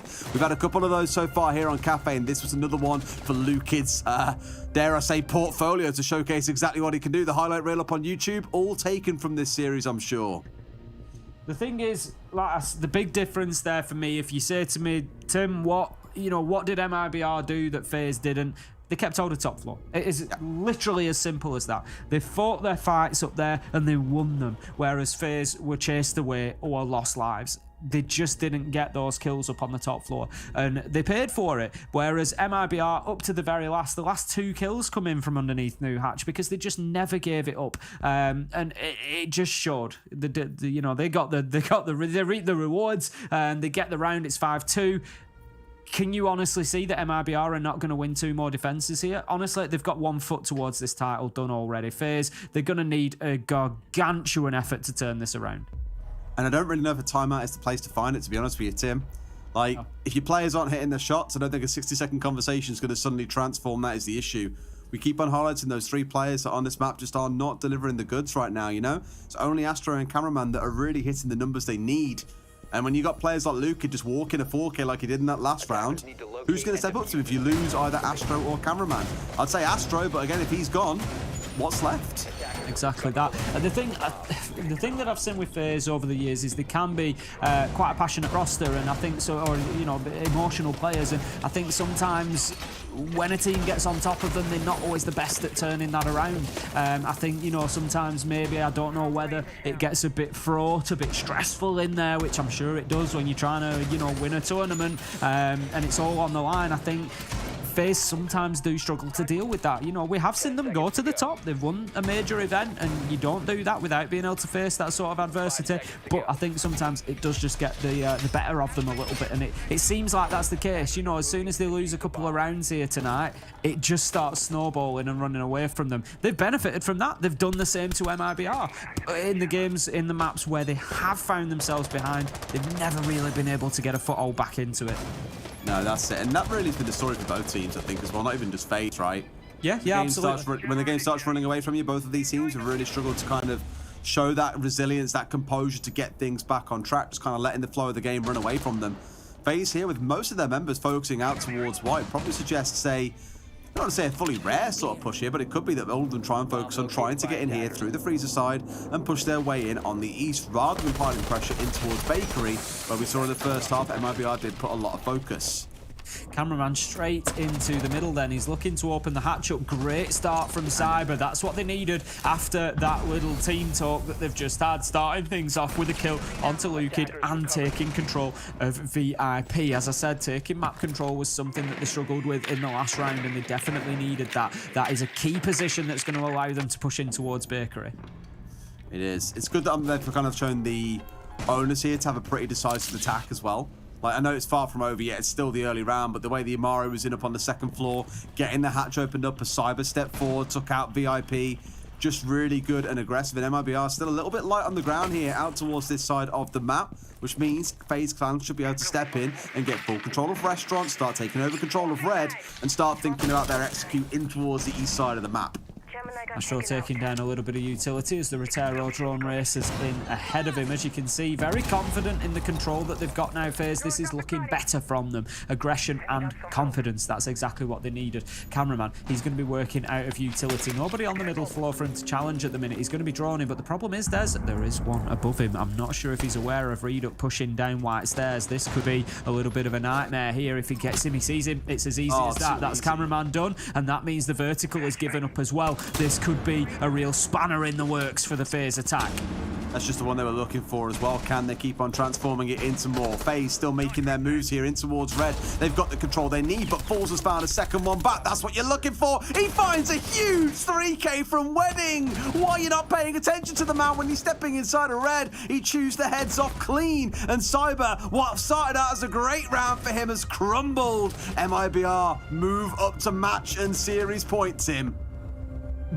It just tells you what's going on at the minute, doesn't it? Like I said, FaZe just seem to have taken their eye off the ball a little bit. They don't pick up on the man on top floor, which is a big problem. And after such a good opener onto Lukid as well, but Redux is allowed to just walk in, get that kill, and then as soon as he gets that onto Cameraman, because of the time that's left remaining, he basically has control of the top two floors. He knows he's not going to be challenged. He can just sit and wait to use vertical holes that have probably already been opened up ready for him to try and deny plants, try and deny an entry into the site, and then the push into Wedding. Absolutely no chance for FaZe to control that, and they give up 3 lives to it. It's just they just don't have control. Just on that one small mistake as well as Falls popping his head out of Wedding, it's like, okay, if you're ignoring me in Bakery, I guess that means I can get a little bit cheeky and aggressive here. Must have never been droned out, or whoever was on that duty of flank watch clearly wasn't doing their duties at the time, because that again is one of those single round ending plays or game winning plays potentially, and that is a great time for Falls to make it happen. Moving up to 8-3 in this game. What a fantastic map overall for pretty much all of MIBR. I know we shouted out Lukid a lot. Raps at 7-3. I know Redux and Philippox aren't exactly high and flying, but like we always say, you can't be a superhero every game, Tim. No, absolutely cannot be, and you know that's when the team needs to step up. This is a team of of 5 players. It's a game of 10 in the server, and everybody needs to be pulling their weight and doing their part. Cameraman's on the Amaru again. We saw him zip very quickly into dining last time. I'm interested to see if he maybe goes into the map quickly again. Pressures maybe new cocktail balcony to try and push in and hassle the man that's playing up there on the top floor. FaZe have to take top floor control. We saw them fail to do so against on a reading attack, and look what happened. They can't allow MIBR to stay in control of the top floor. Simple as that. It's funny and interesting here actually how there are no hard breaches coming through for FaZe here. I don't know if that's a case of they feel like they've given up a little bit here, but no hard breach gadget, no nothing. Instead, just going all out with their aggression. Lots of entries on side. The Amaru trying to catch people off guard. Everything just really working on aggression and trying to bring down these members of MIBR. So far, it's going well. They've got rid of the Oryx. One of the roamers out and about. Now down goes the Mirror. Looking much better for FaZe in this round. 5 versus 3 after just 60 seconds, Tim. 5 versus 3 and top floor control. That's what we wanted. There's one man still left up there, but with 3 FaZe attackers circling around him, there's very little that he's going to be able to do. But look at that. Lukid, Felipox, able to do it again. Level it up. Redux takes a lot of damage. Going to be downed and killed by Bullet, leaving us now in a 2v2 as Astro goes along with him. So MIBR looking to hold on. They've possibly got the high ground once again. They've been able to move back up the white stairs. That could be a problem for FaZe. Cyber goes out of the window, has to pick up the diffuser, and at the halfway mark, this has just been an absolute bloodbath again. Feels like it's turned into a 2 versus 2 game mode now, doesn't it? Because there's just that much time left on the clock as well. Sure, Diffuser's recovered, got himself out of dodge, but now they've got to reset and choose where their attack comes from once again. Bullet's in a wonderful spot, admittedly though, look, between both sides here. He's got a lot of control, but it's about can Cyber get in safely. And with how much time they've got on side, they must feel pretty secure about making this play happen. Felipox in a position to be able to play through the soft wall as well. Oh, Lukid, what a wonderful spot to have. Sees the man, it's a freebie. Of course it's Lukid finding a 3K. Now Bullet's got to step out, surely he gets shut out from red stairs here. Shots come through, but do not connect. 2 pushing in from red as well, and Bullet going to rotate out towards Fireplace here. Try and make this plant come down in a different spot. If he gets away with this, my God, is he pulling off an absolute robbery, Tim. MIBR need to be careful here. They're potentially going to be pushing from the same location, and I don't think they've any idea that the plant's going down, so they are now on the clock as well. 2v1, and there's the kill. Lukid 4K on the round. He just needs to go and find the diffuser and disable it, which he will. And what a play from MIBR, but I can't avoid the mistake from FaZe again. Yes, they had Bullet playing inside a train. It wasn't a terrible position for him, but again, they'd just given up on top floor. They didn't know what was going on up there. They didn't know there was a man above who could have the easiest kill in the world on the player coming in through window. And I said it throughout Cafe, there was a lack of focus from FaZe, and ultimately it's cost them, but congratulations to MIBR, who are our winners. That's exactly what he walks away with, right? 15 and 5, Tim, across 9 rounds. That is honestly ludicrous. That's more than 1.5K so good per round as well. Absolute field day for Lukid there. Cafe turned out to be his playground. Massive congrats there to MIBR as well with a much-deserved victory. Sure, it didn't quite come in the fashion we expected. Many thought we'd see maybe a 3-1 or even a 3-0. So fair play to FaZe for a good couple of games. But again, that consistency between maps did not exist. No, MIBR were just clinical towards the end as well. This is the thing. It was almost like FaZe had switched off a little bit, lost a little bit of focus, and MIBR were just like, right, these are going to be free all day long, and they just kept going in and just, every angle, they just had an answer to everything. It was absolutely all too easy for them. And again, looking back throughout the series, Lukid for me, probably the player of the series overall. I know we had some wonderful moments from Astro, who really took charge on some of those maps and some of those rounds, but Lukid for me with the constant multi-kills, the vertical play, the ability to really commandeer some of those attacks, like again, the pushes through top black on Skyscraper, really stands out to me as the player of the series. Yeah, I'd absolutely agree with you. I mean, Astro deserves his shout as well. He's had some big moments, particularly there on Cafe, but throughout the series as well. FaZe have had their moments. They have played their part. It was just as if, I don't know, they were tired. The game had taken its toll. They just didn't really show up on Cafe. It's tough to take for them, I'm sure. They'll bounce back, but MIBR, they certainly earned the win. it's one of those as well when you think about it, that MIBR had to fight their way in through the lower bracket, right? Whereas for the side of FaZe, they were in that upper, sorry, the other way around. MIBR coming in through the winners, FaZe having to fight their way through that lower bracket, more games to play, more exhaustion, and ultimately coming in on a losing battle. But we'll throw it over to our desk to break down what has been another wonderful map for the side of MIBR. Thank you very much, Des and Ace. And yes, it is done and set in stone, ladies and gentlemen. It is done. MIBR take it from the upper bracket and move on. Not only are they victorious here today, taking #1 spot in GWB, the LATAM edition, but also they're making it, the most important part of it all, making it to the tournament on land in Riyadh, Saudi Arabia next, August, I guess, in a month and a half, almost 2 months from now. Very excited to see what they have to show, since both of these squads, either MIBR or FaZe, have not played internationally in a while. MIBR will get the opportunity very, very soon. But now to discuss things and the fallout of this all is myself, Milosh. I'm the host. I'm the guy that, tries to have some fun. And then my analysts here, Jess and Jesse, that from what I'm kind of gathering over the past few minutes at the end of this matchup, one of you was right. Which was it? Oh, she's shaking. All right, Jess, you were right. Are you happy? Jesse, I'm sorry. You know what? No, I needed it. The reason I needed to be right was not because it makes me feel any better. It's just purely out of the fact that I had to admit that Jesse... Yeah, it does. It's a little karmic in nature, because I had to admit that Jesse was right on, an occasion, and I really wanted to get my own moment here. So, Jesse, from your own mouth, can you explain what's happened here? Well, Jess, you predicted correctly that MIBR would win the final map, and yeah, you were right, and they really did destroy them in the end there. 7 in a row after FaZe Clan won the first 2. Really felt like a rough game for FaZe Clan. I feel really bad for Astro. He won the first 2 rounds for his team single-handedly. It was a 1v3 that he denied the kid on for the first round. In the second round, he started off with a 3K that really did secure the round for them. And then after that, throughout the entirety of the map, he got 5 opening picks. We only played 9 rounds. That's over half of them. And still, time after time after time, the rest of FaZe Clan threw those away. I'm sure it was a frustrating game for him. The rest of FaZe Clan, I mean, they're going to have some time to sit back and think about that while MIBR get to go to LAN. It's not even just they get to go to LAN, they get the big bucks as well for their chosen charity. I mean, that's $250,000 that MIBR's like, check. We get to sing that all the way over to our chosen charity, and almost as I speak it into existence. You see UNICEF there, and they get to go to a LAN as well. I mean, I think it speaks volumes. Yeah. Pretty good day, pretty good week for all of these teams, especially MIBR, of course. $250,000 go to UNICEF, $125K for FaZe Clan, from FaZe Clan to UNICEF. And then the last 2 bits, which still end up being $25,000, they go to the International Medical Corps, IMC. That is all done for LATAM. But if you're thinking, hey, I would love to watch some more Siege and to see, in more of a tournament fashion, who can make it through. Well, don't you worry.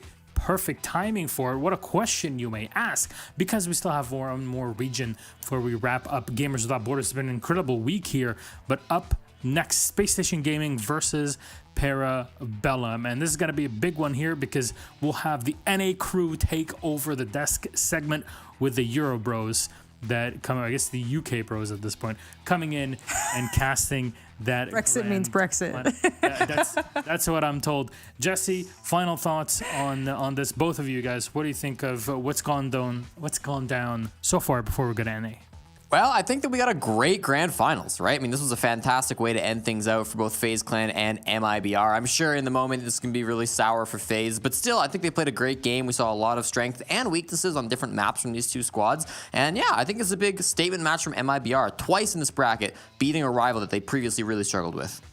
And not only that, but just so much money going to charity. For me, I really wanted to get involved because the charitable factor to me just blows my mind. And I want to really commend all of the teams. I know there's a LAN at stake as well, but I want to commend every single team that we have watched and will watch as this last grand final comes in today for putting a lot of effort into these games. Sometimes you can jump into an event and you can see the quality's diminished a little bit, but my goodness, we actually got to sit here, watch good Siege, and you and I got to analyze pretty damn good Siege as well. So it's nice to be able to dabble back in Siege a bit and be like, you know what, that was pretty satisfying. I enjoyed that one. So that's great. I'll walk away with good memories from this one. A pretty fun one indeed. A third edition of Gamers Without Borders here. We get to see more action. North America is coming up next. Jess and I will be signing off. It is 1:30 a.m. for us here, so Correct. we'll get the night, or I guess day shift now begin for North America. Grand Final, Spacestation Gaming versus Parabellum. Who takes that game? At least we got 2 Tier 1 teams again back. Not like with Europe. Europe is just another beast at this point. So from all of us, thank you so much. We'll be back in just a few minutes for North America. See you then.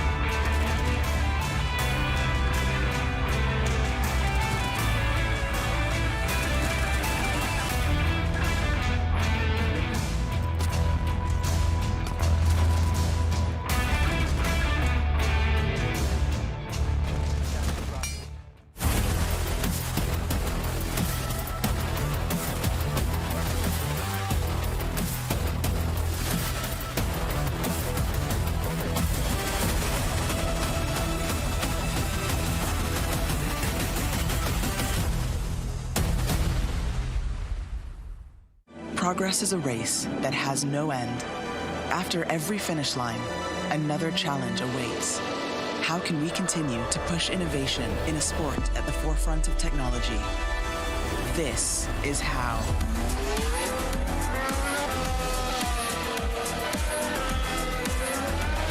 Discover how Aramco and the Aston Martin Formula One team aim to meet Formula One's sustainable fuel targets. Aramco, powered by How.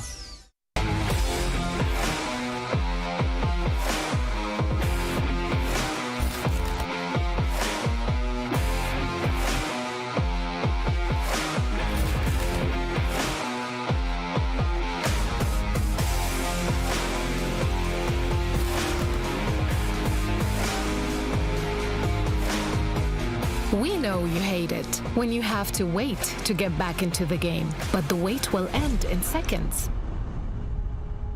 In real life, some people don't have the option to restart. Millions of refugees and displaced people have their lives on hold, eager for a chance to move forward.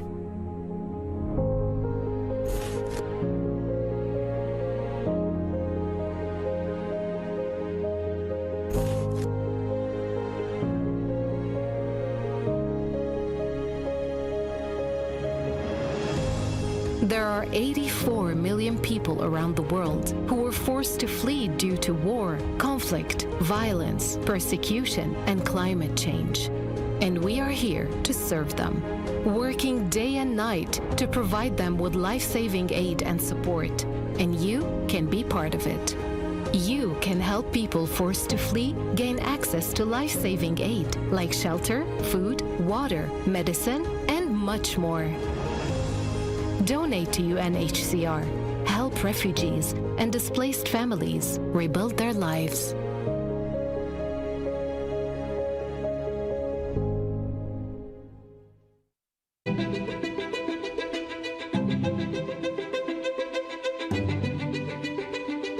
The divisions in the world are stark. Recent years have shown some of the largest natural disasters ever in history. And that really hits hardest the people who had the least to begin with. These people need help. It would be a real tragedy if all these advances in science and health and technology only benefit people in a position to pay for them. There should be no lesser standard if you happen to be poor. These problems can be overcome.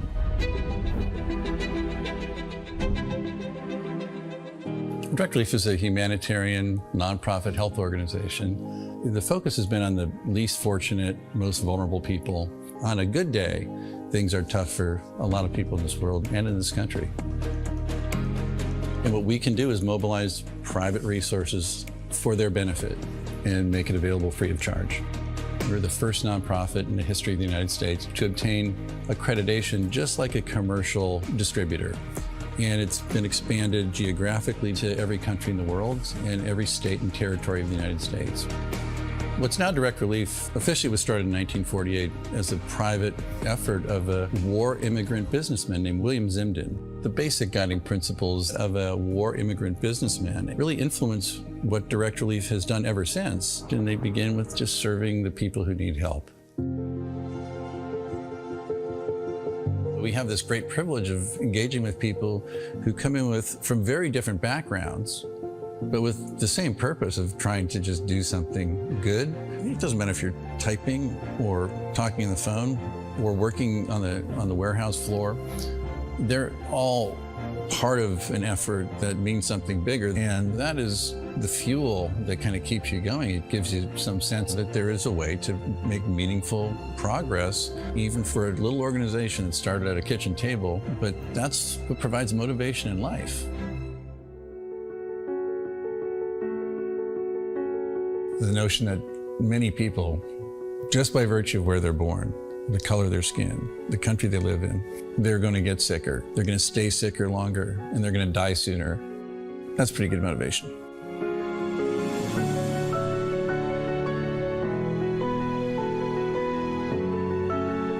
These issues are too big for any one organization to address. We really work hard to honor these guiding principles, invite people to participate, and we are sure thankful for the thousands of people across the country and world who have become part of Direct Relief by virtue of their participation.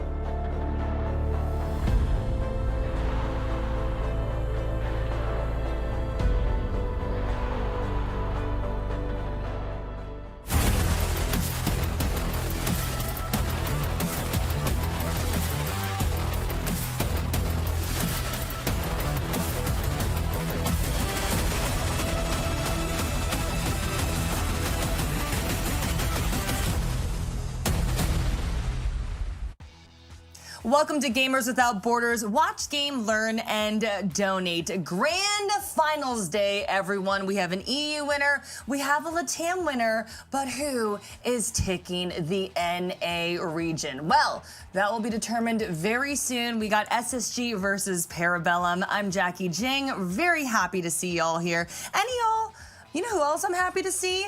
Jacob and Jesse. Let's bring in our wonderful analysts into the discussion here.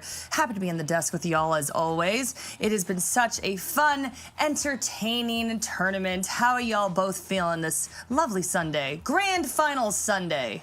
Good. We're finally closing the book on what's been a pretty ridiculous week of Siege overall. We saw one team we didn't expect to qualify for a LAN actually get to a LAN in the first place, and then the storied rivalry between MIBR and FaZe just continues down the path. I think a lot of people expected FaZe to pull out the victory, but we only got one more best of 5 to round out the day, which has been, all things considered, a pretty long day, but we've still got plenty more to go. Yeah, SSG versus Parabellum coming up now for NA, and I'm going to say it's going to be hard to top that LATAM final. We had a really, really close series just before this for the Brazilians. Now it's going to be up to North America to try to top that with some close maps, hopefully, in all 5. And we do have the NA bracket up right now. And Jacob, why don't you walk us through this wonderful journey here? Well, we had 2 North American League teams start at the very top, which a lot of people might have been like, why are the 2 of them facing each other? It's because Parabellum actually tried to qualify for this bracket from before and then got an invite when OXG had to drop out, which means they technically were the lowest seed. So that's why we're seeing this matchup again all the way in the grand finals, because one of those 2 had to get knocked down to the lower bracket. Obviously, Gaming Gladiators and Leftovers both tried to make their own mark in this bracket to a certain extent, and some of them actually managing to take off some maps significantly, which is also nice to see for the NAT2 scene. But we are getting the pretty much expected match as far as this bracket is concerned between Spacestation and Parabellum yet again, and obviously because of the upper bracket advantage for Spacestation, they will come into this with a map lead, which means we are only going to see at maximum 4 maps played over the course of this series. All right, and let's start to take a closer look at these teams here. Again, SSG versus Parabellum. So, Jesse, Parabellum are undoubtedly the underdogs. Do you think they have what it takes to take down SSG, though, honestly? Well, I mean, we've seen a lot of good things from Parabellum this weekend, right? I mean, we've seen them take a map off of SSG already. That was the very first map these 2 teams played against one another this weekend. And in that one, it seemed like we saw a lot of those like aggressive plays that kind of have caught Spacestation Gaming off guard. I want to see more of those. I mean, when you come down to it, SSG being together for so long, they're going to have better fundamentals. They're likely going to be more coordinated. I want to see Parabellum really disrupt that coordination. I want to see them over the map. I want to see them making some unexpected plays. I want to see them getting aggressive. And I want to see them turning this into a couple of more round wins. Their 2-star players, Gunnar and Blaz, brand new onto this team, have been phenomenal. Of course, just picked up recently, and they've been really, really good. The top fraggers in every single one of the maps that Parabellum have played so far. Blaz, 81 and 57 throughout this tournament, and Gunnar, 75 and 55. Really, really strong plus minuses from them. Shout out to Justin on Twitter for those stats he's collected for us. And yeah, they're going to be really 2 players that you want to watch out for today. I was talking to Penguin right as the acquisition happened for both, well, I mean, for Gunnar, but when Blaz also came back onto the team, and he was talking about how Gunnar was somebody they wanted to bring in because they wanted the team to be a little bit more vocal behind the scenes. That did kind of strike me about the way that Gunnar played Siege back when it was in NSG qualifiers or SCS or wherever it might have been in North American Tier 3, and it seems like that has injected a little bit of new life into the squad. It's probably a little bit too early to definitively say, but if that's the kind of change you're looking for, it's also nice that a teammate that is that vocal is also putting up the stats, like you mentioned, Jesse, already in the server, and this is just the first time he's been able to play with a team of this caliber. It's also nice that we're getting the chance to see that Blaz is fitting into the team the way we were hoping he'd fit in, because we had some questions about where he was going to come in when Wimpy was the sub. Is it going to be a 1-for-1 replacement for Wimpy, so to speak? So we're getting a good preview about what this is going to look like in the NAL moving forward, but for the context of this tournament, I'm still curious about whether these new PB changes are actually going to be enough to defeat SSG in this grand final. Yeah, I mean, I think that is the big question. It's wonderful to hype up Parabellum here, and you guys were talking about some standout performances, but SSG is an experienced team with a storied R6 history, undoubtedly favorites here. So, Jesse, is this going to be an easy victory for them? I mean, or do you think Parabellum has what it takes? Where are you leaning here? I mean, I think so. Obviously SSG, like, they're a great team. I do want to see a close game. I want to see a close series, and I think that Spacestation certainly have the ability to provide us that. We did already see them in their first engagement drop the very first map, as we said, Parabellum taking Cafe 8-6 over Spacestation. The problem is, with this being their second time facing one another, it's going to be a tighter map pool. Spacestation are going to have a lot more information. I think they've played really well with that information in the past, both when they were playing against Parabellum earlier in the NAL, and also when SSG were playing against PB just earlier in this tournament. It feels like they've done a really good job of, like, doing their homework, reading their setups on Cafe through the NAL, reading their setups on Oregon, kind of knowing what to expect. And so I think the SSG are going to come out with a lot of gumption on their side of things. The other thing I wanted to talk about was Rampy. Rampy kind of had some off games towards the end of the NAL, and so far through this tournament, he has been the best player on SSG, rated 1.45 overall, plus 27. He's been very, very good for them, and that's going to be crucial, shutting down that combo of Blaz and Gunner that we were just talking about. Yeah, biggest question so far for Spacestation was how much are they going to, like, conform to the same, not stereotype, but the trend that we noticed from them back in stage 1, which was they work on pocket strats, and their pocket strats work really well, but how does that mean for, like, overall strategy and gameplay, which kind of felt like somewhat slow, a tad bit lethargic, and maybe not the most creative thing in the world. And sometimes whenever they'd move quickly and catch their opponents off guard was when they had the high success rate, especially when it came down to really clutch gameplay moments. And so far, it's been nice to see that they're still kind of relatively on track, especially considering they did beat Parabellum 2-1 in a series at the very beginning of this bracket already. But the only other team that they've played was Leftovers, which is a team I still don't think was really ever going to challenge them very much. So they're going to get another chance to really prove themselves against PB today, but it's a matter of how they do it that's overall going to help set the tone for when they finally jump back into Tier 1 competition. So use this as another practice run, but I am curious about what their strats are going to look like in this series. Yeah, so you're questioning what type of strats you think we're going to see. What strats do you think that we need to see for them to be successful then, Jacob? Well, I mean, like I said, the pocket strats work. Whatever they decide to play hardball and really go hard and fast, that usually, that usually does work out pretty well. It's more about, like, the tone that Parabellum themselves are going to set, because like we talked about before, they've got gunners now, whereas I feel like this team back in stage 1 wasn't really able to take much advantage of that because they've got so much firepower on this team. Theoretically, the only guy who doesn't have to do anything on Parabellum is Penguin. He can kind of sit in the back line, play Thermite. Even Kool-Aid is about to start fragging out in this series, which is going to be a nice thing to see. And I do believe that Parabellum will be the ones to kind of set the tone, but SSG need to match that. And then, like, no matter how that happens, I do think it's imperative that they fight fire with fire in this series, if that makes sense. Okay, well, we are very close to starting this matchup. We're going to move into the map selection process here very shortly, working to get that information up. But Jesse, I know you've been doing a lot of homework here, and here we already got the info dropping. So tell me what you're thinking. Well, Cafe is the map that these two teams seem to love to play against one another. It's not going to be first banned, at least in the first couple of choices coming through. It's going to be a clubhouse ban from Parabellum. It's been their perma ban for a long time. They don't tend to play this at all, and of course it is a pretty historic map for SSG as well. Villa being taken off the board. They played it a lot at SI. They haven't played it very much this year from what I've seen. And then Cafe actually going to get bans this time from Parabellum. So that's a big statement ban. They played it in the NAL. That's a pick from Parabellum, Jesse. I can't read. I thought we were still in the best of threes. They're going for Cafe. That makes a lot more sense because this is, again, a map that they love to play. They're going to bring it out against Spacestation. They played it in their opening engagement. They won it, but it was 8-6. It was very, very close. And again, that was kind of the upset as they beat SSG. SSG beat them kind of in the regular season when they went there. And then, yeah, Chalet pick from Spacestation as well. Interesting map that they're going to bring out here. They're actually on a 3-map losing streak. Only one playthrough so far this stage against the Sonics, but maybe they've got something prepared that we don't know about. I swear to God, my camera is going to fall down before we actually manage to finish this map ban phase. I'm not totally sure why. It was just like, Jacob, you know what? I'm holding it. I'm going to hold it like a selfie camera, and we're going to go through the rest of these bands. Like, no, don't focus on me. What's wrong with you? Was it dropping? What's up, guys? Jacob here, and we're talking about the map ban. I'm really sorry. I just did that on stream. Not. I like the Chalet pick. Here's the thing, though. We've seen Parabellum try that a couple of times, and they played it against Leftovers, and that was the 7-1. So that's my overall concern, because we've always classified Parabellum as being a very strong Chalet team, but so far they're 1-1 through this series, and they lost at 7-1 to essentially a pug stack that's trying to make a deep CL run. So that's the only real concern that I've got. But we are guaranteed at the very minimum to see both Cafe and Chalet in this series because it's the best of 5 with the map count, which means we might only end up seeing 2 maps. So it could just be those 2 if SSG want to make it a clean sweep. So then we go to Oregon, and then we go to Border. I mean, name a time where Space Station is going to be uncomfortable going to Oregon, which I don't think is something that we're ever going to see. And then Border, a bit of a wild card, but I love the fact that SSG kind of picked it because that was the time that they played it against Astralis back during the normal NAL stage, and it felt like they came close, but only after a very late comeback. So if they can get to a hot start in the event that we need to go to all the way to our very last map, then that one should be pretty darn interesting. And then obviously Theme Park is the auto win because that's the one that SSG just kind of arbitrarily claim as the one map that they get in the series because of the map advantage, and my camera is still going to fall.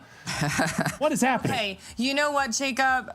No worries. We'll just get to it, okay? We'll let the grand finals begin so you can fix your camera here. Again, this is best of 5, money in the line, glory in the line, all for a great cause. So let's hand it over to Ollie and Demo, and then, Jacob, we can work on your camera situation. So let the grand finals begin.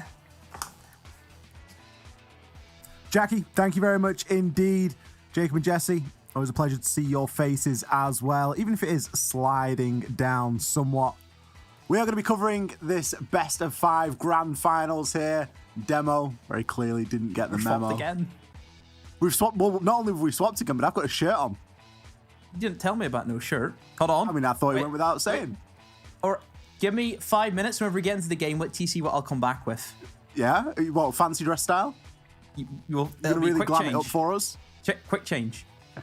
Happy days. Well, we are going to be getting underway with this one very shortly indeed. We have got the rematch that we saw way back on Thursday now, it would have been. Certainly feels like a long time ago of these nights of Siege that we've been doing, Demo. Well and truly on the night shift here. Having a lot of fun with it, and we get to see SSG and Parabellum face off one more time. This time under a slightly different format. Of course, the desk there mentioning that it is a best of 5 with 1 map advantage for Space Station, given that they came through the upper bracket. So there's potential to see 4 games of Siege here tonight. There is, but I seen the maps come in, Ollie, and I wasn't too convinced that I think it'll be that case. You look at the first map we're going into, it's Cafe. Sure, Parabellum, probably quite happy to see this map come in because they beat Space Station on it before. But we've kind of analysed that Cafe game a lot, Ollie, and we've said a lot of that was down to SSG playing a little bit sloppy with certain plays that Parabellum were allowed to get away with. If SSG had been able to tighten things up and are going to punish Parabellum for those certain, obviously we're going to call out Blaz for the rat plays, it could be a different game. And yeah, I don't know, I worry for Parabellum if they try and go in with that same mindset. I think I worry for both sides, really. It's really not too clear-cut. Parabellum have obviously got the confidence. They've played it twice in the bracket so far, and they've been successful both times. Yesterday, we watched them absolutely trounce Leftovers on Cafe. It was a 7-2, very decisive, and it came at a very important time, given that Parabellum had already lost map 1 in that series. They then went on to win Oregon, and it was nothing but convincing. So I think for Parabellum, they've obviously got a chance to sort of nullify potentially that 1 map advantage quite early on, which in a best of 5 with a map advantage with a weighting in there, it's always nice to do because then you just make it really simple and it just turns into a best of 3. And they've already been through one of those with SSG. Granted, they weren't successful, but then you look a little bit deeper. If I just remind myself of the maps that we're going to be seeing after that, we've got the Chalet pick coming through from SSG. I feel like that's somewhere that they're likely going to do quite well. You know, we know this SSG side. They were talking about it on the desk, the pocket strats that they're able to pull out, that ability to, you know, make very decisive shot calls in the moment. That's maybe where I start to worry about Parabellum, in the sense that one of the big things that we've been talking about, Demo, has been their togetherness on the attack, and particularly on that entry. I mean, look what happened to Parabellum yesterday whenever we seen them play Chalet. They got absolutely slammed. From all accounts, the team did not show up in the slightest. So you do worry, you know, right off the get-go, seeing Chalet. I think, obviously, this is going to come down to Cafe. If SSG take Cafe, I think we would favour them to take Chalet, and that's us done. That's the game game set match. So I think Cafe, this is the important one, Ollie. Before we even get to Chalet, Cafe is where I think we're going to see how this night's going to go. I would agree. I really would agree. And I think that, to be honest, Parabellum probably know this because they know that they didn't play fantastically on Chalet yesterday. They know that SSG are going to be prepared for this. Everything really rides on this first map being very important. Something that we've seen a very common trend here in the North American Games demo has been that Flores ban. I would be fairly shocked if Parabellum don't draw for it here now. They are really teasing us with it and making us wait right down to the final second. It's actually going to be the Ying. Demo, no one can see me right now, but I am pulling my really shocked face. No, you're not. You're I not am. shocked. How can you be shocked at a Ying? Because we've seen Flores banned as like a mainstay. Yes, but you also have to remember that what was an operator that worked really well for SSG and Cafe before that we've seen them play? The Ying did work well. I will give you that. Mirror, going to be removed as well. And Azami comes out as the final ban. Okay. Both of these teams clearly doing a little bit of homework here. See some targets. I think that's certainly clear to see. SSG will actually, I think, be really happy to see Kaid on the board. We kind of looked at SSG and we've said that they've played quite default in terms of their strategies in Cafe Ollie. They haven't really flexed anything too strong on us. I'm primarily talking about their upstairs hold where they fully reinforce freezer walls and fully reinforce bathroom. They play that kind of anchor position that we don't see all too often, and then they bring in the Kaid. You can't get the Kaid claws off because Thatcher's banned. That's going to favor SSG, I think, in this opening half. Instead of going upstairs, which is where they've went most times, they're going to be starting off downstairs, though, in the kitchen.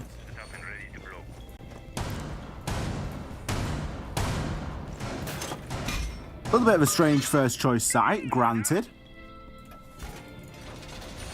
We'll have to see how SSG choose to make this one work. 10 seconds remaining.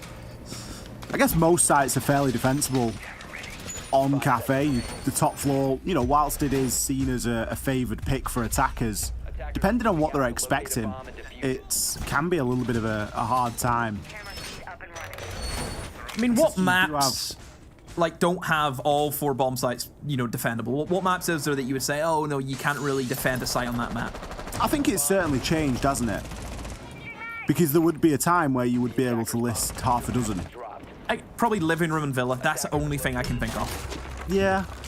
Attackers recovered the bomb diffuser. Opening pick. First pick. Penguin just straight in. On that Florence. Never a great sign if Bosco's getting taken out early, is it? Yeah, I don't know what's happened there. Looks like Penguin just walked in Bakery and just shot him. That's what it looked like. And they got the kill and they're gone. They're out. So Parabellum, they found a pick. They're happy with that, and now they can actually start off and look at where they want to go now. Looks to be maybe trying to clear out the roamers upstairs, Ollie. We see that extension from SSG. No surprise to see them go for it. SSG are happy enough to really play their lives if they need to, but like we know SSG, Ollie, if they waste enough time, they'll go back to site as quickly as they can. But I think FG need to waste another minute or so before they start thinking about that. Parabellum, of course, that first pick, it gives them that extra man who they can rotate around, and I'm sure it's probably going to be Blaz in this scenario. Just let him off the leash, Ollie, let him go and do what he wants to do, but maybe it's Gunner instead who's off the leash, as he finds Rampy. A freebie for kill. Rampy had no idea that somebody could have been in the front door. There's 2 picks, Ollie, that it seems a bit weird from SSG. Yeah, SSG certainly giving away a couple of soft kills there. They will find one back onto Blaz. Esker going to be making his way down red, just gets caught out in one of the lingering goo mines from Rampy. There isn't going to be too much here to concern them, but a lot of soft destruction now to start doing, and that's going to be Esker's job. Needs to rip open a lot of that floor. Fultz does manage to get the trade back onto Esker. Only caught mid-animation there. Kool-Aid is there for the 1-for-1 trade, but it still means that there's a lot of jobs that haven't been done. Hatch being opened into Freezer is going to be a bit of a saving grace here, but Gunner, he's going to get swung by Skies. The Valkyrie camera is providing that all-important information. Kool-Aid, he's right in the sight. Skies knows exactly where he is as well. A quick hop over from Penguin is going to credit him with 1 kill, and now he's left in the 1 versus 1, but he's got no intel. doesn't know where Skies is playing, catches him prone and finishes him off. Skies. A lack of info from both sides there. Penguin happy to tank up that Goyo shield damage 3 times there inside of that round, and it rewarded him. Oh, Penguin kicked things off. 3 kills in the round, and he really had to make it work for himself, Ollie. I mean, what can you say? Just has to push in, has to go for the kills. I mean, he still had 30 seconds, but he had the adrenaline behind him, didn't he, Ollie? He felt as if he could take on anything. And it worked. Pushes in, finds Skies. SSG dropped the ball in the first round. It was weird. It looked as if they gave away 2 picks just in weird shape. You seen Bosco, somebody just walked in the bakery, shot him. And then, yeah, I think it was Rampy, wasn't it, on the Legion, who was walking backwards into Cope, not knowing somebody was at the front door. Just a weird couple of kills. It was a little bit strange because we didn't exactly get to see that opener from Penguin. I'm not sure if it was just sheer unluck from Bosco that caused him to get taken out there, or if he really was in the wrong place at the wrong time and kind of just caught in no man's land. Regardless, I don't think the SSG are going to be too concerned. One thing they're not going to do, though, is give them another attempt downstairs. Instead, they're going to be going for dining, fireplace, and wheel room, train. This top floor hold going to come through. I feel like the Valkyrie cameras worked really well there for SSG. They had a lot of information, and Skies picked up 2 great kills off the back of it. Not choosing to bring it this round. Instead, they've got a bulletproof on Bosco to try and gather a little bit of that info.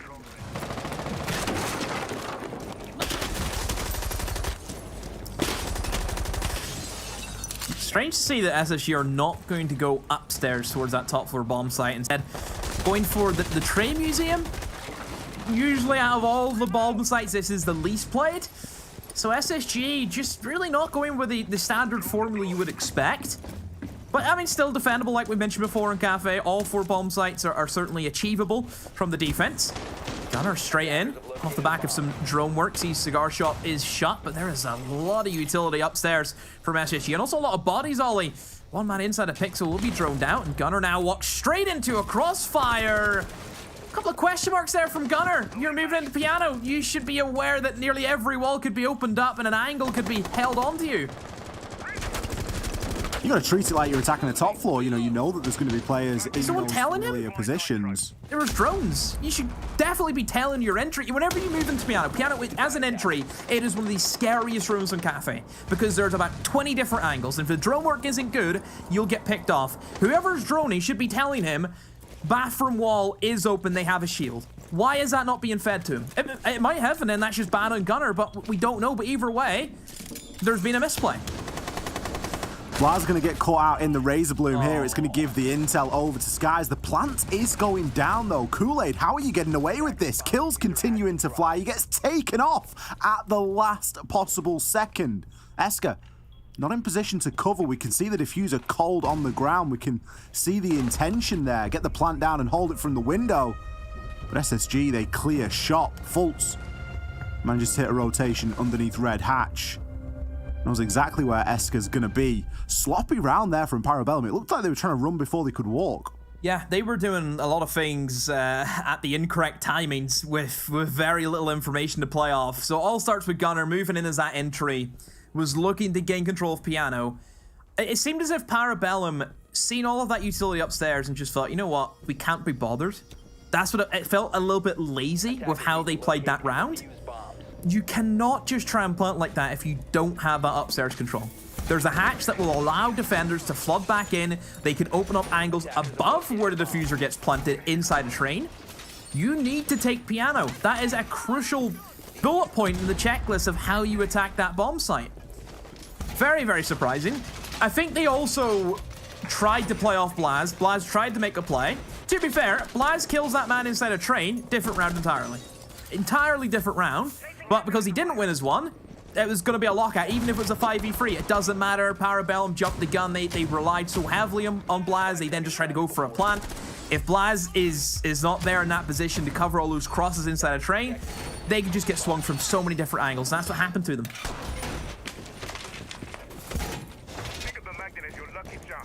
Yeah, when the round hinges off one player winning a 1 versus 1, Never ideal. Still, leveled out, 1 round apiece here.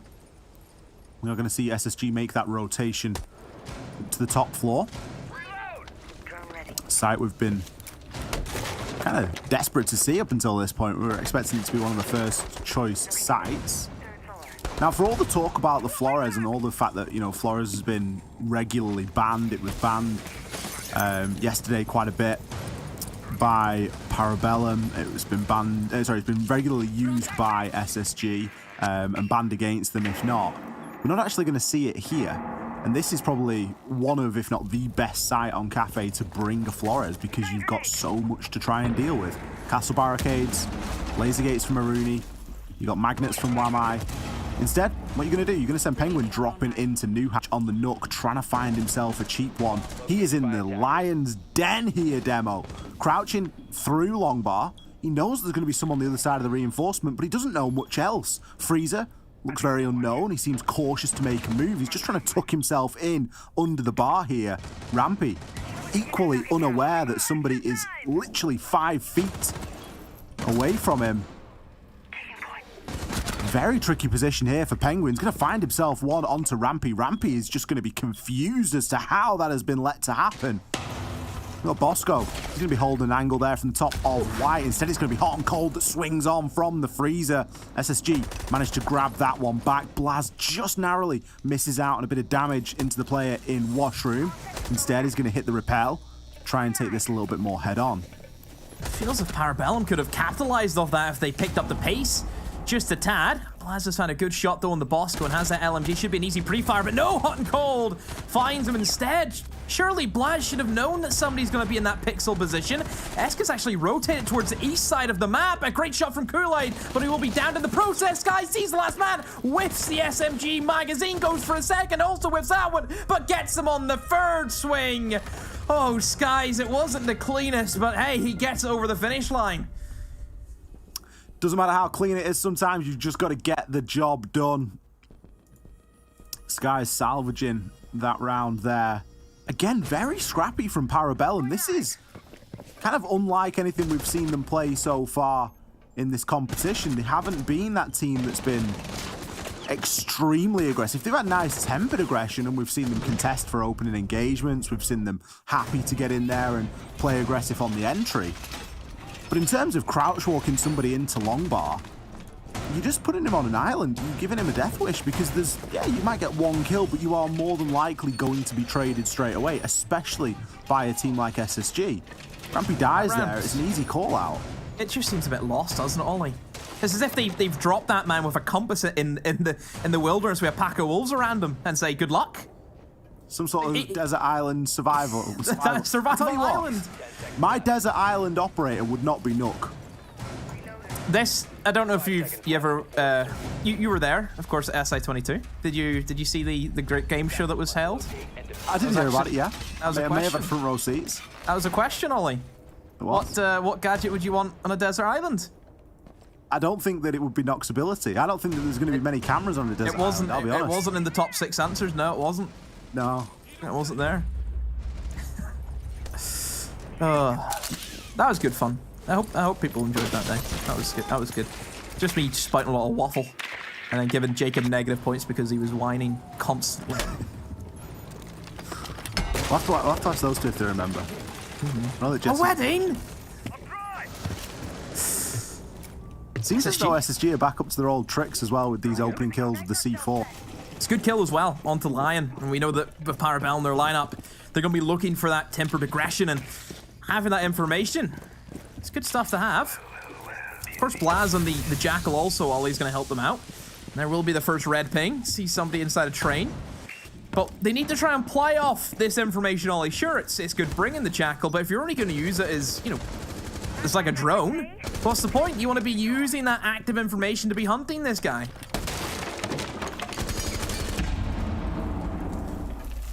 Ideally, yes. Jackal's value comes at many points throughout the round, but the large point of value comes at the beginning and in the early round when you can, you know, track those footprints and start to try and gather a little bit of a picture. Gunner, again, just seems wildly out of position. think he knows that there's going to be somebody here, but doesn't know exactly which side of the room they are going to be on. Kool-Aid, he's going to see to it. Takes hot and cold down. Esker. It's almost Esker's trademark position on the red stairs. You just see him there every single round, and we catch him opening up this angle pretty much every time there with the sledgehammer.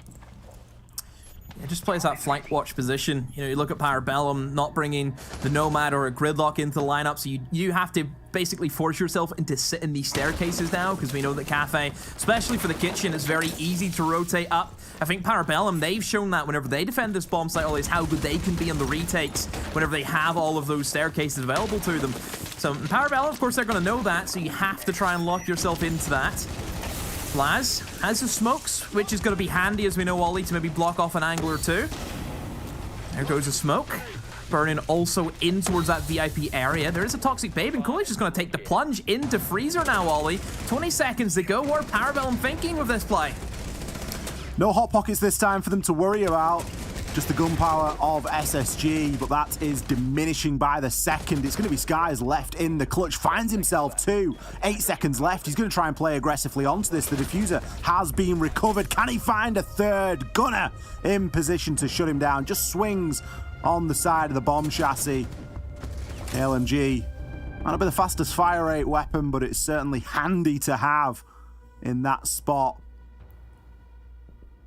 Parabellum getting one over the line. You look at the time there, and you just really got to back Skies to be able to just hold them off for another 4 or 5 seconds. Real down to the wire stuff. I think Parabellum's done really well to pull that back, considering that they lost the opening death. Coming back from a 4v5 of that extension from SSG. It did seem as if SSG, they had some people who ran away immediately. Just dropped the hatch straight off the rip. Then they had some people still linger. Yeah, I feel as if you're going for the room game, you either fully, you know, everyone there, they fully commit where you just trade and you die, or everyone falls. Because you just can't be leaving one player by himself against 4. No, it needs to be all or nothing, doesn't it? You either stick on the roam together or you drop off together after it doesn't work. There are instances where leaving one person behind will be beneficial. But particularly on Cafe, the roam it's only as strong as the player standing next to you. You know, you need those crossfires, because with the crossfires you can hold a lot of that top floor. Without it, it does become quite easy to get cornered, especially when you start bringing things like Jackal into the mix.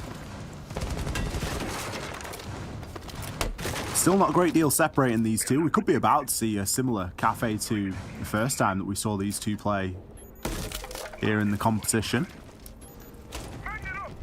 It was a overtime game. Parabellum managed to scrape it at the end.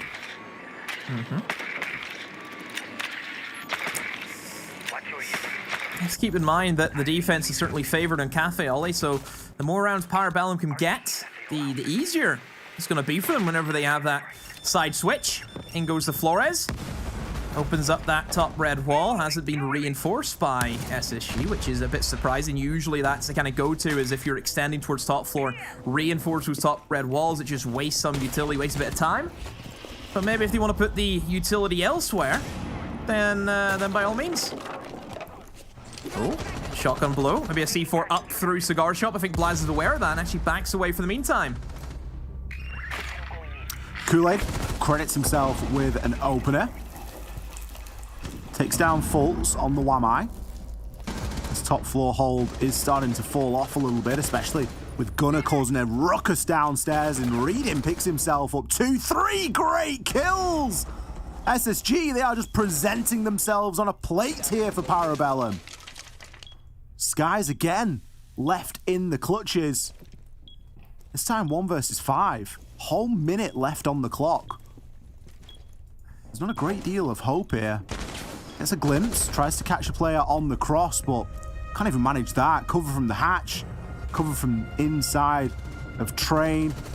It's always going to be a tough task. A flawless there for Parabellum. Dominant, but like you said, Ollie, SSG just giving himself up a few times there. It's as if that, you know, it just feels as though the SSG, they're forcing some of these kills. Like, they're trying to force these engagements. I think during those early stages more than anything. It's not the same kind of strict SSG that we know where they will just sit 5 people in a corner and just play those extreme crossfires. We're not seeing that today so far. Look at Bosco. Look at Rampy. It's not often that you can turn around and say, you know, look at Bosco, look at Rampy, and they're sat there 0-5, 1-4. Very hit or miss tonight. Fortunately for them, they've got a map advantage in this best of 5, and there's plenty of siege to get around. But you don't want to be dropping the first map and almost have it end up being a glorified warm-up scrim because things just haven't gone your way and you've never really woken up. And start righting those wrongs as soon as possible. You mentioned, Demo, that Cafe regularly seen as defender-sided. It's one of the few maps where you've got to spend 30, 40 seconds to actually get onto the roof, to get into a position to be able to think about entering on in. There's just so much more to do as an attacker when you compare it to other maps. It's a tricky map to attack. It's personal hell, I feel, as if you're an entry. Especially whenever you look at the top floor. Entering in towards Piano, I mentioned it before previously, it's so difficult. So many different angles you have to be aware of. I also think it's quite tricky to get any real utility value just because of the sheer amount of operators that get chosen to deny. You know, you look at SSG, they've got the triple threat. You have the Wamai, the Jaeger, and the Aruni. All 3 of those are going to be great at soaking up flashbangs, grenades, and whenever, you know, as an entry, of course, you're there to get the kills with an LMG or the Ana, whatever gun you're using, but also nade kills are going to be an important thing for entries. No entries this time for Parabellum. The Aruni from Glaz didn't work out as planned. He got shut down by Rampy after he'd entered in, and we actually saw Kool-Aid fall to a Razor Bloom there. No hard breach now, which is an issue. It's going to be very difficult from here on out. The diffuser are going to be cold. There is going to be a line of sight and an entry point in through to Piano. But for the meantime, Penguin isn't going to opt to use it. Bringing the Flores this time to try and burn through a lot of that utility. The saving grace at this point for Parabellum is that there is still time. You can look to deal with this shield on Pixel. Get that done. Gunner still dueling, trying to find himself that pick onto the player in Washroom now. With the shield gone from Pixel, you've got no real choice but to move on back. Penguin does manage to relocate the player that was inside of Freezer. And Gunner, he's pushed on through. Finds himself one, cautious of the hatch below.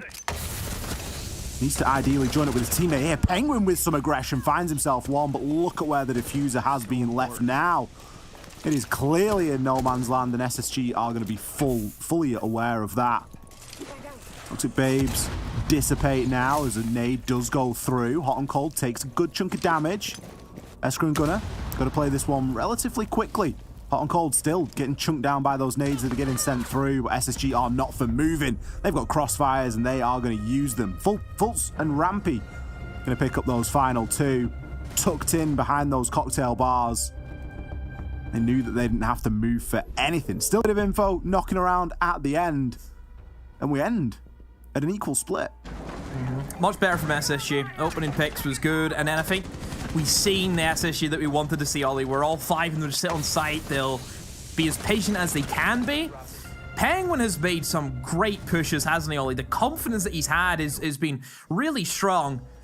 Attackers need to locate and defuse bombs. Still wasn't good enough, though, in that round. Still was not there. Esket and Blaz struggling.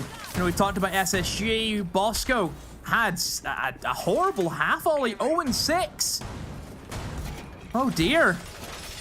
So there's been strong players on either side, we can see that, but also not so strong players on either side also. And they're players that we usually look toward to do a job. You know, we were really giving it the other night about how much clutch potential Bosco has, and when he's left in that situation, there's not many other people that you would want to rely on to clutch it out. You know, you think of just the sheer consistency that Bosco has in a clutch. And now seeing, you know, 0-6, not really activated. He's been doing a supporting role, but you know, that's 6 gunfights potentially that he's lost there. So you've got to, you know, question it at some point, especially when a lot of those rounds really didn't go SSG's favor. Obviously, you flip that around and you look toward Esker, very quiet. Blaz, equally quite quiet. I think we're still yet to see, Demo, a day or a game where both Blaz and Gunnar show up in the same map. Because typically they'll either alternate it, one of them will have a good half, one of them will have a mediocre half. Obviously, the new pickups, we're not expecting, you know, 100% synergy. But we know what they're capable of.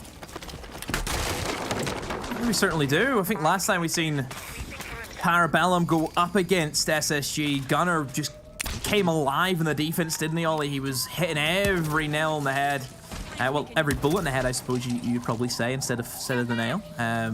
But yeah, he was really strong in the defense. Not so much in the attack, but to be fair, today the attacks has been good from Gunnar. 7-4 is a very respectable, I think, entry stat for the entry on Cafe. I've thought about how difficult it can be to attack it. We'll see how he deals with defending it now.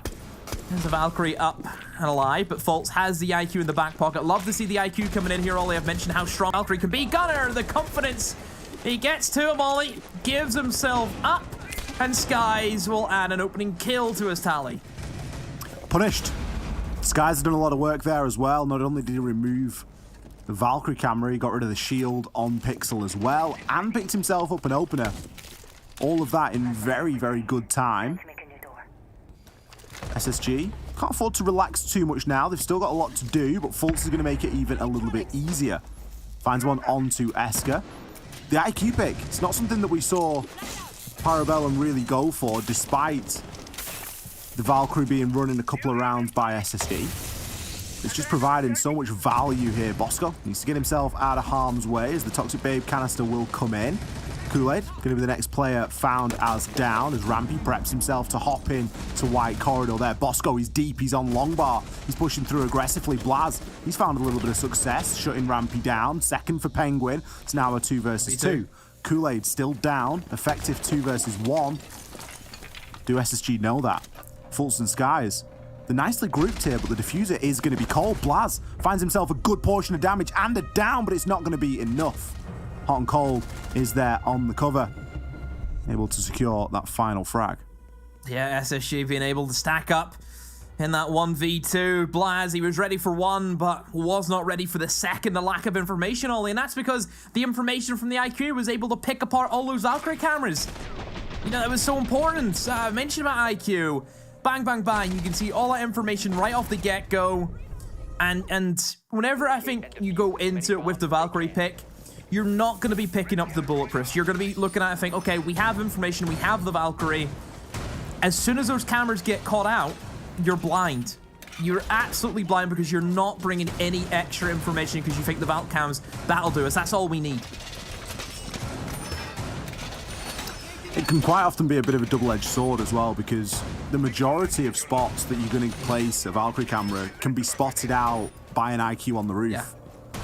And all IQ has to do is Z-ping that, and it's going to give a more accurate location as to where that piece of utility is. So it does become quite straightforward to deal with there. Yes, see if they can keep things rolling. But yeah, Parabellum just a little bit too reliant on the Valk cams. We need to look for another option. You know, if those Valk cams get caught out because IQ's being brought, you need to do something against that. You know, it's very similar, Ollie. What would happen to a lot of people if, you know, Ollie, let's say for example, what would you do if your power just went out? You couldn't cope, could you? You couldn't cope. Oh, why not?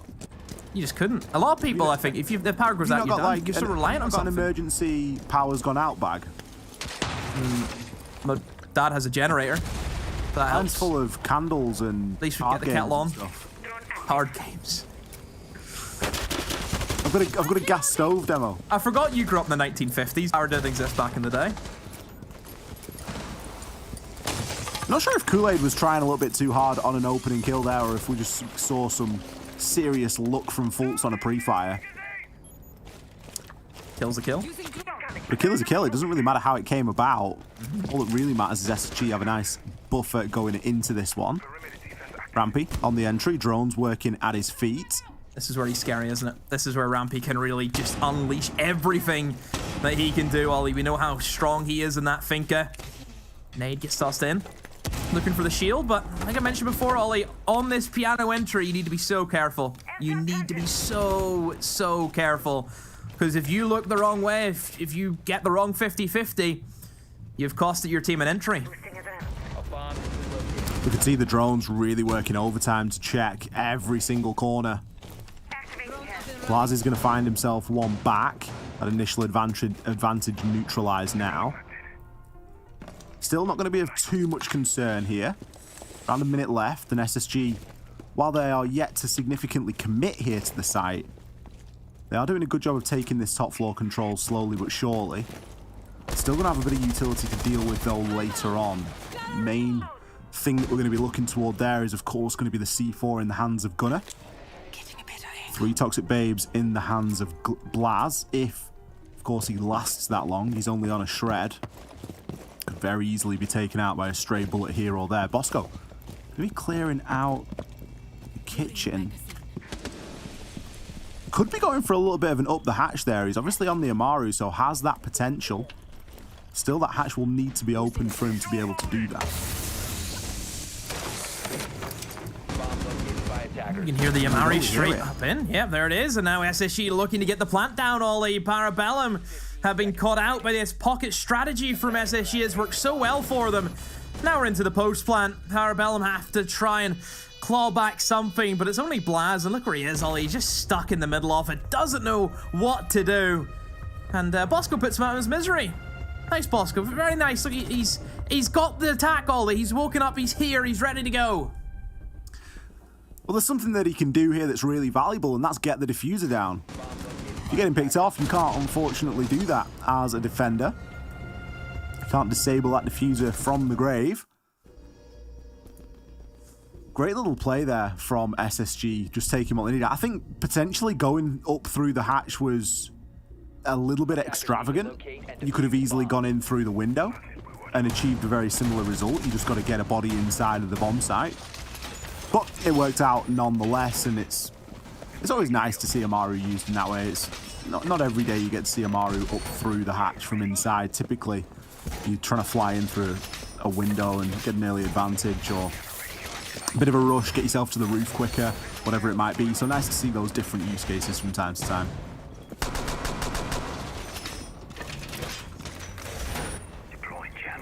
SSG looking very dominant on the attacks, only 2 in a row.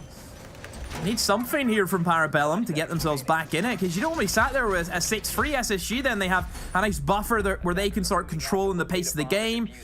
And obviously, you know, whenever you're 6-3 down, if you're Parabellum, you're going to start to be desperate.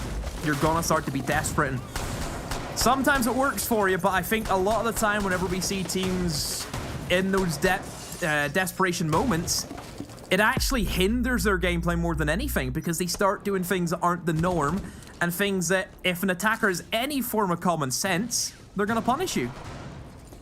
Yeah, it's that it comes down to the old trying too hard.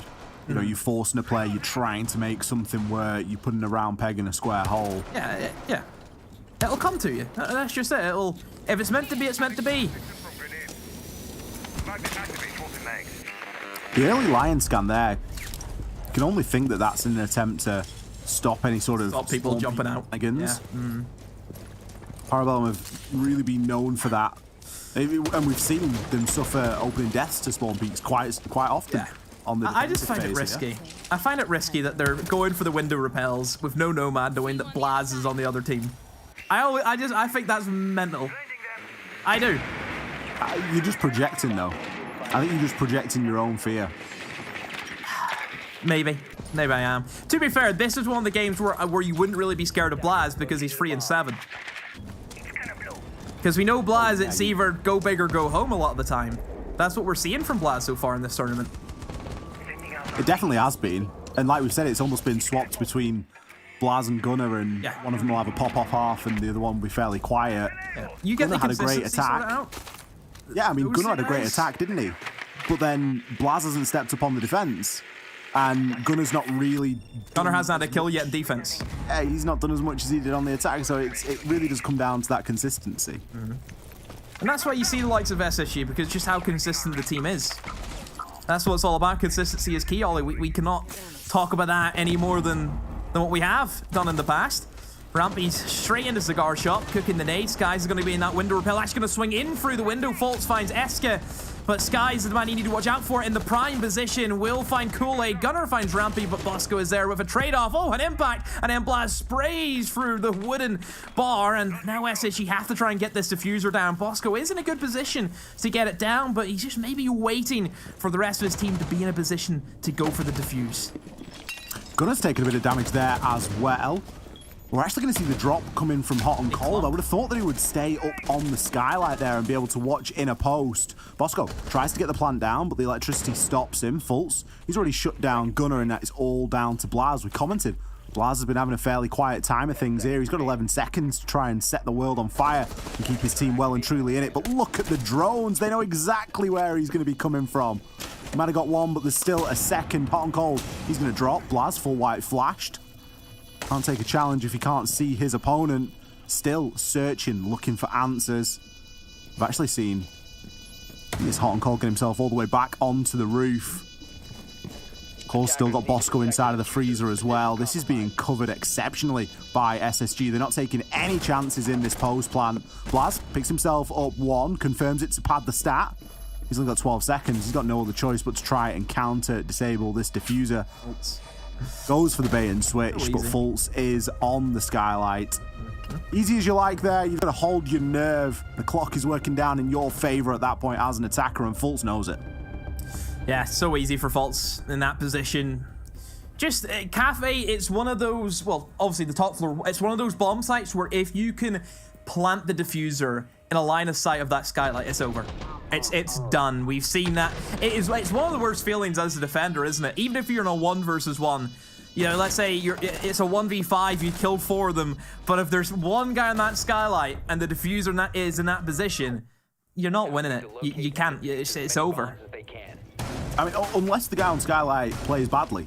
But you've got to play really badly. Yeah. You've got to literally be poking your head over that skylight sill and saying, I'm here, shoot me. Well, SSG, map point here. We'll put them 2-0 up in the series. Parabellum, they haven't done anything since getting on the defense demo. They were struggling on their own on attack. A 3-3 split. Things were looking pretty good. We were thinking, yeah, we've probably got a bit of a game on our hands here. And we are still waiting for them to pick a round up on the defense. SSG, they've gone from strength to strength. They started off a little bit slow, I think it's fair to say. There were some fairly strange rounds. Parabellum were playing very solo siege, and SSG they weren't getting entirely befuddled by it, but it wasn't coming to them as easy as maybe we would have expected. And keep in mind that Bosco and Rampy still haven't really done much this game. Look at them still. 2 kills, 3 kills. It's the other 3 who has stepped up massively. It's usually, it's got Rampy who's that main entry and Bosco who is that, that clutch man on the defense, both of which have been struggling in both of their roles. It's been really the other 3 who we know can flex really, really well. Skies, Hot and Cold, and Fultz have a variety of operators. We know Fultz to be in the more ultimate flex, but the other 2, we know that they can play anything as well. So that 3-man has done wonders right now for SSG. It's all clicking for them. One more round for SSG and Cafe. Keep in mind, this is Parabellum's map pick. They need to be doing a lot better than this. I think they maybe got a little bit too confident with how things went against SSG before. SSG, if they get a chance to go back in Cafe against Parabellum, we knew they would not let anything slide. No, they definitely come back to not only get the win, but to sort of prove a point, I think. And that point is that they feel like they probably should never have lost the first time they played Parabellum on Cafe. Bosco, bit of aggression there onto Blaz, shuts him down with a swing. Rampy has fallen, so it isn't going to be the pure opening kill, but it's a good response to one. I think for me, somebody that's been doing it all here tonight, Demo, at least in this map that we've seen, has been Skies. I just feel like he's always in the right place at the right time. Regularly left in the clutch when SSG were on the defense, and still just doing a lot of that brunt work task when he moves over onto the attack. He's going to look to move through and start to rip open a lot of this floor now. It's kind of personal preference whether you're going to bring a sledge or a book to do this job. Yeah. I think Fultz has also impressed me tonight. I think he's been controlled the game really well. I think he's kind of set the tempo. He's the one who's kind of controlled what SSG seems like have been doing a lot of these positions. Hot and cold will catch Gunner. 2 Habana pellets is enough to open up the bakery. However, Monty goes down. Fultz is going to get picked off. How's that happened? I don't know. But still, it's man advantage for SSG as Hot and Cold found another one. Rampy's off the Finca, and all of a sudden, we're seeing the Finca make something of herself. 15 seconds left. There's still a job to do here. There might be an advantage, but it is a narrow one that will diminish by 1. Hot and Cold gets the trade back. He's picked up 3 so far this round. Whoa! Iska somehow manages to keep his team in it. Rotates himself down brown stairs. Finds himself 2 crackers to close the round. The time was going to do the rest, realistically. SSG just wasting a little bit too much of it there in that mid-round. No information on the gold stairs, Ollie, to allow Eska just to run down and go for that swing. How is that being allowed? Sloppy flank watch from SSG has been enough to cost them there. Parabellum still in it. Shouldn't have been in it, let's be honest, but hey, they're still alive and kicking. 2 rounds is all they need to get into OT. It's a lot easier saying that than what I know it would be.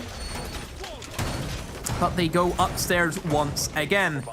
Last time SSG, it was a little bit hit or miss. I wouldn't say SSG looked the strongest in their attacks upstairs. I think they were very reliant on these kind of individual plays, pushing in towards long bar, and I think Sky swinging in through that east balcony window helped them a lot. So there was a few moments there for SSG, but I don't know, it seemed still a little bit messy at times. SSG have still got that buffer to work with. They've managed to get as far as they have tonight so far without a great deal of input in terms of kills from players like Rampy and Bosco. Not that you would always look to Bosco for the kills, but Rampy definitely. Big talisman player for SSG, and on that entry, very important.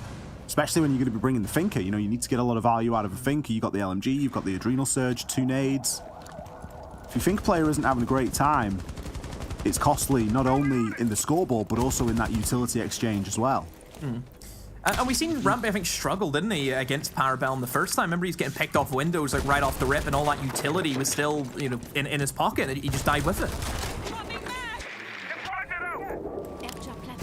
The good news for SSG is that as soon as he does come online, it's going to be a lot easier because the rest of the team are playing well enough to get them to this point anyway. He's obviously still contributing in other ways, but as soon as he gets online and starts dialing into those gunfights a little bit more, it's going to become even more scary for Parabellum.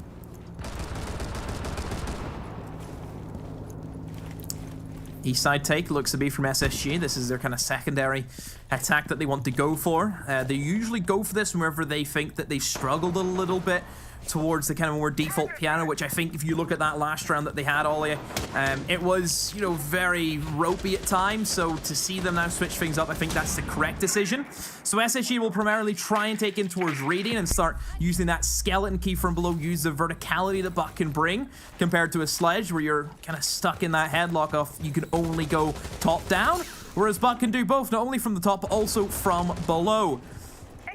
Idea is to force everyone out, and then you can easily swing in and try and get a diffuser down. That's the whole goal.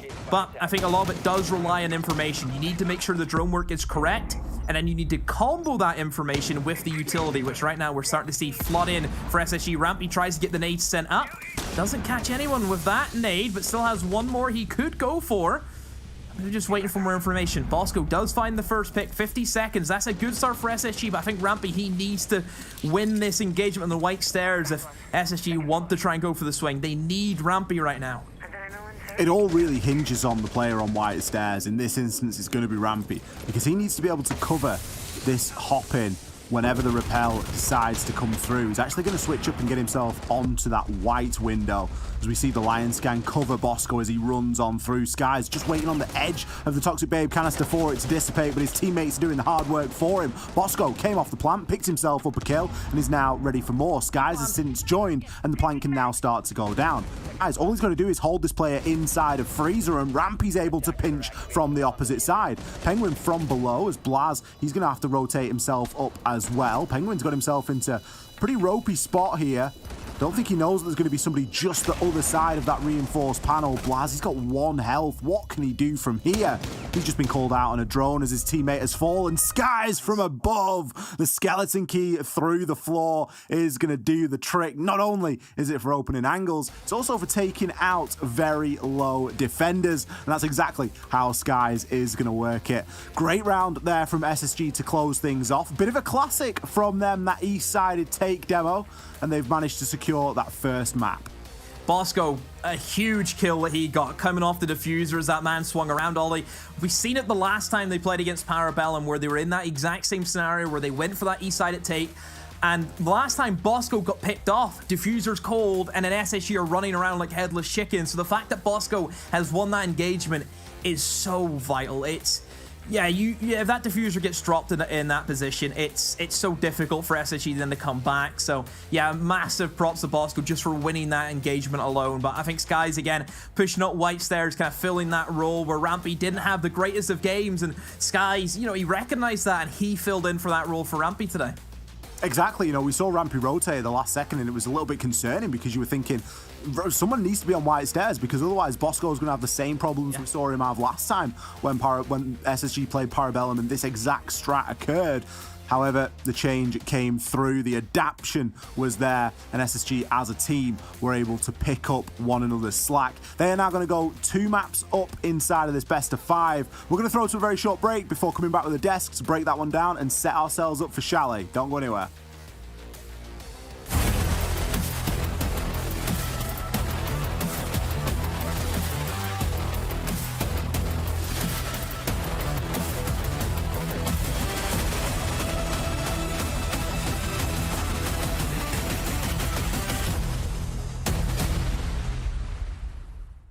Progress is a race that has no end.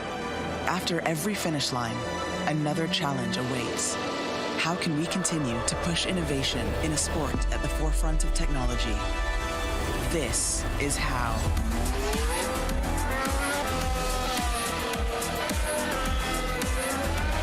Discover how Aramco and the Aston Martin Formula One team aim to meet Formula One's sustainable fuel targets. Aramco, powered by How.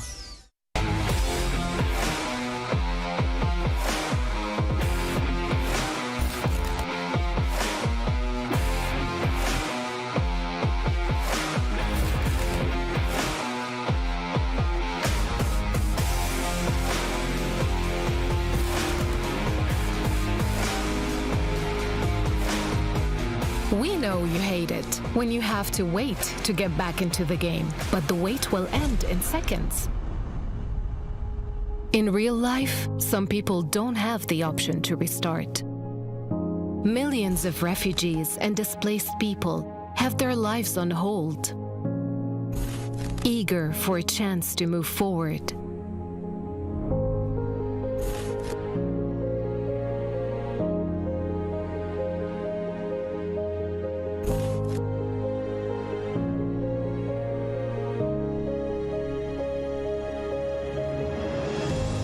There are 84 million people around the world who were forced to flee due to war, conflict, violence, persecution, and climate change.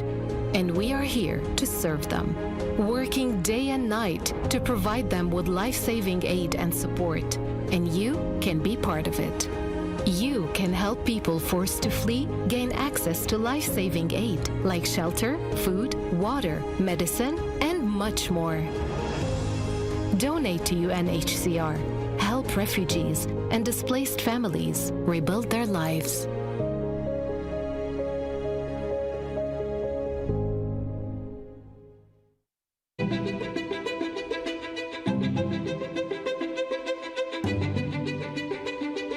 The divisions in the world are stark.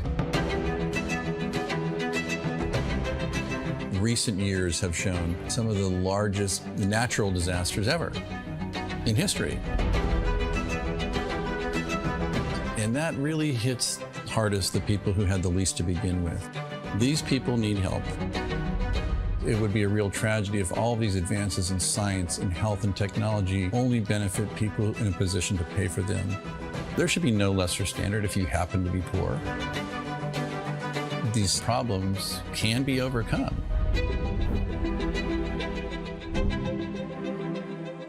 Direct Relief is a humanitarian, nonprofit health organization. The focus has been on the least fortunate, most vulnerable people.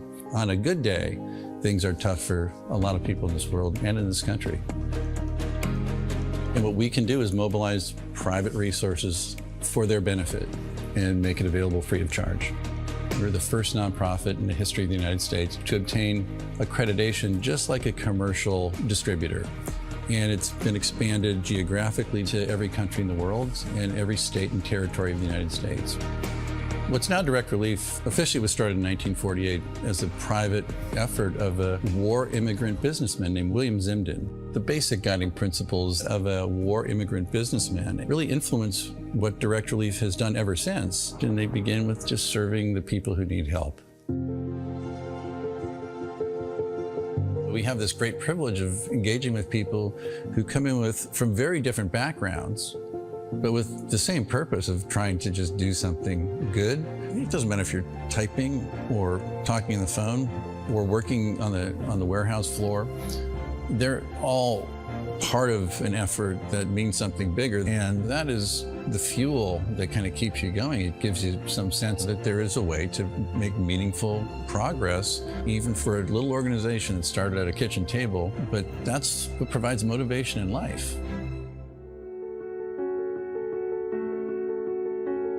The notion that many people, just by virtue of where they're born, the color of their skin, the country they live in, they're going to get sicker, they're going to stay sicker longer, and they're going to die sooner. That's pretty good motivation.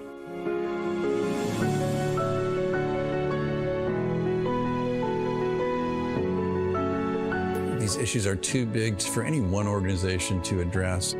We really work hard to honor these guiding principles, invite people to participate, and we are sure thankful for the thousands of people across the country and world who have become part of Direct Relief by virtue of their participation.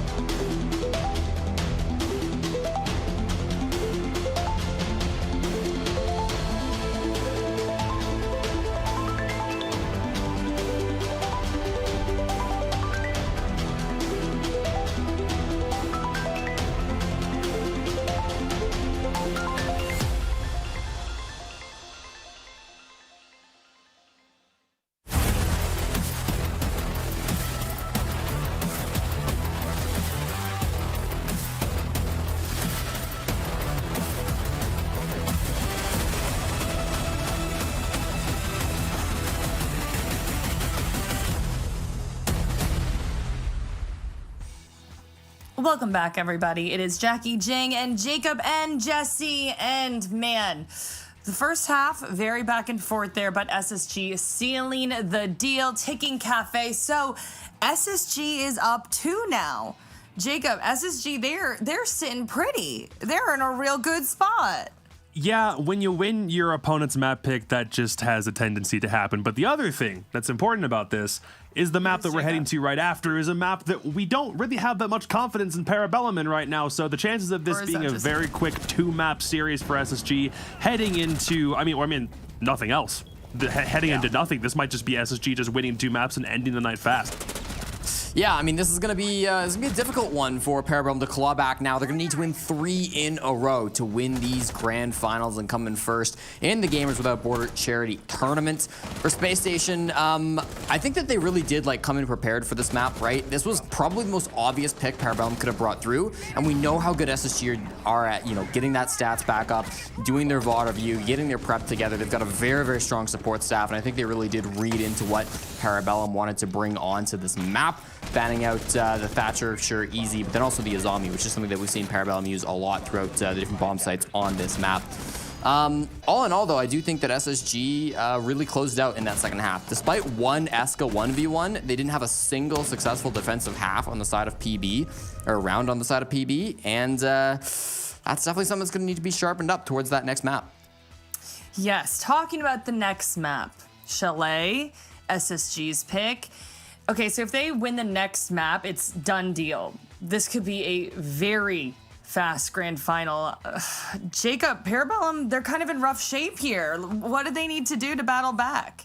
Well, one, don't make a whole bunch of really weird mistakes, because ultimately that was the thing that I just figured was their kryptonite on defense when they played last map. There are some times where you can swing and sometimes where you just seriously need to not. You need to hold back, restrain yourself, even if you understand the opportunity for a kill is there. Sometimes it is just a better play to wait for a second and then hope that you waste enough time first before actually going for that aggressive play and losing a body early. That's just a kind of persistent problem that you have when you've got so much young talent on a team and you don't really have the means or like the direction to corral all of them back in before you go for plays like that. On a map like Chalet, it does kind of, that's the problem. It really enhances that style of gameplay if you go into it. If you want to turn it into a frag fest, Chalet is like a support net for that, just because of the intricacies and how you're able to time flanks and where the staircases are and where those default cams are at usually. And you can time those flanks very easily. And I think that's the kind of thing that they've leaned into, Parabellum have, on a map like Chalet in the past. But then they lost at 7-1 to Leftovers. That's still percolating in the back of my head as a really bad sign for this map specifically, and SSG might be able to exploit it. Yeah, I'm really going to focus in on Gunner, because I think he's one of the players that's been making a lot of those mistakes throughout the bracket so far, where he's a great fragger, he'll get those kills, but then he'll keep like pushing forward. He'll really overextend past, you know, where his utility might lie. There was a big moment at the beginning of the defensive half up in Piano where he made a big problem, a big push like that, got punished and lost his team the round. So I want to see a little bit more from Chalet with Parabellum on their defenses. When we saw that 7-1 game against Leftovers, Parabellum looked lost on their setups. I really didn't like the bomb sites that they were bringing. They ran wine like 2 or 3 times. They didn't touch games until the final round. They tried to play the top floor. I don't know. I didn't like a lot of their defensive setups. So don't know what side they're starting on for this next map, but if it's defense, I'm definitely going to be a little bit skeptical of how this might turn out. Yes, definitely a little bit nervous for Parabellum. If SSG wins this next map, grand final is over. So let's see if Parabellum has what it takes, or is SSG just gonna finish it? Let's hand it over to Ollie and Demo. Take it away. See ya. Jackie, thank you very much indeed. Jacob and Jesse, thank you as well. We are going to be headed into our second map here, Demo. We're going to be going over to Chalet. And the desk sounds fairly convinced, I'll be honest. That was pretty damning if you're a Parabellum fan. This is looking like it could be a quick game for SSG. I'm not too sure. I like to back an underdog. I like to be fairly optimistic when it comes around to these things. But you've got to admit that the evidence is pretty compelling. Yeah, SSG's pick. Parabellum got stomped on it yesterday. There's a lot not in favor of Parabellum just off those 2 facts alone. So yeah, they need to dig deep. They need to battle back. They need to find something. I would say the key is Blaz and Gunner both show up. I think that's the key. I would agree. We haven't seen them both show up on the same map just yet. At least on the same half. So if we do manage to get to see that, it could be quite tricky for SSG to just, go through the motions. They're going to really be put to the grindstone. Couple of question marks over the way that SSG played that cafe as well. Whilst it was good and whilst they were able to get the win out there, it was by no means flawless, and there was players that we would expect a little bit more of, not necessarily showing us that same level of contribution that we've seen in the past. Now, an off game here or there is nothing really to be concerned about. But you don't really want that to drag over into map number 2. Combinations of Parabellum stepping up and SSG maybe just taking the foot off the gas a little bit really could culminate in this being a bit more of a tricky one. The bans have been confirmed. We're going to see that Nook ban again, Demo.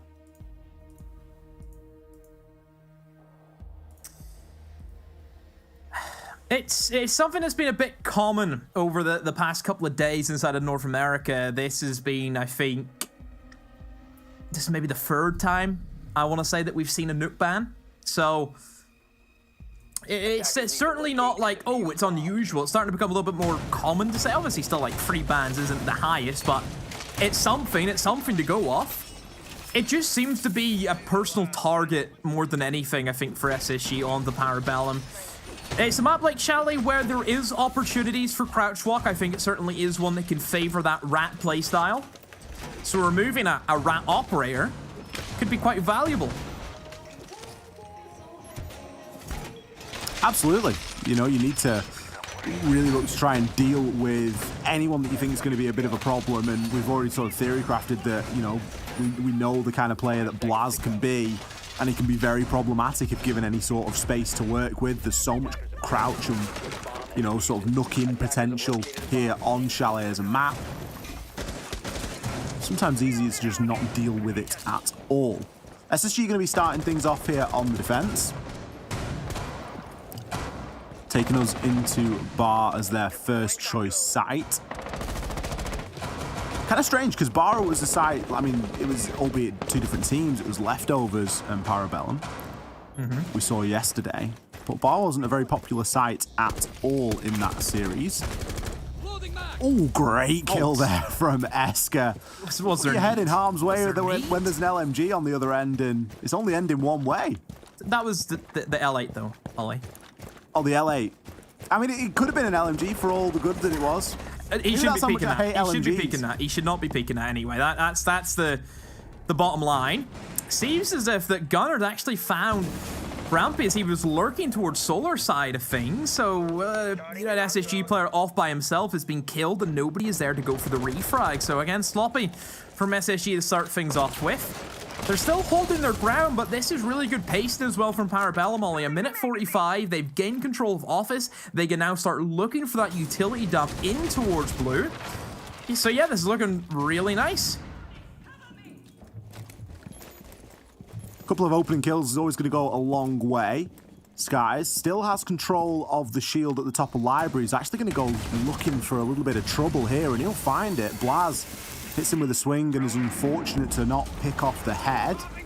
You see the wall start to get open now. More burn will come through. Sky's forced down even further. He knows exactly what follows a flash, and it's usually a nade. Hot and cold. In position to take Blaz down, but a direct trade. Esker there with the cover. Finds himself a second inside of round number 1. Bosco and Skies. Long time to hold on. 55 seconds.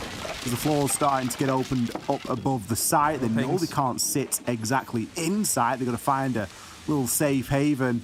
Or, as Skies is doing on the stairs, nearly takes out his teammate there, just keen for anything. Gunnar, he'll finish the job. Kool-Aid collects the last. Not quite a flawless from Parabellum, but nearly as good as. Bosco in the hot seat there for the majority of the final couple of seconds.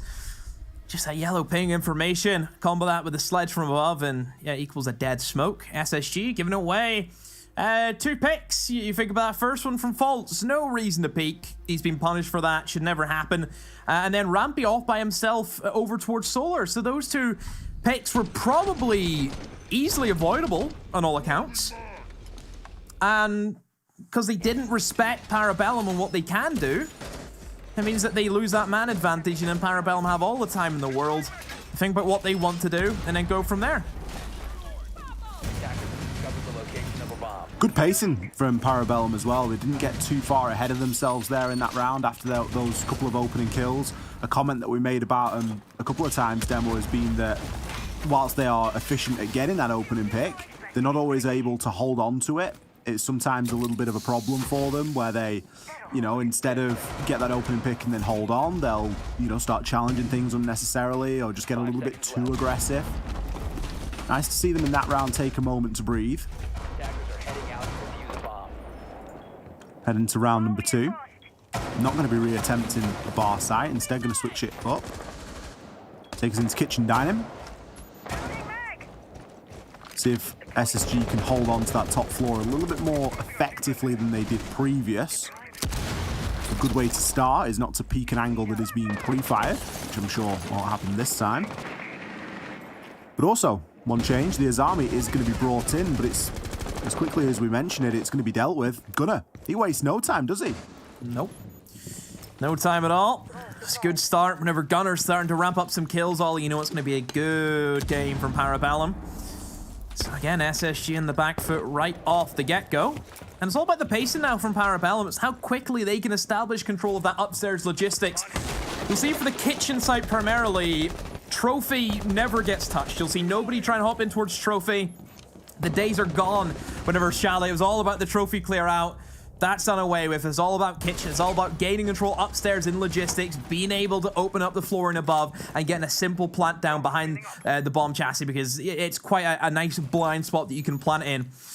SSG do find 1 kill back, but really at what cost, Ollie? They've already lost 2 players for it, and look at the timing from Parabellum. Hasn't put a dent in their setup whatsoever. Blaz will take that engagement against Fultz and win it quite successfully now, 2 versus 4. Rampy and Bosco both coming back to the bomb site, but with that wall being open, it doesn't leave them with a lot of room of maneuverability, Ollie. They are going to be starved of really any space now because Parabellum have all these long angles that just play into their favor.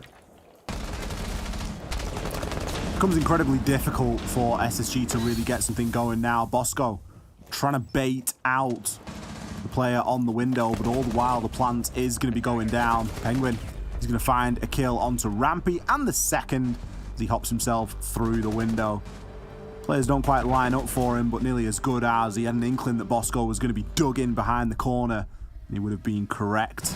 Parabellum, 2 very convincing rounds here.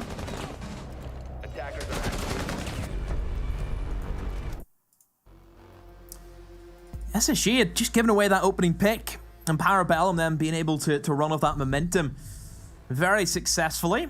They're doing everything by the book, Ollie. Everything is clear-cut. It's a lot better than I think what we were seeing on Cafe, where there's a few rounds where we didn't really know what they were going for. They looked as if they didn't have any direction during some of those rounds.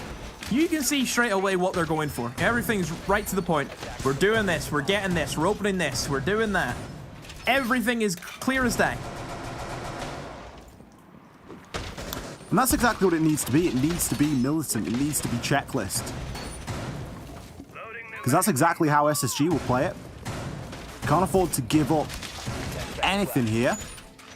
Parabellum have responded fantastically to that Cafe game. Got to consider that we didn't even see them find any success after they changed half. So for them to be able to bounce back, it had been a while since they'd really won a round or seen any success. Everything they were doing was just being met by SSG. And now it's almost as if the shoe's on the other foot. Now, granted, Chalet is one of the more attacker-sided maps in the pool. A lot of opportunities for attackers to take advantage of being able to maneuver defenders and get picks without fully committing to the building. Nades become a big part of that. The fact that there are so many windows and so many angles and crosses that can be held on that top floor make it a little bit difficult to find those pockets of safety, especially when you've got utility being burnt in and around. Yeah, the Dokubi call just ringing out there. I don't think Eska's going to get lucky on that angle again, Demo. No, nobody should peek him. I hope not. I really hope not. Fultz gave himself up very early on. I think if SSG just go back to sitting on their hands, don't move. We know SSG are so good at crossfires. The way they establish their refrags, Ollie, second to none. I think if they just do that, they'll have no issues. We've kind of mentioned Parabellum. The refrag game has been probably one of their biggest issues, hasn't it? That's been their weak point, is they move in one by one. Sure, somebody gets a kill, but then they get trade off straight away, but nobody is there to respond. If somebody dies from SSG, 9 times out of 10, there's somebody who will appear with a kill. Let's typically the way that it goes. Fultz finds himself as down. He stick his head out again. Off there by Esker. He's got himself into harm's way, hasn't he, really? Gunner's going to storm on through now into Library, but he's not even going to be required. Rampy going to be fighting his way up the stairs. Gunner, he was thirsty for anything in that round. He was coming to the aid of Esker in Library. Turns out, all he needed to do was turn his attention toward Library stairs to collect the last. Parabellum is storming away with this one. 3 rounds on the bounce. What a great start, a complete turnaround from where they were yesterday on Chalet.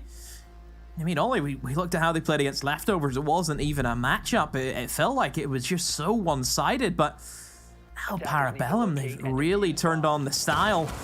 And SSG, they're just getting steamed.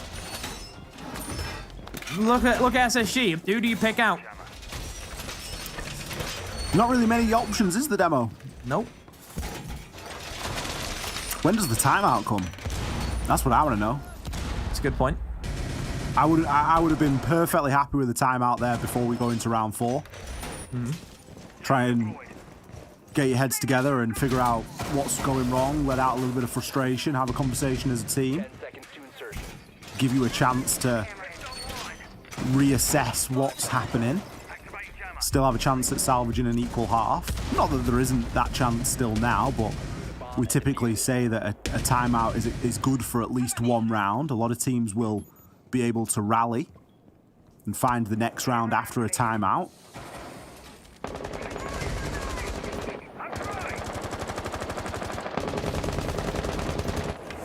Esker loves this balcony, doesn't he? He's always there, and for good reason. Fultz keeps gifting him kills over towards that side of the map, so he's going to keep coming back for more as best as he can. Sadly, though, Esker Fultz is not in that same position. Instead, he's downstairs on bar now, and I think it's hot and cold. He's a bit more of an aggressive stance in towards top fireplace. So Parabellum maybe just looking for a rush in. He'll ollie straight in towards office. This could be very risky for them, but I have a suspicion it actually might work for them. Well, the Gon6 will break down the barricade. Kool-Aid straight through. Gunner already picks himself up too. Adrenal Surge just to give him a little bit of extra chance here as the plant is being covered. Fultz from below finds 1, but he's got to do a lot more than that. Plant being confirmed, 1 versus 3, and he's left scratching his head. The breach, it's not open. What's gone on? They've just rushed through balcony. Fultz maybe finds himself a little bit of a corner here, sees if he can pick off any players on the rotation. Take the time to talk, I think. This is not an attempt at a retake. This is an attempt at grabbing 30 seconds to talk to the team. Little pocket strat works a charm for Parabellum. I just had a feeling, Ollie, that it was going to work out. It's probably the last thing I think SSG was expecting. And probably because they sent in a good few people towards Library, didn't they? Almost to bait an SSG, and your SSG will see that push straight away and say, okay, they're going for Library. Generally, for that top floor, you either attack Solar Side or you attack Library. If you see people kicking about Library right off the rip, you'll give that information saying, okay, they're going for Library. There's a hefty amount of people off site. Parabellum bait them in, and then they switch the play, rush into office. Gunner leading the charge. Important opening kill in those rushes. I always think the first kill is the most important for those rushes for the attackers. Because if you lose that first man who's in, you have no idea what's going on. I mean, if the first player through the door is a Finker demo, it's going to be very difficult, isn't it? Gunner did a great job of catching 2 kills. I'm not entirely sure how he got the kill onto the player in bathroom, I'll be honest with you. That player in the bathroom was melting away into the wall. It was a great shot from Gunner. And then to flick onto the player inside a bedroom as well. At that point, when the first 2 have gone down and the diffuser's already halfway planted, you're just thinking to yourself, it's just a matter of time for this round. It'll be very difficult to try and retake from that. Again, SSG not bringing the timeout. I don't know if this speaks to a level of confidence or cockiness that they feel as though they can just get this done when they switch on to the attack regardless of the side switch. But they're going to have to pick up something. Need something, anything they can. Sure, Chalet, you would favor the attackers in most occasions. But usually a 4-2 is kind of the norm. So SSG, they need to get these next 2 rounds if they have any hope of winning this map. Parabellum walk away with even a 5-1. That's going to be difficult for SSG. Difficult for any team in the world, to come back from that. Just Parabellum all here to play right now. Gunner 8 and 2, storming away on the scoreboard. 2 kills around. That is difficult to do, but he's making it look easy.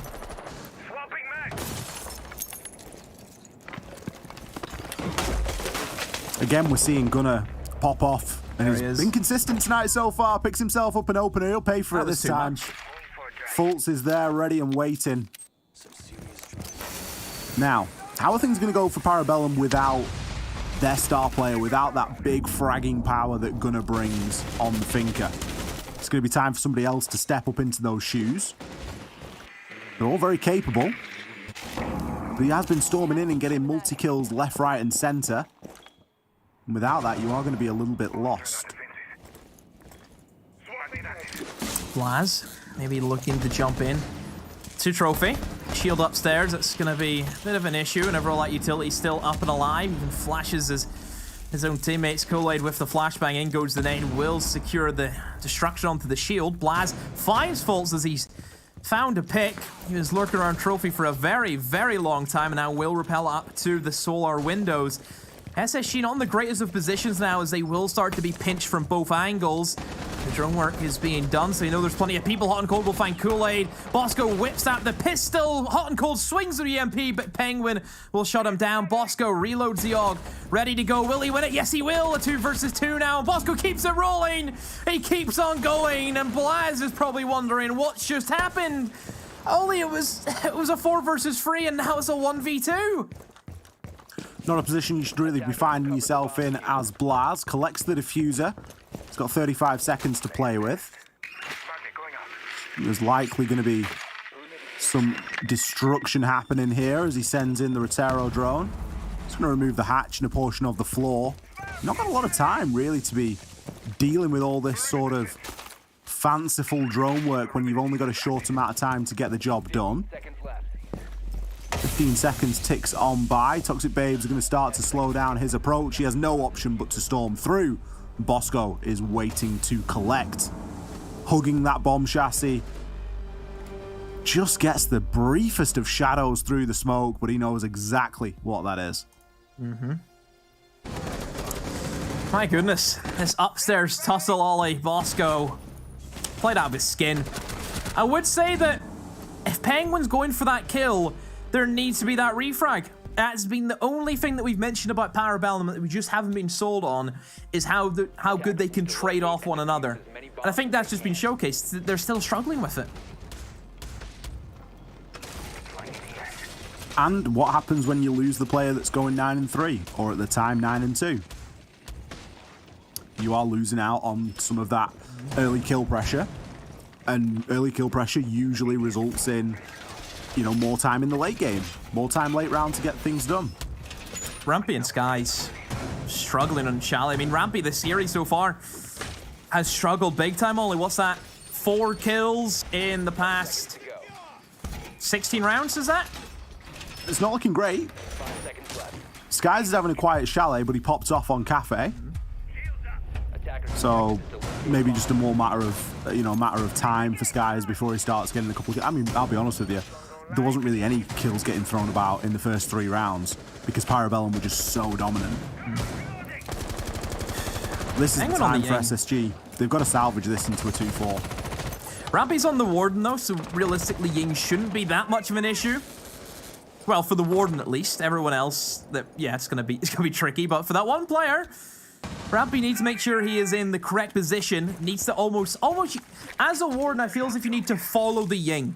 That's how I feel. I feel as if you need to kind of like predict where the Ying's going to be and make sure you're in that position. Because the Ying's is going to be sprinting through. If you're a Warden, yeah, that's going to be the best surprise. Because the Ying's going to move in through, just expecting that nobody can see her, and all of a sudden, bang, the Warden standing there with the goggles on, and you've been killed. Is this like the follow the ball game at the fairground where there's 3 cups and 1 ball? It's like a game of tag. Just a game of tig. That's it. Gunner. Go, Gunner. Doesn't waste any time. Dear. Gets full white flashed by his own Ying and taken down. That has not worked at all. You don't need some fancy glasses to pick that one up. Hot and Cold. He's going to find one onto Penguin. Parabellum falling apart here on that approach. Some terrible timing. Blaz will see a bit of success. Manages to pick up a cheap kill over onto Fultz. Caught looking the wrong way. It's not the entire man count regained, but it's something to level it out. Blaz picks himself up a second. Blaz going seriously unchecked here. Kool-Aid is going to have a line of sight on through. He look to try and take advantage of it. You can see that a large portion of the site is going to be clear here, but he needs to give a bit more of a thorough drone to get a full picture as to what exactly is going on. He's concerned by Rampy C4 at the moment. Yeah, they still have plenty of time here, and not only the fact that he knows the office is clear is going to be a massive boost. And with Blaz downstairs, I'm sure with some information, maybe a drone being left behind, they can definitely stop anyone with a C4 below. Rampy, you see the C4 is out of his inventory at the moment. Hot and Cold has somehow proned his way through into office now, so they are in a better position to try and deny that plant going down, but it's still not the greatest of positions. Skies has the shotgun inside a piano. The Warden goggles will see for the smoke, will catch the Twitch. That is a great use of the gadget. Eska tries to cover now. It's a 1 versus 1 diffuser. Is Cold on the ground. Rampy sees the lineup. We said he hasn't had a good series, but Ollie, he makes up for it with a great round. 2 massive kills from the Warden. Doesn't matter how many kills you've got before that round, you need to get those 2. And Rampy did just exactly that. Salvage the 2-4 split here. As you said at the time, fantastic use of the goggles. Keeping himself nice and still, getting that full sight picture, and then just not overcommitting. Letting Eska walk to him, the diffuser's cold and Rampy knows it. Managing to keep his head cool there in the clutch. Bit of momentum here for SSG. It's definitely what they needed after the start of this map. Managed to find themselves 2 rounds on the defense. Now the hard work really starts for Parabellum. They've got a lead. They've got to now keep it. SSG's done well to pull things back. It was not looking good at all. 4-0 sitting there thinking, wow, how does it get better for SSG? Well, they've shown us. They have shown us. You have to look at that last round though, Ollie, from Parabellum. Just that opening. That opening was the real issue. Executing through, and you're using the Yings. I get you use the Ying to, you know, obviously aggress on, flash out as many defenders as you can, but it should be the Ying going in first, not the Finka. Why is the Finka going in? Finka isn't immune to the flashes. And that was shown. Yeah, Gunnar knows how Candelas work as well. That's just, it's a heat of the moment mistake that you look back on and you know that it's silly. Was it a misplay from Gunnar? Did he mistime the jump in? Did he get miscommunicated to as to exactly when the Candelas was going in or going off? Whatever the disconnect, it can't be allowed to continue because things like that really start to become quite costly. I don't think it's any sort of, you know, coincidence that the 2 rounds that SSG picked up were rounds where Gunnar got picked off extremely early. So now we switch over to the attacks for SSG. The attacks were very good from them on Cafe. Defenses were not the speciality for Parabellum on that map. Let's see if things are going to change for them on Chalet. Guys, that's a Claymore just in the middle of a doorway. Wouldn't be surprised if it finds somebody just because of how weird it is. It's, you know, usually you would see that as that's a bad Claymore, but it's that bad that it's actually good. It's like bad frost mats. There's no such thing. There is no such thing as a bad frost mat. There's no such thing as a bad Claymore. The more weird and wonderful the placement, the more likely they are to get pulled off because you're just not expecting them at all. Flores going to be sent on through to try and deal with some of those Kibas that have been placed up, some of those Azami concrete barriers, of which there's going to be no more. Rampy, it's a great pick there over onto Gunnar. He knew exactly what was happening there. The communication between him and Fultz, second to none. Tries to pre-fire his way a second in through onto the bathroom. Great C4 from Eska. Does something to shut down Fultz's aggressive push on this top floor. Skies still dueling. He knows that there's somebody inside of Solarium, at least there was recently. Rampy on the bathroom as well. They're all trying to converge onto this location. Pre-fire through the wall is hot and cold. He's getting a bit more sight-centric, looking to focus his aggression a little bit harder. 30 seconds here for SSG to play with. There's still enough time. 4 versus 3. They need to start getting themselves set up for the next stage of the plan. A kill traded 1 for 1. Bosco finds the re onto Kool-Aid. Penguin rotating back on into sight. Rampy, what a great pick there onto Blaz. Had to hit the drop shot just to guarantee it. It's going to be Bosco to finish things off. Makes his way down those trophy stairs. I didn't even see that player through that through that broken wall demo. I'm not going to lie. They did. That's all that matters. When's the last time you seen SSG just go for kills? That's what it was, wasn't it? It was not plant orientated at all. It was just pick off as many people as you could and win the round on man count.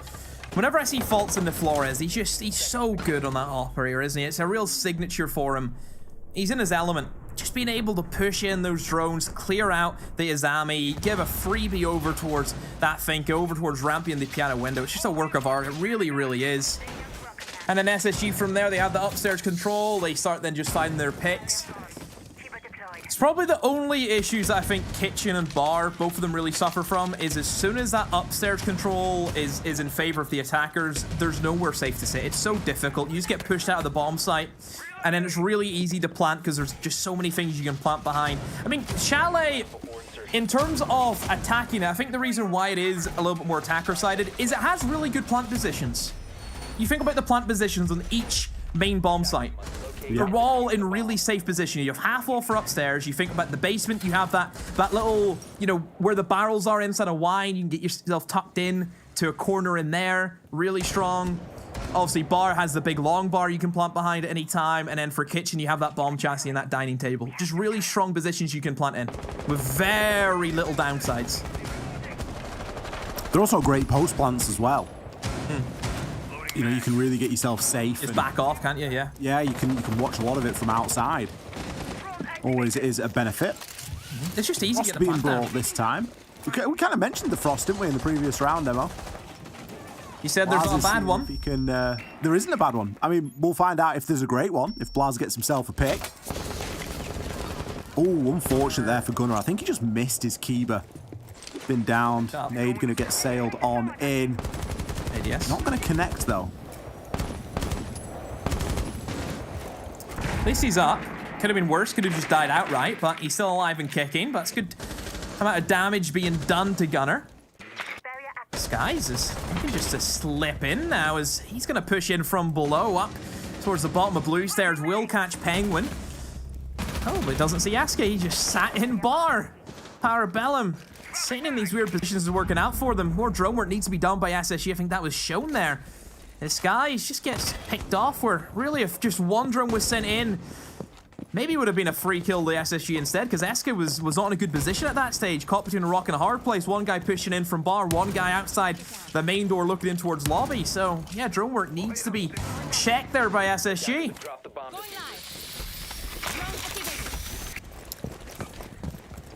Around that minute and 10 point in the round. Rampy going to get himself up onto the balcony, see if there's any angles that he can find through bathroom and through into solar. Potential to have a little look into the old piano room as well, but he won't get further than checking the bathroom. Gunnar immediately taken down. Rampy, bit of a magnet for the kills in the past couple of rounds, considering he didn't do much on the defense. He got two really important ones. Only a couple of rounds of attack have been by, and he's already got himself up to 5 and a level 5-5, so really providing that value, particularly since getting onto the Finka. Eska going to try and deal with that Ossa shield. Instead, we'll turn around and deal with Rampy. The impact goes out, but it's not going to be enough. The plant is still going down. He tries to aggress, but Piano is being held by Bosco. Bosco keeps himself alive. The plant has been stopped for the time being. 1 versus 3 here for Blaz. Kool-Aid down and unlikely to be recovered. Kool-Aid just trying to advance forward and gather a little bit of information for his teammate. Kool-Aid wasn't able to gather sufficient info. Very strong from SSG. A great attack. Good work in the early game. And from there, like we mentioned, Ollie kind of talked about how easy it is to plant. And I think whenever you have the Ossa shields in way of that also, it just makes it just 10 times easier for not only getting the plant down, but that post plant as well. Attackers need to locate and defuse. Well done, we're at 4-4. We are indeed. There was a time in this game where it didn't feel like we were going to get here. Parabellum won 4 in a row. SSG have won 4 in a row. Oh, how the turns have tabled. The only difference is SSG won defenses, which Parabellum have not done yet. There's still time. There is still time. Parabellum do need to start finding some success here, though. They go downstairs. This was the only bomb site. This is actually the only round that they won yesterday against Leftovers and Chalet. Was this bomb site? 5 seconds left before insertion. That's all we can talk about. That's it. That's the only thing Parabellum did well yesterday. Was they won this site once. I mean, they did other things well. 7-1, did they? They did the other maps well. They just didn't do Chalet particularly well. Yeah. It's got to be in the back of your mind as well as SSG knowing how badly Parabellum got beaten yesterday on this very map. It's got to give you that sort of little bit of a confidence boost. It's a bit of a buff, whether you know it or not, to how you're feeling about this one. Rampy trying something there with a nade. Gets the call from his teammate that, actually, no need. It's one of the things that Rampy is incredible for. And, you know, we spoke about this previously, Demo, is the ability with the grenades. Now, I've always been a big advocate. If you're going to play somebody, you need to know that operator inside and out. If they've got 2 nades, you need to know exactly how you're going to be using them, how every single element of the nade, how many seconds you need to cook it for, where in the time you need to throw it to be able to hit the wall, how far away you need to be, all of these different things. And Rampy knows exactly that. He is so consistent with these up nades. Yeah, the entries need to be proficient in their nade work. So like, gone are the days where it was only really the flex players who had to worry about getting good grenades going in. Now it's the entries who need to do all that whenever Finka and Iana are so dominant as the 2 primary entries, both of which having grenades, you need to be on your game for it. Rampy was 0-5, now he's 6-6. He has pulled back magnificently in this game, Ollie, and this is where you start to worry if you're Parabellum, because if Rampy's playing well, you're in for a world of hurt, and everyone else, I think, just gets uplifted by that. Just that fact of knowing that Rampy's here to play, it's such a confidence boost for SSG. Look at what SSG have been able to do up to this point. You know, Rampy didn't have a great game on Cafe. They still won Cafe. They've still managed to get themselves level. Obviously, he's had a big part to play about that since getting onto the attack. But everything just gets so much easier when we start getting expected performance out of players. Fultz finds an important frag onto Penguin. Skies is at it again with that skeleton key. I can hear it on the other side of the map, Demo. It's going to be hot and cold to pick up that last kill. Parabellum. No more. They need a pause. They need to take stock here. Everything is on the line. And SSG, they're only 2 rounds away. What a round. Hands of a surgeon, the way SSG cut across that defense. They played it slow, they played it patient. The information in that early game to get Rampy his opening kill with the nades. Fultz being able to play off that hard destruction, peeking with the twitch. And that's one thing that SSG done very well, was realize that, hey, there is a shed load of reinforced walls. If we open them up, it's going to be so difficult for anybody in Parabellum to sit in a safe position. And you've seen that from Parabellum. Nowhere was safe. Nowhere was safe, and that's where they were getting picked off from.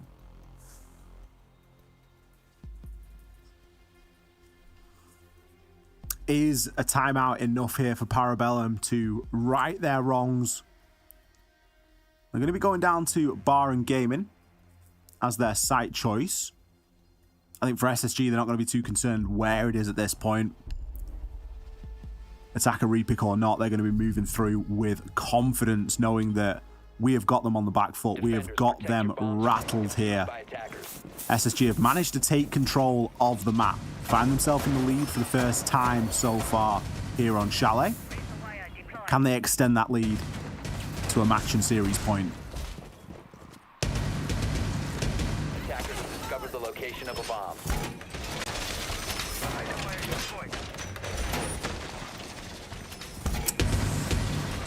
Big round now for Parabellum.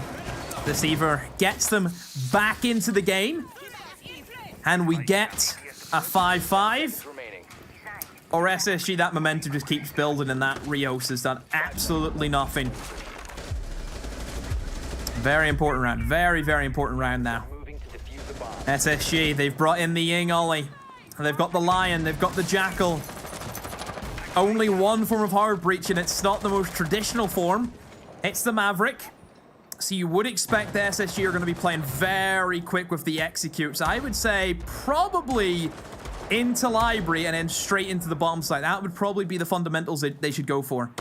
Oh, they could be going for the M&M strat, Ollie, where you try and get the Maverick in below, move up towards the lobby stairs, and Maverick open the single wall inside of the stockroom, inside of the connector. And whenever you Maverick that open, you clear away that very strong position, and then you could just jump in the double window and plant with ease. Lion Scan comes out. We do see this wall now get opened as well. Fultz was putting a bit of shot through that as it was happening. Parabellum, they likely know what comes next here. Do they anticipate it being a Ying? SSG just going to rotate themselves round. They don't need to rush this. That's one of the beautiful things about a rush round, is that it doesn't need to all happen inside of the first minute. You can still rush at any point. It just depends on when you put that pressure on and how quickly everything starts to fall into place. SSG biding the time. By no means do they need to throw this one away lightly. Fultz is just going to be playing flank watch downstairs as a little bit of work starts to go on now in library. That's where Bosco is going to be focusing a little bit of his attention for the meantime.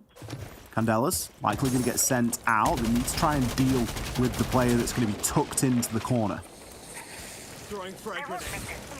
Nades getting tossed in, and that's actually maybe a bit of a bait there for Rampy then to maneuver in, find the kill, but a good C4 in return will catch Rampy as he tried to get out of there. So 4 versus 4, a minute to go. SSG are very spread out, Ollie. It's like it's the four corners of the wins is where they're at.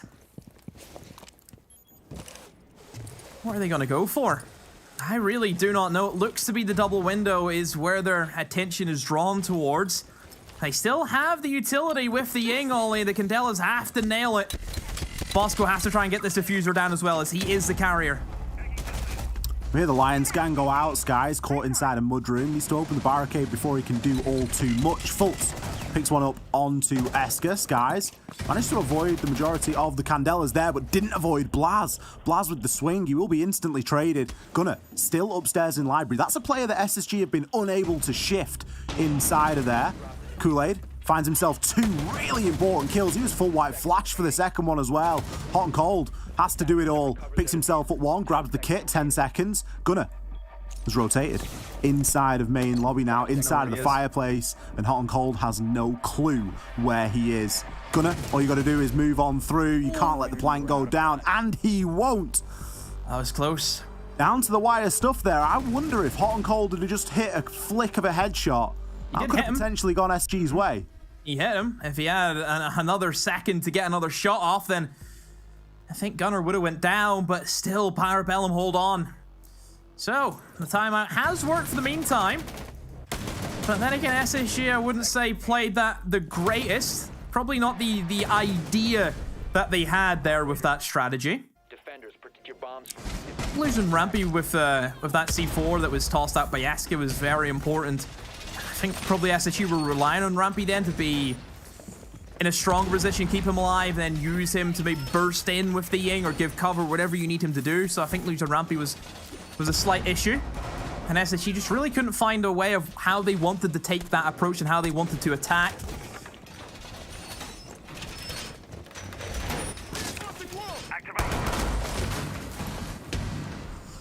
Five all square. 10 seconds left. This is where it starts to get a little bit scary.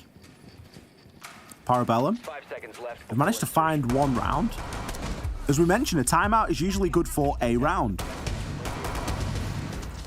It's then on the team to roll that momentum into another, and potentially another if it's required, and in this instance it would be.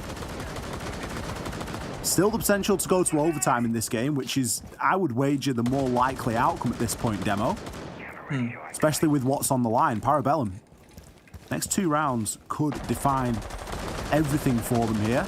We've already mentioned such a young side, you know, recent pickups of Gunnar and Blaz. You need to be here we go, giving it your all and giving it your best, and SSG, they're just going to throw the kitchen sink at it and be met by Kool-Aid. 40 seconds, Demo. What's going on? We've got 4 players dead. They didn't throw the kitchen sink, they threw the round ollie. That's what they did. Jumping in through West Main. Don't know what they were thinking. And SSG, they had a lead. It looks to be all of a sudden Parabellum are back in at 6-5. They should lead unless they toss this round away. A counter throw, perhaps. This guy has the LMG, and yep, not even a chance. Parabellum somehow have been gifted around, and that puts them on match point, Ollie. What's going on from SSG? There's got to be question marks as to why that round played out the way that it did. SSG haven't needed to play the previous 2 rounds in the fashion that they've played them in. Things were working well for SSG on their attacks. They weren't needing yings, they weren't needing rush rounds, they weren't needing these sort of things. Just going through the motions was enough. Now they find themselves in a real tough spot. They could have dealt with this in a very straightforward way, and they still can. But for the meantime, Parabellum are the team that are on a match point and threatening to take this to another map. I have no idea how this is gonna go.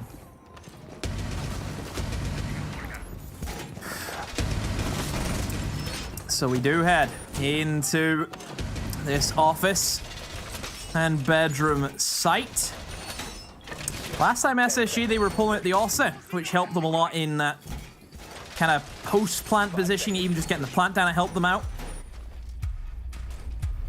Not this time, though. Much more atypical lineup from what we're used to seeing from SSG. A lot of strong entries. We're not only seeing just a Finka, but even the Yana comes in from hot and cold. And faults on that floor is, of course, that staple operator. He's always going to get good value out of him. Especially whenever you look at how dominant these Kiva barriers can be from Gunnar, who has taken a bit of a liking to Azami. Just being able to move in, and look at all that utility you can destroy. It's great. Hot and cold does some good information. Sees one on the top fireplace. So SSG, they're slowly getting the pieces together, Ollie. They just need to fit them together. It's like when you turn the jigsaw upside down, or the jigsaw box upside down on the dining room table, and yeah, all the pieces are here. Just build the edge first. Start with the sky. It's usually nice and straightforward. Now you just got to go through and tick everything off. Rampy, he's going to start. Takes Penguin down. Is he going to be able to find a second? Not looking to work too far ahead of the drones. Conscious, of course, of the flanks as well. Belt and braces stuff from SSG. They understand that they've maybe let a couple of rounds slip here. They can't afford to do the same inside of this one, not with Parabellum threatening a third map. Wall going to start to get open now as well. Sky's got a bit of a line of sight. Maybe find a bit further round if he looks through into Piano, but Gunnar is going to be there, ready and waiting. Fultz now tries to take that up. Hot and cold from below, just going to try and remove a little bit of utility. Likely a mute jammer that's stopping those Xcaros pellets from going off. All of this is doing quite a great deal to slow SSG down. Minutes ago, in terms of denial, still one C4 from Blaz that can be tossed out. Either from below or just from sight. Rampy maybe looking to rotate towards his favorite window. That Piano window, it's a signature position he likes to get himself into. Can create those crossfires and apply pressure to the man inside of Piano. But SSG is going to wait, get the drone work done. Flores drones as well being sent in. Piano will be clear. Good information being found out by Bosco. Let's see if they can capitalize off that. Rampy opens up the bathroom window, but I just think they need to try and eliminate this man inside of Piano's fault. Just walks in. Kool-Aid will be burned alive. Rampy gets shot down. Bosco finds Eska. Hot and Cold's also in the site. Bosco with 3 in the round. A massive 2 kills back to back. Bosco gonna try and get the C4 down. Blaz, can he land the C4? Yes, he can. Bosco's down. Diffuser cold. Hot and cold up against Blaz in a 1v1. We'll try and plant behind the Kiba barrier. Blaz isn't moving. Doesn't have the information. Now it's gonna be a 1 versus 1. Diffuser planted. Oh, look at this. The Kiba barrier in favor of Hot and Cold goes to the swing and wins it. Oh, Blaz was too slow on the approach. Hot and Cold, he takes the plunge. That's a perfect 10 out of 10 dive. SSG alive. And well, they're still in it, Ollie. We go to overtime.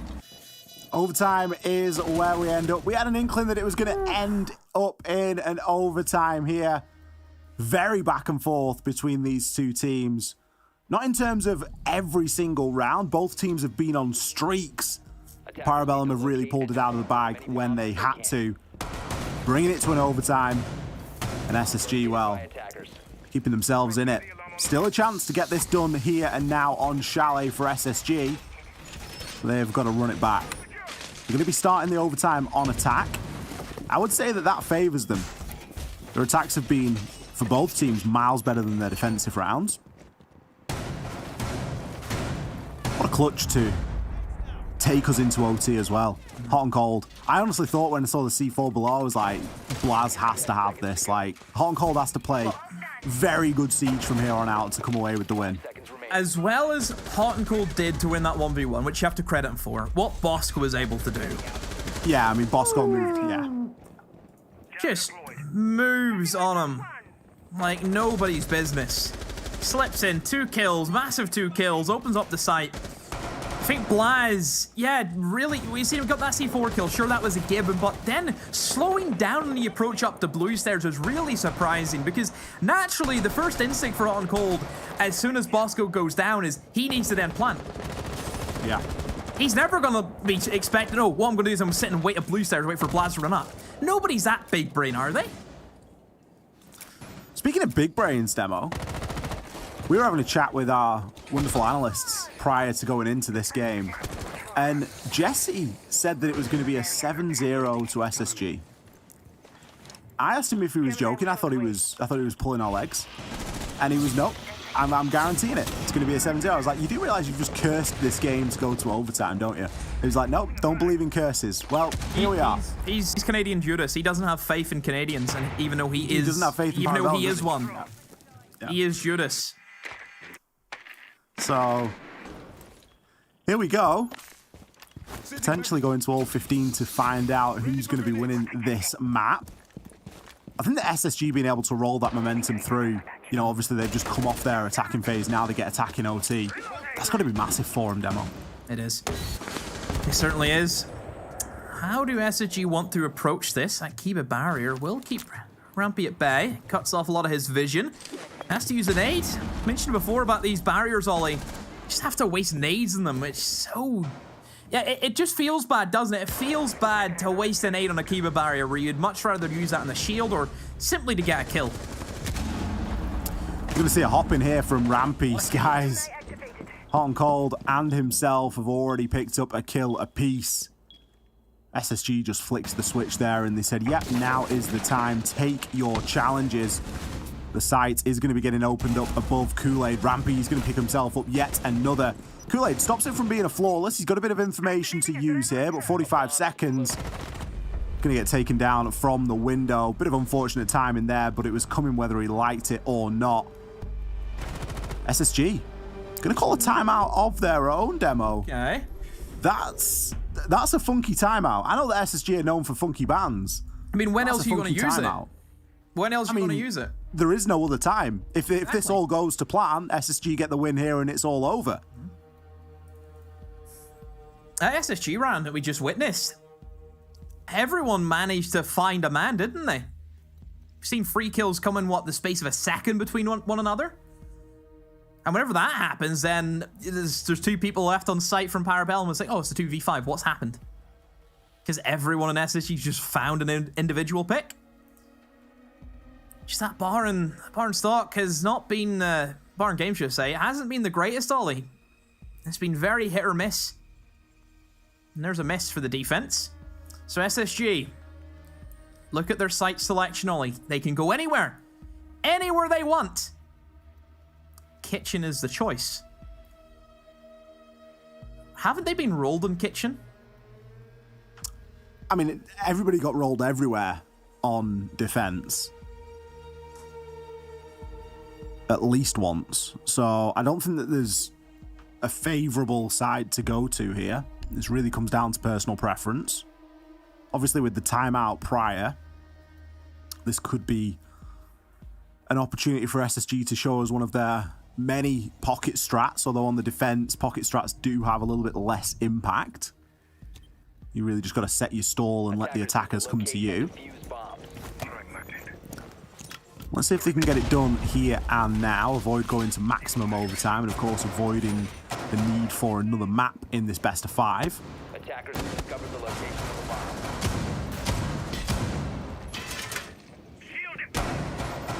A lot on the line here for Parabellum as well. We've got to remember that, you know, for all that we've spoken about, that, you know, Gunnar and Blaz are new pickups and they've come in and seemingly hit the ground running, Demo. This is still, you know, quite a big showing for them. They're going toe-to-toe with one of the best in North America, and they're doing it for a spot at a LAN Finals. 5 seconds to insertion. Attackers are heading out to defuse. Here we go. Here we go. SSG. Onto the kitchen they go. A lot of stuff that Parabellum need to go through, Ollie.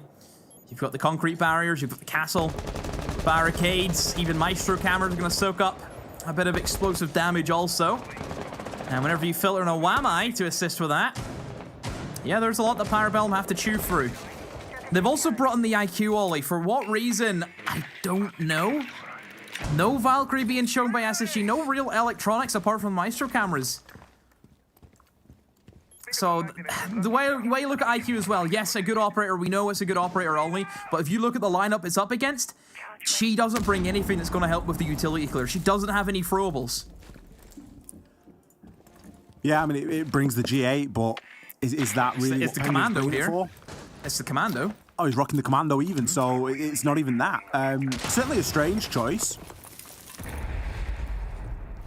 There's a lot more that you could bring that would be of benefit. Gunnar immediately going to get keyboard off there of the bathroom. Nothing that a couple of quick melee strikes won't sort out. Hot and Cold knows that he's going to be there. Got to be careful where you move in and around of that bathroom now. As soon as the Thinker, or whoever it is for that matter, gets onto that balcony, it does cut through the map in some ways. Another keyboard barrier going to be placed. Not a bad way of burning through them, really. It's a little bit timely, but still going to maintain that angle. Not a lot of time. Minute 15 to go. Parabellum need to start looking for some picks. So you can see that they're not wanting to aggress as what they've showcased in the past. They're very, very patient, but SSG are not wanting to move. Penguin will open up with 2 kills. 2 massive kills. Almost catches a third as Rampy gets out of dodge. A minute to go, and that's a great start. Penguin, who we kind of commended, Ollie, on Cafe, can make those great individual moments, and, well, he showcased that here in Chalet. Big playmaker, without a doubt. Not always the most consistent flashy kill, or kill go-getter, but certainly when it counts. Whenever nothing's going on, he's there to make something happen. Sometimes you just got to make the play, and I think that's the situation Parabellum found himself in. Skies, he's getting chunked down as Fultz falls next to him. Skies knows someone's going to be coming on through here, but you can't contend with a full HP Gunnar. Rampy. 5 kills. Could be on. Picks up 3, 4. Blaz takes him down. Demo. That was nearly one of the greatest moments we've seen. And that would have been Diffuser cold on the ground as well, Ollie. He killed the Diffuser carrier in the midst of that. Oh, I actually think he got shot as well, not only from Blaz, but the other remaining player also. So I think he was dead either way if Blaz wasn't there. Round 15. We're going to all 15. We're all 15, Des. I'm not Des. I didn't say that. You put me on blast yesterday. That was Tim. That was Tim. Have you just woken Tim up from his slumber just to give us his one-liner? Yep.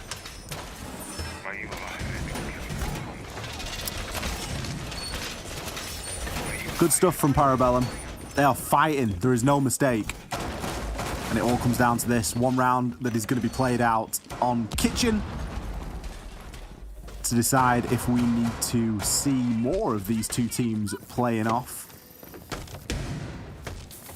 Next map's going to be Oregon.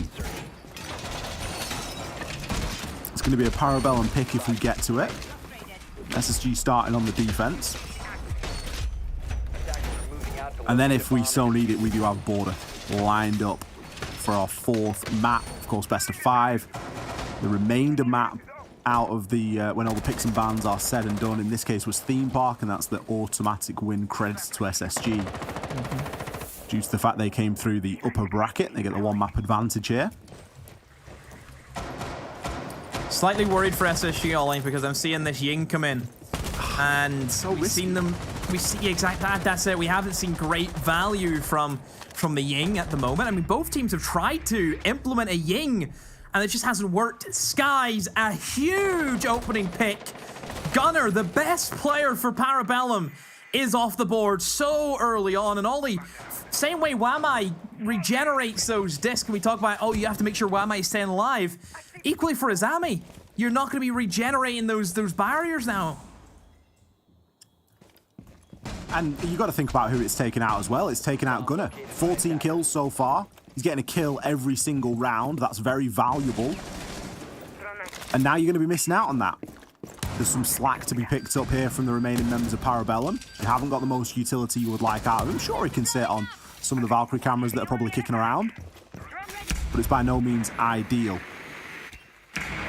Wall now going to get opened up into office. Rampy getting himself onto one of his signature positions. We can see a silhouette of somebody inside a bathroom, and Skies is going to be holding that as well. So SSG really stacking up on this balcony. Blaz, he's going to be the next player to fall. He's went for the swing. He's tried to get a kill back for his side, but it hasn't worked out, and the LMG just sprayed for all it's worth. But there's Rampy with a second LMG. Parabellum have crumbled under the pressure of the double LMGs. Eskin out a 1v5. What can he do? The C4 goes amiss. He walks into Westmate, into the sightline of Skies. SSG dismantle the final defense for Parabellum. Whoo, Ollie, that's how you clean it up. It really is. And that's the kind of team that SSG have been throughout this competition. They have been all guns blazing or trying weird things. And you roll the dice, you flip a coin, and you don't know what you're really going to get. We saw some really weird stuff there that was even happening before the overtime. I feel like they could have closed that out way before we got to maximum rounds. And then in the last round, they flick the switch, they turn it on.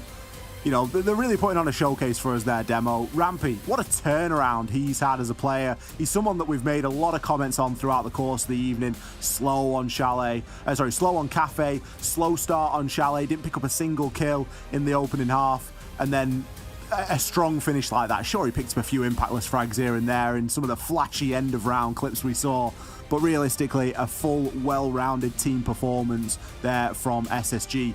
Everybody pulling their weight, and good to see players able to bounce back and pick things up. Yeah, it was such a roller coaster of a map. It started off Parabellum 4-0 up, SSG 5-4 they go, 6-5 to Parabellum OT, 7-6, 7, you know, the rehost as well coming for SSG. We think, okay, this is the only chance they're going to be able to go for this timeout.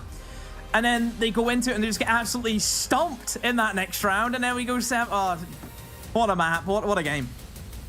We don't need all of the maps available. I certainly feel like we've watched them all. That Chalet really went on. We're going to throw it back to our wonderful analyst desk to break that one down. We've had a pleasure casting this one for you. I hope you've all enjoyed it at home. Jackie, Jesse, Jacob, take it away. Ollie and Demo, we thoroughly enjoyed your casting. Thank you so much. Fantastic job as always. But our grand final winners, SSG. SSG really just crushing it in the grand final, defeating Parabellum. And Jesse, you know, in the pre-show, you talked about Rampy lining up against Gunner. Give me your thoughts on our top fraggers battling it out here. Well, Jackie, let me spin you a tale. Because we started off this map with Gunner shooting back. He got kills onto Rampy in rounds 1, 3, 4, and 5. Rampy was struggling in the 1v1 engagements. We load into the 6th round, and he's 0-5. He's really not found a frag all game long, but he finds himself in the 1v1.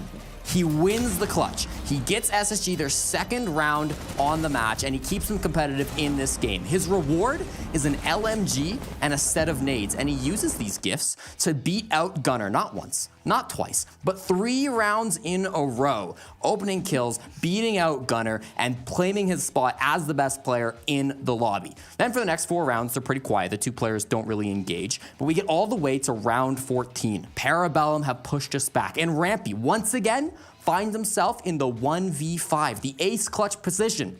Now, obviously he loses it, but right before the round ends, he kills Gunner. The first kill that he gets in the 1v5.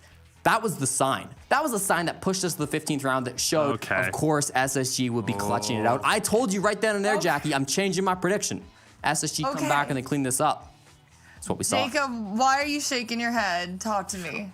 I wish it was as simple a case of saying, oh, if one player dies, then that means the round is lost. But regrettably, as far as Gunner is concerned, it's not even like a Gunner thing. It's just a Finka thing at that point, because you're right. It's the LMG. It's combined with the nades, and that's just that's the tool of the trade for somebody in Gunner's position, where it's not like a brain dead Ashbane kind of mentality from like 2018, but that is kind of reminiscent of the way that Gunner plays. And SSG did a way better job of figuring out Chalet this time, especially on that comeback. It was 4-0 at one point, and then 2 rounds on defense for SSG, finally being able to stifle some of that attack spearheaded by Gunner on Finka.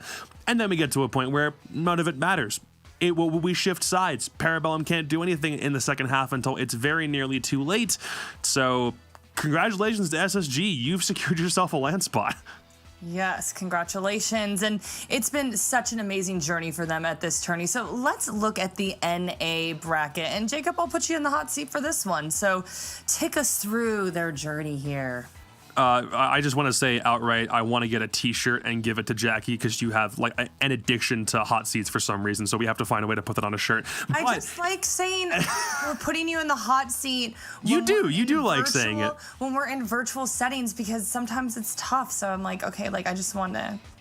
Well, here's the thing. Spacestation Just definitely put Parabellum in the hot seat. As far as that first map is concerned, I didn't really know if Parabellum really had all that much left in them, but they did on Chalet through a whole bunch of like nice attacks that didn't seem like Spacestation really had much of an answer.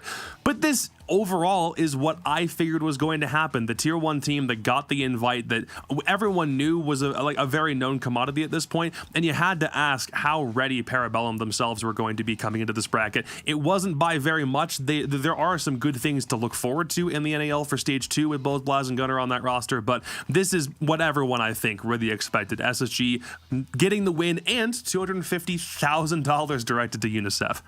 Yes, we do have the prize pool up right now, and SSG winning $250,000, giving it to UNICEF, as Jacob just said. And then Parabellum won $125K. They're giving it to Direct Relief. Leftovers in third will be giving their $75K to UNICEF, and then Gaming Gladiators, they'll be giving $50K to Direct Relief. So I've been saying it repeatedly, money on the line, glory on the line, all for a great cause. So a big thank you to all of our competitors, and a big thank you to Jesse and Jacob. Really always just love working with both of you. So hearts. That's when you do it back, guys. Throw them up. No, we did. We just did. Thank We're on you. a delay, so you didn't like- see it immediately. Okay. I was like, don't leave me hanging, y'all. But anything you want to say to everyone at home? Well, it's been a crazy 4 days, and that goes for every region involved. It's nice that we got the chance to redirect these funds toward charity, and that's something that these guys can now say because of the amount of money that's involved in this. The guys who competed in this tournament, even if you were in 4th place, you still, to some level, redirected $50,000 to a charity of your choosing, which is not an accolade a lot of guys are going to be able to say throughout the course of their life. That's a massive deal, especially given what those funds are going to be able to do for good causes around the world. So the competition was nice, but ultimately the reason why we're here is the bigger prize for a lot of people, assuming that you like to take the moral high ground, which congratulations to all those charities for the money that they're about to get. It just took a little bit of Rainbow Six dances to get there. That was an extremely fun weekend, right? We had so many teams playing so many great games, and I do think there's a lot of storylines. Of course, SSG, you know, the champions, congrats to them on securing the most amount of money for charity, but there's a lot of promise as well in these younger teams. You know, we saw a couple of new players for Parabellum, but we also saw a couple of Challenger League teams competing in this event, and it was really, really fun to be able to watch them compete against the big dogs in a really serious tournament that also had like a good cause attached to it with the charity money that was involved. So I think it was a great event. It was awesome to be able to see so many teams going up against opponents that they don't always get to see. And yeah, hopefully we can do it again sometime. Yes, certainly. So again, y'all are awesome. Also want to say thank you to everyone behind the scenes. They've been working so hard. You guys have been fantastic. And we definitely want to say thank you to all of you watching at home. Love you so much, Siege fam. I missed you. It was so great to be doing this charity tournament, and hopefully I'll see y'all soon. But have a fabulous rest of your weekend. See you later. Bye. Okay, B-Boop, shut us down. Boop.